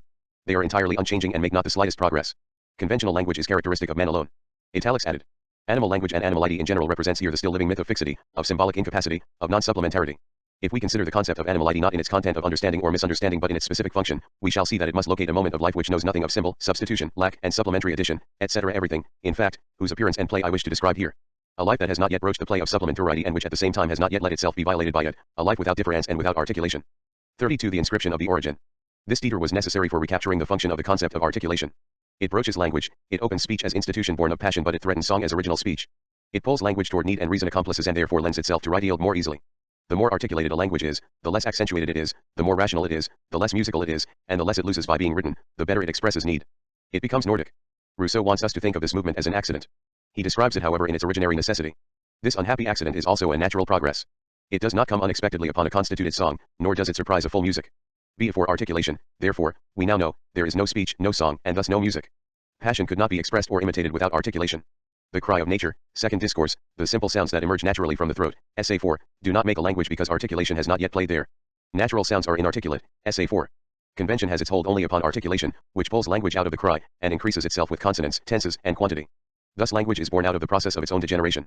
That is why, in order to convey Rousseau's descriptive procedure, which does not wish to restore the facts but merely to measure a deviation, it is perhaps imprudent to call by the name of 0 degree or simple origin that out of which the deviation is measured or the structure outlined. 0 degree or origin implies that the commencement be simple, that it not be at the same time the beginning of a degeneration, that it be possible to think it in the form of presence in general, whether it be a modified presence or not, whether it be past event or permanent essence. To speak of simple origin, it must also be possible to measure deviation according to a simple axis and in a single direction. Is it still necessary to recall that nothing in Rousseau's description authorizes us to do so? To speak of origin and 0 degree in fact comments on Rousseau's declared intention and it corrects on that point more than one classical or hasty reading. But in spite of that declared intention, Rousseau's discourse lets itself be constrained by a complexity which always has the form of the supplement of or from the origin. His declared intention is not annulled by this but rather inscribed within a system which it no longer dominates. The desire for the origin becomes an indispensable and indestructible function situated within a syntax without origin. Rousseau would like to separate originarity from supplementarity. All the rights constituted by our logos are on his side. It is unthinkable and intolerable that what has the name origin should be no more than a point situated within the system of supplementarity. The latter in fact wrenches language from its condition of origin, from its conditional or its future of origin, from that which it must, ought to, have been and what it has never been. It could only have been born by suspending its relation to all origin. Its history is that of the supplement of, from, origin, of the originary substitute and the substitute of the origin.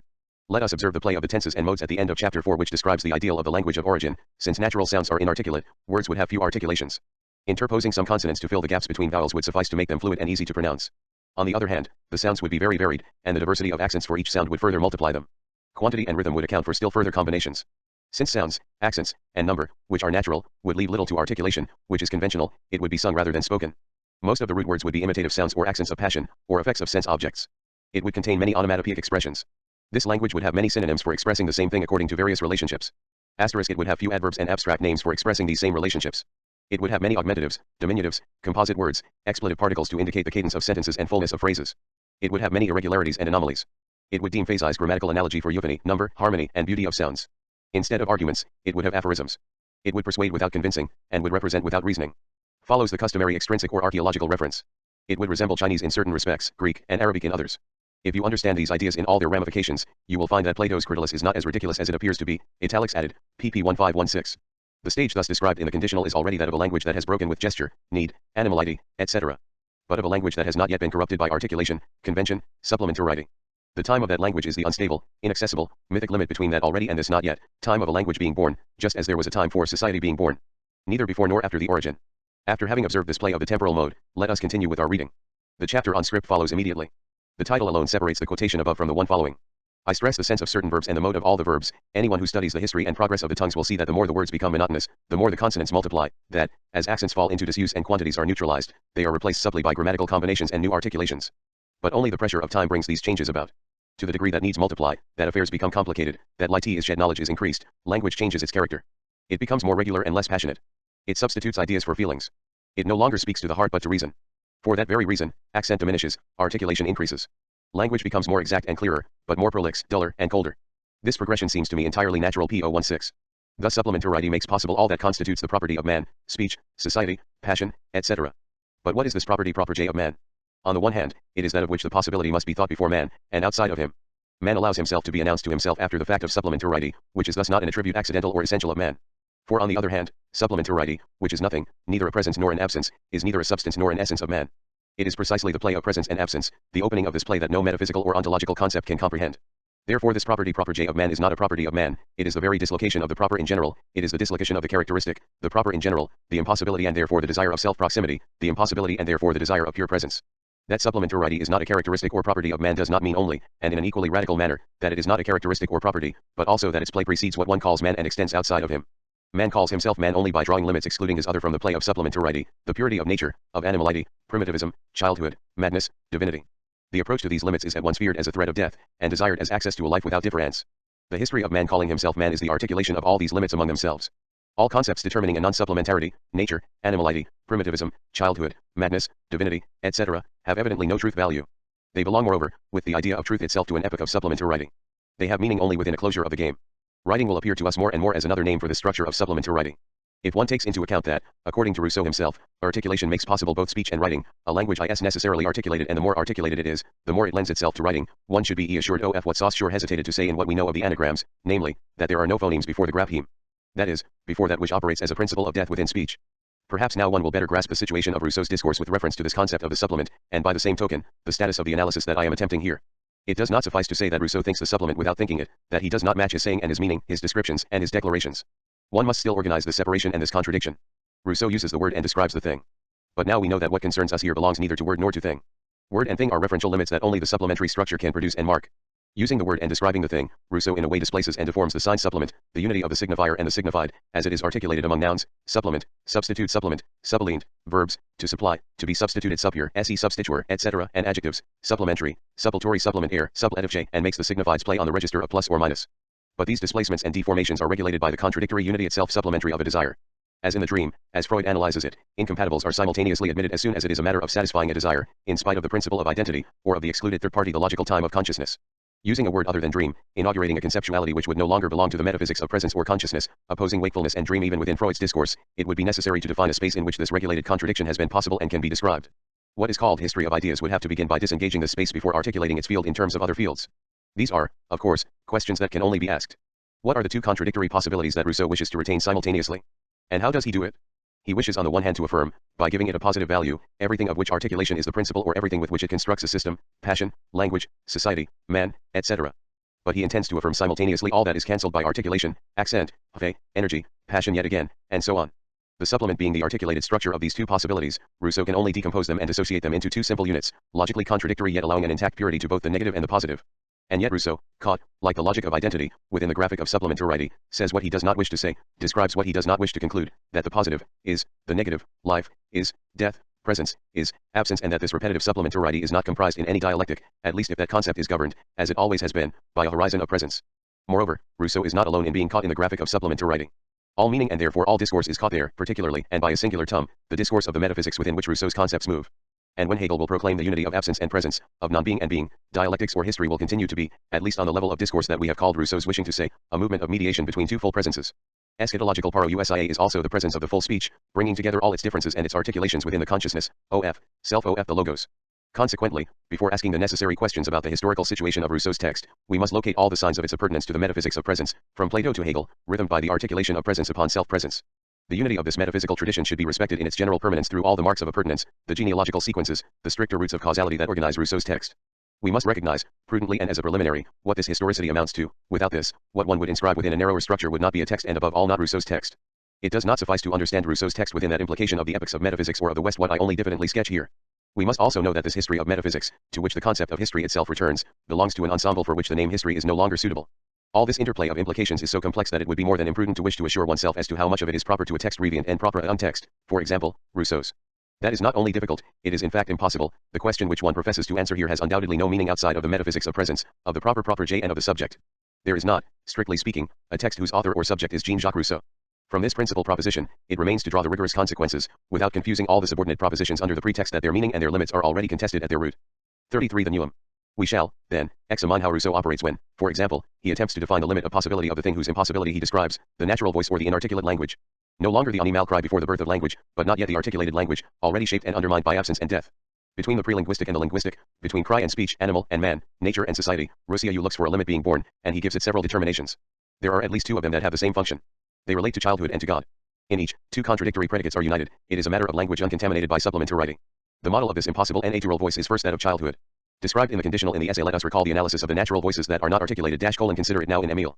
The alibi and the in illo tempore are no longer Chinese or Greek, but the child. All our languages are the result of art. It has long been a subject of inquiry whether there ever was a natural language common to all. No doubt there is, and it is the language of children before they have learned to speak. This language is inarticulate, but it has tone, stress, and meaning.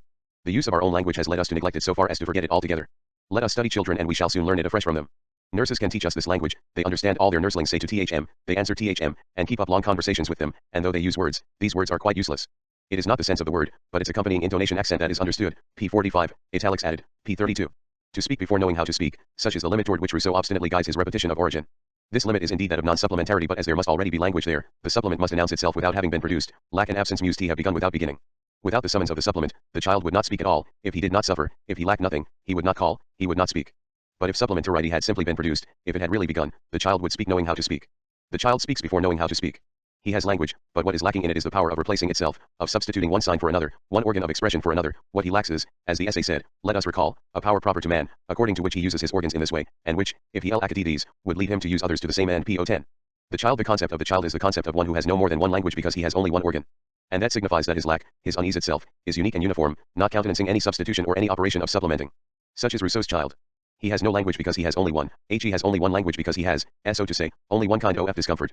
In the imperfect state of his sense organs he does not distinguish their several impressions, all else produce one feeling of sorrow. P46, Emile, P32. The child will know how to speak when one form of his unease can be substituted for another, then he will be able to slip from one language to another, slide one sign under another, play with the signifying substance, he will enter into the order of the supplement, here determined as the human order, he will no longer weep, he will know how to say I hurt. When children begin to talk they cry less. This progress is quite natural, one language supplants another. When once Emile has said, it hurts me, it will take a very sharp pain to make him cry. P59, Emile, P41 to speak before knowing how, childhood is good because speech is good, the property proper of man. The child speaks. Childhood is good because the knowledge of speech comes only with the evil of articulation. The child does not know how to speak. But childhood is not good since already it speaks, and it is not good because it does not have the property and the good of man, knowledge of speech. Whence the regulated instability of the judgments on childhood, for better and for worse, it is sometimes on the side of animality, sometimes on the side of humanity. That the child speaks without knowing how to speak, that may be to his credit, but he also speaks without knowing how to sing, which is why he is no longer an animal that neither speaks nor sings, and not yet a man who both speaks and sings. Man has three kinds of voice, the speaking or articulate voice, the singing or melodious voice, and the pathetic or accented voice, which serves as the language of the passions, and gives life to song and speech. The child has these three voices, just as the man has them, but he does not know how to use them in combination. Like us, he laughs, cries, laments, shrieks, and groans, but he does not know how to combine these inflections with speech or song. These three voices find their best expression in perfect music. Children are incapable of such music, and their singing lacks feeling. In the same way their spoken language lacks expression, they shout, but they do not speak with emphasis, and there is as little power in their voice as there is emphasis in their speech. Emile, pages 161-62, p. 113. Articulation, wherever one finds it, is indeed articulation, that of the members cdd the organs, difference, in the self-same, proper body. Is not breath seemingly the most appropriate thing for effacing this difference in natural expression? A speaking and singing breath of language which is nonetheless inarticulate. Such a breath cannot have a human origin and a human destination. It is no longer on the way to humanity like the language of the child, but is rather on the way to superhumanity. Its principle and its end are theological, as the voice and providence of nature.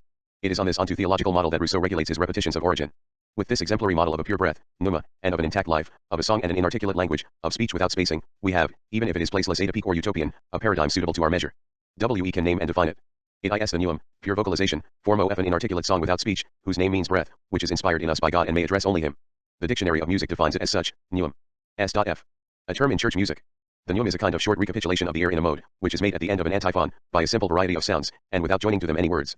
The Catholics authorize this singular custom on a passage of St. Augustine, who says, that no words being possible to be worthy of pleasing God, it is laudable to address him in a confused music of jubilation. For to whom is such a jubilation suitable, unless to an ineffable being? And how can we celebrate this ineffable being, since we cannot be silent, or find anything in our transports which can express them, unless unarticulated sounds? Italics added. pp. 270-71 To speak before knowing how to speak, not to be able either to be silent or to speak, this limit of origin is indeed that of a pure presence, present enough to be living, to be felt in pleasure foessence j but pure enough to have remained unblemished by the work of difference, inarticulate enough for self-delight foessence de soi j not to be corrupted by interval, discontinuity, alt writing. Indeed, Rousseau thinks that this experience of a continual present is accorded only to God, given to God or to those whose hearts accord and agree with God's.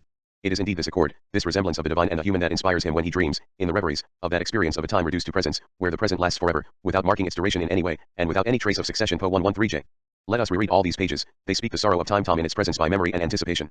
Ti1e pleasure foessence j of a continuous and inarticulate presence is a nearly impossible experience. Scarcely is there, in our most living delights, a moment where the heart can truly say to us, I wish that this moment should last forever. pp. 112-13. The heart is not an organ because it is not inscribed with a system of differences and articulations. It is not an organ because it is the organ of pure presence. Rousseau experienced this nearly impossible state on the island of St. Pierre. Much has been written 55 of that description on the themes of nature, water, flowing, etc. Comparing it to pure vocalization, to the pure vowels of the natural language and of the pneum, I shall extract from it only the system of four significations. The pleasure jollicence j of self-presence, pure auto-affection, uncorrupted by any outside, is accorded to God. What is the nature of pleasure in such a situation? Nothing external to oneself, nothing except oneself and one's own proper existence. So long as the state lasts, one suffices to oneself, like God. pp. 113-14. There must be movement, life, foessence j delight in time, self-presence there. But that movement should be without intervals, without difference, without discontinuity. There should be neither an absolute repose nor too much agitation, but a uniform and moderate movement which should have neither shocks nor intervals. Without movement, life is only a lethargy. If the movement is unequal or too strong, it awakens. The movement which does not come from without, then, is made within us. This movement is an inarticulate speech, a speech before words, alive enough to speak, pure, interior and homogeneous enough to relate to no object, to gather into itself no mortal difference, no negativity. It is a charm and therefore a song. If the movement is unequal or too strong, it awakens, in recalling us to environing objects. It destroys the charm of the reverie and draws us out of ourselves to put us in an instant under the yoke of fortune and man and to bring us back to the feeling of our unhappiness. An absolute silence leads to sadness. It offers us an image of death. Po 115. Yet, if our hearts are pure enough for it, we live this almost impossible experience, that is almost alien to the constraints of supplementarity, already as a supplement, as a compensation diminishment j. And it is the difference between our experience and that of God himself, but an unfortunate who has been withdrawn from human society, and who can do nothing here below that is useful or good for himself or for others, can find in that state consolations diminishments for all human enjoyments which fortune and man cannot remove from him. It is true that these consolations cannot be felt by all souls, nor in all situations. It is necessary that the heart should be at peace, and that no passion should come to trouble the compo 114. The difference between God and ourselves is that God distributes, and we receive, compensations. Rousseau's entire moral theology implies, and the vicar often uses this word, that divine solicitude can always procure just compensations. God alone may dispense with the supplement that he dispenses. He is the dispensation of, exemption from, the supplement. The pneum, the spell of self-presence, inarticulate experience of time, tantamount to saying, utopia. Such a language, since a language must be involved, does not, properly speaking, take place. It does not know articulation, which cannot take place without spacing and without organization of spaces. There is no language before differences of locale. The 4 chapters on general and local difference in the origin of languages, 8, formation of the southern languages, 9, formation of the languages of the north, 10, and reflections on these differences, 1 give the lie by their description to what seems required by the declared organization of the essay. What they describe is that before articulation, that is to say before local difference, there is nothing that one may call language. For we shall see that local differences between the 2 poles of language always amount to an articulatory play. One cannot therefore describe the structure or the general essence of the language without taking topography into account. Yet that is what Rousseau wanted to do by dealing with language in general before beginning the chapter on the general and local difference in the origin of languages. In doing so, he had believed it possible to dissociate structure from origin, or structural origin from local origin. All that I have said so far applies to primitive tongues in general, and to such development as is due merely to the passage of time. But it does not explain either their origin or their differences. Essay, p. 30j. Thus opens the 8th chapter. If it is true that hereafter articulation measures local difference and that nothing precedes it within language, can one conclude from it that in the classification of languages, in their local or geographic distribution, in the structure of their development, there is no more than a play of correspondences, situations, relations? Can one conclude from it that there is no absolute, immobile, and natural center? There again, we must distinguish between description and declaration. Rousseau declares the center, there is one single origin, one single 0 point in the history of languages. It is the South, the warmth of life, the energy of passion. In spite of the apparent symmetry of the two chapters, in spite of that description of a double origin of which we have spoken above, Rousseau does not wish to speak of the two poles of formation, only of a formation and a deformation. Language truly forms itself only in the South. The originary center of language is well reflected in the center of the essay, in that chapter 9, which is by far the longest and richest of all. In spite of appearances, and contrary to what one might think, Rousseau does not here simply stop putting aside all the facts. No doubt the factual content is richer than in the second discourse. But it functions as a structural index, with the consciousness of example which regulates the phenomenological intuition of essence. The first lines, the first note, already authorize this interpretation. In primitive times *, the sparse human population had no more social structure than the family, no laws but those of nature, no language, but that of gesture and some inarticulate sounds. *, I consider primitive the period of time from the dispersion of men to any period of the human race that might be taken as determining an epoch. Essay, p31j. The expression primitive times, and all the evidence which will be used to describe them, refer to no date, no event, no chronology. One can vary the facts without modifying the structural invariant. It is a time before time. In every possible historical structure, there seemingly would be a prehistoric, presocial, and also prelinguistic stratum, that one ought always to be able to lay bare. Dispersion, absolute solitude, mutism, experience irrevocably destined to a pre-reflexive sensation, immediate, without memory, without anticipation, without imagination, without the power of reason or comparison, such would be the virgin soil of any social, historic, or linguistic adventure. Recourse to factual illustration, even to events distant from the origin, is purely fictive. Rousseau is sure of that.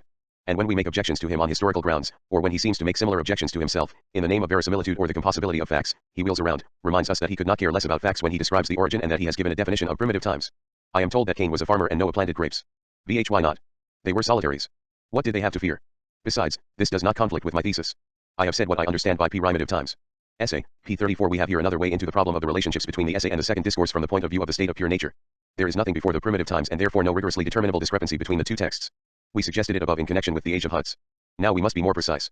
At first reading, the discrepancy seems incontestable. The savage of the discourse wanders in the forests, without industry, without speech, and without home. Po 188j. The barbarian of the essay has a family, a cabin, and a language, even if he is reduced to gesture and some inarticulate sounds. Po 31j. But these discordancies do not seem pertinent from the point of view that interests us. Rousseau is not describing two different and successive states. The family, in the essay, is not a society. It does not limit the primitive essay on the origin of languages to dispersion. In primitive times the sparse human population had no more social structure than the family. Which signifies that this family was not a society. It was, as James Coney has called it, de supra, a pre-institutional phenomenon, purely natural and biological. It was the indispensable condition of that process of generations that the discourse also recognized, generations multiplied uselessly. This natural milieu, entailing no institution, had no true language. And after having attributed gesture and some inarticulate sounds to them as language, Rousseau is more precise in a note: genuine languages are not at all of domestic origin. They can be established only under a more general, more durable covenant. That American savages hardly speak at all except outside their homes. Each keeps silent in his hut, speaking to his family by signs. And these signs are used infrequently, for a savage is less disquieted, less impatient than a European, he has fewer needs and he is careful to meet them himself. To efface the contradiction or rigorous discrepancy between the two texts, one does not have to reduce them to repetitions or overlappings of each other. From one to the other, an emphasis is displaced, a continuous sliding is in operation. Or rather, without imputing any order of succession there, we may say that from the discourse to the essay the sliding movement is toward continuity. The discourse wants to mark the beginning, it therefore sharpens and radicalizes the characteristics of virginity within the state of pure nature. The essay would make us sense the beginnings, the movement by which men sparsely placed on the face of the earth, continuously wrench themselves away, within a society being born, from the state of pure nature. It captures man as he passes into birth, in that subtle transition from origin to genesis. These two projects do not contradict each other, one does not even have priority over the other, and, as I have noted above, the description of pure nature in the discourse made room within itself for such a transition. As always, it is the ungraspable limit of the almost. Neither nature nor society, but almost society. Society in the process of birth. The moment when man, no longer belonging, or almost not belonging, to the state of pure nature, which, the discourse clearly says, no longer exists, perhaps never did exist, and probably will never exist, and of which it is, nevertheless, necessary to have true ideas, in order to form a proper judgment of our present state, preface, p. 0155j, holds himself still short of society, or almost so. It is the only means of restoring the becoming culture of nature. The family, which Hegel too will call prehistoric, the hut, the language of gestures and inarticulate sounds, are the indications of that almost. The savage life of hunters, the barbaric and pre-agricultural life of shepherds, correspond to the state of almost society. As in the discourse, so in the essay society depends upon agriculture and agriculture upon metallurgy. Rousseau encounters here the problem of references to Holy Writ. One can in fact object that there was already a great deal of agriculture in the time of the patriarchs. The response further clarifies the status of factual history. The facts reported by the scriptures do not concern the state of pure nature. But instead of bluntly distinguishing between structural origin and empirical origin, a conciliatory Rousseau hides behind a biblical authority which furnishes him with a structural pattern, by admitting that the patriarchal age is much removed from the origins. All this is true. But the ages should not be confused. The patriarchal period that we know is very remote from primitive times. Scripture lists 10 intervening generations at a time when men were very long-lived. What did they do during these 10 generations? We know nothing about it. Living almost without society, widely scattered, hardly speaking at all, how could they write? And given the uniformity of their isolated life, what events would they have transmitted to us? Italics added. Essay, pp. 35-36. Rousseau adds another resource to this biblical one, the decadence or the redecline into barbarism after passing through agriculture. Thanks to a catastrophic event annulling progress and compelling repetition, structural analysis can recommence from zero. This confirms that the structural account does not follow a linear genesis but indicates permanent possibilities which may at any moment reappear in the course of a cycle. The nearly social state of barbarism may in fact exist before or after, indeed during, and under the state of Sakayev. Adam spoke, Noah spoke, but it is known that Adam was taught by God himself. In scattering, the children of Noah abandoned agriculture, and the common tongue perished with the first society. That had happened before there was any Tower of Babel. Essay, p. 36. Because there may always be a resurgence of dispersion, because its threat belongs to the essence of society, the analysis of the state of pure nature and the recourse to natural explanations is always possible. On that point Rousseau's procedure is reminiscent of Condillacs, who, while admitting that language was given by God as a finished product to Adam and Eve, supposes that sometime after the deluge 2 children, one male, and the other female, wandered about in the deserts, before they understood the use of any sign. Let me then be permitted to make the supposition, and the question will be to know, in what manner this nation first invented language. 57. This discourse, this detour, had already been practiced by Warburton. Condillac cites him, and what Kant will borrow in Die Religion inneral der Grenzen der Blasen Vernunft * will at least be analogous. If there was then a slight shift from the discourse to the essay, it is the result of that continuous sliding, that slow transition from pure nature to the birth of society. But this evidence is not so simple. For no continuity from inarticulate to articulate, from pure nature to culture, from plenitude to the play of supplementarity, is possible. The essay, having to describe the birth, the being born of the supplement, must reconcile the two times. The departure from nature is at once progressive and brutal, instantaneous and interminable. The structural caesura is transient but the historical separation is slow, laborious, progressive, imperceptible. On the issue of that double temporality, the essay again agrees with the discourse. 34. That simple movement of the finger. Writing and the prohibition of incest. Society at birth is effectively subjected, according to the essay, to a sort of law of 3 conditions. But, among the 3 conditions of man considered in relation to society, chap 9, or the 3 different stages according to which one can consider man assembled into a nation, chap 5, only the last marks man's access to himself within society. It is the condition of civil and plowing man. The 2 preceding states, savage hunter and barbaric shepherd, still belong to a sort of prehistory. That which primarily interests Rousseau is therefore the passage from the second into the third condition. This passage was in fact extremely slow, uncertain, and precarious, but since nothing in the previous state contained the structural ingredient to produce the subsequent one, the genealogy must describe a rupture or a reversal, a revolution, or a catastrophe. The second discourse often speaks of revolution. If the word catastrophe is pronounced only once in the essay, the concept is ever present there. And it is not, as has been said, a weakness of the system, it is prescribed by the chain of all the other concepts. Why is the origin of civil man, the origin of languages, etc., the origin, in a word, of the supplementary structure, and, as we shall see, the origin of writing also, catastrophic? /IVH. Why does it follow an upheaval in the form of reversal, of return, of revolution, of a progressive movement in the form of a regression? If we follow the anthropogeographic theme and the schema of the natural explanation that orient the chapters on the formation of languages, it is indeed necessary that such a catastrophe appear there first as a terrestrial revolution. Without it, man would never have left the golden centuries of barbarism. Nothing within the system of barbarism could produce a force of rupture or a reason for leaving it. The causality of the rupture had therefore to be at once natural and exterior to the system of the pre-civil state. The terrestrial revolution responds to these 2 exigencies. It is evoked at a point which is strictly the center of the essay. The gentle climates, the fat and fertile lands, have been the first to be inhabited and the last in which nations formed, because in them men could do without one another more easily than elsewhere and because there the needs which give rise to social structures make themselves felt later. Supposing eternal spring on the earth, supposing plenty of water, livestock, and pasture, and supposing that men, as they leave the hands of nature, were once spread out in the midst of all that, I cannot imagine how they would ever be induced to give up their primitive liberty, abandoning the ill-loaded pastoral life so fitted to their natural indolence. 59. To impose upon themselves unnecessarily the labors and the inevitable misery of a social mode of life. He who willed man to be social, by the touch of a finger shifted the globe's axis into line with the axis of the universe. I see such a slight movement changing the face of the earth and deciding the vocation of mankind. In the distance I hear the joyous cries of an insane multitude. I see the building of castles and cities. I see the birth of the arts. I see nations forming, expanding, and dissolving, following each other like ocean waves. I see men gathered together at certain points of their homeland for their mutual development, turning the rest of the world into a hideous desert, fitting monument to social union and the usefulness of the arts. Essay, pp. 38-39, italics added. The natural indolence of the barbarian is not one empirical characteristic among others. It is an originary determination indispensable to the natural system. It explains that man could not leave barbarism and its golden century spontaneously. He did not have within himself the motion for going further. Rest is natural. The origin and the end are inertia. Since disturbance cannot be born out of rest, it could not encroach upon the state of man and the corresponding terrestrial state, upon the barbarian and upon perpetual spring, except through a catastrophe, the effect of a strictly unpredictable force within the system of the world. That is why the anthropological attribute of indolence must correspond to the geological principle of inertia. As the catastrophe of disturbance and seasonal differentiation could not be logically produced from within an inert system, one must imagine the unimaginable, a little push entirely exterior to nature. This apparently arbitrary 60 explanation responds to a profound necessity and thus reconciles many exigencies.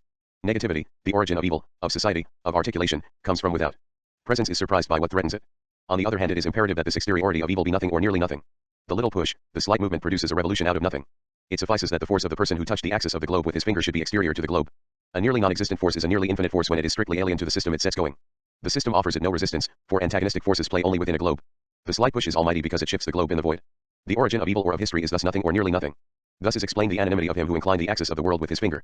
It is perhaps not God, since divine providence, of which Rousseau speaks so often, could not have wished the catastrophe and had no need of chance and the void in order to act. But it is perhaps God inasmuch as the force of evil was nothing. Art supposes no real efficiency. It is probably God since his eloquence and his power are at once infinite and encounter no commensurate resistance. Infinite power, the finger that tips a world. Eloquence infinite because silent, a movement of the finger is enough for God to move the world. Divine action conforms to the model of the most eloquent sign, that, for example, which obsesses the confessions and the essay. In both texts, the example of the mute sign is the simple movement of the finger, the little sign of the finger, 61 a movement of the wand. Finger or wand is here a metaphor. Not that it designates another thing. It concerns God. God has no hand, he needs no organ. Organic differentiation is the property and the misfortune of man. Here the silent movement does not even replace an elocution. God has no need of a mouth to speak, nor of articulating the voice. The fragment on climates is here more emphatic than the essay. If the ecliptic had been confused with the equator, perhaps there never would have been the emigration of peoples, and each man, not being able to support a climate other than his native one, would never have left it. To tip the axis of the world with a finger or to say to man, cover the world and be sociable, was the same thing for him who needed neither hand to move nor voice to speak. P531, it certainly concerns God, for the genealogy of evil is also a theodicy. The catastrophic origin of societies and languages at the same time permitted the actualization of the potential faculties that slept inside man. Only a fortuitous cause could actualize natural powers which did not carry within themselves a sufficient motivation for awakening to their own end. Teleology is in a certain way external, it is this that the catastrophic form of archaeology signifies. So much so that between the finger-giving movement out of nothing and that auto-affection of imagination which, as we have seen, awakens itself out of nothing and then awakens all other potentialities, there is an essential affinity. Imagination is within nature and yet nothing in nature can explain its awakening. The supplement to nature is within nature as its play. Who will ever say the lack within nature is within nature, if the catastrophe by which nature is separated from itself is still natural? A natural catastrophe conforms to laws in order to overthrow the law. There is something catastrophic in the movement that brings about the emergence from the state of nature and in the awakening of the imagination which actualizes the natural faculties and essentially actualizes perfectibility. This is a proposition of the essay whose placing or philosophical design is found at the end of the first part of the discourse. Having proved that the inequality of mankind is hardly felt, and that its influence is next to nothing in a state of nature, I must next show its origin and trace its progress in the successive developments of the human mind. Having shown that human perfectibility, the social virtues, and the other faculties which natural man potentially possessed, could never develop of themselves, but must require the fortuitous concurrence of many foreign causes that might never arise, and without which he would have remained forever in his primitive condition, I must now collect and consider the different accidents which may have improved the human understanding while depraving the species, and made man wicked, while making him sociable, so as to bring him and the world from that distant period to the point at which we now behold them. P162, P190J. What we have called external teleology allows the stabilization of a sort of discourse on method. The question of origin involves neither event nor structure, it escapes the simple alternatives of fact and right, of history and essence. The passage from one structure to the other, from the state of nature to that of society for example, cannot be explained by any structural analysis. An external, irrational, catastrophic factum must burst in. Chance is not part of the system. And when history is incapable of determining this fact or facts of this order, philosophy must, by a sort of free and mythic invention, produce factual hypotheses playing the same role, explaining the coming into being of a new structure. It would thus be abusive to reserve facts for history and right or structure for philosophy. So simplistic a dichotomy is intolerable to a form of the question of origin which requires the intervention of very slight causes whose power is surprising.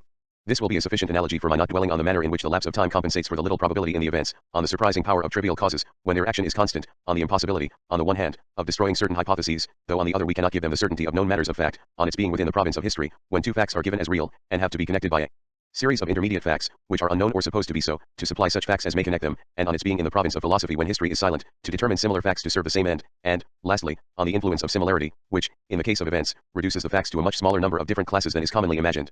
It is enough for me to offer these hints to the consideration of my judges, and to have so arranged that the general reader has no need to consider them at all. pp 162-63, pp 190-91. The passage from the state of the nature to the state of language and society, the advent of supplementarity, remains then outside the grasp of the simple alternative of genesis and structure, of fact and principle, of historical and philosophical reason. Rousseau explains the supplement in terms of a negativity perfectly exterior to the system it comes to overturn, intervening in it therefore in the manner of an unforeseeable factum, of a null and infinite force, of a natural catastrophe that is neither in nor out of nature and remains non-rational as the origin of reason must, and not simply irrational like an opacity within the system of rationality. The graphic of supplementarity is irreducible to logic, primarily because it comprehends logic as any of its cases A and D may alone produce its origin. Therefore the catastrophe of supplementarity, as that which procured for Jean-Jacques the dangerous supplement and the fatal advantage is quite in the words of the Confessions inconceivable to reason. The possibility of reason, of language, of society, the supplementary possibility, is inconceivable to reason. The revolution that gave birth to it cannot be understood according to the patterns of rational necessity. The second discourse speaks of the fatal accident. Rousseau is in the process of evoking the budding barbaric society between the state of nature and the state of society. It is the moment of the perpetual spring of the essay, the most happy and durable epoch of the discourse. The more we reflect on it, the more we shall find that the state was the least subject to revolutions, and altogether the very best man could experience, so that he can have departed from it only through some fatal accident, which, for the public good, should never have happened. P171, pp 198-99. What should never have happened had to come to pass. Between these two modalities is therefore inscribed the necessity of non-necessity, the fatality of a cruel game. The supplement can only respond to the non-logical logic of a game. That game is the play of the world. The world had to be able to play freely on its axis in order that a simple movement of the finger could make it turn upon itself. It is because there was play in the movement of the globe that a force almost non-existent could, all at once, by a silent gesture, give its good or ill fortune to society, history, language, time, relationship to the other, to DATH, etc. The consequent luck and evil of writing will carry with them the sense of play. But Rousseau does not affirm it. He resigns himself to it, he retains its symptoms in the regulated contradictions of his discourse, he accepts it and refuses it but does not affirm it. He who tipped the axis of the globe could have been a player god, unknowingly risking the best and the worst at the same time. But he is everywhere else determined as providence. By this last gesture and by all that it commands in Rousseau's thought, meaning is put out of play. As in all unto theological metaphysics, as already in Plato. And the condemnation of art, each time that it is univocal, clearly testifies to it. If societies are born in catastrophe, it means that they are born by accident. Rousseau naturalizes the biblical accident, he makes a natural accident of the fall. But by the same token, he transforms the throw of dice, the luck or checkmating of a player god, into a culpable fall. Between the accidents of nature and social evil, there is a complicity that, moreover, manifests divine providence. Society is created only to repair the accidents of nature. Floods, earthquakes, volcanic eruptions, and conflagrations no doubt terrified savages but then made them come together to recoup their common losses. These are the instruments Providence uses to force people to reunite. Essay, p. 40. The formation of societies played a compensatory role in the general economy of the world. Born of catastrophe, society appeases unfettered nature. It must in its turn have that regulatory role without which the catastrophe would have been mortal. The catastrophe itself follows an economy. It is contained. Since societies have been established, these great accidents have ceased, or have become less frequent. It seems that is bound to be true even now. The same evils that once united separated people would now tend to separate those who are united. 62, Chap 9, p. 40. Human war has the effect of reducing the war of natural elements. This economy clearly shows that the degradation that came out of the catastrophe must be, as we have elsewhere verified, compensated for, limitized, regularized, by a supplementary operation whose pattern we have outlined. Otherwise I do not see how the system could be kept standing and equilibrium be maintained. In the two types of order, the greater species will finally absorb the lesser. The entire earth would soon be covered with nothing but trees and ferocious beasts, and finally all would perish. Essay, p. 43. There follows an admirable description of man's work where the hand holds back the degradation of nature and regards this progress. The catastrophe opens the play of the supplement because it inscribes local difference. After the unity of perpetual spring, it causes a duality of principles to follow, the polarity and opposition of places, north and south, the revolution of seasons which regularly repeats the catastrophe. 63. In some ways it makes place and climate change then and there, and finally produces the alternation of hot and cold, water and fire. Language and society institute themselves following the supplementary relationship of two principles or series of significations, north/winter/cold/need/articulation, south/summer/warm/passion/accentuation. In the north, in winter, when it is cold, need creates convention. Forced to provide for winter, people living under such conditions have to establish some sort of convention among themselves in order to help each other. When the rigors of frigid weather make it impossible to get about, boredom tends to unite them as much as need. The Lapps, buried in ice, and the Eskimos, the most savage of people, huddle all winter in their caverns, and then in summer do not even know each other anymore. Give them somewhat greater development and enlightenment, and there you have them united forever. Essay, pp. 40-41. Fire is a substitute for natural warmth, and the men of the north must assemble around a hearth. Not only for the cooking of meat, and man in Rousseau's eyes is the only animal capable at the same time of speaking, living in society, and cooking what he eats, but for dancing and loving. Neither the stomach nor the intestines of man are made to digest raw meat, nor does it usually suit his taste. With the possible single exception of the Eskimos, of whom I have just spoken, even savages cook their meat. To the necessary use of fire for cooking is joined the pleasure it gives to the eye and the warmth so comforting to the body. The sight of the flames, from which animals flee, is attractive to man. People gather around a common hearth where they feast and dance. The gentle bonds of habit tend imperceptibly to draw man closer to his own kind. And on this simple hearth burns the sacred fire that provokes in the depths of the heart the first feeling of humanity of it. In the south, the movement is inverse. It no longer leads from need to passion but from passion to need. And the supplement is not the warmth of the hearth but the coolness of the water hole. In warm countries, unevenly distributed springs and rivers are even more necessary rallying agents than other such factors, since people are less able to do without water than fire. The barbarians especially, living off their herds, need common watering places. The flowing of waters can retard the society of people inhabiting well-irrigated places. This movement is no doubt the inverse of the preceding, but it would be wrong to conclude that there is a symmetry. The privilege of the south is declared.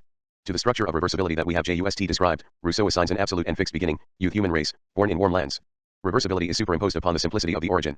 The warm countries are closer to the perpetual spring of the golden age. They are more in accord with the initial inertia. Passion there is closer to the origin, water is more in touch than fire both with the first need and with the first passion. More in touch with the first need because people are less able to do without water than fire, and more in touch with the first passion, that is to say with love, because its first fires arise out of the pure crystal of the fountains. Thus the original language and society, as they arose in warm countries, are absolutely pure. They are described closest to that ineffable limit where society is formed without having begun its degradation, where language is instituted but still remains pure song, a language of pure accentuation, a sort of neuum. It is no longer animal since it expresses passion, but it is not completely conventional since it evades articulation.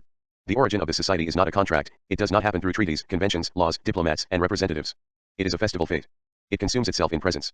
There is certainly an experience of time, but a time of pure presence, giving rise neither to calculation, nor reflection, nor yet comparison, happy age when nothing marked the hours. 64. It is the time of the reveries. Time also without difference, it leaves no interval, authorizes no detour between desire and pleasure and desire mingled and were felt together. Let us read this page, no doubt the most beautiful in the essay. It is never quoted, as it should be every time the transparence of the crystal. 65 is evoked. In the arid places where water could be had only from wells, people had to rejoin one another to sink the wells, or at least to agree upon their use. Such must have been the origin of societies and languages in warm countries. That is the first ties were formed among families, there were the first rendezvous of the two sexes. Girls would come to seek water for the household, young men would come to water their herds.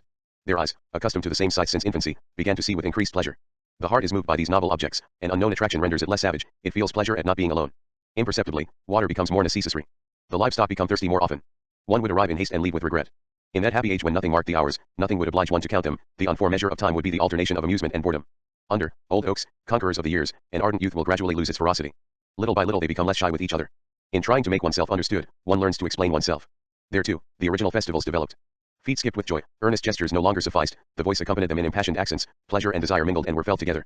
There at last was the true cradle of nations, from the pure crystal of the fountains flowed the first fires of love. pp. 44-45. Let us not forget, what Rousseau describes here is neither the eve of society nor society already formed but the movement of a birth, the continuous advent of presence. One must give an active and dynamic meaning to this word. It is presence at work, in the process of presenting itself. This presence is not a state but the becoming present of presence.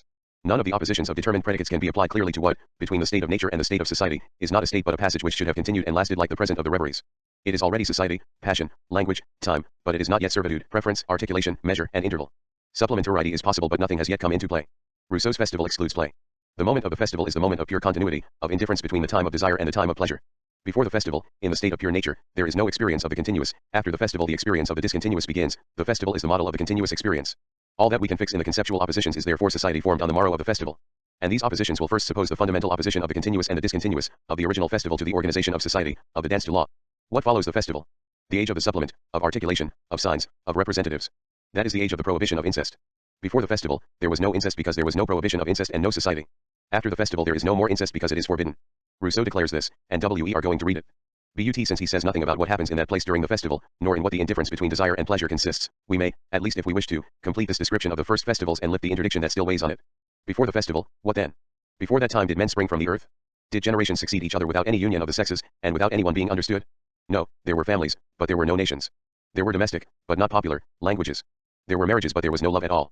Each family was self-sufficient and perpetuated itself exclusively by inbreeding.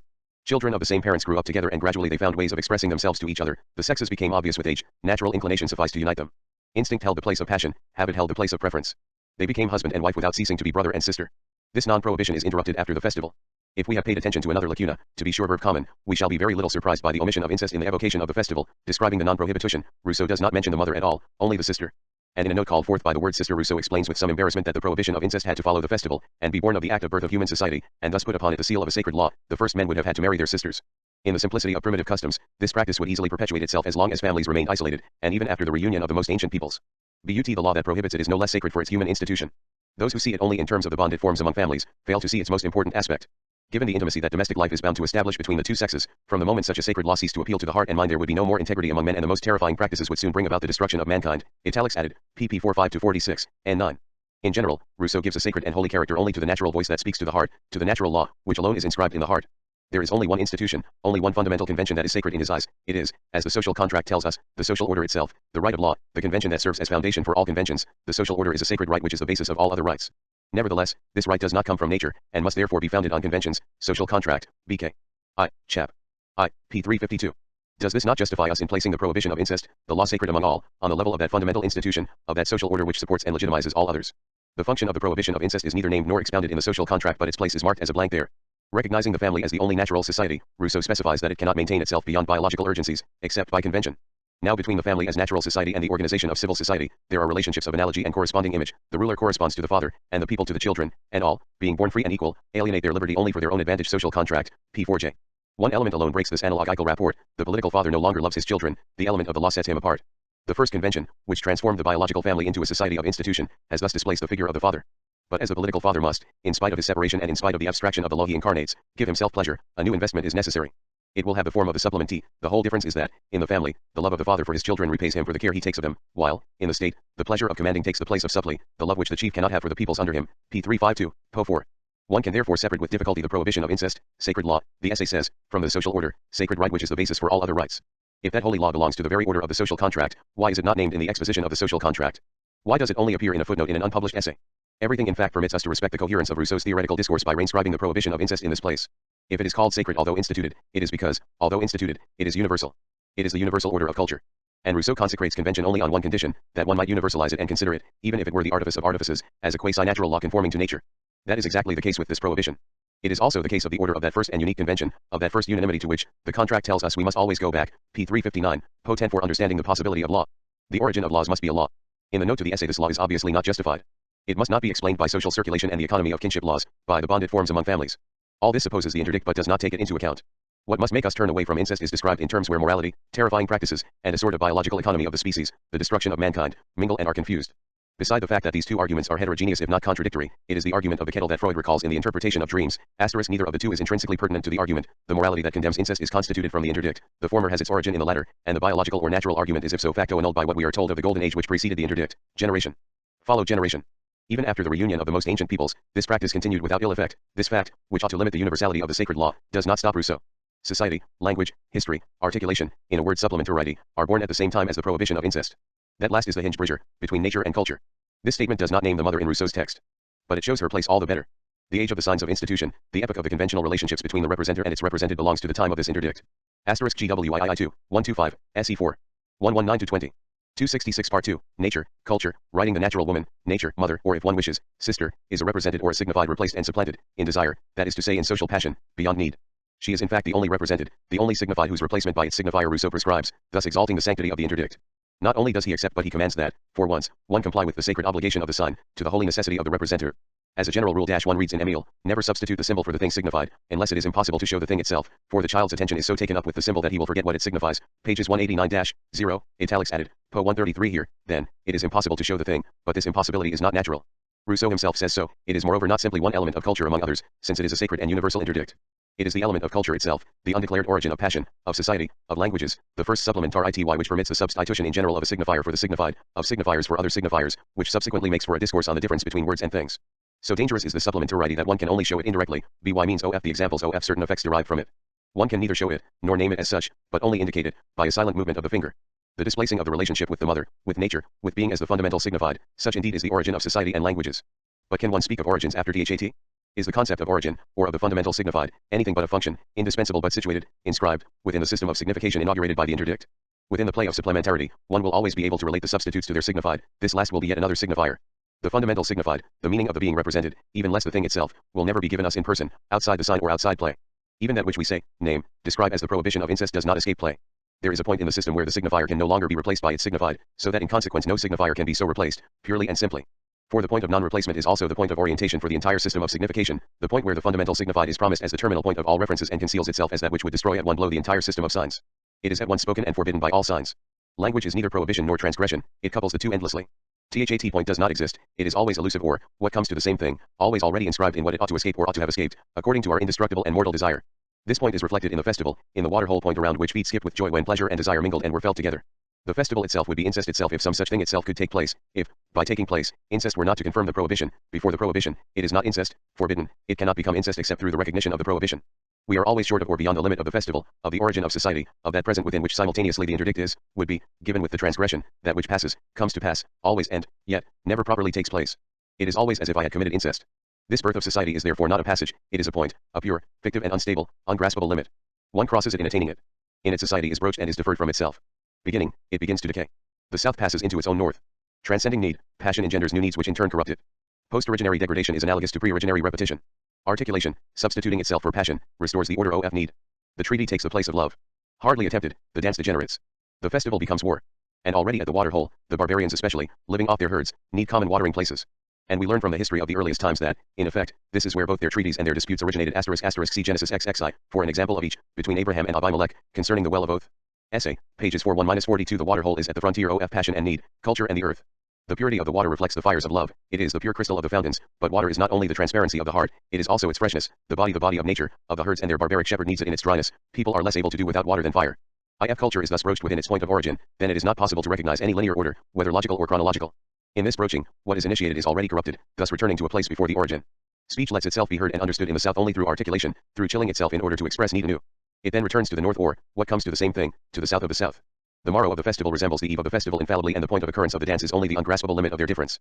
The south and the north are not territories but abstract places that appear only to relate to each other in terms of each other. Language, passion, society, are neither of the north nor of the south. They are the movement of supplementarity by which the poles substitute each other by turn, by which accent is broached within articulation, is deferred through spacing. Local difference is nothing but the difference between desire and pleasure. It does not, then, concern only the diversity of languages, it is not only a criterion of linguistic classification, it is the origin of languages. Rousseau does not declare it, but we have seen that he describes it. From here on, I shall constantly reconfirm that writing is the other name of this difference. 35.4 From / of the supplement to the source, the theory of writing. Let us close the angle and penetrate within the text to the place where writing is named and analyzed for itself, inscribed within theory and placed in historical perspective. Chapters 5 on script, and 6 whether it is likely that Homer knew how to write, perhaps a little artificially separated, are among the longest in the essay, in any case the longest after the chapter on the formation of southern languages. I have already called attention to the alterations in the chapter on Homer, now it is a matter of reconstituting or maintaining the coherence of the theory against a fact which seems to threaten it. If the song, the poem, the epic are incompatible with writing, if writing threatens them with death, how do we explain the coexistence of the two ages? And Homer knew how to write, at any rate that he knew writing, as the episode of Bellerophon 1 in the Iliad seems to testify. Rousseau takes note of the fact, but stubborn in my paradoxes, he describes himself as tempted to accuse the compilers of Homer. Did they not write that history of writing after the fact, introducing it violently into poems that for a long time were written only in men's memories? What is more, there are few traces of the art in the remainder of the Iliad. I venture to suggest that the whole Odyssey is just a tissue of inanities and stupidities that would be dissolved by changing a letter or two. Instead, the poem is made reasonable and fairly continuous, by presuming that these heroes did not know how to write.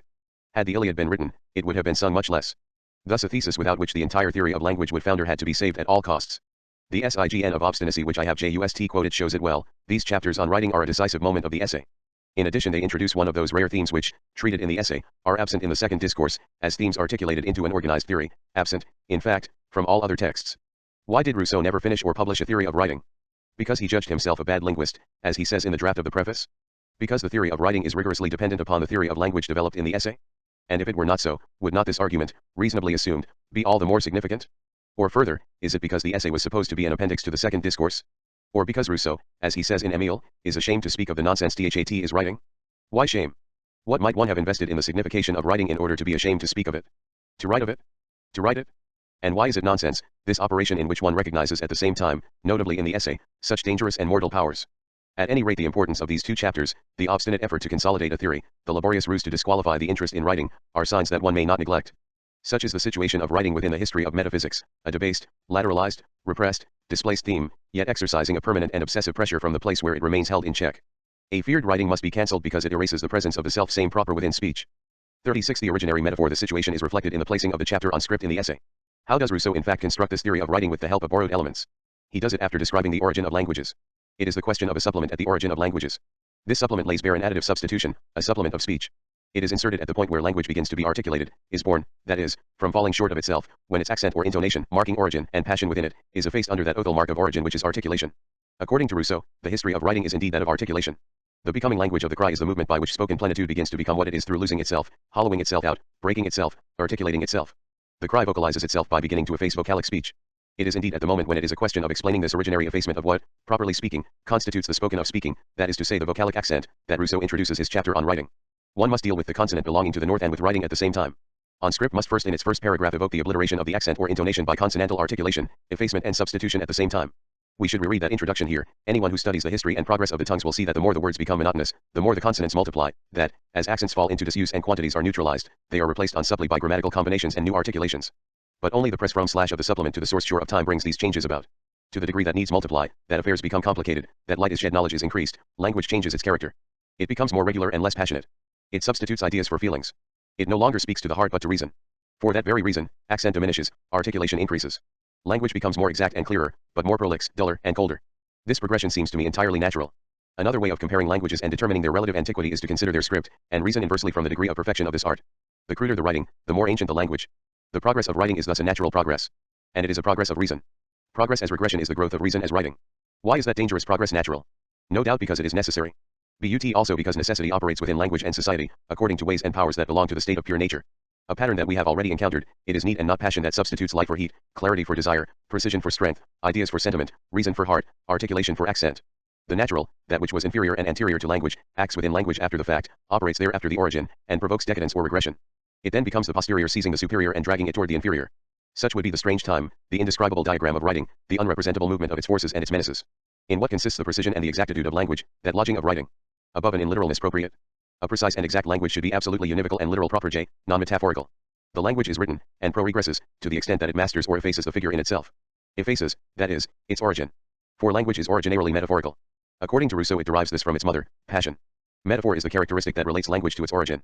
Writing would then be the obliteration of this characteristic, the maternal characteristics, cf. Above, pages 285, 19-200. It is therefore here that we must discuss that the first language had to be figurative, chap 3, a proposition that is explicit only in the essay, as man's first motives for speaking were of the passions, his first expressions were tropes. Figurative language was the first to be born. Proper meaning was discovered last. One calls things by their true name only when one sees them in their true form. At first only poetry was spoken, there was no hint of reasoning until much later pol. Epic or lyric, story, or song, archaic speech is necessarily poetic. Poetry, the first literary form, is metaphorical in essence. Rousseau belongs therefore he could not be otherwise, and to make note of it is more than banal to the tradition which determines literary writing in terms of the speech present in the story or song. Literary literality would be a supplementary accessory fixing or coagulating the poem, representing the metaphor. The literary object would have no specificity, at the most that of an unhappy negative of the poetic. In spite of what I have said about literary urgency as he lived it, Rousseau is at ease within this tradition. All that one might call literary modernity tries on the contrary to mark literary specificity against subjugation to the poetic, that is to say to the metaphoric, to what Rousseau himself analyzes as spontaneous language. If there is a literary originality, which is by no means a simple certainty, it must free itself ifnot from the metaphor, which tradition too has judged reducible, at least from the savage spontaneity of the figure as it appears in non-literary language. This modern protestation can be triumphant or, in Kafka's manner, denuded of all illusion, despairing, and no doubt more lucid. Literature, which lives by being outside of itself, within the figures of a language which is primarily not its own, would die as well through a re-entry into itself by way of the non-metaphor. From a letter, during this dreary winter I warm myself by it. Metaphors are one among many things which make me despair of writing schreiben. Writing's lack of independence of the world, its dependence on the maid who tends the fire, on the cat warming itself by the stove, it is even dependent on the poor old human being warming himself by the stove. All these are independent activities ruled by their own laws, only writing is helpless, cannot live in itself, is a joke and a despair. Kafka, Journal, November 6, 192-1.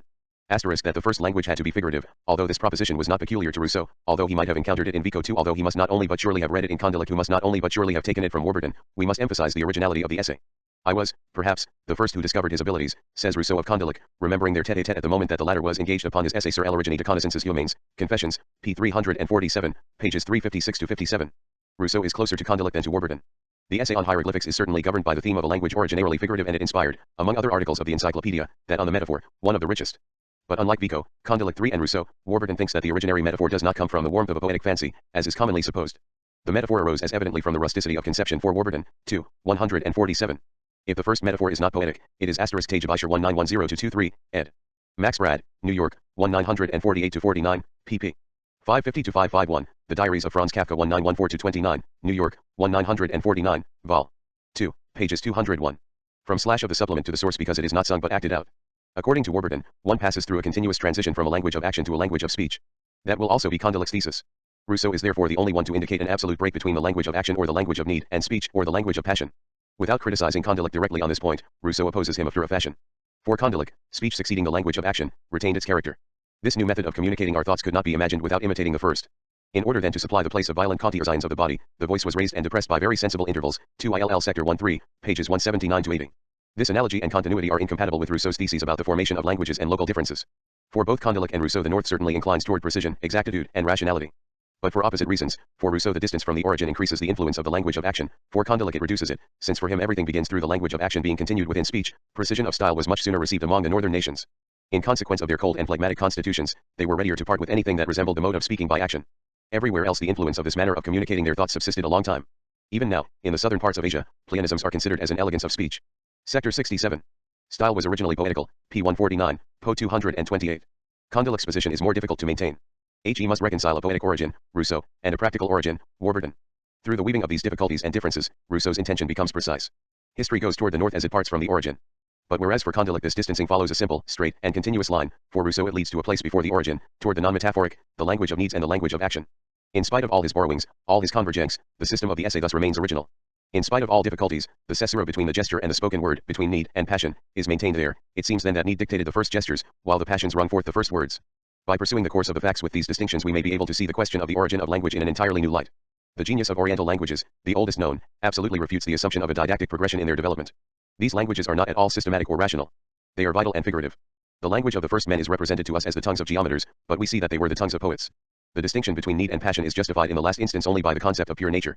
The functional necessity of this limit concept and of this juridical fiction also appears from this point of view. For the essential predicate of the state of pure nature is dispersion, and culture is always the effect of reconcilement, of proximity, of self-same proper presence. Need, which manifests itself in fact before or after passion, maintains, prolongs, or repeats the original dispersion. As such, and to the extent that it is not born out of an anterior passion that modifies it, it is the pure force of dispersion. And so it had to be. One does not begin by reasoning, but by feeling. It is suggested that men invented speech to express their needs, an opinion which seems to me untenable. The natural effect of the first needs was to separate men, and not to reunite them. It must have been that way, because the species spread out and the earth was promptly populated. Otherwise mankind would have been crammed into a small area of the world, and the rest would have remained uninhabited. Po 1-1. If all of this is not true without qualification, it is because need, structurally anterior to passion, can always in fact succeed it. But is it only a question of fact, of an empirical eventuality? If the principle of dispersion remains active, is it an accident or a residue? In fact, need is necessary to explain the eve of society, what precedes its constitution, but it is indispensable in accounting for the extension of society. Without need, the force of presence and attraction would play freely, constitution would be an absolute concentration. One would understand how society resists dispersion, one would no longer be able to explain how it distributes and differentiates itself within space. The extension of society, which can in fact lead to the dislocation of the assembled people, does not contribute any the less to the organization, the differentiation, and the organic division of the social body. In the social contract, the ideal dimensions of the city, which must be neither too small nor too large, require a certain extension and a certain distance among citizens. Dispersion, as the law of spacing, is therefore at once pure nature, the principle of society's life and the principle of society's death. Thus, although the metaphoric origin of language can be analyzed as the transcendence of need by passion, the principle of dispersion is not alien to it. In fact Rousseau cannot, as Warburton and Kindi 11 AC do, allege the continuity of the language of sounds and the language of action which kept us back in crude conceptions. He has to explain everything in terms of the structure of passion and affectivity. He laboriously helps himself out of the difficulty through a shortcut that is very dense and complex under the surface. What is his point of departure in that second paragraph of the third chapter? Not the difficulty of accounting for metaphor by passion, for him that is li from / of the supplement to the source self-evident, but the difficulty of making the idea in effect surprising of a primitively figurative language acceptable. For do not good sense and good rhetoric, which agree in considering the metaphor a displacement of style, require that one proceed from the literal proper meaning in order to constitute and define the figure? Is not the figure a transference of the literal sense? A transport? Did the theoreticians of rhetoric known by Rousseau not define it thus? Is it not the definition given by the Encyclopedia? 5. To repeat the first springing forth of metaphor, Rousseau does not begin with either good sense or rhetoric. He does not permit himself the use of literal meaning. And, situating himself in a place anterior to theory and common sense, which allow the constituted possibility of what they wish to deduce, he must show us how either common sense or stylistic science is possible. Such is at least his project and the original aim of his psycholinguistics of passions. But in spite of his intention and all appearance to the contrary, he also starts, as we shall see, from the literal meaning. And he does so because the literal le proper must be both at the origin and at the end. In a word, he restores to the expression of emotions a literalness whose loss he accepts, from the very origin, in the designation of objects. Here is the difficulty and the principle of solution. However, I feel the reader stopping me at this point to ask how an expression can be figurative before it has a proper meaning, since the figure consists only of a transference of meaning. I agree with that. But, in order to understand what I mean, it is necessary to substitute the idea that the passion presents to us for the word that we transpose.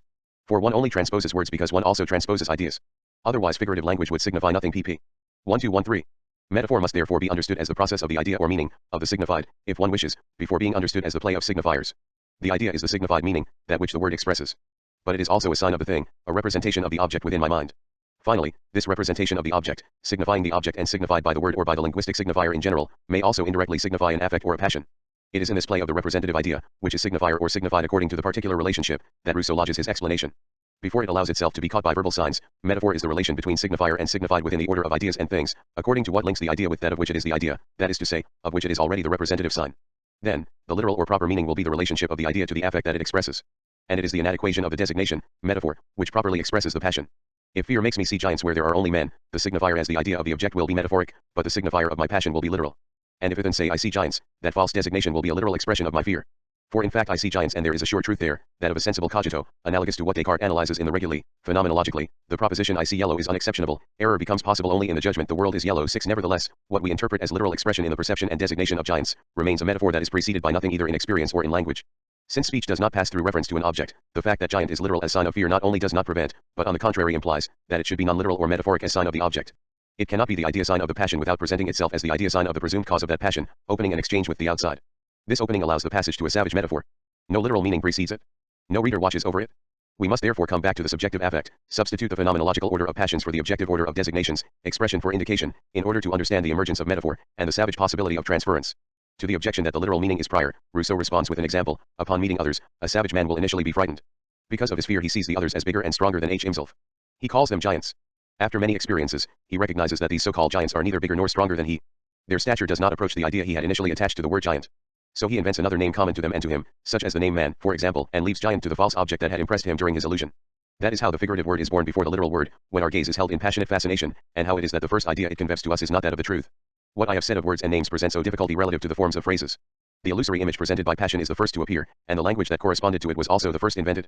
It subsequently became metaphorical when the enlightened spirit, recognizing its first error, used the expressions only with those passions that had produced them. pp. 122-131.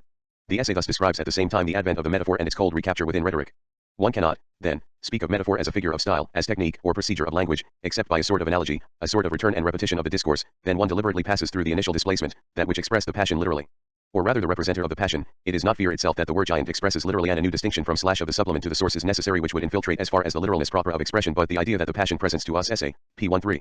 The idea giant is at once the literal sign of the representer of the passion, the metaphoric sign of the object, man, and the metaphoric sign of the affect, fear. That sign is metaphoric because it is false with regard to the object. It is metaphoric because it is indirect with regard to the affect. It is the sign of a sign. It expresses emotion only through another sign, through the representer of fear, namely through the false sign. It represents the affect literally only through representing a false representer. Subsequently, the reader or the writer can reproduce and calculate this operation.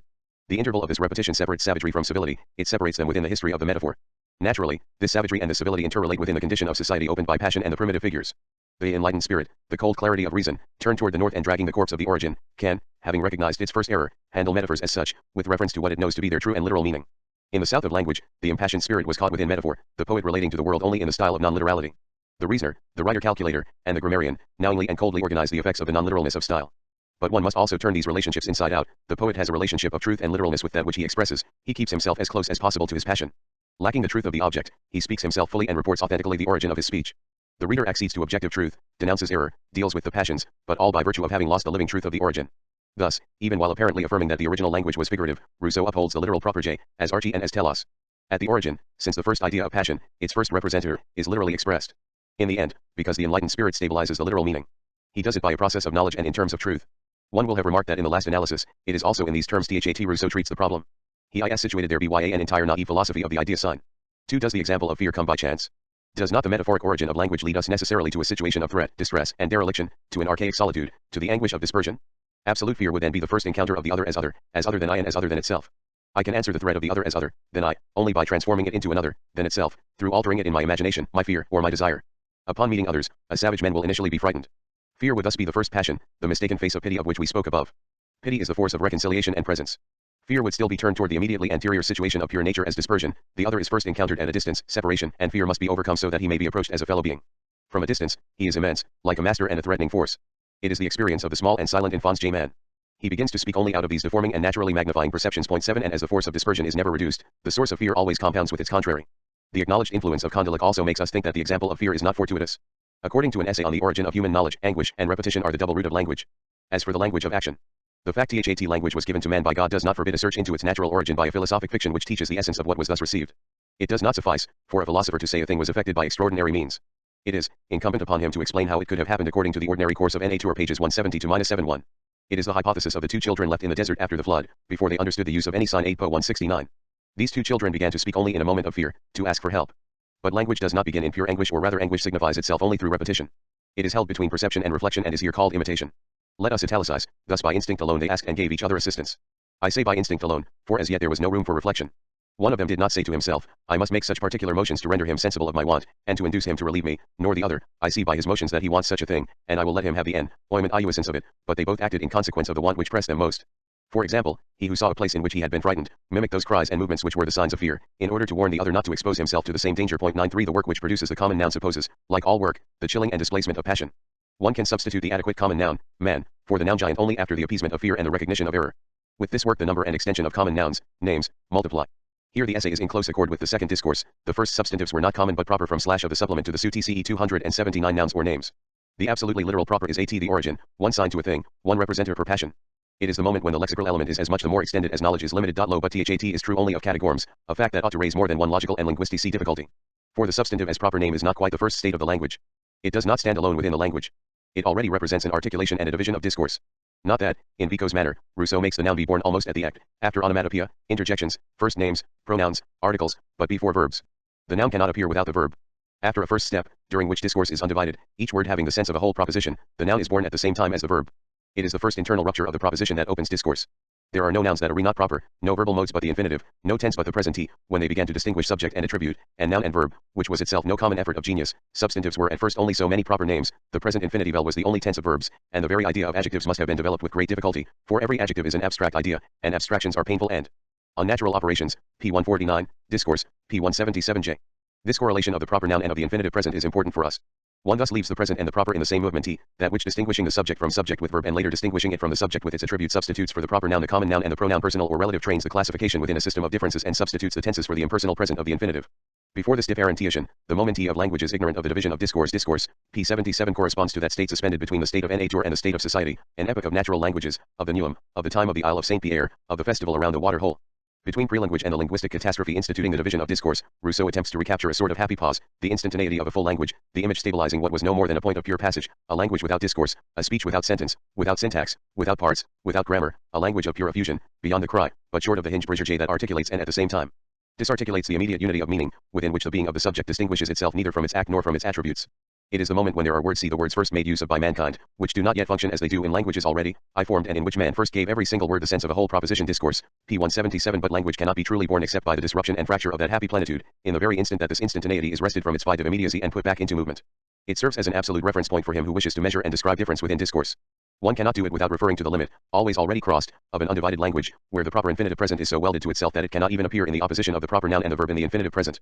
Language in its entirety, then, plunges into that breach between the proper and the common nouns, leading to pronoun and adjective, between the infinitive present and the multiplicity of modes and tenses.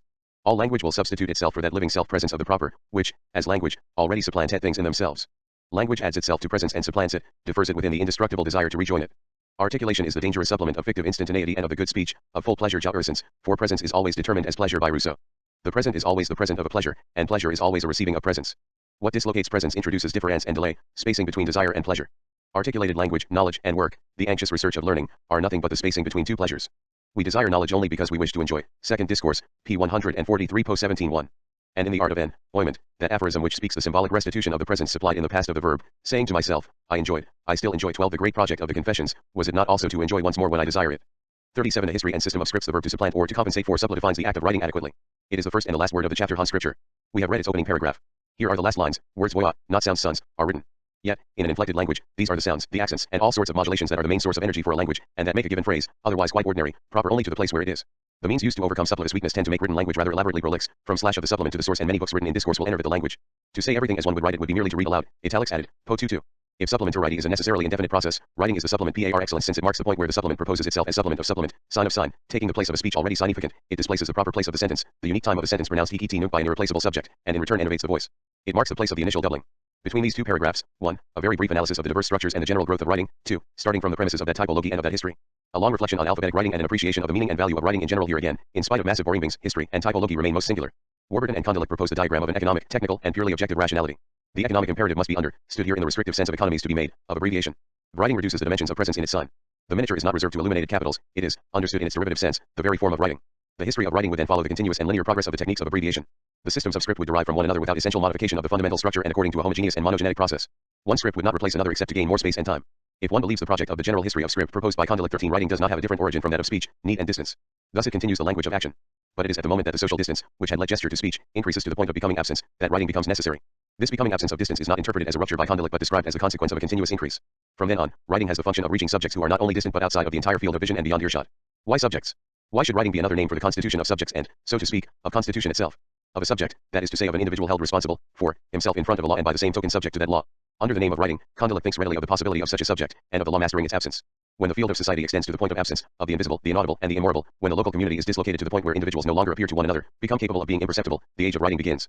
Laws and public transactions, together with everything that deserved the attention of mankind, were multiplied to such a degree, that memory was too weak for so heavy a burden, and human societies increased in such a manner, that the promulgation of the laws could not, without difficulty, reach the ears of every individual.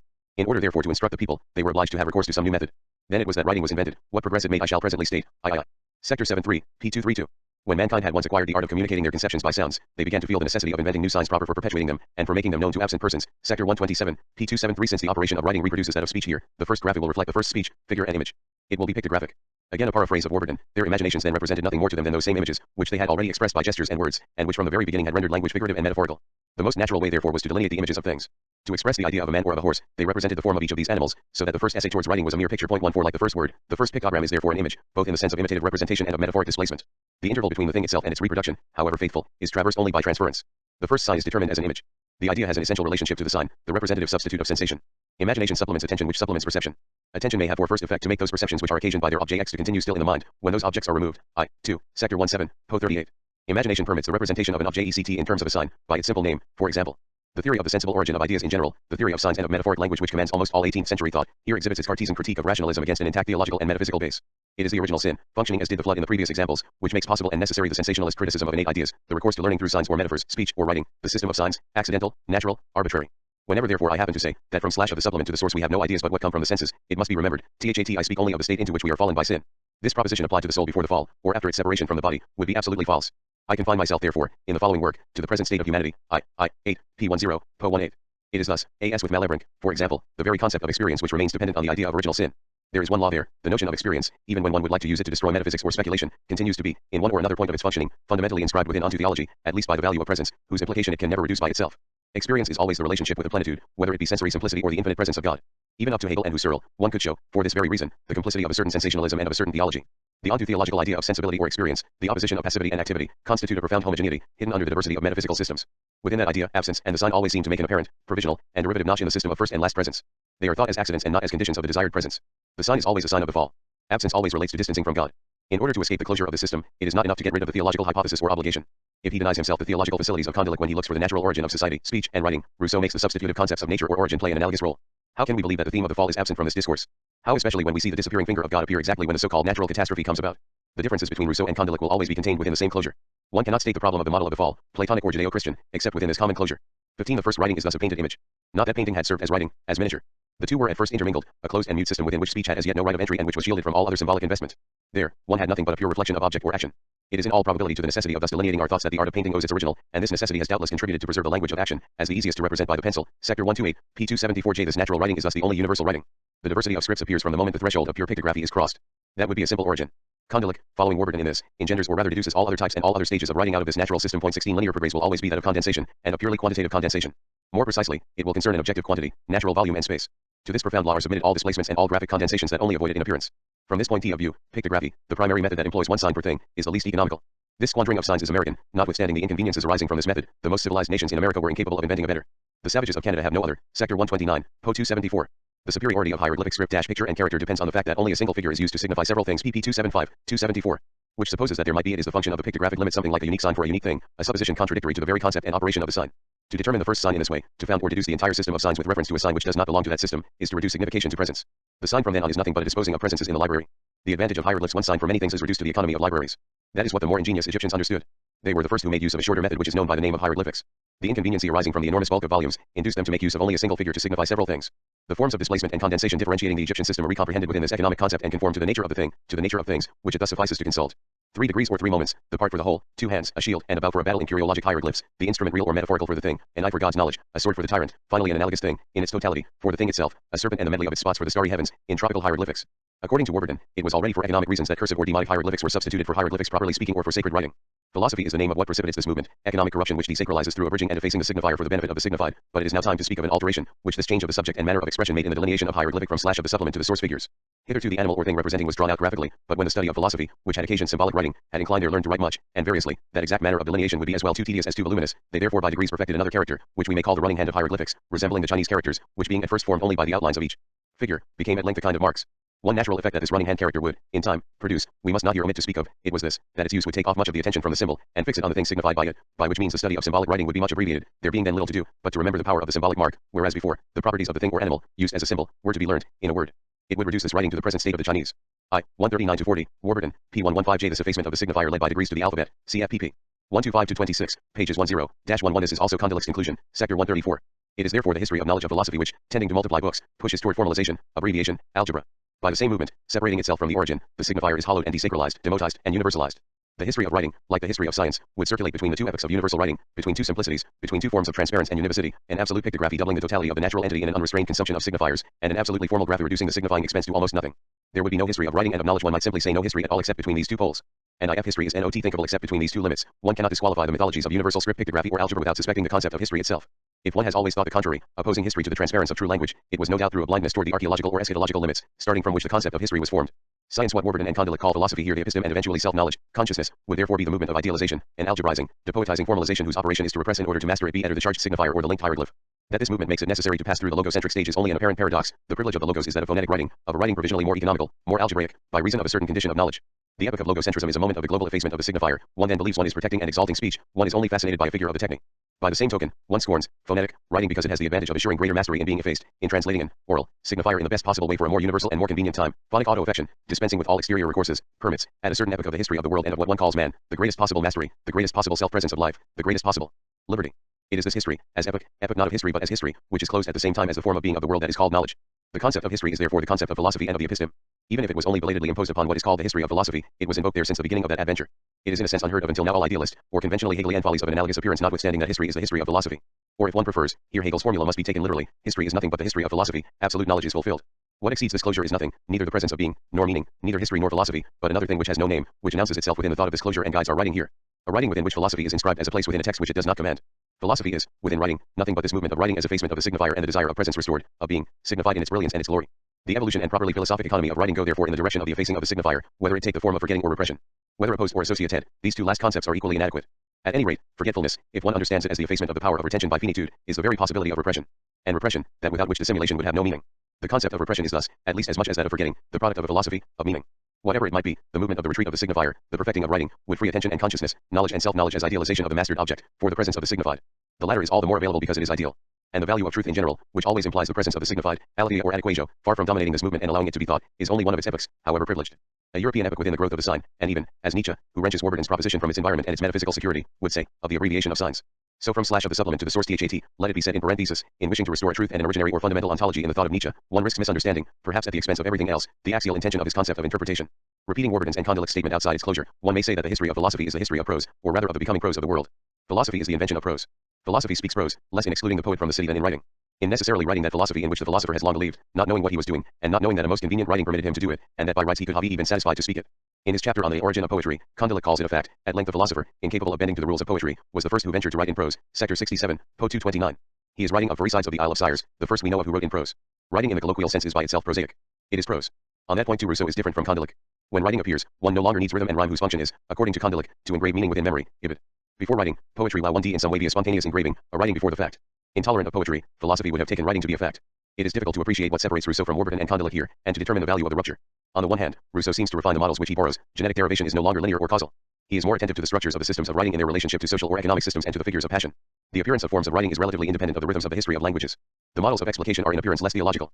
The economy of writing refers to motivations other than those of neat addition, understood in a homogeneous, simplistic, and objectivistic sense. But on the other hand, he neutralizes what is irreducibly economic in the system of Warburton and Kondelik. And we know how the ruses of theological reason work within his discourse. Let us approach his text. To the technical and economic imperatives of objective space, Rousseau's explication makes only one concession. It is in order discreetly to correct Warburton's and Kondelik's simplism. It is a matter of writing by furrows. The furrow is the line, as the ploughman traces it, the road by erupted broken by the ploughshare. The furrow of agriculture, we remind ourselves, opens nature to culture, cultivation. And one also knows that writing is born with agriculture which happens only with sedentarization. How does the ploughman proceed? Economically. Arrived at the end of the furrow, he does not return to the point of departure. He turns ox and plough around. And proceeds in the opposite direction. Saving of time, space, and energy. Improvement of efficiency and reduction of working time. Writing by the turning of the ox ' on writing by furrows was a movement in linear and phonographic script. Point 17 at the end of the line traveled from left to right, one resumes from right to left. Why was it abandoned at a given moment by the Greeks, for example? \bh Why did the economy of the writer scripture break with that of the ploughman? Why is the space of the one not the space of the other? If space were objective, geometric, ideal, no difference in economy would be possible between the two systems of incision. But the space of geometric objectivity is an object or an ideal signified produced at a moment of writing. Before it, there is no homogeneous space, submitted to one and the same type of technique and economy. Before it, space orders itself wholly for the habitation and inscription in itself of the body proper. There still are factors of heterogeneity inside a space to which one and the same proper body relates, and therefore there are different, indeed incompatible, economic imperatives, among which one must choose and among which sacrifices and an organization of hierarchies become necessary. Thus, for example, the surface of the page, the expanse of parchment or any other receptive substance distributes itself differently according to whether it is a matter of writing or reading. An original economy is prescribed each time. In the first case, and during an entire technological era, it had to order itself according to the system of the hand.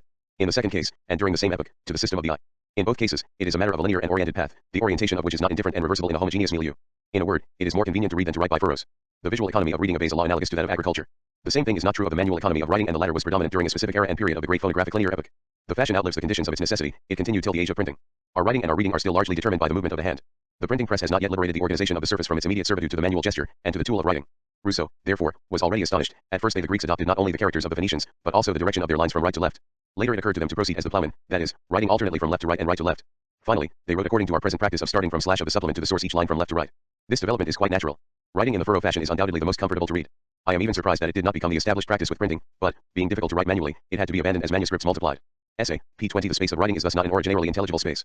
It begins however to become so from the origin, that is to say from the moment when writing, like all the work of signs, produces repetition and therefore ideality in that space. If one calls reading that moment which comes directly to double the originary writing, one may say that the space of pure reading is always already intelligible, that of pure writing always still sensible. Provisionally, we understand these words inside metaphysics. But the impossibility of separating writing and reading purely and simply disqualifies this opposition from the beginning of the game. Maintaining it for convenience, let us nevertheless say that the space of writing is purely sensible, in the sense that Kant intended, space irreducibly oriented within which the left does not recover the right. One must also take into account the prevalence of one direction over the other within the movement. For here it is the question of an operation, not just of a perception. The two sides are never symmetrical from the point of view of the appetite or simply the activity of the body proper. Thus the return of the ox is less suitable for writing than reading. Between these two economic prescriptions the solution will be a label compromise which will leave residues, entail inequalities of development and useless expenses. Compromise, if one wishes, between the eye and the hand. During the age of this transaction, one does not only write, one reads a little blindly, guided by the order of the hand. Should one still recall everything that such an economic necessity made possible? This compromise is already very derivative, a late arrival, if one remembers that it prevails only at a moment when a certain type of writing, itself charged with history, was already practiced, linear phonography. The system of speech, of hearing oneself speak, auto-affection that seems to suspend all borrowing of signifiers from the world and thus to render itself universal and transparent to the signified, the phone which seems to guide the hand, was never able to precede its system nor, in its very essence, to be alien to it. It could only represent itself as order and predominance of a temporal linearity by seeing itself or rather handling itself, within its own self-reading. It is not enough to say that the eye or the hand speak. Already, within its own representation, the voice is seen and maintained. The concept of linear temporality is only one way of speech. This form of successivity is in return imposed upon the phone, upon consciousness, and upon preconsciousness from a certain determined space of its inscription. For the voice is always already invested, undone solicity, required, and marked in its essence by a certain spatiality. Point 18 When I say a form is imposed, I obviously do not think of any classical model of causality. The question, so often asked, of knowing if one writes as one speaks or speaks as one writes, if one reads as one writes or conversely, refers in its finality to an historical or prehistoric depth more hidden than is generally suspected. Finally, if one notes that the place OF writing is linked, as Rousseau had intuited, to the nature OF social space, to the perceptive and dynamic organization of the technical, religious, economic, and other such spaces, one realizes the difficulty of a transcendental question on space. A new transcendental aesthetic must let itself be guided not only by mathematical idealities but by the possibility of inscriptions in general, not befalling an already constituted space as a contingent accident but producing the spatiality of space. Indeed, we say of inscription in general, in order to make it quite clear that it is not simply the notation of a prepared speech representing itself, but inscription within speech and inscription as habitation always already situated. Such a questioning, in spite of its reference to a form of fundamental passivity, ought no longer to call itself a transcendental aesthetic, neither in the Kantian, nor in the Husserlian sense of those words. A transcendental question on space concerns the prehistoric and precultural level of spatio-temporal experience which furnishes a unitary and universal ground for all subjectivity, and all culture, this side of empirical diversity, as well as the orientations proper to their spaces and their times. Now if one lets oneself be guided by inscription as habitation in general, the Husserlian radicalization of a Kantian question is indispensable but insufficient. We know that Husserl reproached Kant for having allowed himself to be guided in his question by ideal objects already constituted into a science, geometry or mechanics. To a constituted ideal space a subjectivity constituted, into faculties, corresponded naturally. And from my present point of view, there is much to say on the concept of a line which so often intervenes in the Kantian critique. Time, the form of all sensible phenomena, internal and external, seems to dominate space, the form of external sensible phenomena, but it is a time that one may always represent by a line and the refutation of idealism will reverse that order. The Husserlian project not only put all objective space of science within parenthesis, it had to articulate aesthetics upon a transcendental kinesthetics. Nevertheless, in spite of the Kantian revolution and the discovery of pure sensibility, free of all reference to sensation, to the extent that the concept of sensibility, as pure passivity, and its contrary will continue to dominate such questions, they will remain imprisoned in metaphysics. If the space-time that we inhabit is a priori the space-time of the trace, there is neither pure activity nor pure passivity. This pair of concepts, and we know that Husserl erased one with the from slash of the supplement to the source other constantly belongs to the myth of the of an uninhabited world, of a world alien to the trace, pure presence of the pure present, that one may either call purity of life or purity of death, determination of being which has always superintended not only theological and metaphysical but also transcendental questions, whether conceived in terms of scholastic theology, or in a Kantian and post-Kantian sense. The Husserlian project of a transcendental aesthetics, of a restoration of the logos of the aesthetic world, formal and transcendental logic, asterisk remains subjected to the instance of the living present, as to the universal and absolute form of experience. It is by what complicates this privilege and escapes it that we are open to the space of inscription. Breaking with linear genesis and describing the correlations among systems of script, social structures, and the figures of passion, Rousseau opens his questions in the direction that I have indicated. 3 states of man in society, 3 systems of writing, 3 forms of social organization, 3 types of passion. These 3 ways of writing correspond almost exactly to 3 different stages according to which one can consider men gathered into a nation essay, p16j. Among these 3 matters, there are no DOLT differences of crudity and antiquity, but inasmuch as they can assure a chronological and linear localization, they interest Rousseau but little. Many systems may coexist, a cruder system may appear after a more refined system. Here too all begins with painting.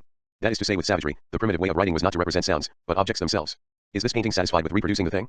Does it correspond to that universal proto-writing that redoubles nature without any displacement? Here the first complication is introduced. In effect Rousseau distinguishes between 2 pictographies. One proceeds directly and the other allegorically, whether directly as with the Mexicans, or by allegorical imagery, as previously the Egyptians did po 17.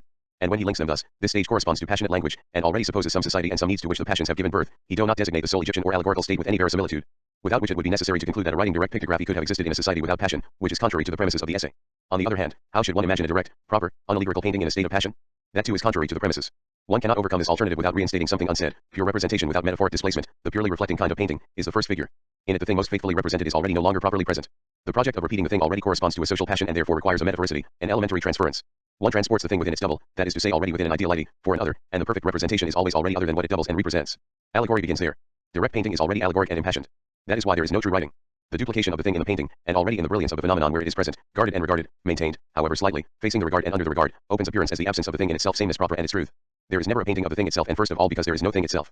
If we suppose that writing had a primitive and pictorial stage, it would emphasize this absence, this evil, or this resource which forever shapes and undermines the truth of the phenomenon, produces it and of course substitutes it. The original possibility of the image is the supplement, which adds itself without adding anything to fill an emptiness which, within fullness, begs to be replaced.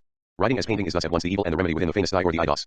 Plato already said that the art or technique, of writing was a pharmakon, drug or tincture, salutary or maleficent. And the disquieting part of writing had already been experienced in its resemblance to painting. Writing is like painting, like the zoography, which is itself determined, cf. Critolus, 430-32, within a problematic of mimesis, resemblance is troubling, I cannot help feeling, Phaedrus, that writing is unfortunately like painting, zoographia, 27-5d. Here painting zoography betrays being and speech, words, and things themselves because it freezes them. Its offshoots seem to be living things but when one questions them, they no longer respond. Zoography has brought death. The same goes for writing. No one, and certainly not the father, is there when one questions. Rousseau would approve without reservations. Writing carries death.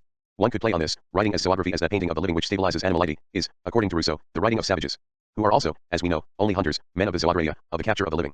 Writing would indeed be the pictorial representation of the hunted beast, magical capture and murder. Another difficulty in this concept of proto-writing, no recourse to convention is made there. The latter appears only in the second way, moment of barbarism and of the ideogram. The hunter paints beings, the shepherd already inscribes languages, the second way is to represent words and propositions by conventional characters. That can be done only when the language is completely formed and an entire people is united by common laws, for this already presupposes a twofold convention. Such is the from slash of the supplement to the source writing of the Chinese, it truly represents sounds and speaks to the eyes essay, p17. One may conclude from this that, in the first state, metaphor did not give rise to any convention. Allegory was still a savage production. There was no need of institutions to represent beings themselves and metaphor here was the transition between nature and institution. Then the proto-writing which did not paint language but painted things could make shift with the language, therefore with a society which was not at all completely formed. This first stage is always that unstable limit of birth, one has left pure nature but one has not completely reached the state of society. The Mexicans and the Egyptians would have the right, according to Rousseau, to only some society. The second manner paints sounds but without splitting up words and propositions. It would thus be ideophonographic. Each signifier would refer to a phonic totality and a conceptual synthesis, to a complex and global unity of sense and sound. One has not yet attained purely phonographic writing, of the alphabetic types, for example, in which the visible signifier refers to a phonic unity which in itself has no sense. It is perhaps for this reason that the ideophonogram presupposes a twofold convention, that which links the grapheme to its phonomatic signified, and that which links this phonomatic signified, as a signifier, to its signified sense, to its concept, if one wishes. But in that context, twofold convention might also mean it is less probable something else, linguistic and social convention. That can be done only when the language is completely formed and an entire people is united by common laws. One does not need institutional laws for being understood through the paintings of things and of natural beings, but one needs them for stabilizing the rules of the painting of sounds and of the unity of words and ideas. However, Rousseau calls barbaric the nations capable of these common laws and this twofold convention. The use of the concept of barbarity in the essay is very disconcerting. Often, in chapters 4 and 9, Rousseau makes it function in a perfectly deliberate, rigorous, and systematic way. 3 states of society, 3 languages, 3 scripts, savage/barbaric/civil, hunter/shepherd/ploughin, pictography/ideophonography/analytical phonography. Yet elsewhere, an apparently looser use of the word, certainly of the word barbarity if not of barbaric, designates again a state of dispersion, whether it be of pure nature or of domestic structure. Note 2 of chapter 9 calls savages those whose barbarity is subsequently described. Apply these ideas to primitive men and you will see the reason for their barbarity. These barbaric times were a golden age, not because men were united, but because they were separated. Scattered over the vast wilderness of the world, men would relapse into the stupid barbarism in which they would be if they were born of the earth. Essay, pp. 33, 36j. Domestic barbaric society had no language. Familial idiom is not a language. Living almost without society, widely scattered, hardly speaking at all, how could they write? Is not this sentence in flagrant contradiction with the attribution, in chapter end of a script and even of a twofold convention to barbaric peoples? No commentary can, it seems, efface this contradiction. An interpretation may attempt it. It would consist, uncovering a profound level of literality while neutralizing another one more superficial, of searching then within Rousseau's text for the right to isolate relatively the structure of the graphic system from the structure of the social system. Although the social and graphic types correspond ideally and by analogy, a society of the civil type may have in fact a writing of the barbaric type. Although barbarians hardly speak and do not write, one finds the characteristics of a certain writing within barbarity. In saying thus that the depicting of objects is appropriate to a savage people, signs of words and of propositions, to a barbaric people, and the alphabet to civilized peoples. Publius essay, p17j, one does not contravene the structural principle, rather one confirms it. In our society, where the civil type has appeared, the elements of pictographic writing would be savage, the ideophonographic elements barbaric. And who would deny the presence of all these elements in our practice of writing? For even while maintaining the principle of structural analogy, Rousseau insists nonetheless on preserving the relative independence of social, linguistic, and graphic structures. He will say it further on, the art of writing does not at all depend upon that of speaking. It derives from needs of a different kind which develop earlier or later according to circumstances entirely independent of the derision of the people, and which might never have occurred in very old nations. Po 19j. The fact of the appearance of writing is therefore not necessary. And it is this empirical contingency which allows the putting in parenthesis of the fact in structural or eidetic analysis. That a structure whose internal organization and essential necessity we know should appear in fact here or there, sooner or later, is, as I have noted elsewhere, the condition and the limit of a structural analysis as such and in its proper moment. In its proper instance, attention to the internal specificity of the organization always leaves to chance the passage from one structure to another. This chance may be thought, as it is here the case, negatively as catastrophe, or affirmatively as play. This structuralist limit and power has an ethico-metaphysical convenience. Writing in general, as the emergence of a new system of inscription, is a supplement of which one would wish to learn only the additive aspect. It happens unexpectedly, at a stroke servant uncujae, into the bargain, and the noxious influence arrives ill-advisedly, in addi from / malvenu, and plus, from the exterior, when nothing in the conditions of its past made it necessary. Not to attribute any necessity to its historical appearance is at once to ignore the appeal of substitution and to think evil as a surprising, exterior, irrational, accidental and therefore effaceable addition. 38. The alphabet and absolute representation. Thus graphics and politics refer to one another according to complex laws. They must thus both clothe the form of reason as a process of degradation which, between two universalities and from catastrophe to catastrophe, should return to a total reappropriation of presence. Should devrate, it is the mode and tense of a teleological and eschatological anticipation that superintends Rousseau's entire discourse. Thinking difference and supplementarity in this mode and tense, Rousseau wishes to announce them from the horizon of their final effacement. In this sense, in the order of writing as in the order of the city, as long as the absolute reappropriation of man 19 in his presence is not accomplished, the worst is simultaneously the best. The furthest in the time of lost presence is closest to the time of presence regained. Hence the third condition, civil man and alphabetic writing. It is here that, in the most conspicuous and grave manner, law supplements nature and writing speech. In one case as in the other, the supplement is representation. We recall the fragment on pronunciation, languages are made to be spoken, writing is nothing but a supplement of speech. The analysis of thought is made through speech, and the analysis of speech through writing. Speech represents thought through conventional signs, and writing represents speech in the same way. Thus the art of writing is nothing but a mediated representation of thought, at least in the case of vocalic languages, the only ones that we use. The movement of supplementary representation approaches the origin as it distances itself from it. Total alienation is the total reappropriation of self-presence. Alphabetic writing, representing a representer, supplement of a supplement, increases the power of representation. In losing a little more presence, it restores it a little bit better. More purely phonographic than the writing of the second condition, it is more apt to fade before the voice, more apt to let the voice be. Within the political order total alienation, that which develops, as the social contract says, without reserve - we gain the exact equivalent of what we lose, as well as an added power to conserve what we already have, BK. p. 361, po 181j. On condition, of course, that the emergence out of the anterior state at the limit, from the state of pure nature does not make it fall back, as is always possible, short of the origin, and consequently if the misuse of the new condition still, at times, degrades him the human being to a point below that from which he has emerged, p. 364, p. 185. Unreserved alienation is thus unreserved representation. It wrenches presence absolutely from itself and absolutely represents it to itself. Since evil always has the form of representative alienation, of representation in its dispossessing aspect, all Rousseau's thought is in one sense a critique of representation, as much in the linguistic as in the political sense. But at the same time, and here the entire history of metaphysics is reflected, this critique depends upon the naivete of representation. It supposes at once that representation follows a first presence and restores a final presence. One does not ask how much of presence and how much of representation are found within presence. In criticizing representation as the loss of presence, in expecting a reappropriation of presence from it, in making it an accident or a means, one situates oneself within the self-evidence of the distinction between presentation and representation, within the effect of this fission. One criticizes the sign by placing oneself within the self-evidence and the effect of the difference between signified and signifier. That is to say, without thinking, quite like those later critics who, from within the same effect, reverse the pattern, and oppose a logic of the representer to the logic of the represented, of the productive movement of the effect of difference, the strange graphic of difference. It is therefore not at all surprising that the third condition, civil society and alphabet, should be described according to the patterns that are as much those of the social contract as those of the letter to D. Bird. Praise of the assembled people at the festival or at the political forum is always a critique of representation. The legitimizing instance, in the city as in language, speech, or writing, and in the arts, is the representer present in person, source of legitimacy and sacred origin. Perversity consists precisely in sacralizing the representer or the signifier. Sovereignty is presence, and the delight in jouissance presence. The moment the people is legitimately assembled as a sovereign body, the jurisdiction of the government wholly lapses, the executive power is suspended, and the person of the meanest citizen is as sacred and inviolable as that of the first magistrate, for in the presence of the person represented, representatives no longer exist. Social Contract, pages 427 to 29 post 76. In all the orders, the possibility of the representer befalls represented presence as evil befall one's good, or history befalls origin. The signifier representer is the catastrophe. Therefore it is always new in itself, in whatever epoch it might appear. It is the essence of modernity. The idea of representation is modern, is a proposition which must be extended beyond the limits that Rousseau assigns it, p. 430, post 78. Political liberty is full only at the moment when the power of the representer is suspended and given back to the represented. In any case, the moment the people allows itself to be represented, it is no longer free, it no longer exists, p. 431, p. 80.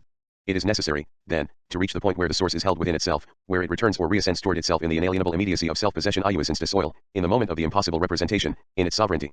In the political order, that source is determined as will, sovereignty, for the same reason as makes it inalienable, cannot be represented, it lies essentially in the general will, and will does not admit of representation, it is either the same, or other, there is no intermediate possibility, p. 429, post 78. The sovereign, who is no less than a collective being, cannot be represented except by himself, the power indeed may be transmitted, but not the will, p. 368, p. 20. As corruptive principle, the representative is not the represented but only the representer of the represented, it is not the same as itself. As representer, it is not simply the other of the represented. The evil of the representer or of the supplement of presence is neither the same nor the other. It intervenes at the moment of difference, when the sovereign will delegates itself, and when, in consequence, law is written. Now the general will risks becoming a transmitted power, a particular will, preference, inequality. The decree, that is to say writing, can be substituted for the law. In the decrees representing particular wills, the general will becomes mute. Social Contract, p. 438, po 86. The system of the social contract, which founds itself on the existence of a moment anterior to writing and representation, can, however, not avoid allowing itself to be threatened by the letter. That is why, obliged to have recourse to representation, the body politic, as well as the human body, begins to die as soon as it is born, and carries in itself the causes of its destruction, p. 424, p. 73 chapter 1 of BK 3, of the death of the body politic, opens in the developments of representation. Writing is the origin of inequality. 20. It is the moment when the general will which cannot err by itself, gives way to judgment, which can draw it into the seductive influences of individual wills, p. 380, p. 031. One must therefore separate legislative sovereignty from the power of drawing up laws. When Lycurgus gave laws to his country, he began by resigning the throne. He, therefore, who draws up the laws has, or should have, no right of legislation, and the people cannot, even if it wishes, deprive itself of this incommunicable right, pages 382 to 83, pp. 3233. It is therefore absolutely necessary that the general will express itself through voices without proxy. It makes law when it declares itself in the voice of the body of the people where it is indivisible, otherwise it is divided into particular wills, acts of magistracy, decrees, p. 3 and p. 21. But the catastrophe that interrupted the state of nature opens the movement of distancing which brings closer. Perfect representation should represent perfectly. It restores presence and effaces itself as absolute representation. This movement is necessary. Point 21. The telos of the image is its own imperceptibility. When the perfect image ceases to be other than the thing, it respects the thing and restores originary presence. Indefinite cycle, represented source of representation, the origin of the image can in turn represent its representers, replace its substitutes, supply its supplements. Folded, returning to itself, representing itself, sovereign, presence is then and barely only the supplement of a supplement. It is thus that the discourse on political economy defines the general will, the source and supplement of all laws, which should be consulted whenever they fail, p. 250, italics added, po. 242. Asterisk is not the order of pure law, which gives back to the people their liberty and to presence its sovereignty, always the supplement of a natural order somewhere deficient. Behind the supplement accomplishes its office and fills the lack, there is no harm done. The abyss is the chasm which can remain open between the lapse of nature and the delay of the supplement. The time of man's most shameful lawlessness and greatest misery was when, new passions having smothered natural sentiments, human understanding had not yet made sufficient progress to substitute maxims of sagacity for natural impulses. 22. The play of the supplement is indefinite. References refer to references. The general will, that celestial voice, discourse on political economy, p. 248, po. 240 is therefore the supplement of nature. But when, by return of catastrophe, society is degraded, nature can substitute itself for its supplement. It is then a bad nature. It is under these circumstances that the voice of duty no longer speaks in men's hearts, and their rulers are obliged to substitute the cry of terror, or the lure of an apparent interest, p. 253, italics added, p. 245. This play of the supplement, the always open possibility of a catastrophic regression and the annulment of progress, recalls not only Vico's recursi. Conjugated with what we have called geometric regression, it makes history escape an infinite teleology of the Hegelian type. In a certain way, considering that history can always interrupt its own progress, and must even progress in regression, turn behind itself, Rousseau does not make the work of death, the play of difference and the operation of negativity, serve in the dialectical accomplishment of truth within the horizon of parousia. But all these propositions may be inverted. This finitism of Rousseau emerges also on the basis of a providentialist theology. Interpreting itself, it effaces itself on another level as it reduces the historic and negative to the accidental. It too is thought within the horizon of an infinite restitution of presence, and so on. In the closed field of metaphysics, what I outline here as an indefinite exchange of Rousseauist and Hegelian positions, one might take many other examples, obeys the laws inscribed within all the concepts that I have just recalled. It is possible to formalize these laws, and indeed they are formalized. What I have just noted within the political order is applicable also to the graphic order. Access to phonetic writing constitutes at once a supplementary degree of representativity and a total revolution in the structure of representation. Direct or hieroglyphic pictography represents the thing or the signified. The ideophonogram already represents a mixture of signifier and signified. It already paints language. It is the moment located by all historians of writing as the birth of phoneticization, through, for example, the picture puzzle rebus. A transfer J23. A sign representing a thing named in its concept ceases to refer to the concept and keeps only the value of a phonic signifier. Its signified is no longer anything but a phoneme deprived by itself of all meaning. But before this decomposition, and in spite of the twofold convention, representation is reproduction, it repeats the signifying and signified masses en bloc and without analysis. This synthetic character of representation is the pictographic residue of the ideophonogram that paints voices. Phonetic writing works to reduce it. Instead of using signifiers immediately related to a conceptual signified, it uses, through the analysis of sounds, signifiers that are in some way non-signifying. Letters, which have no meaning by themselves, signify only the elementary phonic signifiers that make sense only when they are put together according to certain rules. Analysis substituting painting and push to insignificance, such is the rationality proper to the alphabet and to civil society. Absolute anonymity of the representer and absolute loss of the self-same, i.e. proper J. The culture of the alphabet and the appearance of civilized man. Home police correspond to the age of the ploughman. And let us not forget that agriculture presupposes industry. But then, how can we explain the allusion to the trader who is in fact never named in the classification of the three conditions and thus seems to have no appropriate era? The third way of writing is to break down the speaking voice into a given number of elementary parts, either vocal or articulate vowels or consonants, with which one can form all the words and syllables imaginable. This way of writing, which is ours, must have been invented by commercial peoples who, in traveling to various countries, had to speak various languages, which would have impelled them to invent characters that could be common to all of them. This is not exactly to depict speech, but to analyze it. P017J. The trader invents a system of graphic signs which in its principle is no longer attached to a particular language. This writing may in principle inscribe all languages in general. It gains in universality, it favors trade and makes communication with other people who speak other languages P017 easier. But it is perfectly enslaved to language in general the moment it liberates itself from all particular languages. It is, in its principle, a universal phonetic writing. Its neutral transparence allows each language its proper form and its liberty. Alphabetic writing concerns itself only with pure representers. It is a system of signifiers where the signifieds are signifiers, phonemes. The circulation of signs is infinitely facilitated. Alphabetic writing is the mutest possible, for it does not speak any language immediately. But, alien to the voice, it is more faithful to it and represents it better. This independence with regard to the empirical diversity of oral languages confirms a certain autonomy of the growth of writing. Writing may not only be born earlier or later, independently of the duration of the people, slowly or at one stroke. 24. In addition, it implies no linguistic derivation. This is truer of the alphabet, bound to no particular language, than of other systems. One may thus borrow graphic signs, make them safely emigrate outside of their culture and their language of origin. But though the Greek alphabet derives from the Phono-Essian, it does not follow at all that the Greek language derives from the Phono-Essian Po20. This movement of analytic abstraction in the circulation of arbitrary signs is quite parallel to that within which money is constituted. Money replaces things by their signs, not only within a society but from one culture to another, or from one economic organization to another. That is why the alphabet is commercial, a trader. It must be understood within the monetary moment of economic rationality. The critical description of money is the faithful reflection of the discourse on writing. In both cases an anonymous supplement is substituted for the thing.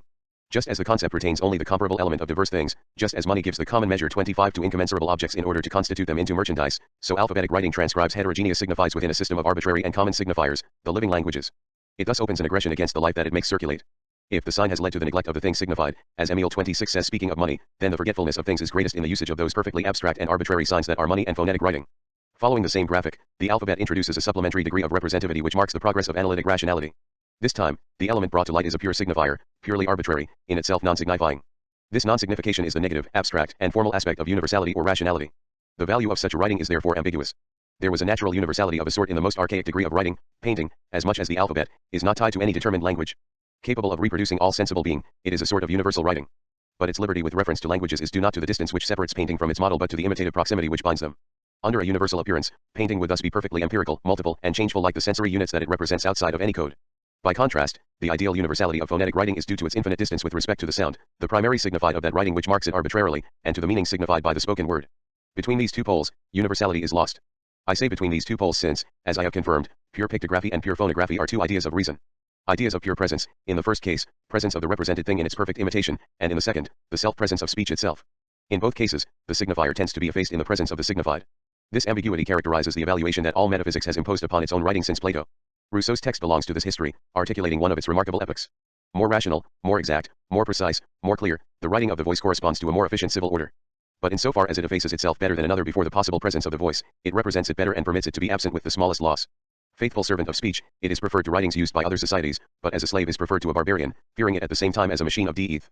For its rationality distances it from passion and song, that is to say from the living origin of language. It progresses with the consonant. Corresponding to a better organization of social institutions, it also gives the means of more easily doing without the sovereign presence of the assembled people. It tends to restore natural dispersion. Writing naturalizes culture. It is that pre-cultural force which is at work as articulation within culture, working to efface a difference which it has opened. Political rationality, the rationality of fact, and not the rationality whose principle the social contract describes, favors writing and dispersion at the same time and in the same movement. The propagation of writing, the teaching of its rules, the production of its instruments and objects, are considered by Rousseau to be an enterprise of political enslavement. That is what one also reads in Trieste's Trophy case. Certain governments are interested in having languages muzzled, thus ensuring that one no longer speak to the sovereign people. The abuse of writing is a political abuse. The latter is rather the reason of the former. Language, perfecting itself in books, is corrupted in discourse. It is clearer when one writes, duller when one speaks, syntax is purified and harmony is lost, French becomes more philosophic and less eloquent day by day, soon it will be good only for reading and all its value will be in libraries. The reason for this abuse lies, as I have submitted elsewhere in the last chapter of the essay, in the form that governments have taken and which results in our having nothing to say to others except the least interesting things in the world and things that they care least to understand, sermons, academic discourses.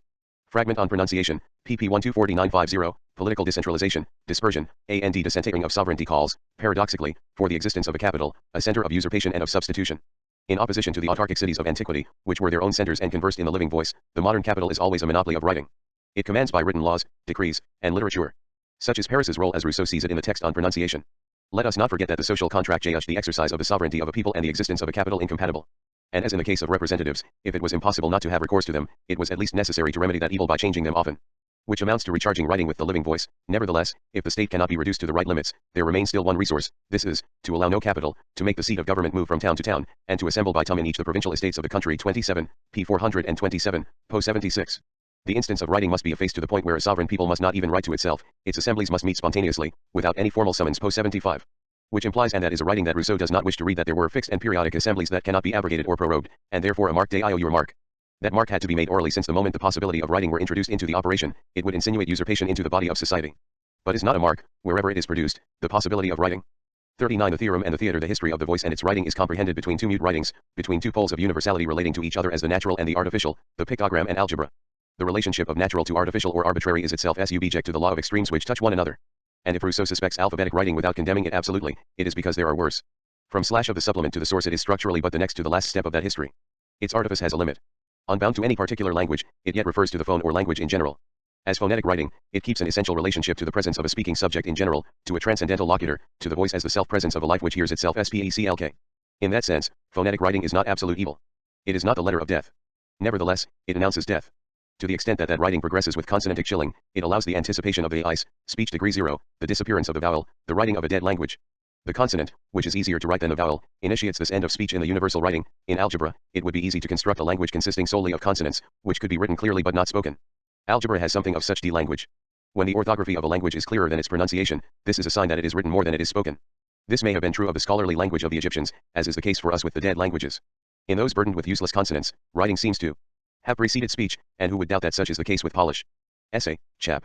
7p028. The universal characteristic, writing become purely conventional through having broken all links with the spoken language, such then would be absolute evil. If the logic of Port Royal, Locke's essay, Malebranche, and Descartes, Leibniz was one of Rousseau's primary philosophic readings. Point 28. He is not cited in the essay but in the fragment on pronunciation. With as much suspicion as the art of Raymond Lully in Emile, p. 57.5, p. 42.5j. Languages are made to be spoken, writing serves only as supplement to speech. If there are some languages that are only written, and that one cannot speak, belonging only to the sciences, it would be of no use in civil life. Such is algebra.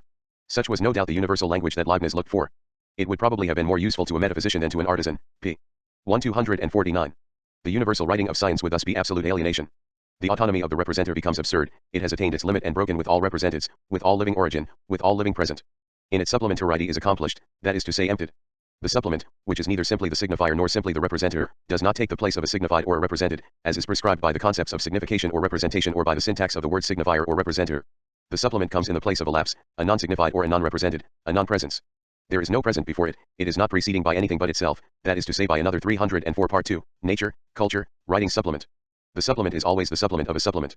One wishes to go back from the supplement to the source, one must recognize that there is a supplement at the source. Thus it is always already algebraic. In its writing, the visible signifier has always already begun to separate itself from speech and to supplant it. The non-phonetic and universal writing of science is also in that sense a theorem. It is enough to look in order to calculate. As Leibniz said, ad vocem refer non est necess. Through that silent and mortal glance the complicities of science and politics are exchanged, more precisely of modem political science. The letter killeth, Emile, p. 226, po. 159. Where should one search, in the city, for that lost unity of glance and speech? In what space can one again listen to himself? Can the theatre, which unites spectacle and discourse, not take up where the unanimous assembly left off? For a long time now one speaks in public only through books, and if one says something in person to the public that interests it, it is in the theatre. Pronunciation, p. 1250. But the theatre itself is shaped and undermined by the profound evil of representation. It is that corruption itself. For the stage is not threatened by anything but itself. Theatrical representation, in the sense of exposition, of production, of that which is placed out there, that which the German Darstellung translates, is contaminated by supplementary representation. The latter is inscribed in the structure of representation, in the space of the stage. Let us not be mistaken, what Rousseau criticizes in the last analysis is not the content of the spectacle, the sense represented by it, although that too he criticizes, it is representation itself. Exactly as within the political order, the menace has the shape of the representative.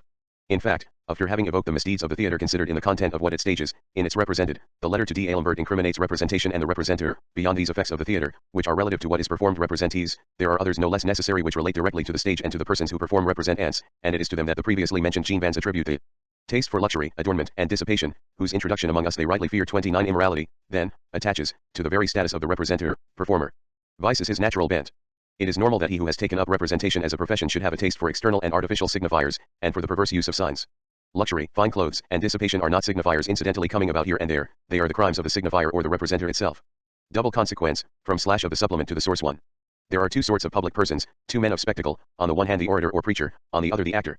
The former represents himself, in him the representer and the represented are one. But the actor is born out of the rift between the representer and the represented. Like the alphabetic signifier, like the letter, the actor himself is not inspired or animated by any particular language. He signifies nothing. He hardly lives, he lends his voice. It is a mouthpiece. Of course the difference between the orator or preacher and the actor presupposes that the former does his duty, says what he has to say. If they do not assume ethical responsibility for their word, they become actors, hardly even actors, for the latter make a duty of saying what they do not think. The orator and the preacher, it could be said, make use of their persons as does the actor. The difference is, however, very great. When the orator appears in public, it is to speak and not to show himself off. He represents only himself, he views only his own proper role, speaks only in his own name, says, or ought to say, only what he thinks, the man and the role being the same, being aident i.e. me madre, he is in his place, he is in the situation of any citizen who fulfills the functions of his estate. But an actor on the stage, displaying other sentiments than his own, saying only what he is made to say, often representing a chimerical being, annihilates himself, as it were, and is lost in his hero. And, in this forgetting of the man, if something remains of him, it is used as the plaything of the spectators, p. 187, italics added, pp 80-81j. It is the best possible situation, the actor accepts the role and loves what he incarnates. The situation may be still worse. What shall I say of those who seem to be afraid of having too much merit as they are and who degrade themselves to the point of playing characters whom they would be quite distressed to resemble? Po 81. The identity of the representer and the represented may be accomplished in two ways.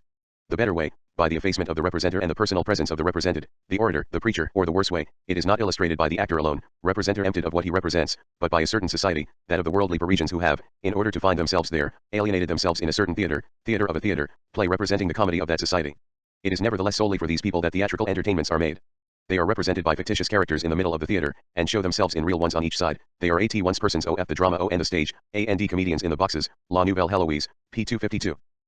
This total alienation of the represented within the representer is the negative aspect of the social pact. In both cases, the represented is reappropriated when he is lost without reserve in his representation. In what terms should the elusive difference which separates the positive from the negative aspect, the authentic social pact from a forever perverted theater, from a theatrical society, be defined? 2. The signifier is the death of the festival. The innocence of the public spectacle, the good festival, the dance around the water hole, would open a theater without representation. Or rather a stage without a show, without theater, with nothing to see. Visibility. A moment ago the theorem, here the theater is always that which, separating it from itself, breaches entum the living voice. But what is a stage which presents nothing to the sight?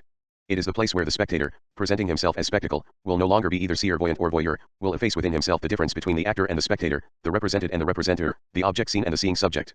With that difference, an entire series of oppositions will deconstitute themselves one by one. Presence will be full, not as an object which is present to be seen, to give itself to intuition as an empirical unit or as an eidos holding itself in front of or up against, it will be full as the intimacy of a self-presence, as the consciousness or the sentiment of self-proximity, of self-sameness per mj. That public festival will therefore have a form analogous to the electoral meetings of a free and legiferent assembled people, the representative difference will be effaced in the self-presence of sovereignty. The exaltation of the collective festival has the same structure as the general will of the social contract. The description of public joy gives us the lyrical aspect of the general will, it is the aspect that it assumes in its Sunday best 30. The text is well known. It recalls the evocation of the festival in the essay. Let us reread it in order to recognize the desire of making representation disappear, with all the meanings that converge in that word, delay and delegation, repetition of a present in its sign or its concept, the proposition or opposition of a show, an object to be seen, what? Ought there to be no entertainments in a republic? On the contrary, there ought to be many. It is in republics that they were born, it is in their bosom that they are seen to flourish with a truly festive air. Letter to D'Alembert, p. 125. These innocent spectacles will take place outdoors and they will have nothing effeminate or mercenary about them. The sign, money, ruse, passivity, and servility will be excluded from them. No one will use anyone, no one will be an object for anyone. There will no longer be, after a certain fashion, anything to see, from / of the supplement to the source. But what then will be the objects of these entertainments? What will be shown in them? Nothing, if you please. With liberty, wherever abundance reigns, well-being also reigns. Plant a stake crowned with flowers in the middle of a square, gather the people together there, and you will have a festival. Do better yet, let the spectators become an entertainment to themselves, make them actors themselves, do it so that each sees and loves himself in the other so that all will be better united. Letter to M. D'Alembert, pages 224 to 25 p. 126. We must note that this festival without object is also a festival without sacrifice, without expense, and without play. Above all without masks. 31 It has no outside although it takes place out of doors. It maintains itself in a purely interior relation to itself. So that each sees and loves himself in the others. In a certain way, it is confined and sheltered, whereas the hall of the theatre, wrenched away from itself by the games and theatres of representation, diverted from itself and torn by difference, multiplies the outside in itself. There are many games too within the public festival but no play jeu at all, if one understands by that singular number the substitution of contents, the exchange of presences and absences, chance, and absolute risk. That festival represses the relationship with death, what was not necessarily implied in the description of the enclosed theatre. These analyses can turn in both directions. At any rate, play is so much absent from the festival that the dance is admitted as the initiation into marriage and is contained within the closure of the ball. Such is at least the interpretation to which Rousseau submits, to fix it carefully, the meaning of his text on the festival. One could make him say quite a different thing. And Rousseau's text must constantly be considered as a complex and many-leveled structure. In it, certain propositions may be read as interpretations of other propositions that we are, up to a certain point and with certain precautions, free to read otherwise. Rousseau says A, then for reasons that we must determine, he interprets A into B. A, which was already an interpretation, is reinterpreted into B. After taking cognizance of it, we may, without leaving Rousseau's text, isolate A from its interpretation into B, and discover possibilities and resources there that indeed belong to Rousseau's text, but were not produced or exploited by him, which, for equally legible motives, he preferred to cut short by a gesture neither witting nor unwitting. In his description of the festival, for example, there are propositions which could very well have been interpreted in the sense of Antonin Artaud's 32 Theatre of Cruelty or of the festival and sovereignty of which Georges Baudelaire has proposed the concepts. But these propositions are interpreted otherwise by Rousseau himself, who transforms play into games and the dance into a ball, expense into presence. What ball are we speaking of here? To understand that, one must first understand the praise of the open air. The open air is undoubtedly nature and in that respect it must lead Rousseau's thoughts in 1,000 ways, through all the themes of pedagogy, promenade, botany, and so on. But more precisely, the open air is the element of the voice, the liberty of a breath that nothing breaks into pieces. A voice that can make itself heard in the open air is a free voice, a clear voice that the northern principle has not yet muzzled with consonants, not yet broken, articulated, compartmentalized, and which can reach the interlocutor immediately. The open air is frankness, the absence of evasions, of representative mediations among living spoken words. It is the element of the Greek city, the great concern of which was its liberty. The north limits the possibilities of the open air, your severer climates add to your needs, for half the year your public squares are uninhabitable, the flatness of your languages unfits them for being heard in the open air, you sacrifice more for profit than for liberty, and fear slavery less than poverty, the social contract, p. 431, po. 79, italics added. Once again the northern influence is pernicious. But a northern man must live like a northerner. To adopt or adapt southern customs in the north is pure folly and worse servitude, Ibid. One must therefore find substitutes in the north or in winter. The winter substitute of the festival is our dance for young brides to be. Rousseau recommends the practice, unequivocally and as he himself says, without scruple, and what he says of winter illuminates after a fashion what he might have said of summer. Winter, a time consecrated to the private association of friends, is less appropriate to public festivals. There is, however, one sort concerning which I wish there were not so many scrupulous doubts raised, that is, the balls for young marriageable persons. I have never understood why people are so worried about dancing and the gatherings it occasions, as if there were something worse about dancing than singing, as if these amusements were not both equally an inspiration of nature, as if it were a crime for those who are destined to be united to be married together in a decent recreation. Man and woman were formed for one another. God wants them to fulfill their destiny, and certainly the first and holiest of all the bonds of society is marriage. 33 One should comment word by word on the long and edifying discourse that follows. A hinge articulates the entire argument, the full daylight of presence avoids the dangerous supplement. One must allow pleasures to a lively and frolicsome youth to avoid their substituting more dangerous ones and to prevent private meetings adroitly concerted from taking the place of public gatherings. Innocent joy is likely to evaporate in the full light of day, but vice is a friend of shadows. Letter to M. D'Alembert, p. 227, po. 129. Furthermore, the nudity that presents the body itself is less dangerous than the recourse to sartorial signifiers, to the northern subfrom / of the supplement to the sourceplement, to artful dress. The latter is not less dangerous than an absolute nudity, the habit of which would soon turn the first effects into indifference and perhaps distaste. Is it not known that statues and paintings only offend the eyes when a mixture of clothing renders the nudity obscene? The immediate power of the senses is weak and limited, it is through the intermediary of the imagination that they make their greatest ravages, it is the business of the imagination to irritate the desires, p. 232, po. 134j. It will have been noticed that representation of picture rather than perception, is chosen to illustrate the danger of the supplement whose efficiency is the imagination. And it will then be noticed that, in a note inserted into the heart of his praise of marriage, anticipating the errors of posterity, Rousseau makes only one exception to his denials. It is something amusing for me to imagine the judgments that many will make of my tastes on the basis of my writings. On the basis of this one they will not fail to say, that man is crazy about dancing, it bores me to watch dancing, he cannot bear the drama, I love the drama passionately, he has an aversion to women, on that score I shall be only too easily vindicated, p. 229, p. 0131n. Thus the north, winter, death, imagination, representation, the irritation of desires. This entire series of supplementary significations does not designate a natural place or fixed terms, rather a periodicity. Seasons. In the order of time, or rather like time itself, they speak the movement by which the presence of the present separates from itself, supplants itself, replaces itself by absenting itself, produces itself in self-substitution. It is this that the metaphysics of presence as self-proximity wishes to efface by giving a privileged position to a sort of absolute now, the life of the present, the living present. The coldness of representation not only breaks self-presence but also the originarity of the present as the absolute form of temporality. This metaphysics of presence constantly reappears and is resumed in Rousseau's text whenever the fatality of the supplement seems to limit it. It is always necessary to add a supplement of presence to the presence that is concealed. The great remedy to the miseries of this world is absorption into the present moment, says Rousseau in the Solitaries. The present is originary, that is to say the determination of origin always has the form of presence. Birth is the birth of presence. Before it there is no presence, and from the moment that presence, holding or announcing itself to itself, breaches its plenitude and starts the chain of its history, death's work has begun. Birth in general is written as Rousseau describes his own: I cost my mother her life, and my birth was the first of my misfortunes. Confessions, p. 7, po. 5j.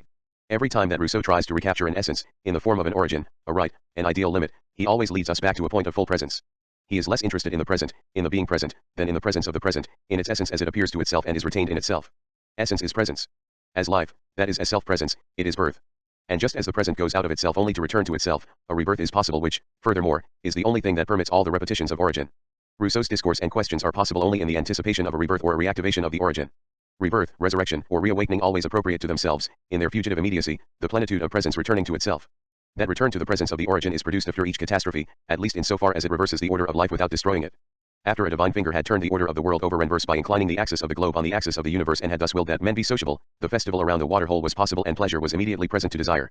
After a great Danish dog had knocked Jean-Jacques over renverse in the second promenade, when after the fall which had precipitated him, my head was thrown down lower than my feet, it was first necessary to recount to him the accident that he had not been able to experience. When he explains to us what happened at the moment when, he says twice, I came to myself, I came back to consciousness, it is indeed awakening as reawakening to pure presence that he describes, always according to the same model, not anticipation, not memory, not comparison, not distinction, not articulation, not situation. Imagination, memory, and signs are effaced. All landmarks on the physical or psychical landscape are natural. The state in which I found myself in that instant was too singular not to make a description of it here. The night was coming on. I perceived the sky, some stars, and a little grass. This first sensation was a delicious moment. I did not feel anything except through them. I was born in that instant to life, and it seemed to me that I find with my light existence all the objects which I perceived. Entirely given up to the present moment, I did not remember anything, I had no distinct notion of my individuality, not the least idea of what had happened to me, I did not know who I was nor where I was, I felt neither evil nor fear, nor trouble. And, as around the waterhole, and on the Isle of Saint Pierre, the enjoyment iuessence of pure presence is that of a certain flow. Presence being born. Origin of life, blood's resemblance to water. Rousseau continues, I saw my blood flowing as I might have looked at a brooklet, without dreaming even that this blood in any way belonged to me. I felt in the whole of my being a ravishing calm, to which, each time that I think of it, I find nothing comparable in the whole action of known pleasures, p. 1005, p. 049. From slash of the supplement to the source are there other or more archetypal pleasures. This pleasure, which is the only pleasure, is at the same time properly unimaginable. Such is the paradox of the imagination, it alone arouses or irritates desire but also it alone, and for the same reason, in the same movement, extends beyond or divides presence. Rousseau would like to separate the awakening to presence from the operation of imagination, he always presses on toward that impossible limit. For the awakening of presence projects or rejects us immediately outside of presence where we are led by that living interest, foresightful and all-providing prévoyant et pourvoyant, which always throws us far from the present, and which does not exist for natural man. Dialogues. Point 34 Function of representation. Imagination is also the temporalizing function, the excess of the present and the economy of what exceeds presence. There is no unique and full present, but is there presence then? Except in the imagination sleep, the sleeping imagination does not know at all how to extend its being into two different times. Emile, p. 69. When it appears, signs, fiduciary values, legal tender and trusts, and letters emerge, and they are worse than death. How many merchants lament in Paris over some misfortune in India? There is a healthy, cheerful, strong, and vigorous man, it does me good to see him. A letter comes by post. He falls into a swoon. When he comes to himself he weeps, laments, and groans, he tears his hair, and his shrieks re-echo through the air. You would say he was in convulsions. Fool, what harm has this bit of paper done you? What limb has it torn away? We no longer live in our own place, we live outside it. What does it profit me to live in such fear of death, when all that makes life worth living remains? Emile, pp 67-68, p. 47 Rousseau himself articulates this chain of significations, essence, origin, presence, birth, rebirth, on the classical metaphysics of the entity as energy, encompassing the relationships between being and time in terms of the now as being in action, energia, delivered from the disquietude of hope, and sure of thus gradually losing that of desire, seeing that the past was no longer anything to me, I undertook to put myself completely in the situation of a man who begins to live. I told myself that in fact we were always beginning, and that there was no other link in our existence but a succession of present moments of which the first is always that which is in action. We are born and die every moment of our life. It follows but it is a liaison that Rousseau works very hard to alight that the very essence of presence, if it must always be repeated within another presence, opens originarily, within presence itself, the structure of representation. And if essence is presence, there is no essence of presence nor presence of essence.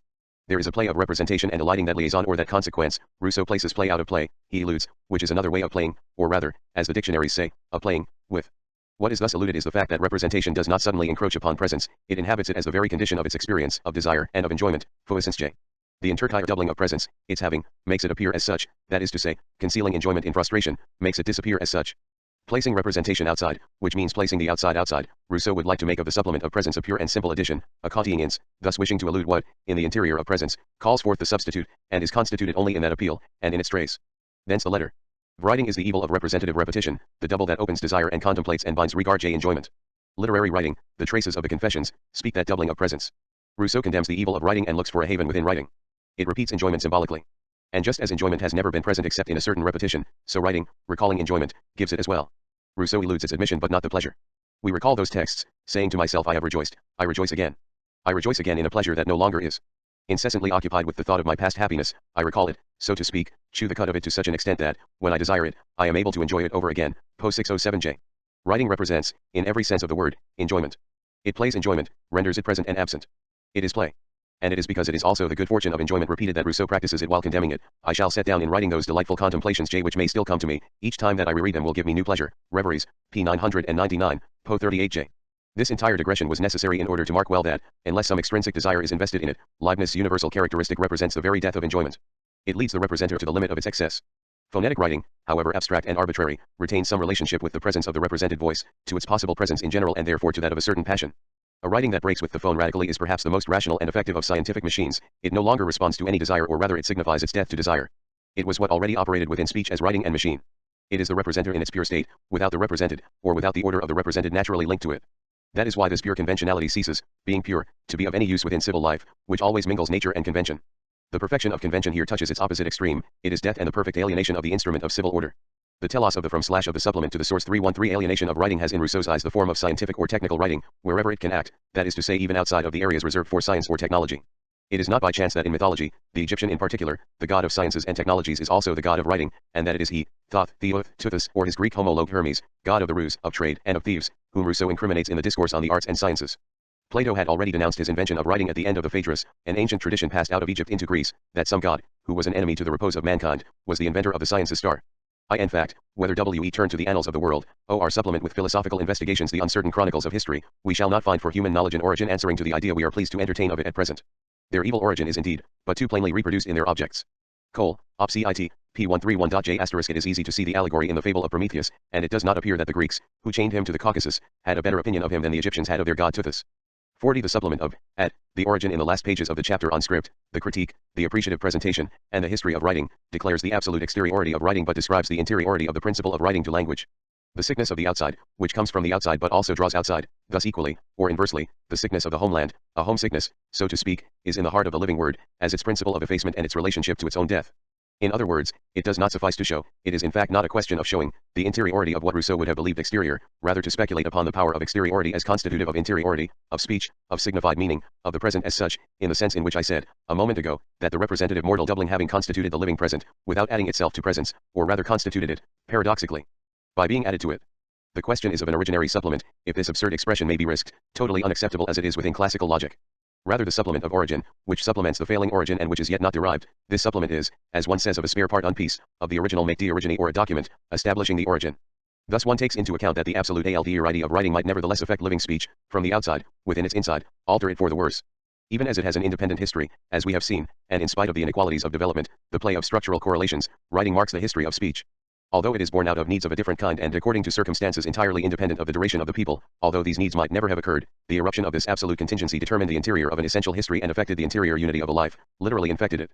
It is the strange essence of the supplement not to have essentiality, it may always not have taken place. Moreover, literally, it has never taken place, it is never present, here and now. If it were, it would not be what it is, a supplement, taking and keeping the place of the other. What alters for the worse the living nerve of language, writing, which would seem to crystallize language, is precisely what alters it, it changes not the words but the spirit of language. Has therefore above all not taken place. Less than nothing and yet, to judge by its effects, much more than nothing. The supplement is neither a presence nor an absence. No ontology can think its operation. As Saussure will do, so does Rousseau wish at once to maintain the exteriority of the system of writing and the maleficent efficiency with which one singles out its symptoms on the body of the language. But am I saying anything else? Yes, inasmuch as I show the interiority of exteriority, which amounts to annulling the ethical qualification and to thinking of writing beyond good and evil, yes above all, inasmuch as we designate the impossibility of formulating the movement of supplementarity within the classical logos, within the logic of identity, within ontology, within the opposition of presence and absence, positive and negative, and even within dialectics, if at least one determines it, as spiritualistic or materialistic metaphysics has always done, within the horizon of presence and reappropriation. Of course the designation of that impossibility escapes the language of metaphysics only by a hair's breadth.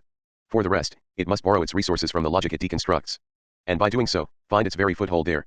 One can no longer see disease in substitution when one sees that the substitute is substituted for a substitute. Is that not what the essay describes? Writing substitutes exactitude for expressiveness. Expression is the expression of affect, of the passion at the origin of language, of a speech that was first substituted for song, marked by tone and force. Tone and force signify the present voice, they are interior to the concept, they are singular, they are, moreover, attached to vowels, the vocalic and not the consonantic element of language. The force of expression amounts only to vocalic sounds, when the subject is there in person to utter his from / of the supplement to the source passion. When the subject is no longer there, force, intonation, and accent are lost in the concept. Then one writes, one substitutes in vain accentual marks for accent, one bows to the generality of the law, in writing, one is forced to use all the words according to their conventional meaning. But in speaking, one varies the meanings by varying one's tone of voice, determining them as one pleases. Being less constrained to clarity, one can be more forceful. And it is not possible for a language that is written to retain its vitality as long as one that is only spoken essay, pp. 21-22. Thus writing is always atonal. The place of the subject is there taken by another, it is concealed. The spoken sentence, which is valuable only once and remains proper only to the place where it is, loses its place and its proper meaning as soon as it is written down. The means used to overcome supplement here this weakness tend to stretch out written language and make it elaborately prolix, and many books written in discourse will enervate speech itself. But if Rousseau could say that words voix, not sounds sons, are written, it is because words are distinguished from sounds exactly by what permits writing consonants and articulation. The latter replace only themselves. Articulation, which replaces accent, is the origin of languages. Altering for the worse through writing is an originary exterior ity. It is the origin of language. Rousseau describes it without declaring it. Clandestinely. A speech without consonantic principle, what for Rousseau would be a speech sheltered from all writing, would not be speech. 35 It would hold itself at the fictive limit of the inarticulate and purely natural cry. Conversely, a speech of pure consonants and pure articulation would become pure writing, algebra, or dead language. The death of speech is therefore the horizon and origin of language. But an origin and a horizon which do not hold themselves at its exterior borders. As always, death, which is neither a present to come nor a present past, shapes the interior of speech, as its trace, its reserve, its interior and exterior difference, as its supplement. But Rousseau could not think this writing, that takes place before and within speech. To the extent that he belonged to the metaphysics of presence, he dreamed of the simple exteriority of death to life, evil to good, representation to presence, signifier to signified, representer to represented, mask to face, writing to speech. But all such oppositions are irreducibly rooted in that metaphysics. Using them, one can only operate by reversals, that is to say by confirmations. The supplement is none of these terms.